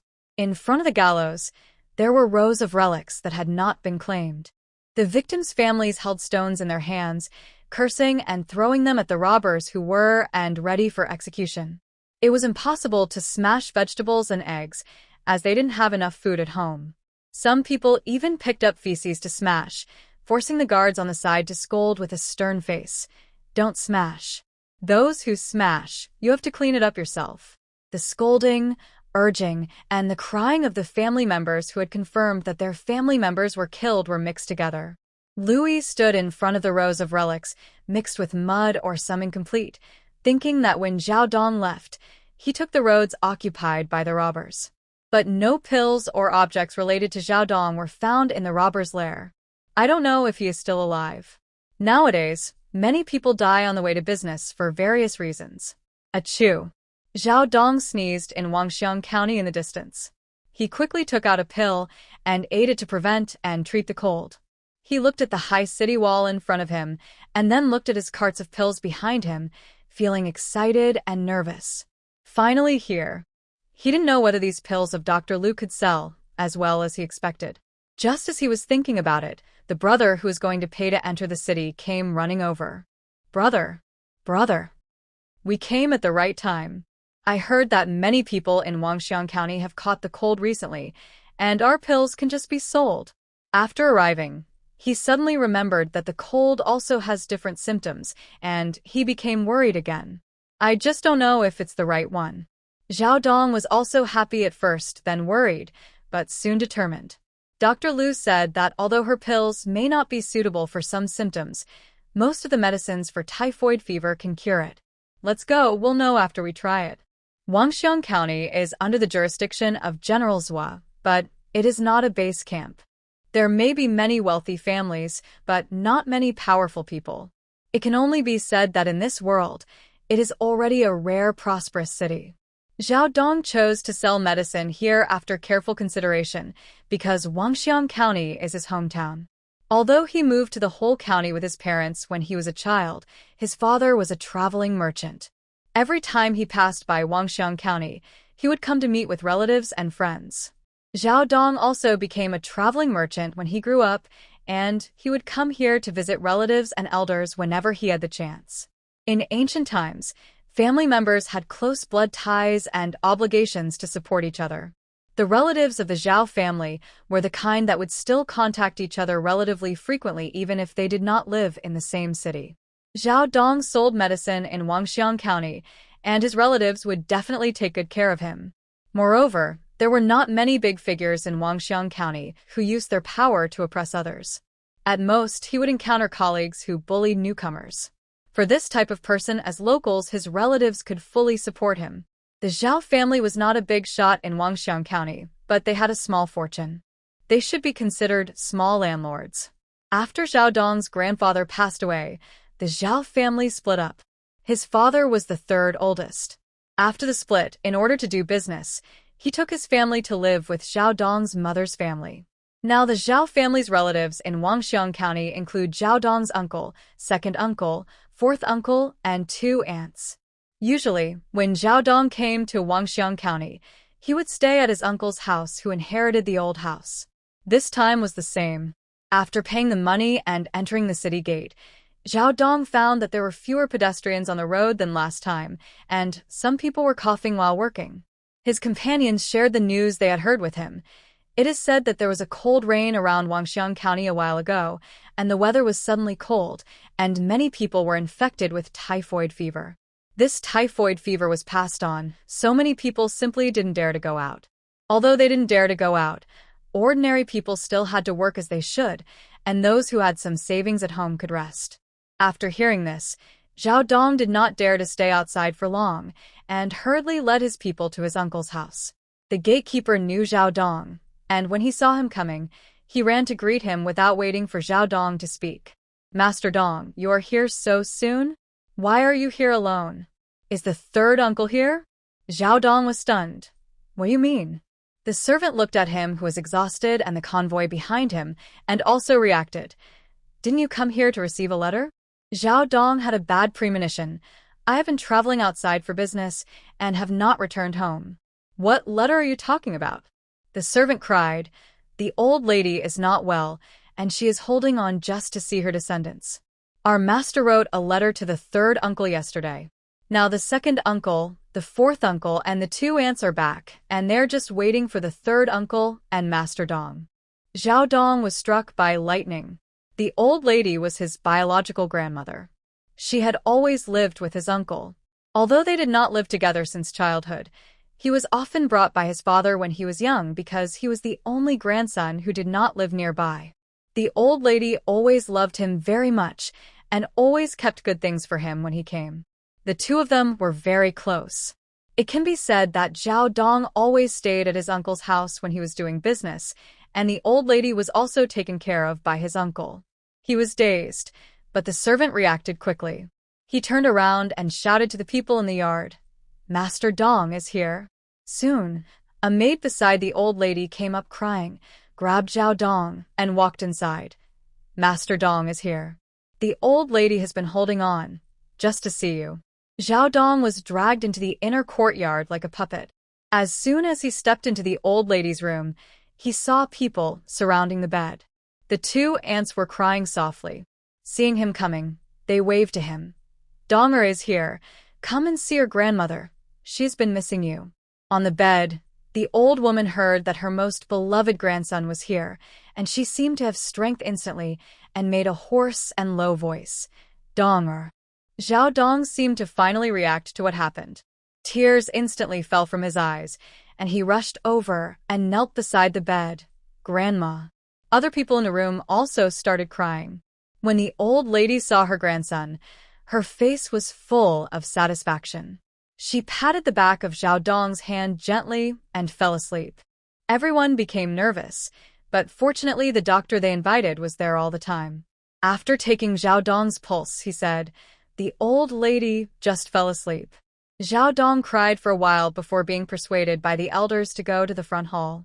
After sitting down, he found that almost all the younger generations of the Zhao family were there, and even the 2-year-old cousin from his fourth uncle's family was brought over.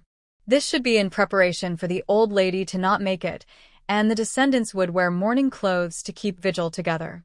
Zhao Dong cried until his throat was hoarse, and asked with swollen eyes, "Hasn't Grandma always been healthy? Why did she suddenly become like this?" Almost every relative who came to Uncle Zhao's house would ask this question, and Uncle Zhao and his wife were used to answering it. It rained a while ago, and the old lady got sick at that time. She was fine before, but she got sick and couldn't get better even after seeing the doctor. Typhoid fever was a life-threatening thing in ancient times, especially for the elderly and infants with poor resistance. The typhoid fever that swept the whole city has killed many people. The reason why the old lady of the Zhao family has survived until now is that she has some family background and her children are filial. They have seen many doctors and bought many precious medicines to delay her for some time.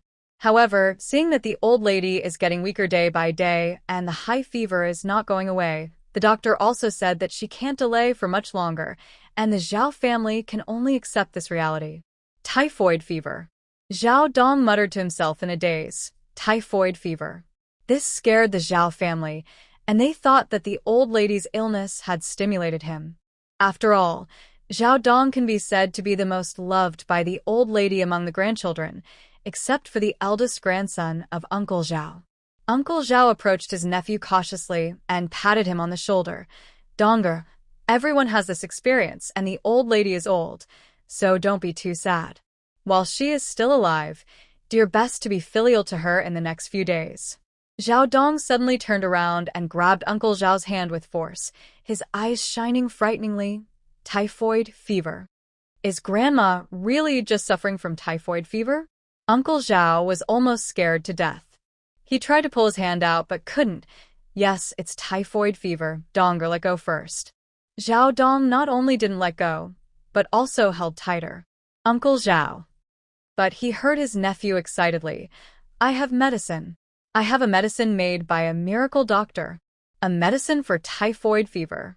Zhao Dong almost ran to the carriage and took out a box of sealed pills. It was the Gonfeng pills for treating typhoid fever.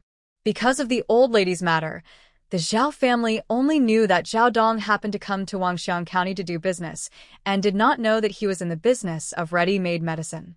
Now seeing Zhao Dong rushing to the old lady's yard with a box of pills as if he had found a treasure, they hurried to catch up. "Where did this pill come from? Can it be trusted?" This was asked by the sixth aunt, and the reason she asked was also very reasonable.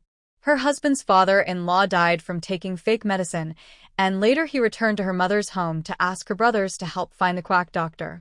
Zhao Dong knew about this and immediately said, "This pill was made by a miracle doctor." The miracle doctor's name is Lu Yi. She is famous for her excellent medical skills in Hu County, Liuzhou. There was a child who drowned and died. She saved him alive. My business this time is to ask the miracle doctor to make a lot of medicines and sell them in Wangxiang County. He held the box in his hand and said, "This is a pill for treating typhoid fever. I have seen patients using it in Hu County. Taking one pill can make them better, and they can recover in 3 days." The Zhao family certainly would not suspect that Zhao Dong gave fake medicine to the old lady, but medicine should not be taken randomly. Fortunately, the doctor who was invited was always there, so he asked the doctor to help check the medicinal properties. The doctor was also easy to talk to. He took a pill, smelled it first, crushed it, and put it in water to check the medicinal properties. Then he asked the Zhao family to bring a chicken, feed the pill to it, and observe the chicken's reaction. What? Didn't he smell it and see it? Why do we need to let the chicken test the medicine? He was just an ordinary doctor, not a god. If he could tell how many kinds of herbs were put in the pills by smelling them, how powerful his nose must be. Zhao Dong was quite anxious. He had seen patients try the medicine with his own eyes.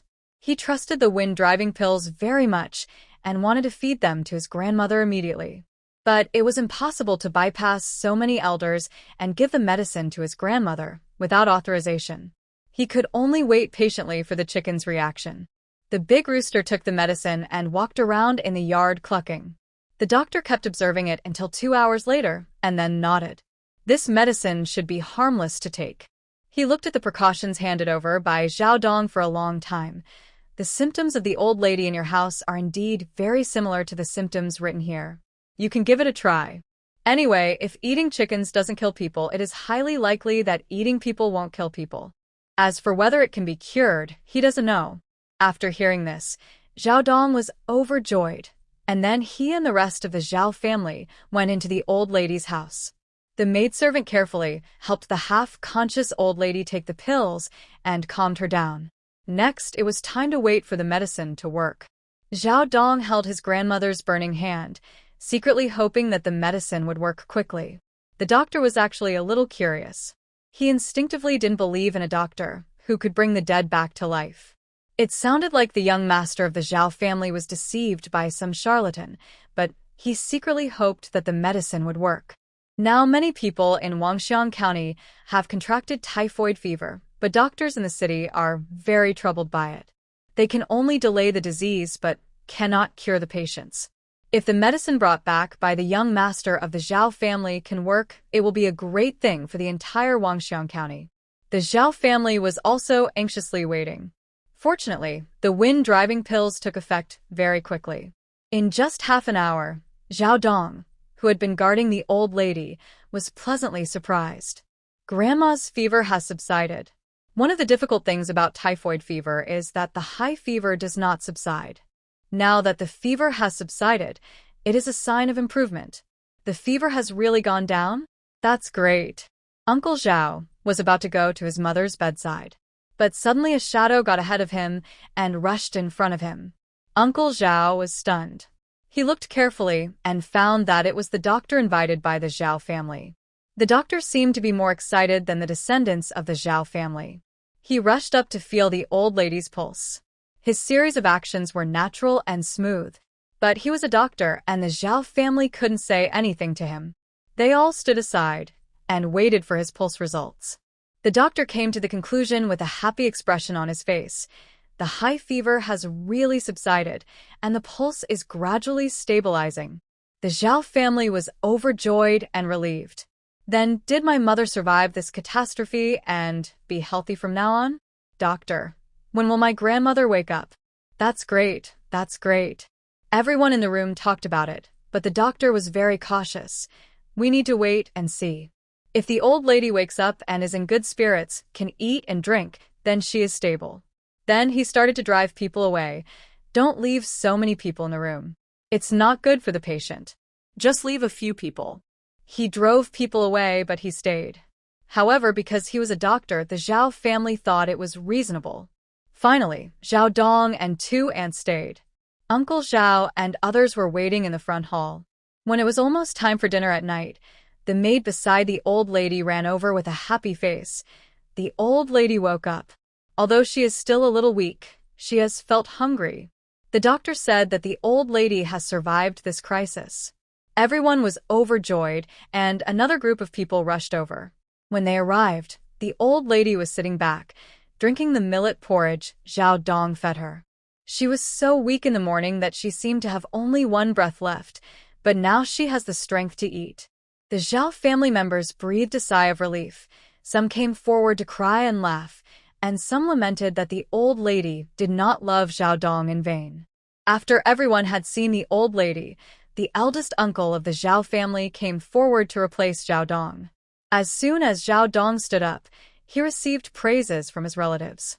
It's really the connection between grandparents and grandchildren.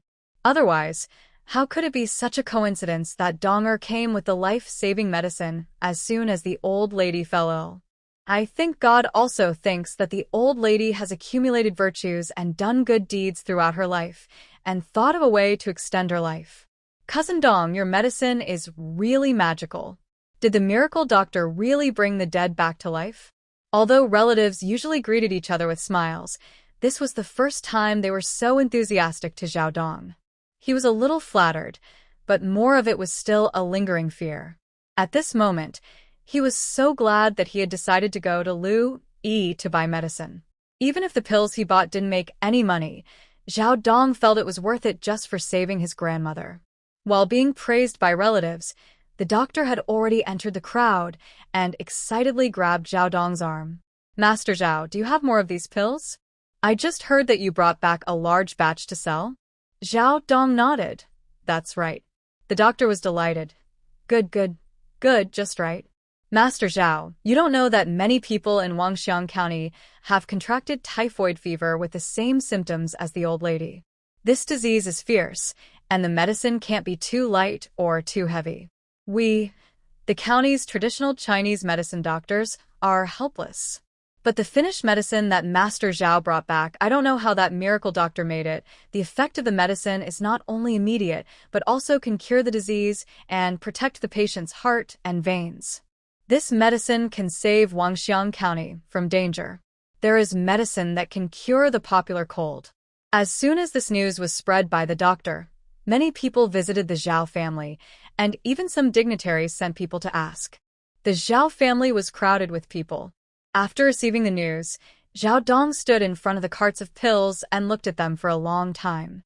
How much a merchant earns depends on luck in most cases. Some merchants buy grains and sell silk and lacquer when the grain harvest is good. When silk is on the market, they buy a large amount of silk and sell grain. Some merchants make safe money, relying on the same thing for generations. Although they make little money, the probability of loss is also small. Some merchants are traveling merchants. They buy cheap local goods in a certain place and then sell them at high prices in other cities where the prices of such goods are high. Zhao Dong is a traveling merchant. To make money, traveling merchants not only need to grasp the merchant's own grasp, but also depend on luck. For example, one year, he brought back a large amount of cloth. When he came back, the price of cloth happened to rise that year, so he made a lot of money. Now, Zhao Dong had never thought of this before. One of the finished medicines he brought in for sale was actually the right medicine for the common cold in Wangxiang County. In other words, he could raise the price of the medicine and make a lot of money. This made Zhao Dong feel entangled.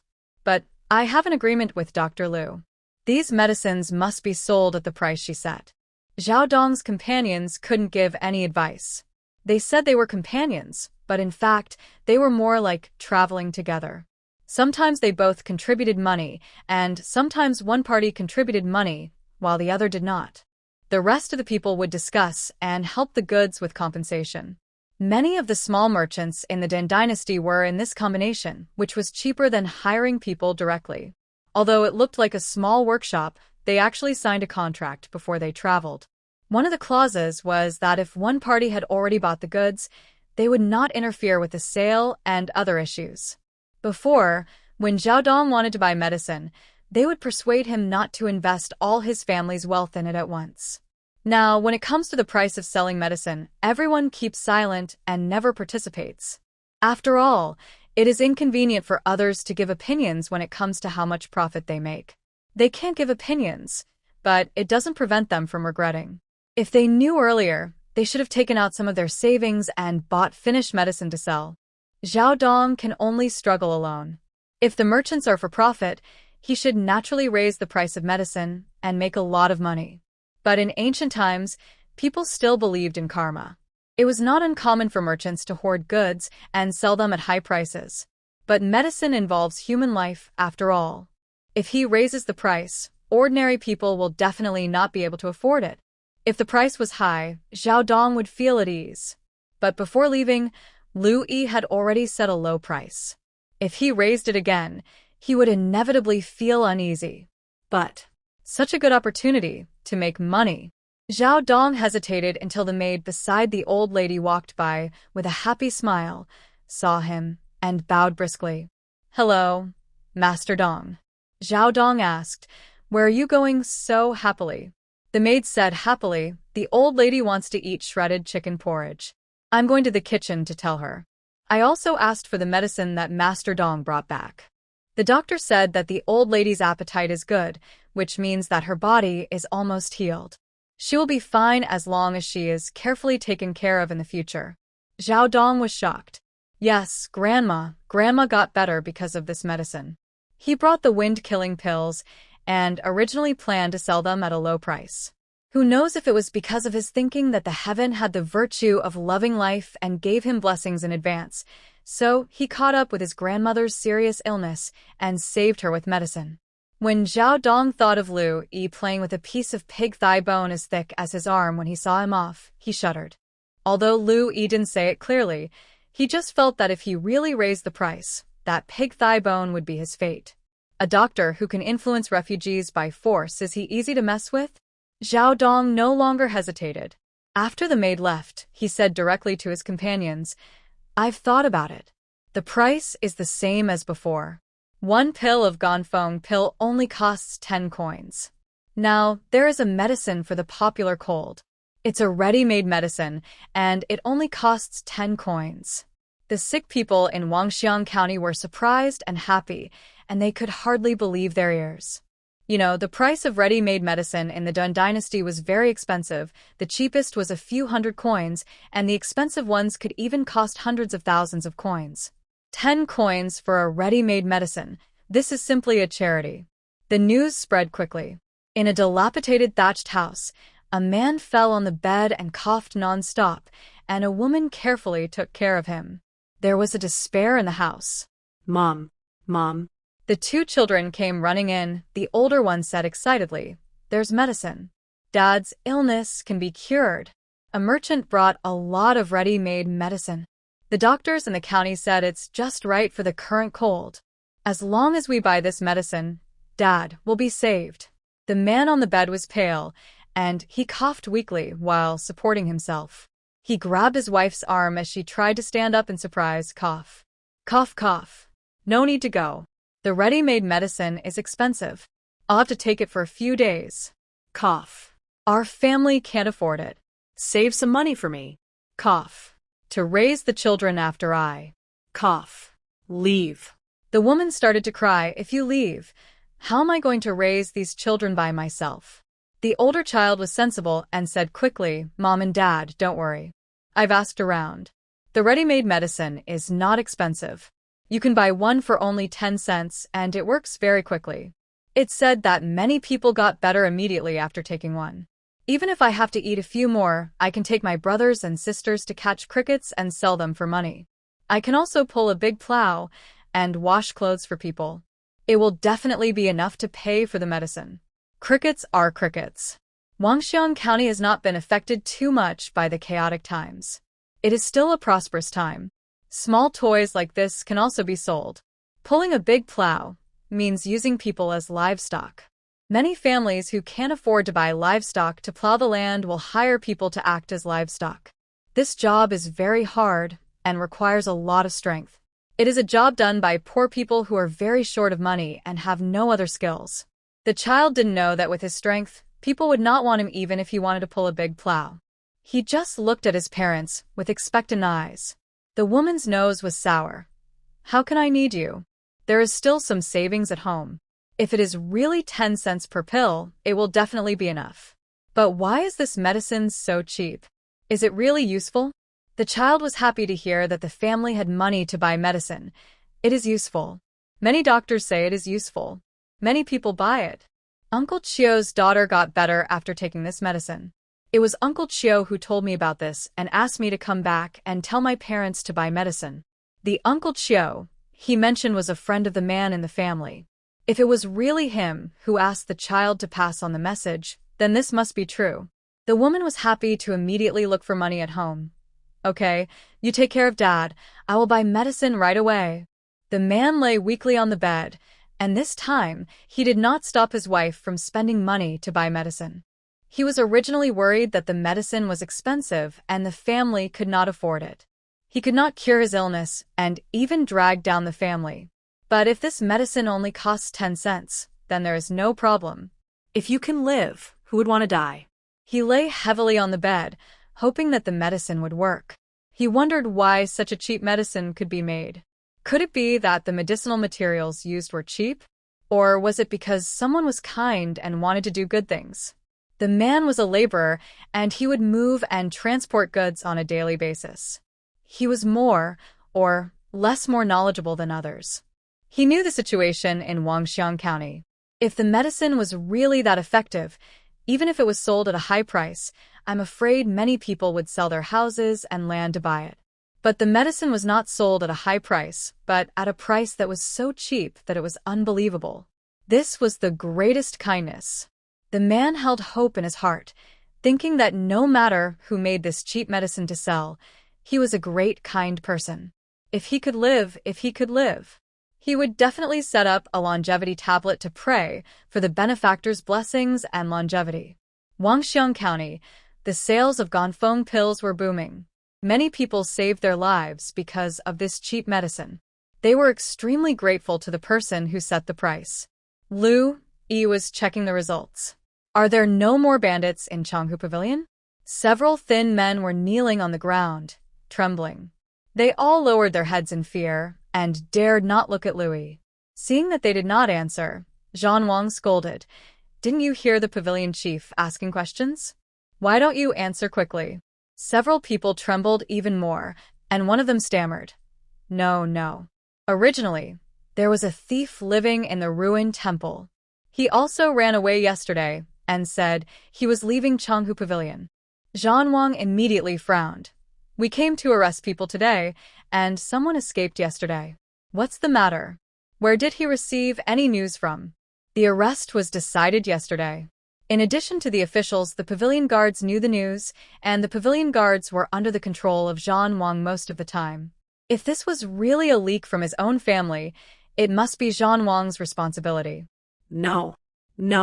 The little thief felt the low pressure on Zhan Wang and hurriedly raised his eyes to peek at Lu Yi's expression, and then he said timidly, We didn't know that the pavilion chief was coming to arrest people today. He was scared away by the pavilion chief. Lu Yi raised his eyebrows. Tell me in detail. I heard that when the pavilion chief arrested the bandits, if the bandits died, even after they died, they would cut them into pieces with a knife. The little thief was about to cry, and his voice was very sobbing. The bandits in Changhu Pavilion are afraid of the pavilion chief. Many people escaped in the past 2 days. Yesterday, Zhang Shirtu wanted to run away and called us to go with him, but we lived in Changhu Pavilion, so we didn't run away. They also had a fluke mentality, thinking that they were very careful when doing things in the past, and they should not be discovered. As a result, who would have thought that Lu Yi would bring people here today, and they were gathered in the dilapidated temple to discuss retiring in the future. Lu Yi kicked the door and rushed in. Before they could react, they were all knocked to the ground by her. If I had known, I would have run away yesterday. The little thief stammered and told the situation. He could no longer bear the great fear in his heart. Even though he tried his best to wriggle his body and kowtow to Lu Yi. Please don't cut me with a knife. I only stole some chickens and ducks before, and the money I stole was only 12 coins, not more.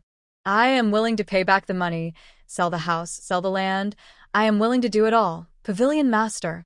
The other little thieves were also trembling with fear, and kowtowed and begged for mercy. Lu Yi. It turned out that she was scared by the fact that she dissected the bodies of robbers. She guessed that what she did would definitely spread, but Lu Yi didn't care about it. I just didn't expect that it had been spread that she would dissect the captured bandits. Although Lu Yi has been obsessed with practicing killing, dissecting, and teaching students dissection recently, she is not a big devil. It was not necessary to drag all the bandits who were not guilty of death to the dissection table. However, it was a pleasant surprise that it could deter the bandits. Don't worry, if you just stole things, it would not be a capital crime, but if you don't tell the truth when you are interrogated, it would be hard to say. After scaring people, she retracted her weapon and waved her hand. Take him back for interrogation.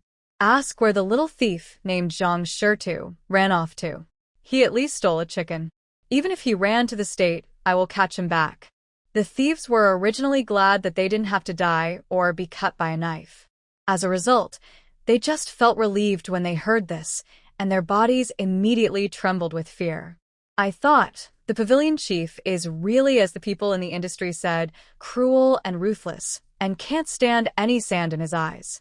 He even chased the person back after he ran away. Thinking of this, I was a little glad that I didn't run away. Anyway, it would be in vain. After these thieves were escorted away by the guards in new clothes, Louis looked at Lu Ji, who was following with a book. Are there any unsolved robbery cases in the past records? Lu Ji had already read it once, but when the superior asked him, he read it again carefully and then gave a positive answer. Reporting to the head of the pavilion, there were people who confessed to the previous cases. When these thieves were caught, they also admitted that they stole 3 chickens, 10 eggs, and 2 dried field mice from Qian Xi's family in Wianli last month. All the cases involving robbers in Changhu Pavilion in the past have been settled. Lu Yi nodded, feeling a little satisfied and a little regretful. How long has the anti-gangster and anti-evil campaign been going on? It ended so quickly, and she hasn't practiced enough. But this is also considered a matter of closure, which is a good thing in general. Then the anti-gangster campaign will be temporarily stopped. Lu Ji and Zhan Wang responded quickly, looking extremely respectful. If they still had some tricks when Lu Yi first took office, then after Lu Yi took the lead and led people to sweep all the bandits within the Changhu Pavilion, the main goal was to kill them all and not let anyone go. The officials of Changhu Pavilion must be as honest as possible. After work, Lu Yi walked on the road with his people. When the people passing by saw them, they were no longer afraid like they were when they saw officials before, but saluted respectfully. Meet the pavilion chief. The pavilion chief has caught a few more bandits. The pavilion chief has worked hard. Louis almost cleared all the bandits in Changhu Pavilion in a short time after taking office. Now, not to mention that everyone dares to leave their doors open at night. At least the people feel very safe living within the Changhu Pavilion. Moreover, in addition to being the pavilion chief, Lu Yi is also a doctor. If she is not busy on a certain day, she will take time to provide free medical treatment to the people of Changhu Pavilion and teach her apprentices. This naturally made the people closer to her. Even the rumor that Lu Yi could dissect corpses did not make the people afraid. After all, it was not their own corpses that were dissected. Bandits are hateful. In the past, wouldn't the government just expose the bodies in the wilderness to feed wild beasts after killing them? Of course, there was also the influence of Lu Yi's public relations for himself. As an official, you can be strict with your subordinates, but you must be close to the people. He who wins the hearts of the people will win the Changhu Pavilion. The last time an old lady fell, she didn't give others a chance at all. She ran over at the fastest speed and carefully helped the person up under the admiring gaze of everyone. If there were no traffic lights in ancient times, she would have helped the old lady cross the road.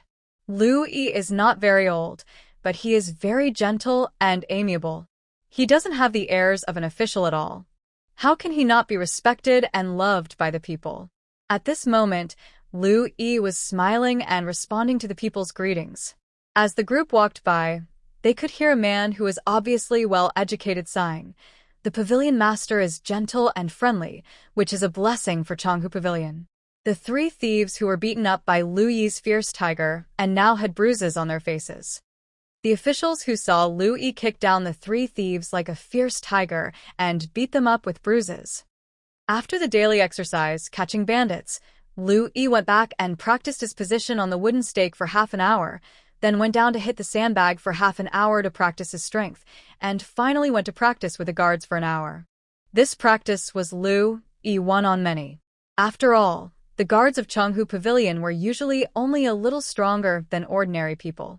If it was one-on-one, let alone fighting Lu Yi, even ordinary soldiers could easily knock them down. Of course, even if it was Lu Yi one-on-many, he still knocked them down. After a fight, the guards fell to the ground. Although they were a little painful, they all respected Lu Yi very much. This respect was not only because Lu Yi defeated them, but also because after each practice, Lu Yi would specifically tell everyone's progress or which part needed to be practiced more one-on-one. Moreover, others only praised once, but when Lu Yi praised, it was a real reward. Bao Feiguang has made rapid progress. The day before yesterday, he could only fight 2 moves with me. Today, he lasted 10 moves before falling. It can be seen that he has practiced hard every day. He should be the first this time. Sanha, are we having pounded meat pies today? Give him 3 more as a reward. As the name suggests, pounded meat pies are pies with meat added. Most of the guards come from ordinary families and usually eat the same as ordinary people. If Lu Yi had not provided them with 1 meal a day after becoming the head of the guard, it would be very common for them not to eat meat for half a year. But now, not only can he eat a piece of pounded meat pie in his meal, but he can also be rewarded with 3 pieces. Envious and jealous eyes immediately focused on Bao Feiguang, who was named by Lu Yi. Bao Feiguang was not the tallest of the guards, but he was the oldest. At this moment, he had struggled to stand up with his hands because he had just tried too hard, and his face was covered with sweat. Under the envious gazes of others, he saluted excitedly with a smile that he couldn't hide. "Thank you, Pavilion Chief." Lu Yi nodded at him. Because she was still growing and was not as tall as Bao Feiguang, she didn't stand on tiptoe to pat his shoulder to encourage him. After encouraging the best, she turned to look at the other pavilion soldiers. "Quan Yuan, you are fast, but you can't withstand a frontal attack. When fighting, you can practice more surprise attacks and retreat after the attack. Zhu Qin, you are the opposite of Quan Yuan. You are the tallest, the strongest, and have great strength, but you are slow. You are suitable for frontal attacks. You two can try to practice together in private.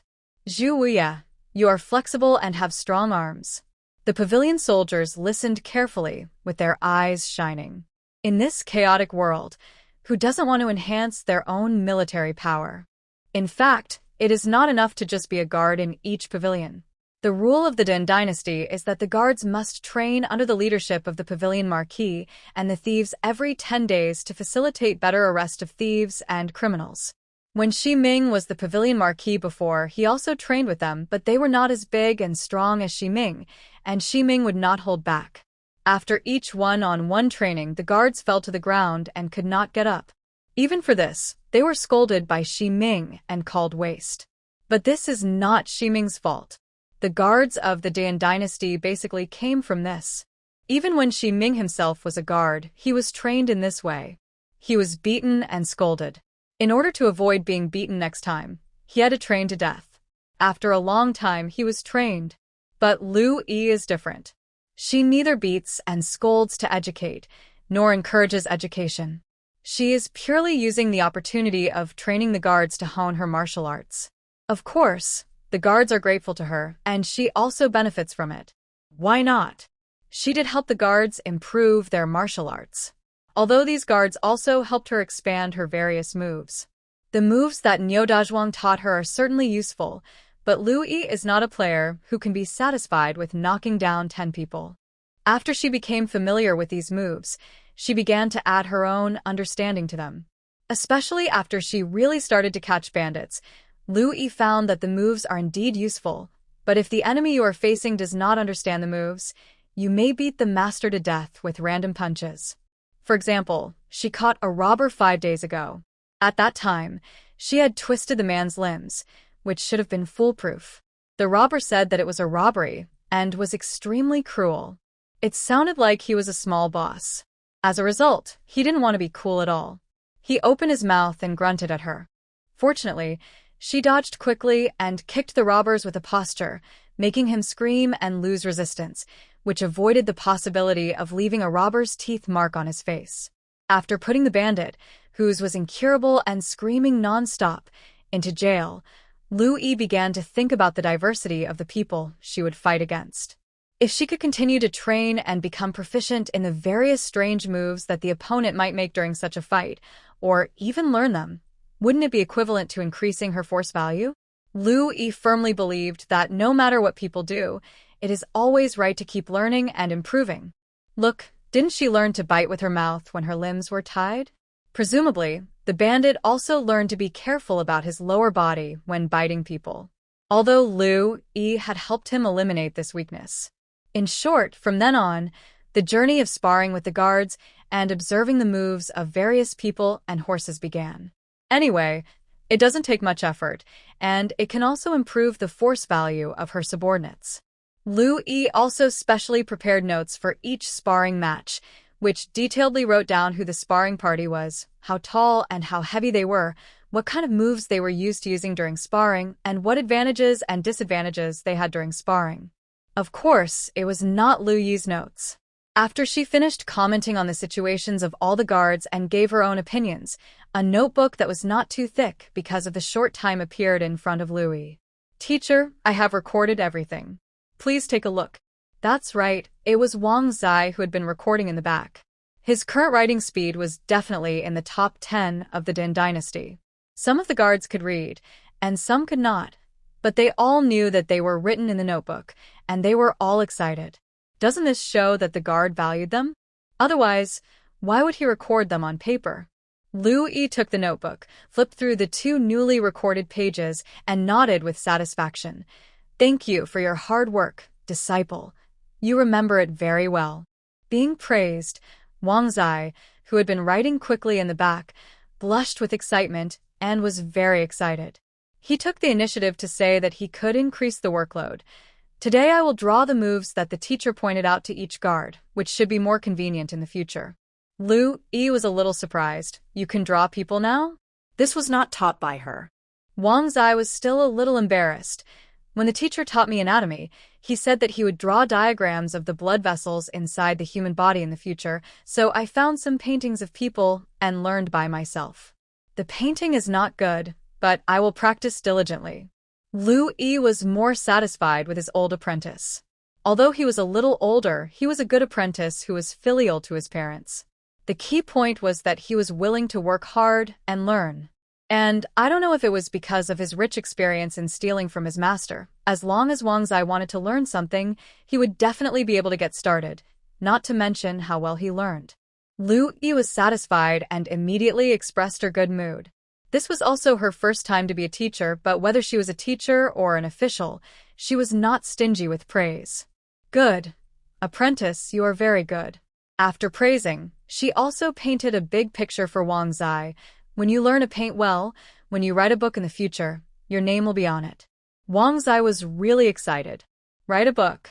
This is writing a book. No matter what profession or industry, as long as a person writes a book, he will be respected by his peers. When he became a disciple, he didn't even have access to medical skills. He didn't expect that one day he would be able to follow his teacher to write a book. He was so excited that he wanted to seize the time to practice his painting skills right now. Lu Yi finished his exercise time today. While eating, he practiced the evolution of his moves in his mind. He punched a set of punches while digesting the food. He felt very good about himself. "System, help me measure my current force-related data." "System, I need points, 100 points for a small test." Lu Yi gave the points without hesitation. The system quickly gave a report. Ding. The results of the host's force value small test are out. Weightlifting strength, 200 kilograms. Ordinary people's weightlifting strength, 2070 kilograms. Running speed, 32 kilometers per hour. Ordinary people's running speed, 510 kilometers per hour. Punching power, 758 kilograms. Ordinary people's punching power, 4060 kilograms. Reaction speed, 0.02 seconds. Ordinary people's reaction speed, 0.81 seconds. A series of data made Lu Yi feel very happy.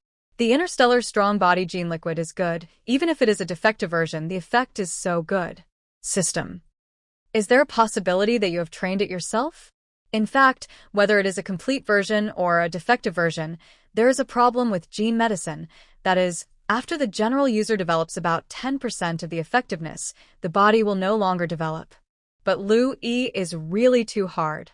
Since taking the medicine, her body has naturally possessed qualities that are much stronger than ordinary people, but she has been training continuously without slacking off for a day. She practices running, weightlifting, hitting wooden stakes, hitting sandbags, and she even found a carpenter and paid the carpenter to make some modern fitness equipment with wood. This has led to the price of the medicine continuing to rise after 10% has been developed. According to the system's visual estimation, it has now risen to about 57%, and it seems to be continuing. Seeing that Lu Yi was so happy and was still calculating when to buy the complete version of the strong body gene potion, the system reminded her, although the host bought an incomplete version of the gene potion, in fact, the host's current body data has already largely reached the minimum requirement of the complete version of the gene potion. After all, after taking the complete version, the body of an average person will basically develop into the same state as Lu Yi. Liu Yi? The system explained the situation to her, meaning that the host is now strong enough and can save money to not buy the complete version of the potion. Moreover, you have already developed so much, so you can stop. As a result, Lu Yi's reaction was, "So, I still have 43% of the effectiveness that has not been developed?" Great. If it is so strong before it is fully developed, wouldn't it be even stronger after it is fully developed? Lu Yi was quite excited. "Thank you, system. I understand. I will continue to practice now." She happily arranged for herself to practice more today. "I have made a profit. I am so happy." System. Sometimes I really don't understand you humans. Lu Yi was refreshed after finishing the practice happily and announced to the officials of Changhu Pavilion, "Now, it is time to think about how to govern Changhu Pavilion." Officials of Changhu Pavilion? What? Before, we went up the mountains and down the rivers to catch bandits everywhere. Weren't we governing Changhu Pavilion? It is no exaggeration to say that they have already done all the work for this year and can even continue to ensure the safety of Changhu Pavilion until the next year. Lu Yi got straight to the point. If she only caught bandits and murderers, she would be equivalent to completing the task target. Why would she take this position? Therefore, in between catching bandits, training, studying, teaching apprentices, eating, and resting, Lu Yi has been consciously checking the situation of Changhu Pavilion. The situation is very simple in one word: poor. Lu Yi can't let everyone go up the mountain to collect herbs. The previous wave of free clinics and purchases of medicinal materials has caused the content of herbs in the deep mountains here to drop by 80%. If Lu Yi thinks about it, there are many ways for the people to make money, but if they can be safe and stable and consider long-term development, there is only one way. Lu Yi, I have also taken time to check the situation of Changhu Pavilion these days. Now it seems that the people are having a hard time, mainly because the grain production in the fields is too low. The officials looked at each other. Low grain production? Hasn't it always been like this? Although the production has decreased slightly this year, it is much better than the famine years. But Lu Yi continued, "You all know that besides being a pavilion chief, I am also a doctor. I don't know much about farm affairs, but I know a little about treating diseases, and you all know that." The officials who saw Lu Yi dislocate the bandit's arm and put him back in prison nodded weakly. Everyone knew that although Pavilion Chief Lu was very cruel when she beat people, she also had a heart of a doctor. Even those bandits who were scheduled to be executed for their heinous crimes, she would patiently treat them well, with points. And she would also take her apprentices with her to teach on the spot. After they were cured, they would be executed. In short, although Lu Yi became a pavilion chief, she obviously never gave up her identity as a doctor, and everyone knew this. Lu Yi, I have seen that the local pests and diseases are serious. If this person's disease can be cured, the disease of the field can naturally be cured. Everyone couldn't help but be surprised. Pests and diseases have existed since ancient times, but the common people have never had a way to deal with them. They have heard that spices can be used to repel pests, but spices are expensive and the common people cannot afford them. But now Lu Yi actually said that she can cure the pests and diseases in the fields? How is this possible? Louis looked at the various expressions of the crowd and was very calm. These days, I called my disciples to do some experiments in the backyard, and there are quite some results. I made a field agent that can kill pests without harming the fields. It's called pesticide. Pesticide, as the name implies, is a medicine for agriculture. But Bao Dong and his friends had never heard that farming in farmers' fields could also be used as medicine. Lu Yi did not just make pesticides casually. She had carefully recalled the memories of the original owner, and after becoming the head of Changhu Pavilion, she took people to the farmland to investigate and inquire repeatedly, and also looked for the pavilion records of Changhu Pavilion in the past, and finally identified several common pests. The staple food of the people in the Duan dynasty was mainly corn, which was millet. When Louis lived in the military camp before, she basically ate corn every day. The cooks in the military camp would mix corn, chopped wild vegetables, various beans, and some mincemeat together, and cook them in a pottery pot. The result was thick vegetable porridge. To be honest, it was not very delicious, but for the soldiers it was a very satisfying meal because when they were at home, they were basically not full, and the thick vegetable porridge in the military camp could at least make people eat 70% to 80% full. The reason for this, of course, was not because their families and themselves were not hardworking enough. The people of Duan dynasty were very hardworking. They had to go to the fields early in the morning to work. Because the farm tools were backward and they couldn't afford to buy livestock, basically the whole family worked as livestock. Plowing, sowing, fertilizing, weeding, turning the soil, basically the whole family had to go into battle. Even the children were busy. In the morning, before dawn, they had to go to the fields too, and they didn't go home until the moon came out at night. It was cold and hot, windy and sunny, but that was fine. The point was that they worked so hard for so long, and if the weather was not favorable, or there was a heavy rain, strong wind, drought, or insect pests, they might have worked for nothing for the whole year. If they just couldn't make money, they might still be able to survive, but the key was that they had to pay taxes to the court, which was equivalent to working for nothing for a year, and they had to pay more. The people worked hard in the fields, but the harvest was pitifully small, so they naturally saved as much as they could on food, clothing, and daily necessities. If people saved money, money would not circulate, and the economy would not develop. What Lu Yi had to do now was to solve the problem of food, which was the most basic issue. She gave a look, and Wang Zai immediately took out a book and handed it to everyone. Stalk borers, louse, mole cricket, spider mites. Lu Ji took the book and read out the names of the pests recorded on it one by one. The more he read, the brighter his eyes became. Not only did it write the names of various pests, but it also clearly stated the appearance of these pests and when they appeared. For example, the stem borers clearly recorded that they would feed on rice ears and millet seedlings, causing millet ears to be eaten by insects and turned into white ears, which greatly affected the yield of millet. In severe cases, it would lead to a large reduction in rice production. Although Lu Ji was a scholar, he had also been to the fields and knew about the affairs of the fields. He originally thought that the pavilion chief was just a sudden whim, but when he saw the detailed records above, he knew that what Lu Yi said was true. She actually studied the pests in the fields carefully and thought of ways to kill the pests and save the fields. The other officials were similar. They were all ordinary people. Even if their families were better off, they still had to take care of the fields. After finding out that Lu Yi was serious, they couldn't believe it. I've only heard that human medicine can cure livestock, but can it actually cure fields? The locusts recorded in this area, can they really be cured with pesticides? Everyone instinctively didn't believe it, but they also hoped that this was true. If it can really be cured, how much more grain can the people of Changhu Pavilion know? Duan dynasty, harvest. The officials looked at Lu Yi with expectation, and Lu Yi didn't keep them in suspense, and said directly, I have studied for a long time and let my students continue to experiment, so I came up with this pesticide recipe. Pesticides are really hard to make. Louis certainly wouldn't have nothing to do in modern times to study pesticides, but she had seen it once by chance when she was looking up information before. She had a good memory, and she was very good at memorizing when she was in school. Now, I don't know if it's because of the genetic strengthening medicine.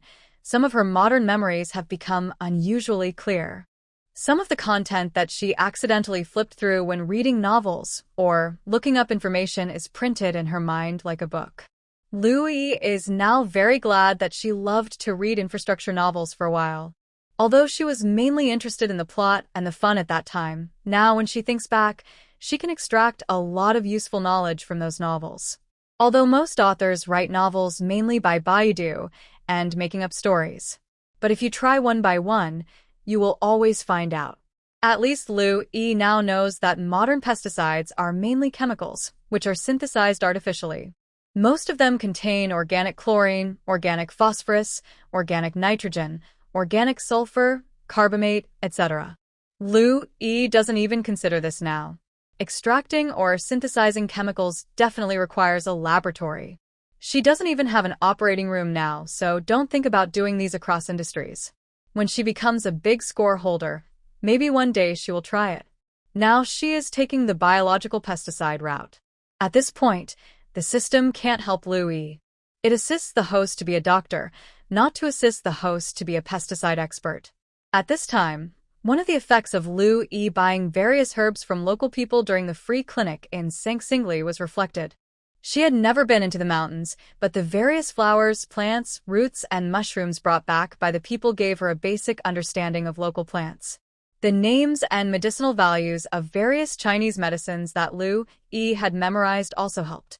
For example, the leaves of the neem tree have the effects of clearing heat and dampness, killing insects and relieving itching, and promoting qi and relieving pain in traditional Chinese medicine. Louis clearly remembered that its leaves contain an insecticide called alkaloids, which are very useful for borers. There are also peach leaves, willow leaves, pepper leaves, tomato leaves, etc., which have insecticidal effects. It's a pity that Louis hasn't seen tomatoes in Dan Dynasty yet, and she really wants to eat fried eggs with tomatoes. In short, she ordered people to pick these usable leaves, conduct repeated experiments, and continuously extract them, and then she found some usable biological pesticides. The effect is probably not as good as modern pesticides, but at least it can be guaranteed that it will not damage farmland or make food poisonous. Louis waved his hand, and immediately students came in with earthenware jars. Pesticides are new, and people may not dare to use them. Food was the life of the ancient people, and they dared not take any risk. This has nothing to do with whether or not to trust Louis, the pavilion chief. The main thing is that if there's a problem with the food, it is possible that the whole family will not be able to survive. Louis looked at the officials of Chenghu Pavilion standing at the bottom of the steps. If I say that I hope you'll take these pesticides back and use them in your own farmland, do you dare? The officials standing below looked at each other, all a little hesitant. Although they were very excited before, they had never heard of this pesticide before. Let them be the first to try it. What if something goes wrong? Louis took a sip of water from the bowl. In return, you can buy pesticides at half price. Zhan Wang blurted out without thinking. Ah, this pesticide costs money? Louis laughed and put down the bowl. What else? I worked so hard and invested so much money and energy. I don't know how many medicinal materials I added. Shouldn't I get my original money back? Zhan Wang and the others thought so too. If this pesticide was free, they would not dare to use it. Louis launched the pesticide at this time, of course, considering that the timing was right. Now is the heading period, it is just right to use pesticides. If you are willing to try it, go to Miaoyin to order it yourself. If you don't want to, it's okay. But when the effect comes out, if you come back to buy, you will have to pay the original price. Next to the students, Wu Miaoyin smiled at everyone. She came this morning. Chenghu Pavilion has been firmly controlled by Louis. She herself is a girl, and no one will jump out to say how a woman like Wu Miaoyin can work for the government. Xi Ming is still lying on the bed.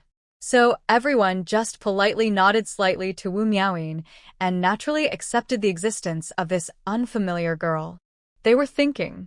Their brains were working at the speed of light.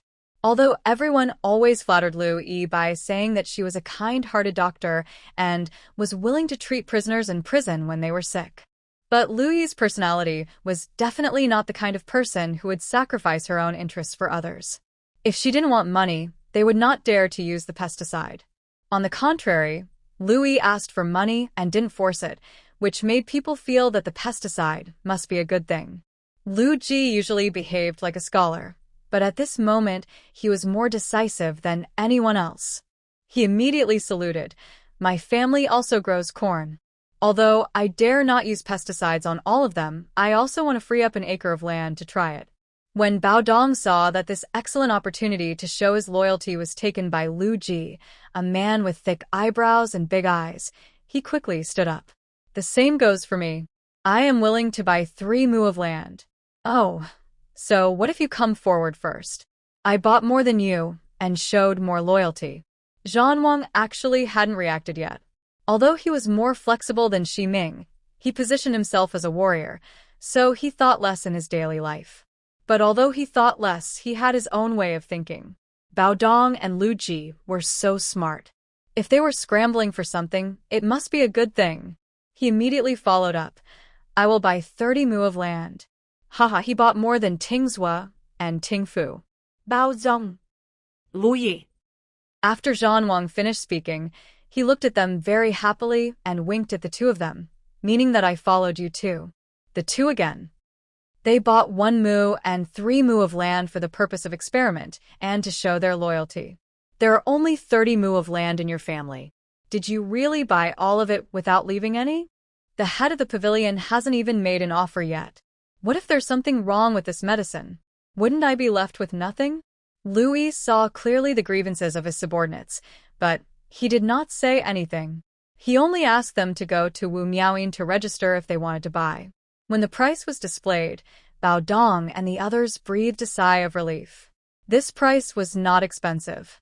A pottery jar of pesticide only cost 20 cents. Moreover, Wu Miaoyin was eloquent and made it very clear that although these pesticides could not be bought in the same way to cure all insects, they were classified into various categories. There were special pesticides for various insects. It seemed that there were many to buy, but they needed to be diluted before use. In other words, the pesticides in this pottery jar only needed to be taken out and diluted with water each time they were used. The cost performance was extremely high. Of course, the pesticides themselves were sold, and the pottery jar had to be returned. Some of the guards bought, and some did not buy, and wanted to wait and see. But no matter how much they bought, Wu Miaoyin calculated it clearly and recorded every transaction in the book. When everything was done, she was so busy that her shoulders were slightly sore, but Wu Miaoyin did not feel tired and was even very excited. Her original life was very simple. She was a young girl at home, married, and became a wife. She lived under the same roof with her husband, his brothers, sisters-in-law, parents, and a large family. Her daily life was to wash clothes, cook, and do things inside and outside the house according to her mother-in-law's instructions. Compared with other families, such a life was already considered stable. But when Lu Yi was diagnosed, he did her accounts and worked as an accountant for a short period of time. After getting her own salary, Wu Miaoyin realized how happy she was to make money. Lu Yi was always generous to those who worked for him, not to mention that Wu Miaoyin was meticulous and careful and very useful. Therefore, the salary she gave her was also very considerable. However, Wu Miaoyin only worked for such a short time, and no matter how considerable the salary was, it was only 300 won in total. But after getting these 300 won, Wu Miaoyin found that her parents-in-law were much more polite and amiable to her than before. The sisters-in-law were extremely envious. The eldest sister-in-law, who had only a mediocre relationship with her before, even gave her the cloth from her dowry, wanting to learn how to use an abacus from her. Even her husband, who was always taciturn, showed more concern for her and praised her for her ability in front of his brothers. It was only 300 coins, but it changed Wu Miaoyin's status in the family, not to mention the other villagers who had to settle accounts with her. She was not very old, just a young wife. She used to be a small, transparent existence when she went out, but since she started to manage the accounts, everyone smiled at her. They no longer called her the third daughter-in-law of the head of the village or the third wife of the Shan family, but learned to call her Wu Nyangzi or Miaoyin like Dr. Lu. Wu Miaoyin actually didn't know the word power, but she had already tasted the taste of having power. Therefore, when Lu Yi sent someone to the Shan family to find her and said that she needed her to come to Chenghu Pavilion to manage the accounts, Wu Miaoyin, who had never been far away since she was a child, agreed without hesitation. This was something she would never do in the past. In the past, no matter what decision Wu Miaoyin made, she would ask her father, brother, husband, and parents-in-law first. But now, without asking anyone, she decided to come to Chenghu Pavilion. However, the Shan family did not object. They were all family. Wu Miaoyin's money was equivalent to the Shan family's money. Moreover, Shan Zhong, the head of Xingxingli, had always been very flattering to Lu Yi. Now that he knew that Lu Yi had become his immediate superior, the head of Chenghu Pavilion, he respected her even more. Not to mention the third daughter-in-law Wu Miaoyin, even if Lu Yi wanted him to come, he would rush over overnight. After Wu Miaoyin came, she found out that Chenghu Pavilion had a pavilion father, Lu Ji, who was good at accounting. She didn't know why Dr. Lu, no, the head of the pavilion, would still want her to come when there were people available, but she had decided to do her best and would not let the head of the pavilion down. Wu Miaoyin was working hard for Lu Yi, while Lu Yi was writing her name on the observation list. This time she did it herself because Wang Zai's name was also on it. The system was actually very curious. Host, didn't you say before that Lu Ji could be an accountant? Why hire an accountant now? Lu Yi basically answered the questions of the system. On the one hand, it was because the system was indeed a little cute. On the other hand, it was also because she could not tell many of her thoughts to other people in the Dan dynasty. Only the system that traveled through time with her was the safest tree hole. As for hiring people, I can use Lu Ji or Wu Miaoyin. But I can't use only Lu Ji or only Wu Miaoyin. Lu Yi practiced writing slowly on the spread paper. She thought about practicing calligraphy in modern times, but she was too busy at that time. Medical students are really busy, so they have never had time to practice. Now it's good. In ancient times, such a place suitable for practicing calligraphy, she can practice however she wants. She stood calmly, writing smoothly, with her eyebrows and eyes full of freedom and willfulness. So she successfully spread out ugly words on the paper. Lu Yi's calligraphy is really ugly, but fortunately, she doesn't despise herself and continues to write calmly. Trust and loyalty are very strange. At this moment, someone will be loyal to me because of my trust, but this loyalty will not be fixed forever. Anything that happens in the future may shake this loyalty. Therefore, if you want someone to be loyal to me forever, you must create a condition for this person to be loyal forever. For example, if you give one person the task of managing the accounts, it is equivalent to letting him guard a mountain of gold by himself. But if you give it to two people and supervise each other, the situation will be different. The system is confused. Does it mean that now that there are two accountants, they will not do bad things? Lu Yi. It just reduces the possibility. There are also positive effects. Knowing that I am not irreplaceable, there are other competitors. Whether it is Wu Miaoyin or Lu Ji, they will work harder for me in the future. The system still doesn't understand. But what are they competing for? Lu Yi. Power. The system doesn't understand. I know that it generally refers to a kind of power given by the law to people to realize their interests, but I don't understand why everyone wants it. Lu Yi. Well, if it were in modern times, Lu Yi might become an ordinary famous doctor. It depends on her mood to pursue fame and fortune. But in ancient times, where there is no human rights, power is too important. She needs power, and Wu Miaoyin and Lu Ji also need some power delegated from her. People are like this. When everything is foolproof, they are likely to slack off and have many ideas, but it is different when there is a sense of crisis and competitors. For example, pesticides. Lu Yi, who has modern knowledge to rely on and has conducted many experiments, knows very well that these pesticides have no harm and can increase grain production.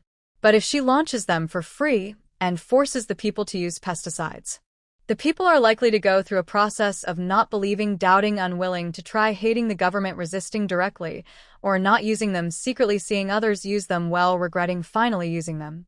It will take about a year, or even more than 2 years, to fully implement it. It is a completely face-slapping and refreshing promotion model. But Liu Yi does not need a face-slapping and refreshing article. What she wants is to promote it as soon as possible and increase production. Only when the people are well, the economy will be good. When the economy is good, many things she brought from the modern era can really come in handy. For example, the pills that Zhao Dong took away. Why did she let the merchants go to other cities to sell medicine instead of coming here herself? It was because the people in Hu County were too poor. Even if the price of the pills was the lowest, they would not be willing to buy them. When they are sick, ordinary people can just bear it. That's why Liu Yi asked the officials to try out the pesticides first and clearly marked the price. That's human nature. First of all, the people will definitely think that the things that the officials secretly use but don't give to the common people must be good things. Secondly, if it can be sold for money and only sold to officials, can it be a bad thing? People are like this. If you push something in front of him for free and beg him to use it, he will doubt, test, and prove it. But if everyone is scrambling for such a thing, those who are powerful and influential are using it first. Even if the rest of the people don't understand it, they will rush to it. Liu Yi is different. From childhood to adulthood, whether there is anyone competing with her or not, she will go all out. Life is like this, learning is also like this, including calligraphy now. She went all out and wrote a very ugly word, power. Liu Yi looked at it carefully. Just when the system thought she was going to express some insightful opinions, it heard its host sigh. It's really ugly. System. Well, even with its superficial aesthetics, this character is indeed a bit ugly. Just when the system was thinking about whether to search the database for some complimenting words to comfort its host, it heard Liu Yi speak again. But believe it or not, if Wu Miaoyin and Lu Ji saw it, they would only rack their brains and try their best to praise my good handwriting from all angles. She smiled and put down the pen. This is power. The system was greatly shocked, although it didn't know what it was shocked about. While Liu Yi was practicing calligraphy, Bao Feiguang, a guard at the pavilion, came home with a pottery jar. His wife was mending clothes in the yard in the light before dark. When she saw her husband coming back, she immediately came to greet him. What is this? Why did you bring a pottery jar back? Bao Feiguang smiled at his wife. There is a good thing in it called pesticide. He carefully placed the pottery jar on the table. Aren't there many borers in the fields at home? This pesticide can kill the borers without damaging the crops in the fields. Oh.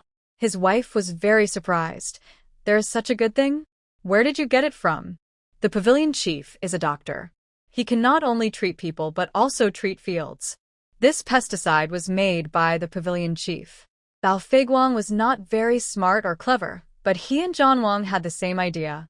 How could the things bought by the superiors be bad? What's more, this was made by the pavilion chief.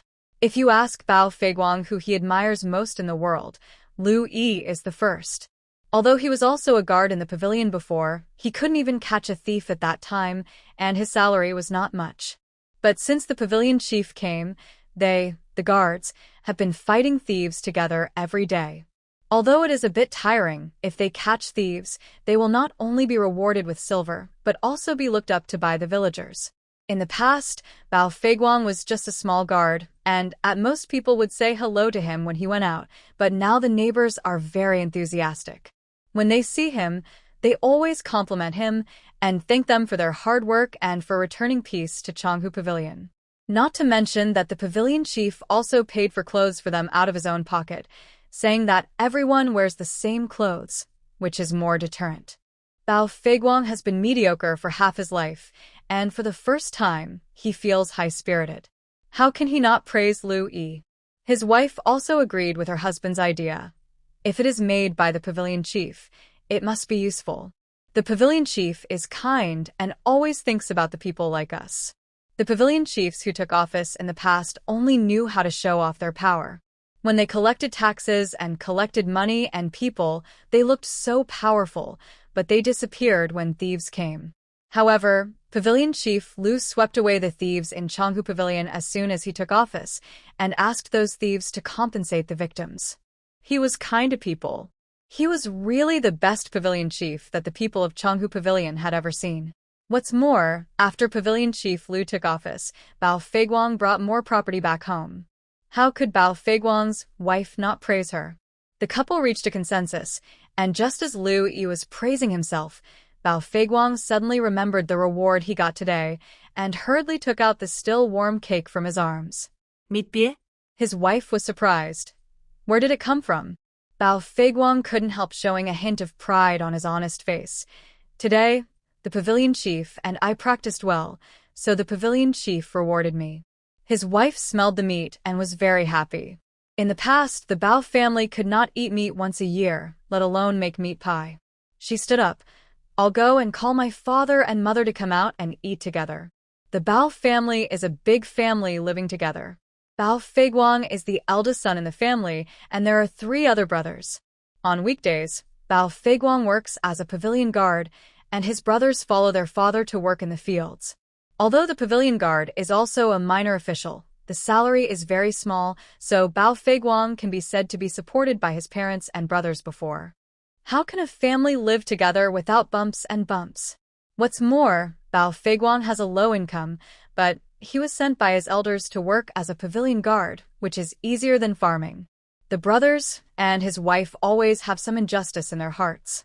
There are no big conflicts, but small frictions are constant. But since Lu Yi became the head of the pavilion, the guards could have a meal at Lu Yi's place, which not only saved the family's food, but also occasionally when they captured bandits, Lu Yi would give them some eggs, corn, etc. to take home. As a result, the Bao family quarreled less and less, and the younger brothers and sisters-in-law were more affectionate to Bao Feiguang than usual. At this moment, when Bao Feiguang's wife called them out, the adults were fine, but the children ran very fast, jumping in front of Bao Feiguang like little mice. Uncle, did you bring back any delicious food? Daddy, do we have any delicious food today? Daddy, hold me. Daddy, hold me. Ani misses you so much. I smell meat. Uncle, did you bring back any meat? Bao Feiguang doesn't like to talk much, but he likes the feeling of being surrounded by children. He smiled and picked up his eldest daughter. Yes, the pavilion chief rewarded us with meat pie, so we have meat to eat today. The children couldn't help cheering immediately, and the adults stood in the yard watching them laughing and making noises, with happy expressions on their faces. When the neighbors heard the cheers, some couldn't help but stand by the earthen wall and look over, while others could guess without even looking. It must be that Bao Dalong has brought back good things again. Since the arrival of Chief Lu, the Bao family's life has been getting better and better. I heard that Chief Lu will give them eggs. The neighbors and their families chatted, and they couldn't stop the envy on their faces. There were also families with young and strong people at home, and they felt a little regretful. If I had known earlier, I would have sent you to be a pavilion soldier. The young and strong people in that family had the same idea and could only say with expectation, as a rule, there should be 20 pavilion soldiers. The previous pavilion chief took 5 away. Maybe Chief Lu will recruit more people. In the past, being a pavilion soldier might not have any benefits except being a minor official, but now it is different. Not only is the treatment good, but it is also very respected when going out. If Lu Yi said that he wanted to recruit pavilion soldiers, I am afraid that 70% of the young and strong people in Changhu Pavilion would rush to sign up. Let's talk about the Bao family. 3 fried meat pies were carefully cut into pieces by Bao's mother, and everyone had a share. The Bao family sat together, cherishing the small piece of meat pie in their hands. The children were greedy and ate fast, and soon they finished their food. At this time, the parents smiled and handed over the remaining meat patties in their hands, looking at their happy faces with satisfaction. The family sat together and Bao Feiguang told them about the pesticide.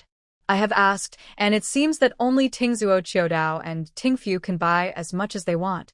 We Tingzu can only buy half of the amount used for the family's fields.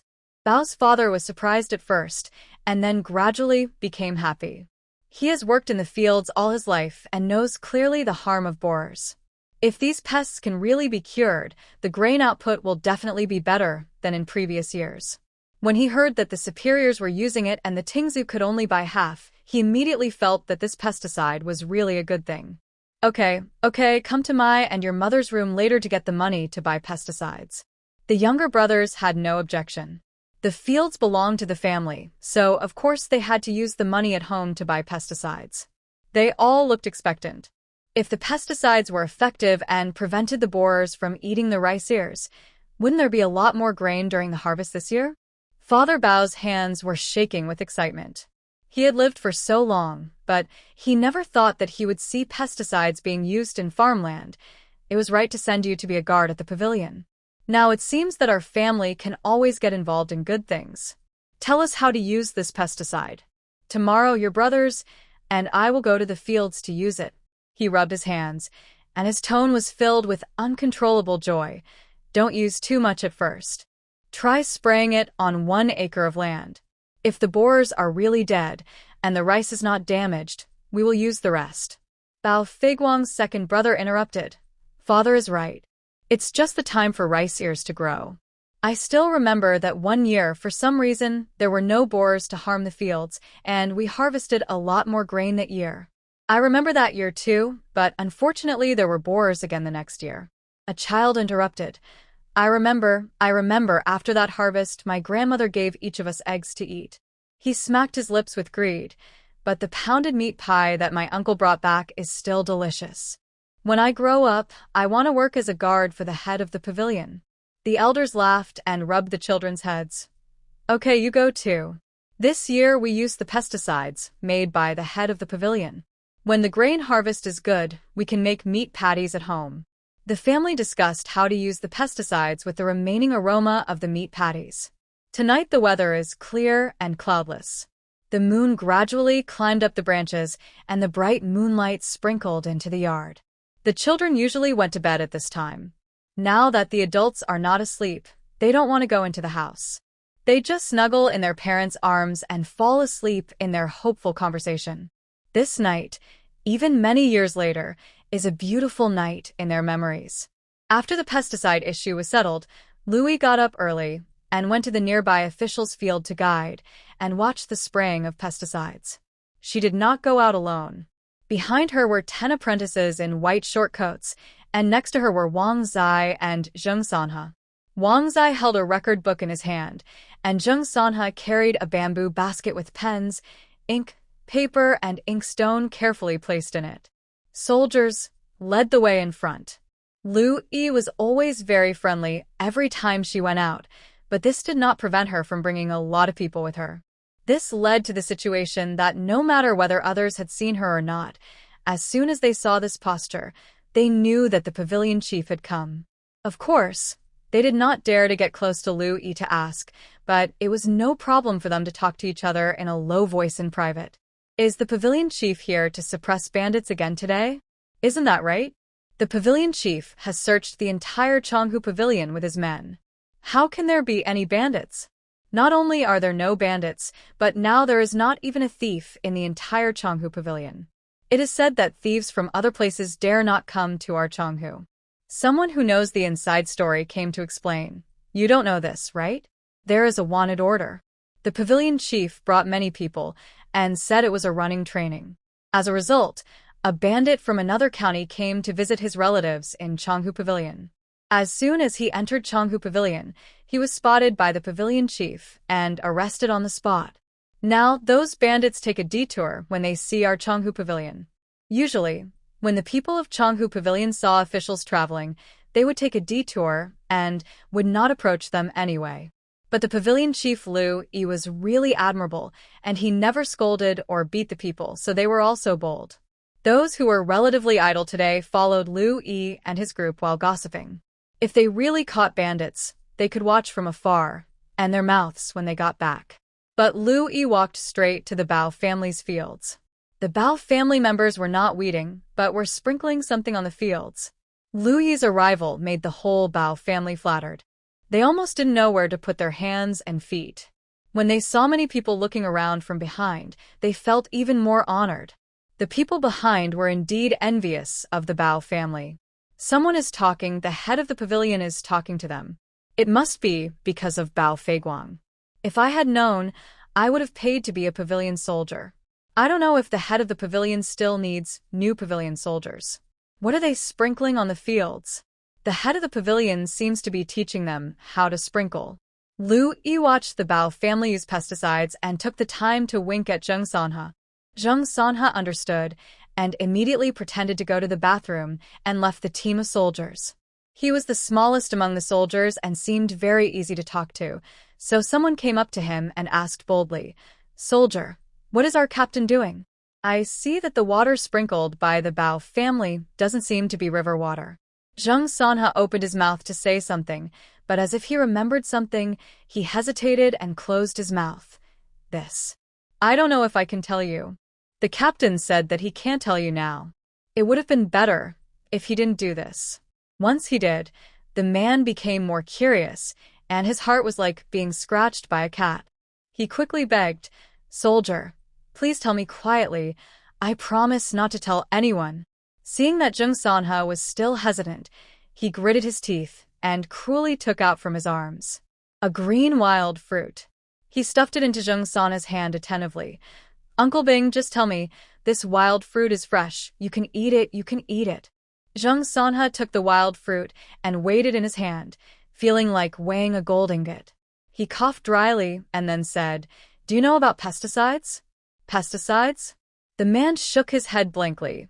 "What is this pesticide?" Zheng Sanhe acted well. He looked around before he spoke, creating a very mysterious atmosphere, and then he approached the man. Under his nervous gaze, he whispered, "Pesticides are medicines used in farmland. They can kill all the insects that gnaw on grain seeds and rice ears, thereby increasing grain production. The Bao family is using this medicine to drive away and kill pests." The man exclaimed, "There is such a magical medicine in the world?" Someone had noticed this side a long time ago, and seeing his surprised face, he couldn't help but come over. Zheng Sanhe pretended not to see it, and continued to speak in a tone of, "Although I seem to lower my voice, you can all hear it.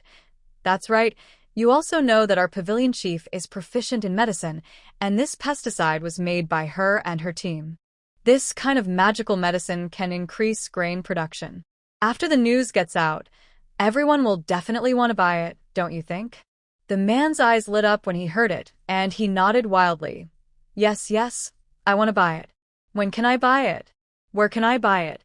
Zheng Sanhe shook his head with regret. "You can't buy it. This medicine is new and the quantity is too small." The man's face immediately became visibly disappointed. After his disappointment, he suddenly saw the Bao family's fields in front of him. But how can the Bao family buy it? It would be fine if no one could buy good things. It would be uncomfortable if others could buy it, but he couldn't. Zheng Sanhe looked around again, and his sense of stealing was full. "I'm telling you, don't tell anyone." The man nodded repeatedly. "Don't worry, I won't tell anyone." Zheng Sanhe made another set of anti-eavesdropping moves and then said, "It's because Bao Feiguang is a guard in the pavilion. I'm telling you quietly that the officials in the pavilion have a share of this pesticide." The man opened his eyes wide. The group of eavesdroppers behind him also opened their eyes wide.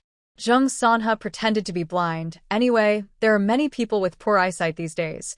There's no way who made the pesticide less. It must be the officials first. The man was envious and jealous, but he couldn't say anything wrong.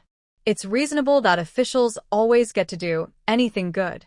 But, if it was anything else, it would be fine, but the pesticide that can increase grain production is really too important. He gritted his teeth again and took out another wild fruit. This time the wild fruit was a fully ripe red color and stuffed it into Zheng Sanhe's hand. "Uncle Soldier, if I also want to buy this pesticide, can you give me a favor?" Zheng Sanhe held the green wild fruit in his left hand and the red wild fruit in his right hand. He hesitated and said after a long time, "I don't have such great ability. Pesticides are precious. It won't matter if I say it. Or you can wait until next year. The captain cares about the people. Next year there will be enough pesticides and everyone will be able to buy it." The people felt distressed when they heard this. Other things can wait, but can the matter of increasing grain production wait? Zheng Sanhe was also very frank. Please take the fruit back. I have to go. As he said that, he stuffed the green wild fruit back into the man's hand and ran away holding the red wild fruit. After running 2 steps, he remembered again and turned his head to remind, "Remember, don't tell anyone about this." Then he looked at the people who were eavesdropping not far away, "And you, if you hear anything, don't go out and tell anyone."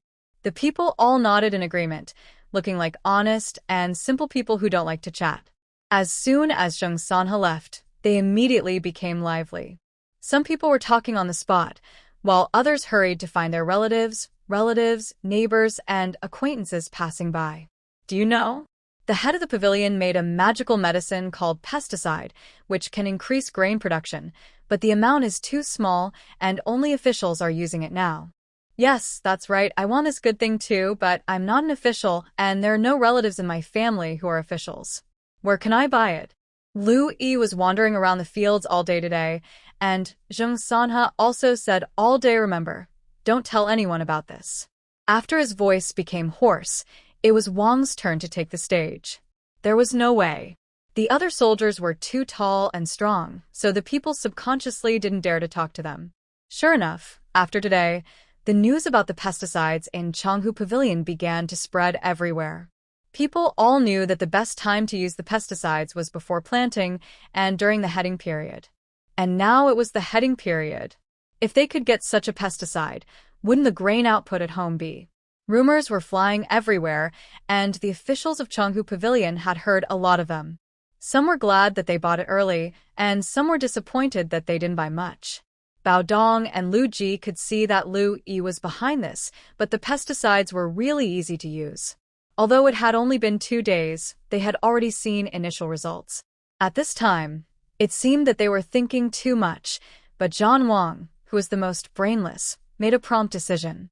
Because everyone knew that they could buy pesticides, their relatives came to visit one after another, hoping to use their relationship to buy this magic medicine. The officials had no choice. They were all their relatives, and it was impossible for them to refuse without asking a question. They could only ask Lu Yi without hope. Lu Yi agreed very readily. "Since you asked me to help you, I can't refuse you. Since they're your relatives, let them quietly bring the money to the pavilion." The officials were relieved immediately. Because of Lu Yi's words, they were quite happy that they were favored by the pavilion chief. Lu Yi didn't open the door directly. From ancient times to the present, good things have to be rushed to buy, and they are precious only when they are difficult to buy. It's agreed in advance that the amount of this medicine is too small now. Although I will sell it to them for your sake, I have to limit the purchase. Each family can only buy 2 cans of medicine. The rest of the people can't buy it, but their relatives can buy it. Naturally, the officials of Changhu Pavilion are grateful and they agree at once. After they all left, Zheng Sanhe, who had been grinding ink, asked, "Pavilion chief, is it okay to let them buy it now? What we want is that some people can buy it now." Lu Yi is sure of victory. If there is really no loophole left for the people, how can they find a way to buy pesticides? Sure enough, after the news spread, the relatives of the officials bought the pesticides. However, since these pesticides were used in the fields, everyone could see them and naturally could not hide them. And the relatives of these officials also had relatives, and the relatives of their relatives also had relatives. They all knew that although the amount of the pesticides was small, they could still be bought with some connections. Even people outside the Changhu Pavilion heard the news. On this day, Lu Yi was checking the medicinal herbs she planted in the backyard when a guard came in to report. "Pavilion Master, Mr. Lu came to see you specially, saying that Mr. Lu is very kind, and he came to give gifts to thank you." Lu Yi slowly stood up and wiped his hands. "Is it only Mr. Lu?" The guard was surprised. "Pavilion Master, you are amazing. There are others. In addition, there are Mr. Zhou, Landlord Sin, and Landlord Wu. They all said they would come to visit you." Lu Yi walked into the hall. Several people who were sitting and drinking tea stood up immediately. Lu Yuanwei reacted the fastest. Not only was he the first to stand up, but he was also the first to greet him. "Greetings to the Pavilion Master, Zhongshuan. Why don't you thank the Pavilion Master for saving your life?" The young man next to him had just followed the salute. When he heard his father's words, he immediately knelt down and said respectfully, "Zhongshuan thanks the pavilion master. If it weren't for the pavilion master, I'm afraid I would have left my parents, wife and children alone and lost my life. Thank you for saving my life." Louis was not surprised that Lu Yuanwei brought his son here. Although he came suddenly, she was a serious official, so they still had to hand in her business card before entering. She looked at Lu Zhongshuan's face. "It looks like you have recovered well. Get up. I'm just doing my duty as a doctor." Lu Yi did not help Lu Zhongshuan. After saying this, she sat directly in the main seat. "You didn't come here just to thank me, did you?" Just as Mr. Zhou was about to speak, Mr. Lu took a big step and spoke first. "Tingzhang, you have a good eye. We came here today to thank you for saving my only son's life. On the other hand, we heard that you have medicine that can cure farm pests. To be honest, I have a lot of good farmland passed down from my ancestors, but it has always been plagued by pests. So I came to ask you for medicine. The price is naturally decided by you." Lu Zhongshuan stood up and stood behind his father as a background. Mr. Zhou, who was interrupted, glared at Mr. Lu angrily and then smiled at Lu Yishir in a flattering way. "That's right, Tingzhang, I also came here for this pesticide." Landlord Sin and Landlord Wu were not like the two Yuan Weilong. They had an official position that was useless but could be considered an official position. At this moment, they stood behind the two and responded honestly. "I am willing to spend a lot of money to buy pesticides. Please agree." So am I. Louis looked at them. These two officials, two landlords, were the only four wealthy people left in Hu County. Before the fall of the imperial court, their status in Hu County might have been neither high nor low, but now in the chaotic times, all the powerful families in Hu County who were stronger than them have left, which makes them stand out. However, among the F4 in Hu County, Lu Yuanwei is still smarter. Otherwise, he would not have given the guard who reported the news 100 coins and asked him to say Lu Yuanwei's name when reporting the news. Louis motioned them to sit down, and without beating around the bush, he just said, "Pesticide production is not difficult, but the raw materials may not be enough on Jiguan Mountain alone. Although there is a factor of hunger marketing in saying that the amount of pesticides is scarce, if they are to be supplied to the entire Hu County, it would be a hassle just to pick the raw materials." Not to mention, Louis did not intend to let the pesticides appear only in Hu County. You four are all outstanding people in Hu County and have been rooted in Hu County for many years. Take a look at this list of raw materials for pesticides. If you can transport a lot of raw materials to Hu County, everything will be fine. If everyone in Hu County can use pesticides, I believe the people's lives will be much better. With a glance from her, Zheng Sanha immediately handed over 4 copies of the raw material list. The 4 did not expect this to happen. They looked at Lu Yi in confusion. Seeing that she looked natural, they carefully held the raw material list and read it. Lu Yi took the tea and drank it slowly. It had always been in her plan to lead these 4 people here. Many plants that can be used to make pesticides are not available locally, or they are very rare. Lu Yi could not send people to find them herself. As for drawing the appearance of plants and asking the people to find them, as in the previous free clinic, it was not very feasible. Before, it was to quickly gain fame and reputation, and the people also had their own work to do on a daily basis. If they were lured with a large sum of money, who would cultivate the fields in the long run? What's more, the people don't know about herbs, and there is a high probability that the roots will be damaged when picking them. Even some herbs that can be picked only for fruits and leave the roots to continue growing are pulled out by the roots. It's useless to tell the people that it's useless to fish in a dry pond. They can't even survive on a daily basis, and talking about long-term benefits is, they will only try their best to grasp the immediate benefits. As for whether what they are doing now will harm the future, now making more money and buying more food to keep at home is already planning for the future as much as possible for the people. It may not be a big deal in the short term, but in the long run, Jiguan Mountain will become a desert of herbs. So either Lu Yi can train a group of regular and knowledgeable herbalists, or spend money to buy medicine from other places. She plans to do 2 things at the same time. Lu Yi is now an official. She has power and people. At least in Hu County, no one dares to provoke her, especially businessmen and landlords. In this case, why bother yourself? Just outsource the raw materials. Mr. Zhou was also a businessman. After reading the list of raw materials, he immediately understood what Lu Yi meant.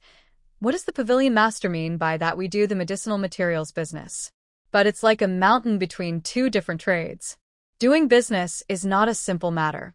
It may be okay for small merchants, but for a slightly larger business, you need to bribe with gold and silver just to travel on the trade route in the early stage, and you also need to bribe the local tyrants when passing through towns.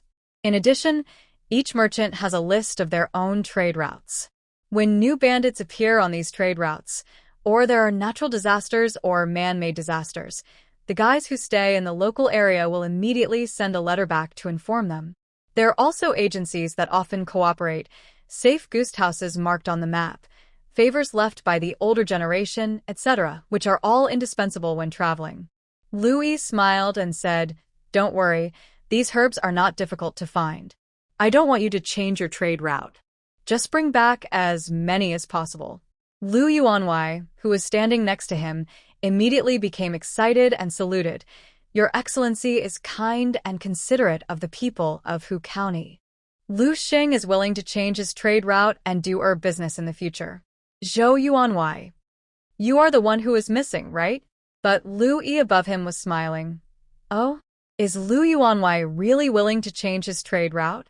Lu Yuanwei's voice was sonorous and powerful. "Serving your Excellency. Serving Hu County. It is my blessing." Zhou Yuanwei. Haha, okay. Lu Yi smiled and stood up, personally helping Lu Yuanwei up. "Then I'll leave this matter to you." She was not surprised by Lu Yuanwei's choice. This person was smart and daring. Most importantly, he was doing ordinary wood business. In times of peace and prosperity, he could naturally make steady profits. When the world is in chaos, who would buy ordinary wood to build houses? Mr. Lu did think so, but he also thought that no matter what the world is like, people always have to farm. If they encounter pesticides that can increase crop yields, even the poorest families will grit their teeth and buy them. Once this pesticide is successful, there will be endless money and profits in the future. The raw material business associated with it is not only possible, but it will also be very profitable. As he thought about it, a bit of joy appeared on his face. This joy was hidden tightly, but Mr. Zhou had good eyesight. He saw it and hurriedly bowed and saluted. "Sir, Zhou Ming is also willing to open up another medicinal material trade route and do some work for my Hu County." After hearing this, Mr. Lu looked at Mr. Zhou with some regret in his eyes. It's a pity that if he does this business himself, by the time he succeeds, even if others get in touch with the pavilion chief, they will not have the foundation he has accumulated. This old man Zhou has been at odds with him since he was a child. He is not good at anything else, but he has a bit of crooked wisdom in observing people's words and expressions. Pa. He regretted it, and Mr. Zhou was relieved, and felt that his decision was not wrong. This old man Lu has never been good since he was a child. He is calculating in his mind every day, and he wants to leave him aside to please the head of the pavilion. Pa. Lu Yi guessed what they were thinking, but she didn't show it on her face, just showing a surprised look. "Oh? Mr. Zhou is also willing to do this medicinal material business? That's great," she suggested. "Since we have to open up the trade route again, why don't you two work together to open up the trade route together? The two of you work together and save a lot of effort." Mr. Lu and Mr. Zhou looked at each other, and the abacus beads in their hearts started to play. It takes a lot of effort to open up the trade route, and you may encounter some difficulties and obstacles on the way. If you cooperate with this old man, you can also have more people to fight the risks together, and there will be a lot more manpower. It seems feasible. Louis looked at them and said with a smile, "Of course, I am just suggesting that if the two of you don't have any friendship, you can open up the trade route on your own." Mr. Lu immediately showed a big smile. Yes, Brother Zhou and I have always had a friendship, and we have a very good relationship." Mr. Zhou cursed Mr. Lu for being shameless in his heart, but he also smiled on his face. "That's right. Brother Liu and I grew up together and have known each other for a long time. The two of us have a very deep relationship. Louis pretended not to notice that the two of them had glared at each other at least 7 or 8 times before. That's great. I really envy you two for your deep friendship. As she spoke, she motioned to Lu Ji beside her. Write a voucher. A voucher is also a kind of commercial contract, but in the Dan Dynasty, ordinary commercial contracts were used to sign contracts between ordinary civilians, and vouchers were used to sign contracts between government officials and merchants. When Zhou Yuanwei heard that a voucher was to be signed, he felt relieved. If you do business with the government without signing a voucher, it will be troublesome. If ordinary merchants encounter someone who refuses to acknowledge the goods they have agreed to, they can still drag the other party to see the official. If the government refuses to acknowledge the goods when doing business with the government, then the other party is an official himself, and there is a high probability that he will have nowhere to turn for help. It's different if you sign a voucher. If one party in the voucher breaches the contract, the party whose contract is breached can sue the prefecture with the voucher, without having to report it layer by layer like ordinary cases. Although the Dan Dynasty is gone, Hu County is now controlled by the school lieutenant. Under the command of the court, this voucher might not be useful, but at least Lu Yi dared to take the initiative to propose to sign a voucher, which was better than not signing a contract and trying to get something for nothing. Lu Ji's position originally included helping people with lawsuits and writing vouchers, so he immediately ground ink and started writing at his position. Standing behind him was Wu Miaoying. She only learned accounting from her father when she was at home, so she naturally didn't know how to write a voucher. She could just watch and learn from him openly. After the voucher was signed, Mr. Liu and Mr. Zhou signed and sealed it on it first, and Lu Yi also signed and stamped his seal of the head of the pavilion, and the contract was finalized. Landlord Sin and Landlord Wu were not businessmen, so they could only stand in the back and watch with envy, and dared not speak. Lu Yi did not ignore them. Wait a moment, you two. I will talk to you about growing medicine in a while. Landlord Sin and Landlord Wu were stunned. There was no such thing as growing medicine in the Dan Dynasty. Maybe it had existed before, but it was no longer popular with the decline of doctors.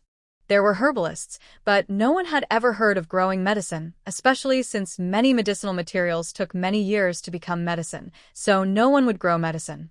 The two of them looked at each other. Although they didn't understand how to grow medicine and what kind of medicine they could grow, they felt vaguely that they had encountered a hard-won opportunity. But they both thought that the other was not a good person, and they were afraid that if they left first, the other person would come to Lu Yi to say something nice, so they dragged their feet and were unwilling to leave. Lu Yuanwei originally wanted to wait until Zhou Yuanwei left before talking, but seeing that Zhou Yuanwei refused to leave, he could only glare at him and smile at Lu Yi. Tingzhong, my child fell off a horse before, and fortunately you saved him. Although my child recovered later, I am still scared when I think about it. Lu Yi knew what he was going to say after hearing him start. Sure enough, Lu Yuanwei continued. Diseases are unpredictable, and it is impossible to find a doctor as skilled as you in time, every time. I heard that you have made many ready-made medicine pills with excellent effects. I wonder if you can sell some to me? Especially the Ongong Niuhuang pills. I heard that they can be used to treat emergencies. I wonder if you still have them here? When talking about business before, he was a subordinate. Now, when talking about private matters, he is a villain. Moreover, he specifically asked her to buy the most expensive Niuhuang pills. This Mr. Liu was really good at dealing with people. Louis knew that he wanted to make a fortune in this way so as to please her, so she didn't refuse on the spot. After all, the Ongong Niuhuang pills she made were really good stuff. If you want to buy it, of course I can sell it to you, but have you inquired about the price of Niuhuang pills? That one pill is worth 100 gold. If the price was not too expensive, the small Hu County could not eat much, and Lu Yi would not have asked Zhao Dong to sell it. Speaking of which, I don't know if he sold the Niuhuang pills. At such a high price, it should be difficult to sell. Mr. Liu was prepared. Yes, I have inquired about it. For such a magical medicine, 100 gold is just right for its status. Although 500 taels is a lot for him, it is just a little painful. It is worth it to be able to take this opportunity to please Lu Yi. How could Zhou Yuanwei see him trying to please Lu Yi alone? He hurriedly followed him. Ting Zhong, I want to buy it too. Lu Yuanwei looked at him, a follower. Zhou Yuanwei snorted in his heart, a flatterer. The two landlords did not speak. Although they also had 100 gold coins, they could not compare with the wealth of the two Yuanwei. If they could compare, their family would have donated money to become Yuanweilong. Lu Yi did not persuade Lu Yuanwei and Zhou Yuanwei. What was there to persuade? Someone rushed to give her money. 200 gold coins, that was 1,000 taels. She was crazy to refuse. She agreed and asked Wu Miaoyin to lead the two to Wang Zai to buy medicine.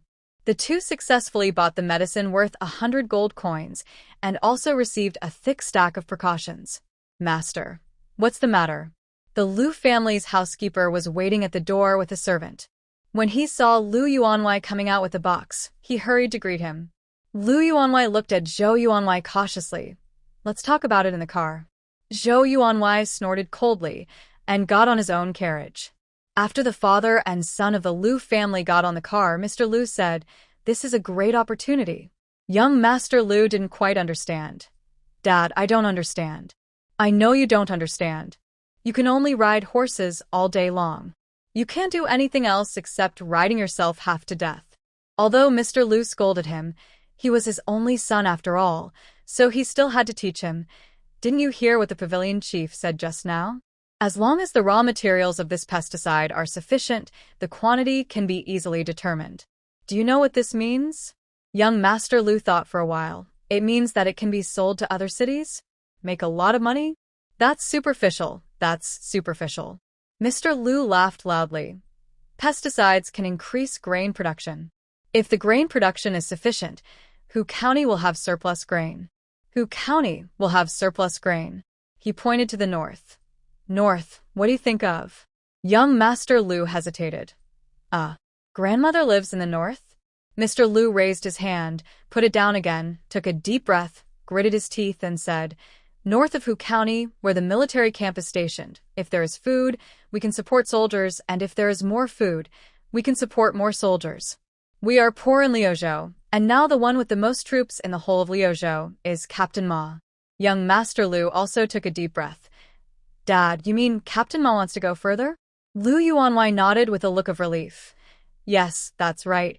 Captain Ma must have the ambition to go further."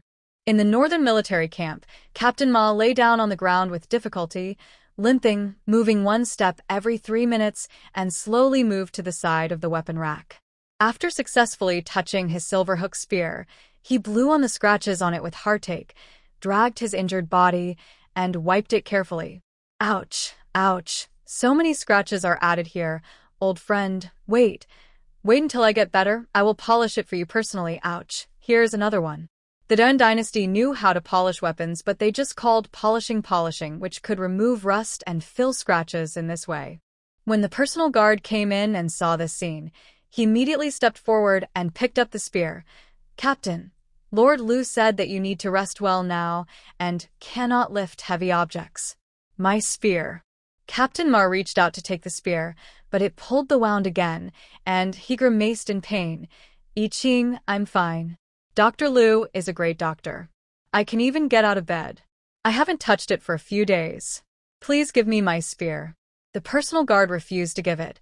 Lord Lu said that if you secretly get out of bed to look at the spear again, we will move the spear outside. Captain Ma was unwilling. "Why are you listening to Lu Yi? You are my personal guard, not." Halfway through his words, he remembered what the personal guards had said to him. When he was seriously injured, they swore to pray for him that if he was cured by Lu Yi, they would be Lu Yi's people in the future. His personal guards have really become Lu Yi's personal guards now. If Lu Yi hadn't said that she didn't need so many people and hoped that they would still take good care of him by Captain Ma's side, Captain Ma's personal guards would have disbanded on the spot. Although he was reckless and had a gun addiction, he also knew how worried his personal guards were about him. Otherwise, they would not be willing to swear to work for Lu Yi for him. He could ignore his own body, but he couldn't ignore the concerns of I Ching and the others. Okay, I'll go back." Captain Ma returned to the couch with a frown and lay down obediently under the care of his personal guards, looking at his silver hook spear with great desire. His mind was full of waiting until he was completely well, and he must have a good show of gun dance. People like the lieutenant must have big plans in their minds. Lieutenant Ma didn't know that in the Changhu Pavilion in the distance, Mr. Liu was bragging about him. In today's world, you have to see clearly that although money is important, it is useless to make more money if you don't have a strong support behind you. So, we have to find a backer. Fortunately, we can't reach Lieutenant Ma, but Chief Liu has a lifelong friendship with us. Although it was his son's life that was saved and the money was paid, it doesn't matter. This is a favor. With a favor, you can build a relationship, and everything will be easy. Louis talked to the two landlords about some matters related to planting medicinal materials and got 2 voucher contracts. After she got rid of the bandits, she occasionally gave free medical treatment outside the pavilion, and the people gradually stopped avoiding official places as before. So this time, the only 4 wealthy masters left in Hu County came to visit the pavilion. The carriages went in and out, and there were housekeepers and servants accompanying them, who couldn't tell that it was them. Mr. Liu and Mr. Zhou and the others went to buy pesticides. Can they buy them? Isn't it said that the quantity is small? Someone said they must have bought them. I happened to pass by while chopping wood, and I saw with my own eyes that landlordson was laughing as if he had picked up silver. Yes, I saw it too, and so did Landlord Wu. Now, the people who had wanted to buy pesticides very much but couldn't get them became anxious. The quantity is said to be small. How could Landlordson buy it? His family has so much land. How much could he buy? Someone else looked around and whispered. My wife's second uncle told me that the quantity of pesticides is not small, but the government supplies it to officials first. If you have connections, you can actually buy it, but you just buy it secretly. Haven't you noticed these days? More and more people go to the fields at night.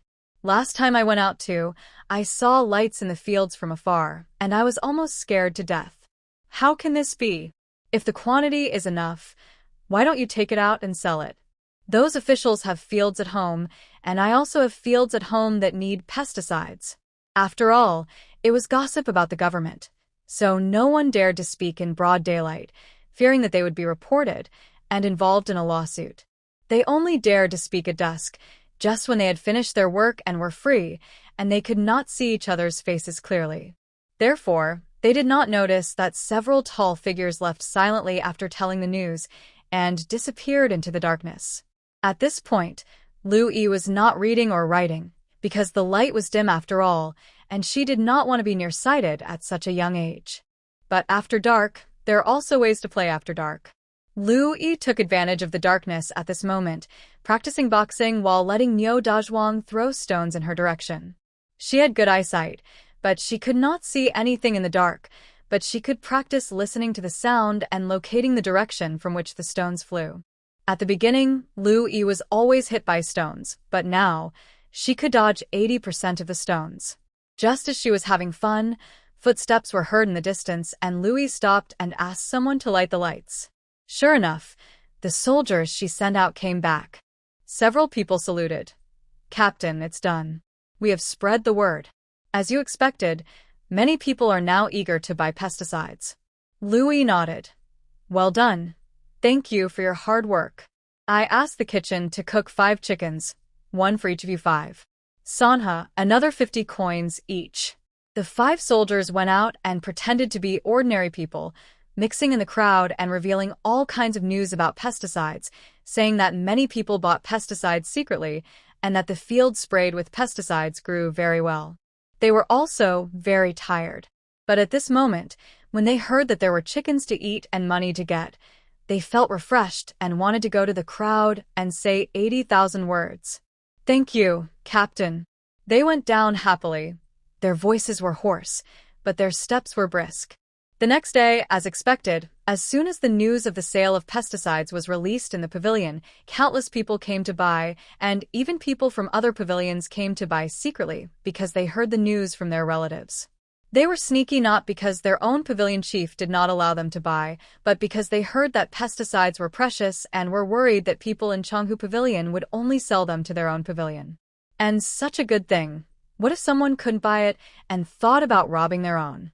So there was such a group of people who bought medicine secretly, disguised themselves furtively, went home hiding their heads and showing their tails, and sprayed the medicine. Lu Yi was in a very good mood. Soon the farmland would have a good harvest, and then it would be time for her to reap the results. Zhou Yuanwei, who bought an Onglong Niuhuang pill in order to go against Lu Yuanwei, was also studying new trade routes at home at this moment. After returning home, he thought about it carefully and thought clearly about the benefits of this matter. Although I spent 100 gold coins to buy an expensive medicine, it's not a loss if I can get in touch with Chief Lu. Yes, Mr. Zhou regarded the 100 gold coins he spent on the medicine as his token of loyalty. In order to remind himself to do better with the money he spent, he even brought the pill with him. When he thought that he was so old, he might be able to make his own business bigger and stronger one day, Mr. Zhou was very excited. He was so excited that he stayed up for 3 nights, organized a caravan himself, and wrote letters to old friends and relatives. Hard work always pays off. Sure enough, after his unremitting efforts, Mr. Zhou fell down very naturally on the way to Yun County after staying up all night. Father? The young masters of the Zhou family were just making impassioned speeches, and in the blink of an eye, they saw the old father fall to the ground, scared out of his wits. Father. Mr. Zhou was unconscious and was about to die. The point was that they were now on the way to Yun County next door. It was too late to call a doctor, whether they were going to Yun County or returning to Hu County. The Zhou family was in chaos. Although Mr. Zhou was old, his first 2 children died early, and the eldest son was only 14 years old. It could be said that if he collapsed, no one in the entire Zhou family would be able to hold up. Just as he was in a panic, the eldest son of the Zhou family suddenly thought of what his father had told him. He spent hundreds of gold to buy a magic medicine from Pavilion Master Lu. Pavilion Master Lu could even save the dead. Medicine, where is the medicine?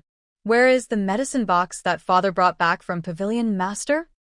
The servant hurriedly found the medicine box. Here, here. The second son of the Zhou family was already scared and crying. He was only 12 years old this year. Brother, but father said that this medicine is just a token of surrender. I can't care about that. There is no other way now. The eldest son of the Zhou family quickly took it and opened it. He choked when he saw the pill. It's so big? Then he looked at his father, who was unconscious and about to die. He gritted his teeth and wiped away his tears. Break it into pieces and feed it to father. Sir, you can't take medicine carelessly. Seeing that the pill was about to enter Mr. Zhou's mouth, the housekeeper hurriedly took out a long stack of precautions from the medicine box. Captain Lu specifically said that this medicine must be taken for the right symptoms. If it is not taken for the right symptoms, it may make the condition worse. I'm afraid that if I don't take it now, my father's condition will not have the chance to become more serious. His own father is about to die, and which son can have the patience to read so much content? Seeing that the eldest son of the Zhou family was anxious, the housekeeper hurriedly comforted him. The master asked me to read it before. I remember that symptoms similar to the master's seem to be written. Let me take a moment to compare them. The housekeeper of the Zhou family has been with Mr. Zhou since he was 7 or 8 years old. The two grew up together. After Mr. Zhou took over the Zhou mansion, he immediately promoted him to housekeeper. It can be said that the friendship between the two could not be deeper. If anything happened to Mr. Zhou, the housekeeper's current wealth and status would also disappear. No matter from which aspect, his loyalty was absolutely real. The eldest son suppressed his anxiety. Okay, you look quickly. The housekeeper had already looked. After Mr. Zhou bought the Onglong Niuhuang pills, he was too lazy to read so many precautions, so he asked the housekeeper to look. Although he didn't take it seriously, his actions that day saved his life at this moment. The face is red and the breath is rough, the mouth and eyes are crooked, and he suddenly fainted and had a high fever. It's the right medicine. It's the right medicine. The housekeeper was also anxious. It was specifically written on the Onglong Niuhuang pills that the sooner you take it, the more effective it is. Now that he saw the right medicine, he hurriedly stared at people and arranged for Mr. Zhou to take it. Grind the pills and dissolve them with warm water. Quickly. Although everyone felt that the days were like years, because everyone was in the carriage when the incident happened, it was actually only 2 or 3 minutes. The young masters of the Zhou family waited in the carriage, not knowing how much time had passed. It seemed like not long, but it also seemed like a year. It's working. Daddy's breathing has become much more stable. Uncle Sean, come and see. Is Daddy better? Dad's complexion has also improved a lot, and his forehead doesn't seem to be so hot anymore. As they were talking, they saw Mr. Zhou, who had been unconscious, slowly open his eyes and woke up. But he was still very weak and couldn't speak. The housekeeper Zhou Shan hurriedly moved closer to take a look. It should be that this magic medicine has taken effect. It is also written on the precautions that this Niuhuang pill is only for emergency life-saving. If you want to get better completely, you still have to find a doctor as soon as possible. The second young master of the Zhou family immediately said in a crying voice, "Then let's go back to Hu County quickly and find the pavilion chief. The pavilion chief is so powerful, he will definitely be able to save Daddy." Not appropriate. The housekeeper also knew that Lu Yi's medical skills must be much better than others, but the precautions were clearly written, and a doctor should be found as soon as possible. This is called emergency treatment. We are the closest to Yun County now. If we want to go back to Hu County, even if we gallop, it will take 2 hours. Let's not talk about whether the master can bear the bumps. 2 hours is really too long. But if we go to Yun County, it only takes half an hour. Dr. Fong in Yun County is familiar with the master, and his medical skills are not bad. It's fastest for us to go to him, Zhou Shan said, looking at the eldest son. No matter how old he is just a housekeeper after all. The decision-making matters still depend on the eldest son. Eldest son, now it's time for you to make a decision. The eldest son of the Zhou family looked at his father, who was awake but still weak, and then looked at his anxious and frightened brothers. He tried to calm himself down and took the long notes with shaking hands. It was indeed as Zhou Shan said.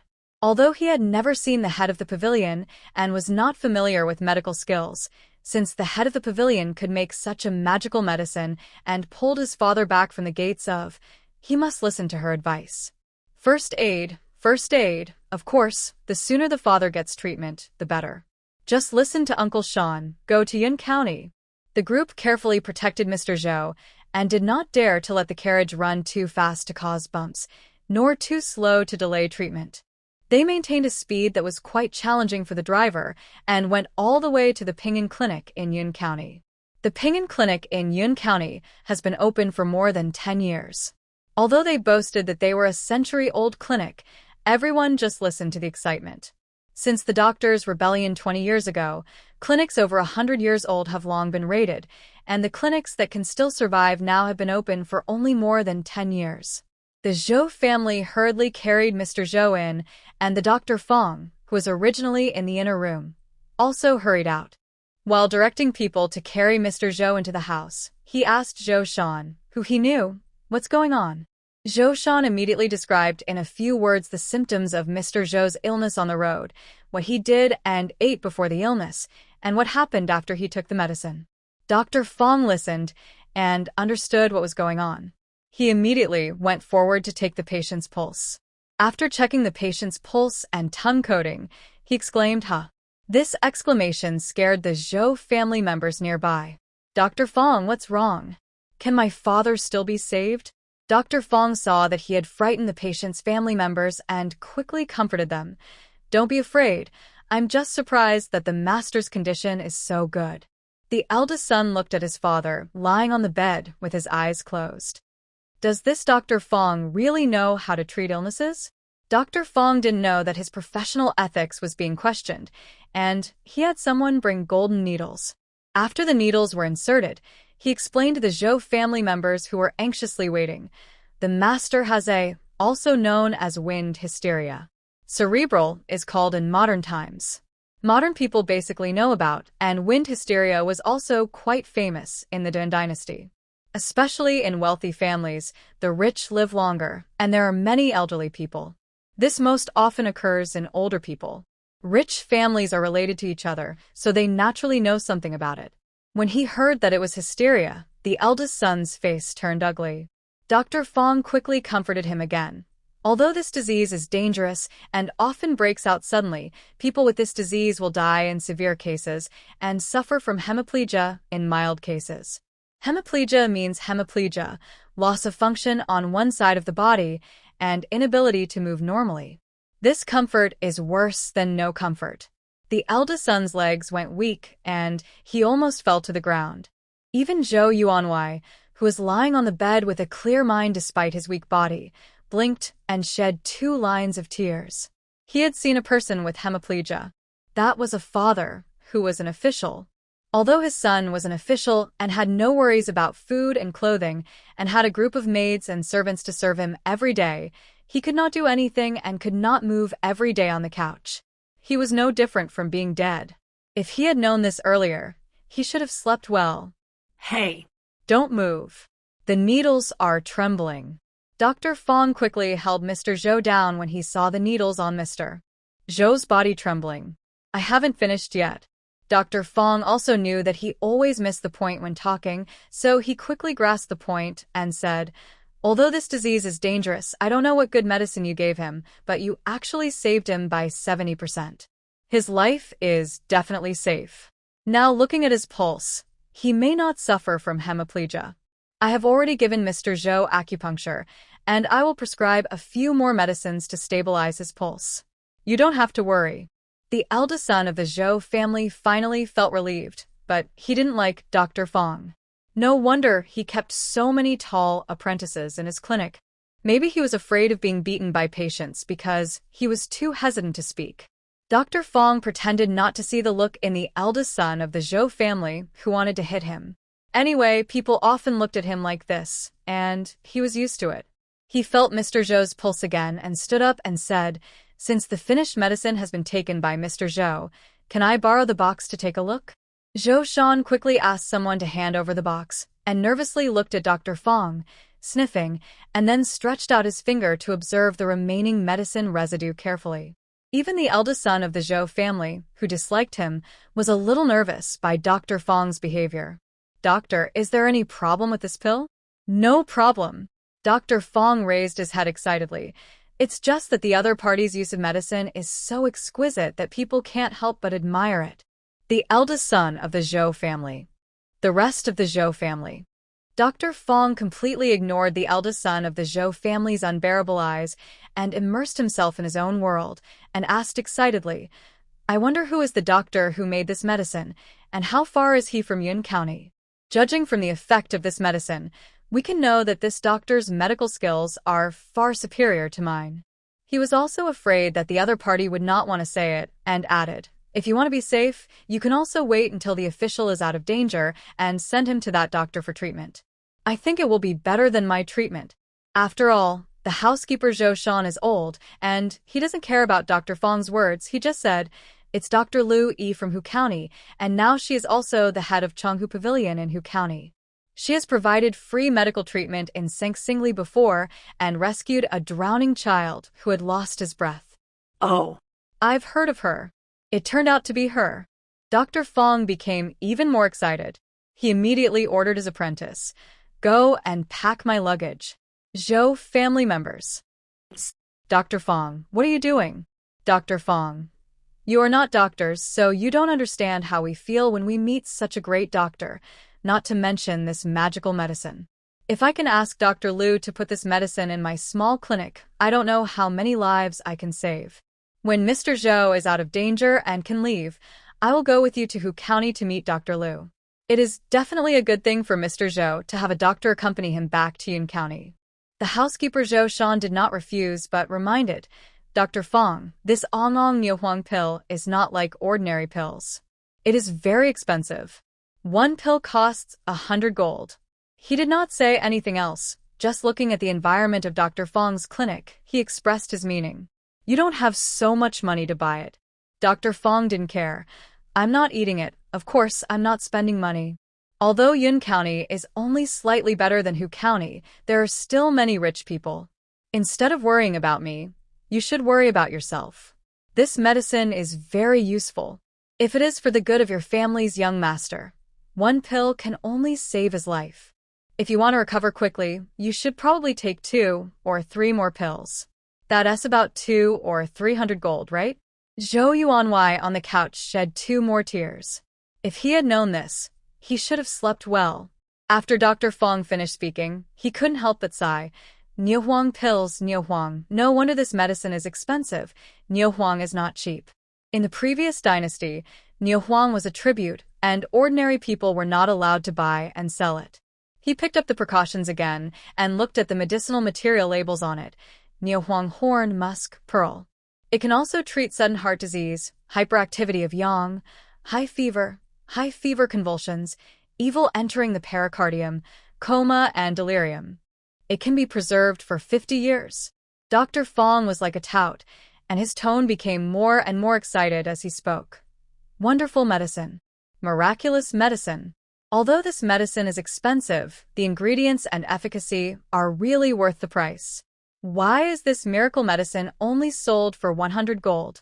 If it were me, I would sell it for 1,000 gold. Mr. Zhou immediately felt much better. At this moment, although he was weak, he felt that he was pulled back from the Hades. No wonder old man Lu was so stingy and offered to buy this medicine. This medicine is really a treasure. He opened his mouth tremblingly. Buy. The eldest son Zhou had been paying attention to his father. Hearing this, he immediately burst into tears, rushed forward and grabbed his father's hand.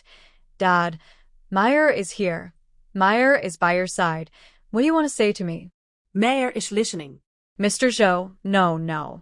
The second son, Zhou Mei, also knelt down crying. Dad. Meyer is here. Mr. Zhou, no, I didn't ask you. Buy medicine. Xiang Lu, Captain Lu, buy medicine. What? Is this true? Just as Master Lu was about to enter the study, he heard his father's powerful tenor voice asking in great surprise. Then the housekeeper of the Lu mansion confirmed. It's true. Zhou Shan and I have known each other since childhood. He won't deceive me. Mr. Lu and Mr. Zhou grew up together and attended the same private school, although it was also because there was only one private school in the whole Hu County. Zhou Shan, who followed Mr. Zhou since childhood, and Lu Kai, who followed Mr. Lu since childhood, naturally grew up together. In other words, although the two men don't like each other at ordinary times, they still have some friendship when something really happens. Of course, the most important thing is that both of them signed the voucher and are now grasshoppers on the same rope. Mr. Lu asked, "Is he okay?" The housekeeper Lu Kai said quickly, "He's okay. He rested for 2 days. We carried him back very carefully along the way, and he has been sent to the head of the pavilion.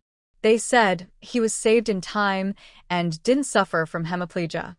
Mr. Lu didn't know whether he was relieved or regretful. He said with mixed feelings, "I told him a long time ago to practice more boxing and learn a few moves. Who told him not to listen? Where is the medicine I bought? Hurry up and bring it to my study and put it next to me. It's a life-saving medicine."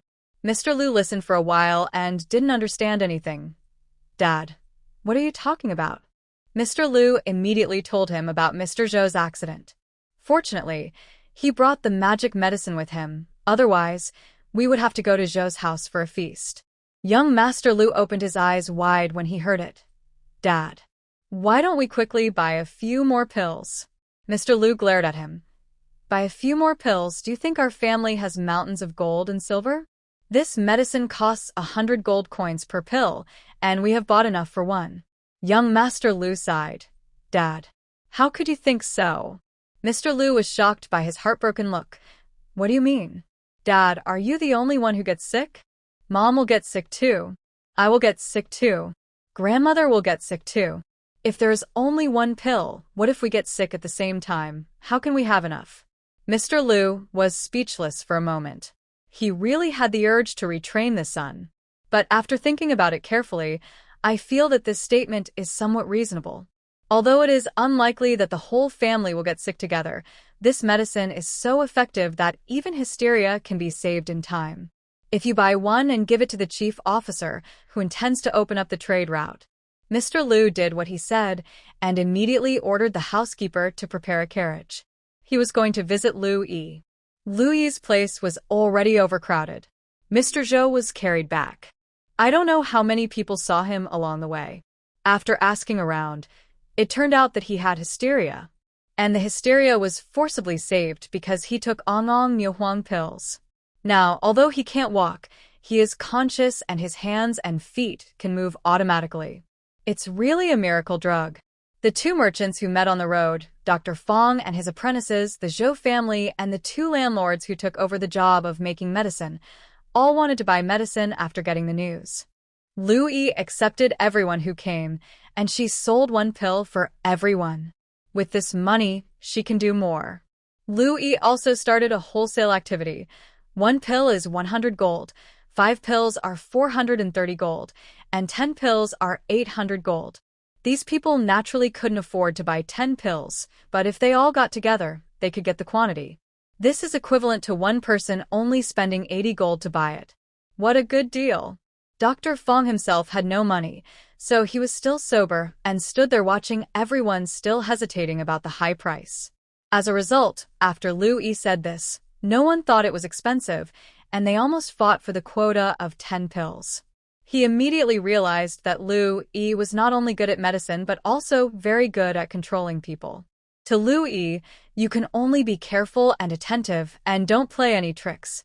Dr. Fong is also a unique doctor in Yun County, and he is also a bit unruly on weekdays, and the apprentices around him are naturally a bit arrogant. Although he admired Lu Yi's medical skills and envied the scene of buying medicine with gold, he still stood behind his teacher respectfully. Their teacher, Dr. Fong, didn't have so many ideas. Young people want to save face. People like him, who have seen the difficulties of the world, know that the opportunity to get close to the miracle doctor is not to be missed. Moreover, even if he can't learn a thing or two from Lu Yi, he can please him more. If he encounters a patient who can't be diagnosed in Yun County in the future, won't he have more opportunities to ask for help from Dr. Lu in Hu County next door? After spontaneously awakening the idea of asking someone to perform flying knife, Dr. Fong's thoughts became clear instantly. While his apprentice was still brainwashing our teacher is also very good, his eyes immediately fell on the fan placed on the table. Teacher, the medicine is here. Wang Zai went in with the medicine. After putting the medicine down, he saw that the air in the room was not well circulated because there were many people sitting, so he immediately went to get a fan to fan the teacher. As a result, just as he took a step, he saw Dr. Fong take the lead. He picked up the fan and fanned his teacher attentively. Dr. Lu, don't get too hot. Is the wind strong enough? If not, I'll use more force. Are you hungry? I brought some cakes from Yun County. Would you like to try them? Oh, your teacup is out of tea? Take a rest, I'll pour it for you. Wang Zai. Wang Zai wanted to say, don't you have a teacher yourself? Come and steal my teacher. But because Lu Yi was obviously interested in the cakes offered by Dr. Fong, he forced the words in his throat down, stepped forward, and naturally pushed Dr. Fong aside. Dr. Fong was trying to be attentive, but was suddenly pushed away. Then he saw an old man in his 50s respectfully stepped forward, and his tone was as gentle as possible. If the teacher likes this sesame cake, my apprentice Sonming has learned it from his parents, and can make it for the teacher every day. This sesame cake is the most delicious when it is fresh out of the oven. Lu Yi smiled kindly. Very good. Dr. Fong. Is this Dr. Lu's apprentice? So old? So cunning. What he said is fresh and delicious. Isn't it just saying that the sesame cake he brought from Yun County is not fresh enough and not as delicious as the one just out of the oven? This old man is trying to deceive him. He was so frustrated. He could see that Lu Yi smiled lovingly at Wang Zai, and it was obvious that he loved this old disciple very much. He could only swallow the words he wanted to refute. Although Dr. Fong wanted to please Lu Yi, he was not stupid. How could he please someone by stepping on his beloved disciple to get to the top? Lu Yi picked up the sesame cake, but he was thinking about something else. Sesame cake, then the ones sprinkled on it are sesame? Dr. Fong opened his mouth to answer, but Wang Zai interrupted him. That's right, although sesame is small, it has an attractive fragrance after being fried, especially when added to the cake. It tastes quite good. Lu Yi asked, besides eating, does it have any other uses? Wang Zai thought carefully. This Sesame has only been introduced to the Dan dynasty for a few years, so it should have no other uses. Louis looked at Dr. Fong, who brought the sesame cake. Dr. Fong didn't know either. He just knew that the sesame cake was delicious and easy to carry, so he brought it to please Louis. He couldn't answer, so he went to see several merchants standing in the hall who wanted to buy Ongong Niuhuang pills. Louis also looked over. You are all merchants who travel around and are knowledgeable. Do you know the origin and use of sesame? Several local merchants looked at each other, and it was the foreign merchant who passed by Zhou's carriage and heard about the miracle medicine and came to seek medical treatment. I do know a thing or two. Sesame was originally a product of the western regions. It was brought to our country by a caravan a few years ago. At first, it was expensive and only available to the powerful. Last year, the emperor's palace was broken, and many palace people fled.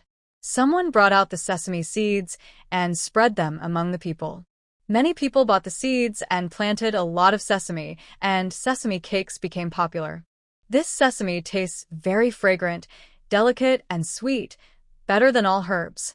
Even if it is not used to make sesame cakes, it can be added to daily food for flavoring. Louis understood, looked at the small black dots on the cakes, and smiled. Sesame is sesame. Speaking of sesame, modern young people who are bald from work may first think of black sesame for hair care. This is not an IQ tax. Chinese medicine believes that black sesame is the rest of blood and the flower of kidney. It does have the effects of nourishing liver and kidney, replenishing qi and blood. But it is indeed not as magical as the merchants boast. The reason why black sesame is useful for hair is that it is rich in nutritional value and contains a lot of fat, protein, vitamins, and minerals. Eating it in moderation can naturally meet the daily nutritional supply of hair. However, it also has an excellent use. It can be made into cooking oil, and if Louis remembers correctly, the oil yield of sesame is still very high. She has a good memory, and her memory of modern times has become clearer and clearer after traveling through time. It stands to reason that she should not remember it wrong, but she still wants to experiment first. Where to buy this sesame? Send someone to buy some back. Louis just made a fortune selling medicine and was very generous. When the foreign merchant who stood up to popularize the knowledge heard this, his face was immediately full of joy. I have something to sell right now. If the pavilion chief wants to buy it, I will immediately ask the servants to get it from the car. Everyone looked at him with a strange look. No wonder he wanted to brag about sesame just now. It turned out that he was selling sesame. Louis didn't care about these things. You have it? Good. How much do you have? I will buy as much as you have. Meowing, come with me to pick up the goods. The foreign merchant went happily. Sesame used to be sold at a high price, but since the Dan dynasty was gone, the seeds have been spread out and many people have the same idea, thinking that they can sell it at a high price after growing it. As a result, there are too many people with this idea, and they really grow it. When the quantity increases, the price plummets, and merchants like them who have hoarded sesame are in trouble. Not to mention making a lot of money, it is hard to say whether they can sell it. Now it's good to watch the excitement. Not only can you buy the life-saving magic medicine, but you can also get rid of the sesame in your hands. After letting the others leave, Louis told the guard, "Take 5 cents and go invite the 2 families who sell perilla oil in the county, and tell them that I want to ask them to press oil." Yes. The guard did not ask anything else. After following Louis for so many days, they looked more and more like elite soldiers. After receiving the order, he went to Wu Miaoyin, who was in charge of Louis's personal property, to get the note and money, and went to the county. Wang Zai also knew his teacher a little bit. After hearing this, he immediately asked, "Teacher, do you think that sesame can be pressed into oil?" Louis nodded. "Send someone to try it, and we will know." Now, there are only 2 kinds of oil for Dan dynasty, animal oil and perilla oil. Animal oil is expensive, and most people can't afford it. There is also a kind of vegetable oil, perilla oil. Perilla is divided into purple perilla and white perilla. Purple perilla is used for medicinal and vegetable purposes, and white perilla can be pressed for oil and can also be eaten. But no matter what kind of perilla oil, the oil yield is not high, resulting in the price has not been reduced, and it is difficult for the people to eat oil. In addition, the seasonings and spices are also expensive, so the food eaten by many families has no taste, and it may even be boiled meat and vegetables in plain water and then mixed with corn. There are only two words: unpalatable. So the first thing Louis did after he became rich was to buy a large amount of ingredients and lard and let people put more oil when cooking. Do the people not like to eat oil? No, it's because they can't afford oil. And Louis doesn't press the oil herself because she doesn't want to. It's because she doesn't know how to do it. Pressing vegetable oil is not like lard. Put the meat in the pot, add some water, boil it over high heat, and then simmer it slowly over low heat. This kind of thing should be left to professionals. Just like she still needs to buy ice cubes from the ice shop now, modern people who like to read infrastructure novels know that saltpeter can make ice. But after traveling through time, I know that saltpeter was expensive in ancient times. Don't think that the Tang dynasty is backward.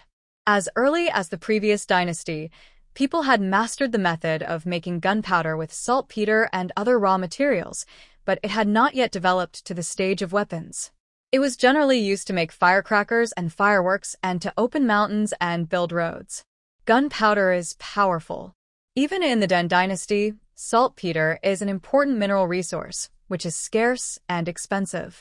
There is no problem buying saltpeter to make small ice, but if you want to make an ice room to freeze corpses, it is better to buy it directly from the ice shop. So Louis needs status, money, and people. If she has enough manpower, she can even mine a saltpeter mine. And now Louis, who is still the head of the pavilion, can also directly invite technical talents with experience in making vegetable oil to experiment with sesame oil for her. The two families who can make perilla oil were soon invited. When they saw Louis, they saluted timidly. Louis talked to them for a few words and then told them about the possible ideas he had scanned. If you want to use any tools, just tell me, whether it's a stone mill or an iron pot. As long as you think it might be useful for making oil, I will send someone to buy it immediately. If the oil is made, there will be a reward. In the future, this sesame oil can also be entrusted to you two to sell. Yes, we will definitely make oil well. The two oil makers agreed. When they heard about the reward, their eyes only lit up for a moment. When they heard that they could also sell the oil, the expressions on their faces became more lively and positive. Although they were actually a little reluctant to make new oil. If the new oil is better than perilla oil, then their livelihoods would be gone. But now that they got Louis's promise, the two families immediately started working enthusiastically. The emergence of a new thing always requires constant exploration and experimentation. But as long as you try it, you will definitely be able to try something out. Louis estimated that with the current price of sesame, in a few years, someone in the folk should have figured out how to make sesame oil. Even the powerful people who used to monopolize sesame may have known that it can be made into oil, but they just didn't tell the people. Sure enough, the two families didn't spend too much time. In just half a month, the daughter of one of the families made sesame oil. It's done. I did it. She took a pot of oil and went to find the guard in great surprise. The guard had been watching and naturally knew how much sesame she used. Now, seeing the half pot of oil, he looked even more surprised than the girl. You can make so much? That's great. His family was also in a general situation. The price of sesame was not expensive now, but it could produce so much oil. Wouldn't it be okay to buy oil for the family in the future? The girl was a little proud. Yes, the oil yield of sesame is really high, and the taste is also very good. Where is the head of the pavilion? I will go and tell her the good news now. The guard smiled and said, Then you have to wait a while. Now the fields are harvesting well, and I heard that the yields of many fields have increased. Everyone says that this is the credit of pesticides. The head of the pavilion went to check the increase in yield in person. You bow your head. This field is growing well. Look at the Bao family's field. It's growing well. How can it not grow well? They are the first to use pesticides, so it must be better than ours. In the past, people only knew that being an official was good, but in Hu County, a remote and poor place, people really didn't have a filter for petty officials. It's nothing. There's no money to be made. But now it's different. Everyone knows that the new pavilion chief is a powerful doctor who can not only treat people but also treat fields. And he is especially good to his subordinates, buying new clothes for them, providing them with meals, and giving them rewards for catching bandits. He made pesticides and gave them to his subordinates first. Although she is good to the people, people want to live a better life. If they can go one step further and become Liu Yi's subordinates, wouldn't it be great? So when Liu Yi inspected the fields, there were many young and strong people mixed in the crowd, and from time to time they showed off their strong muscles and their outstanding heights in a very artificial way. Except for Zheng Sanhe, the subordinates around Liu Yi were all capable and capable. Even the guards, who were not much stronger to begin with, looked more powerful after eating and drinking. Therefore, her need for subordinates was naturally understood by everyone as strong and powerful. Those who were not tall enough were very clever to find big stones by the river, holding them and lifting them up and down from time to time, putting them down and lifting them up, showing their strength. Although they did not dare to approach Liu Yi, they almost had Tingzhong, choose me written on their faces. Liu Yi just smiled and watched them work hard and wiggle their bodies. When walking through the crowd, he would also say in a very approachable way, "Everyone has worked hard." Where have the people seen such an official who would comfort them? Maybe they don't have any filters for petty officials, but for ordinary people, the guard is an extraordinary official who can directly affect their own lives. Such a big official actually smiled and said that they had worked hard. For a time, the people were all flattered. Not hard, not hard. We don't have any hard work here. It's the pavilion chief who has caught many bandits and made the thief return a chicken for my family.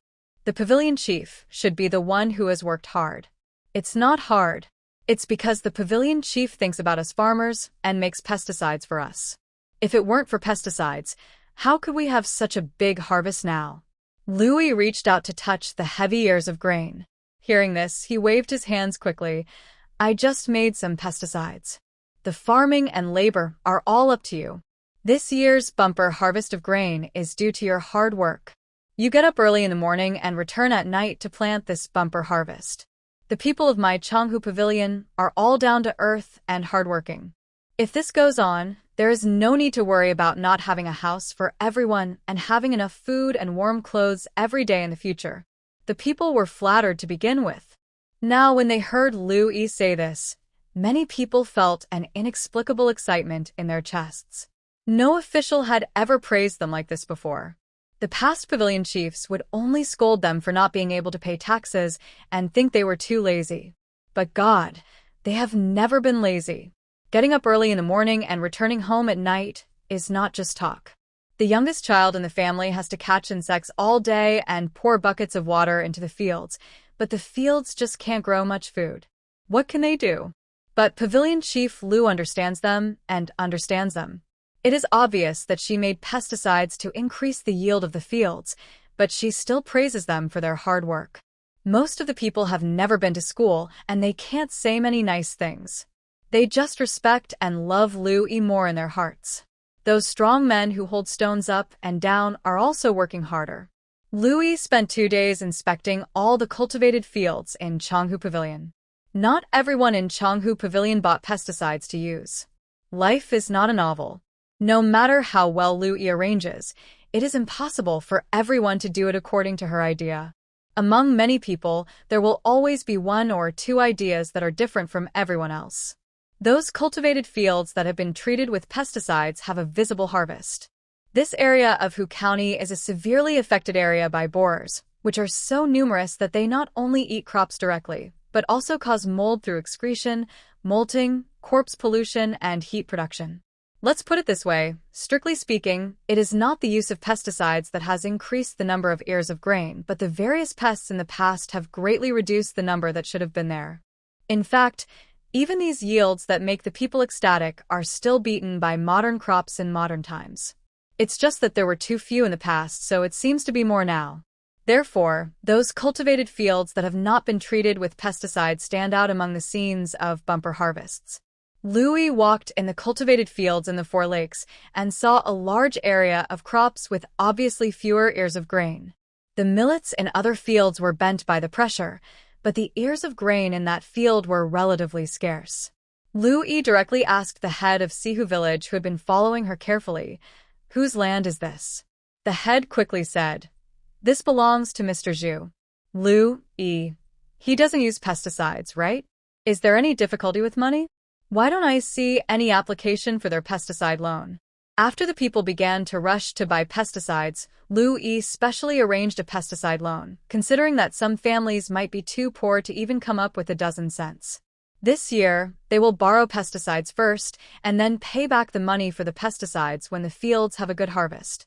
However, not everyone can get this pesticide loan. It is also necessary to make sure that the family situation is real and they really don't have the spare energy to come up with the money. This requires the cooperation of the heads of the 3 villages. After all, the heads of the villages are basically very familiar with the people in their own villages.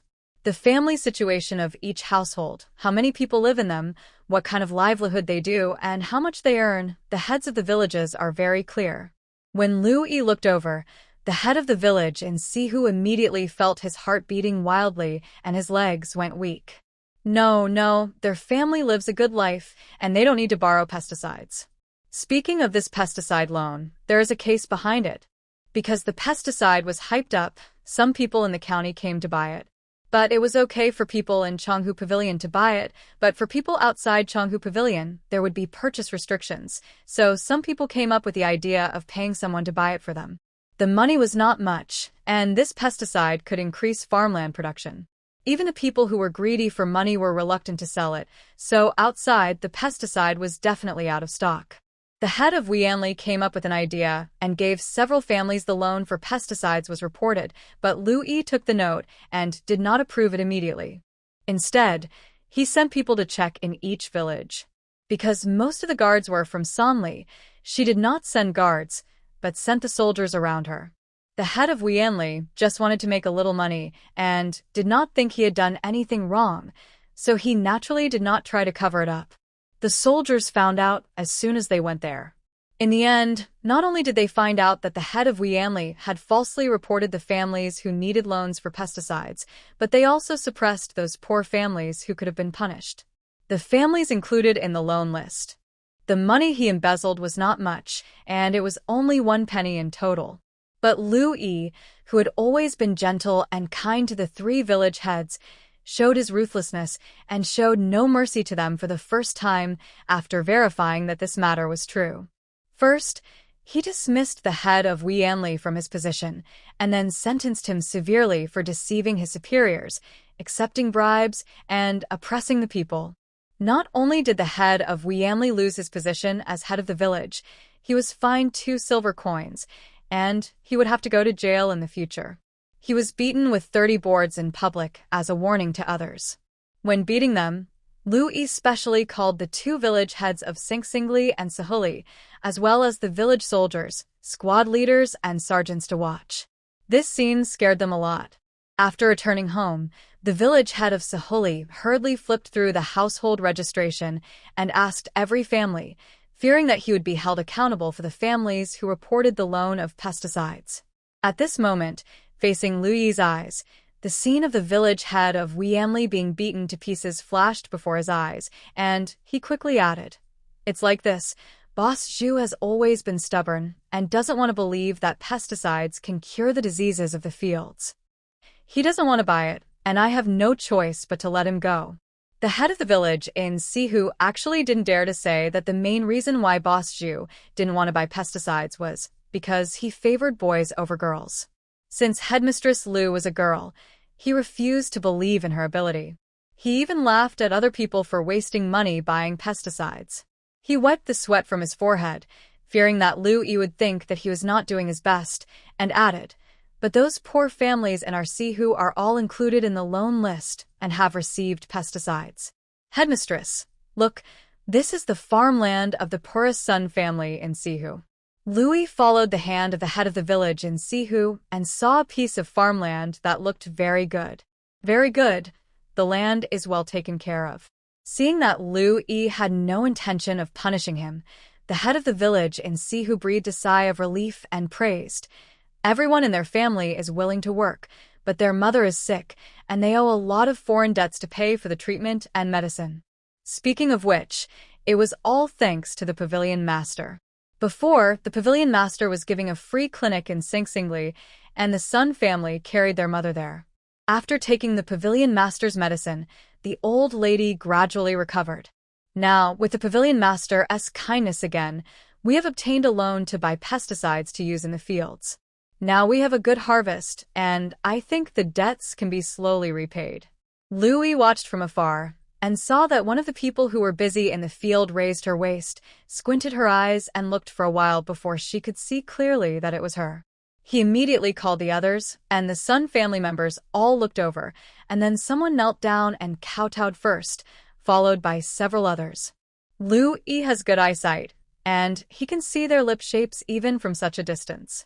They were chanting, "May the pavilion master live 100 years, and may the pavilion master become an immortal after his death." When the head of Sihu village said that she cured the mother of the Sun family, she didn't think much about it. After all, she cured so many people during the free clinic. But now that several people from the Sun family knelt, Louis remembered it. The impression was too deep. It was common for family members to kneel down after she cured the patients, but it was the first time that the Sun family knelt down and kowtowed while chanting, "May the doctor live 100 years, and the doctor will become an immortal after death." Louis didn't know whether to laugh or cry, but they were really blessing her sincerely. There has always been a legend in the Dan dynasty that good people did good deeds when they were alive, and after their death, they were worshipped by the people and became immortals. This was saying that she was kind. Send someone to tell them not to kneel, collect the millet and dry it as soon as possible, pay off the foreign debt, and strive to avoid taking out loans to buy pesticides next year. As soon as Louis gave an order, a guard from the pavilion trotted over immediately. After talking to them, the Sun family kowtowed a few more times before getting up to continue working.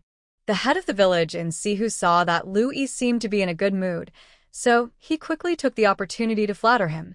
There are many families like the Sun family in our Sihu who are very grateful for the pavilion chief's kindness. Since the pavilion chief took office, the lives of the people in Changhu Pavilion have been getting better and better. Louis smiled and nodded. "I just contributed a little. The real harvest of these farmlands still depends on the supervision of the people and the head of the village." The head of the village in Sihu was praised, and a big smile immediately appeared on his face. "The pavilion chief is too kind. I just did my job." Louis did not say anything about Zhu Laoda and others not responding to the pavilion and not using pesticides. She certainly hopes that all the people will use pesticides so that the fields will have a good harvest and the people will have more money and the economy can function. But for people like Zhu Laoda, if she were to manage them one by one, it would take forever, and this kind of thing can only be done by grassroots government officials. It is useless to train them. After all, the pavilion only recommends that the people use pesticides, not force them. Louis did not say anything about Zhu Laoda not using pesticides, but just praised Sing. "The people live a good life, and I, as the pavilion chief, have not done my job in vain." For example, in Sing, every household uses pesticides, and it is a good scene of a good harvest, which makes me feel good. Recently, I want to run an oil mill, and I need some people to work in it. It seems that it would be a good place to run the oil mill in Sing. After that, she continued to walk forward.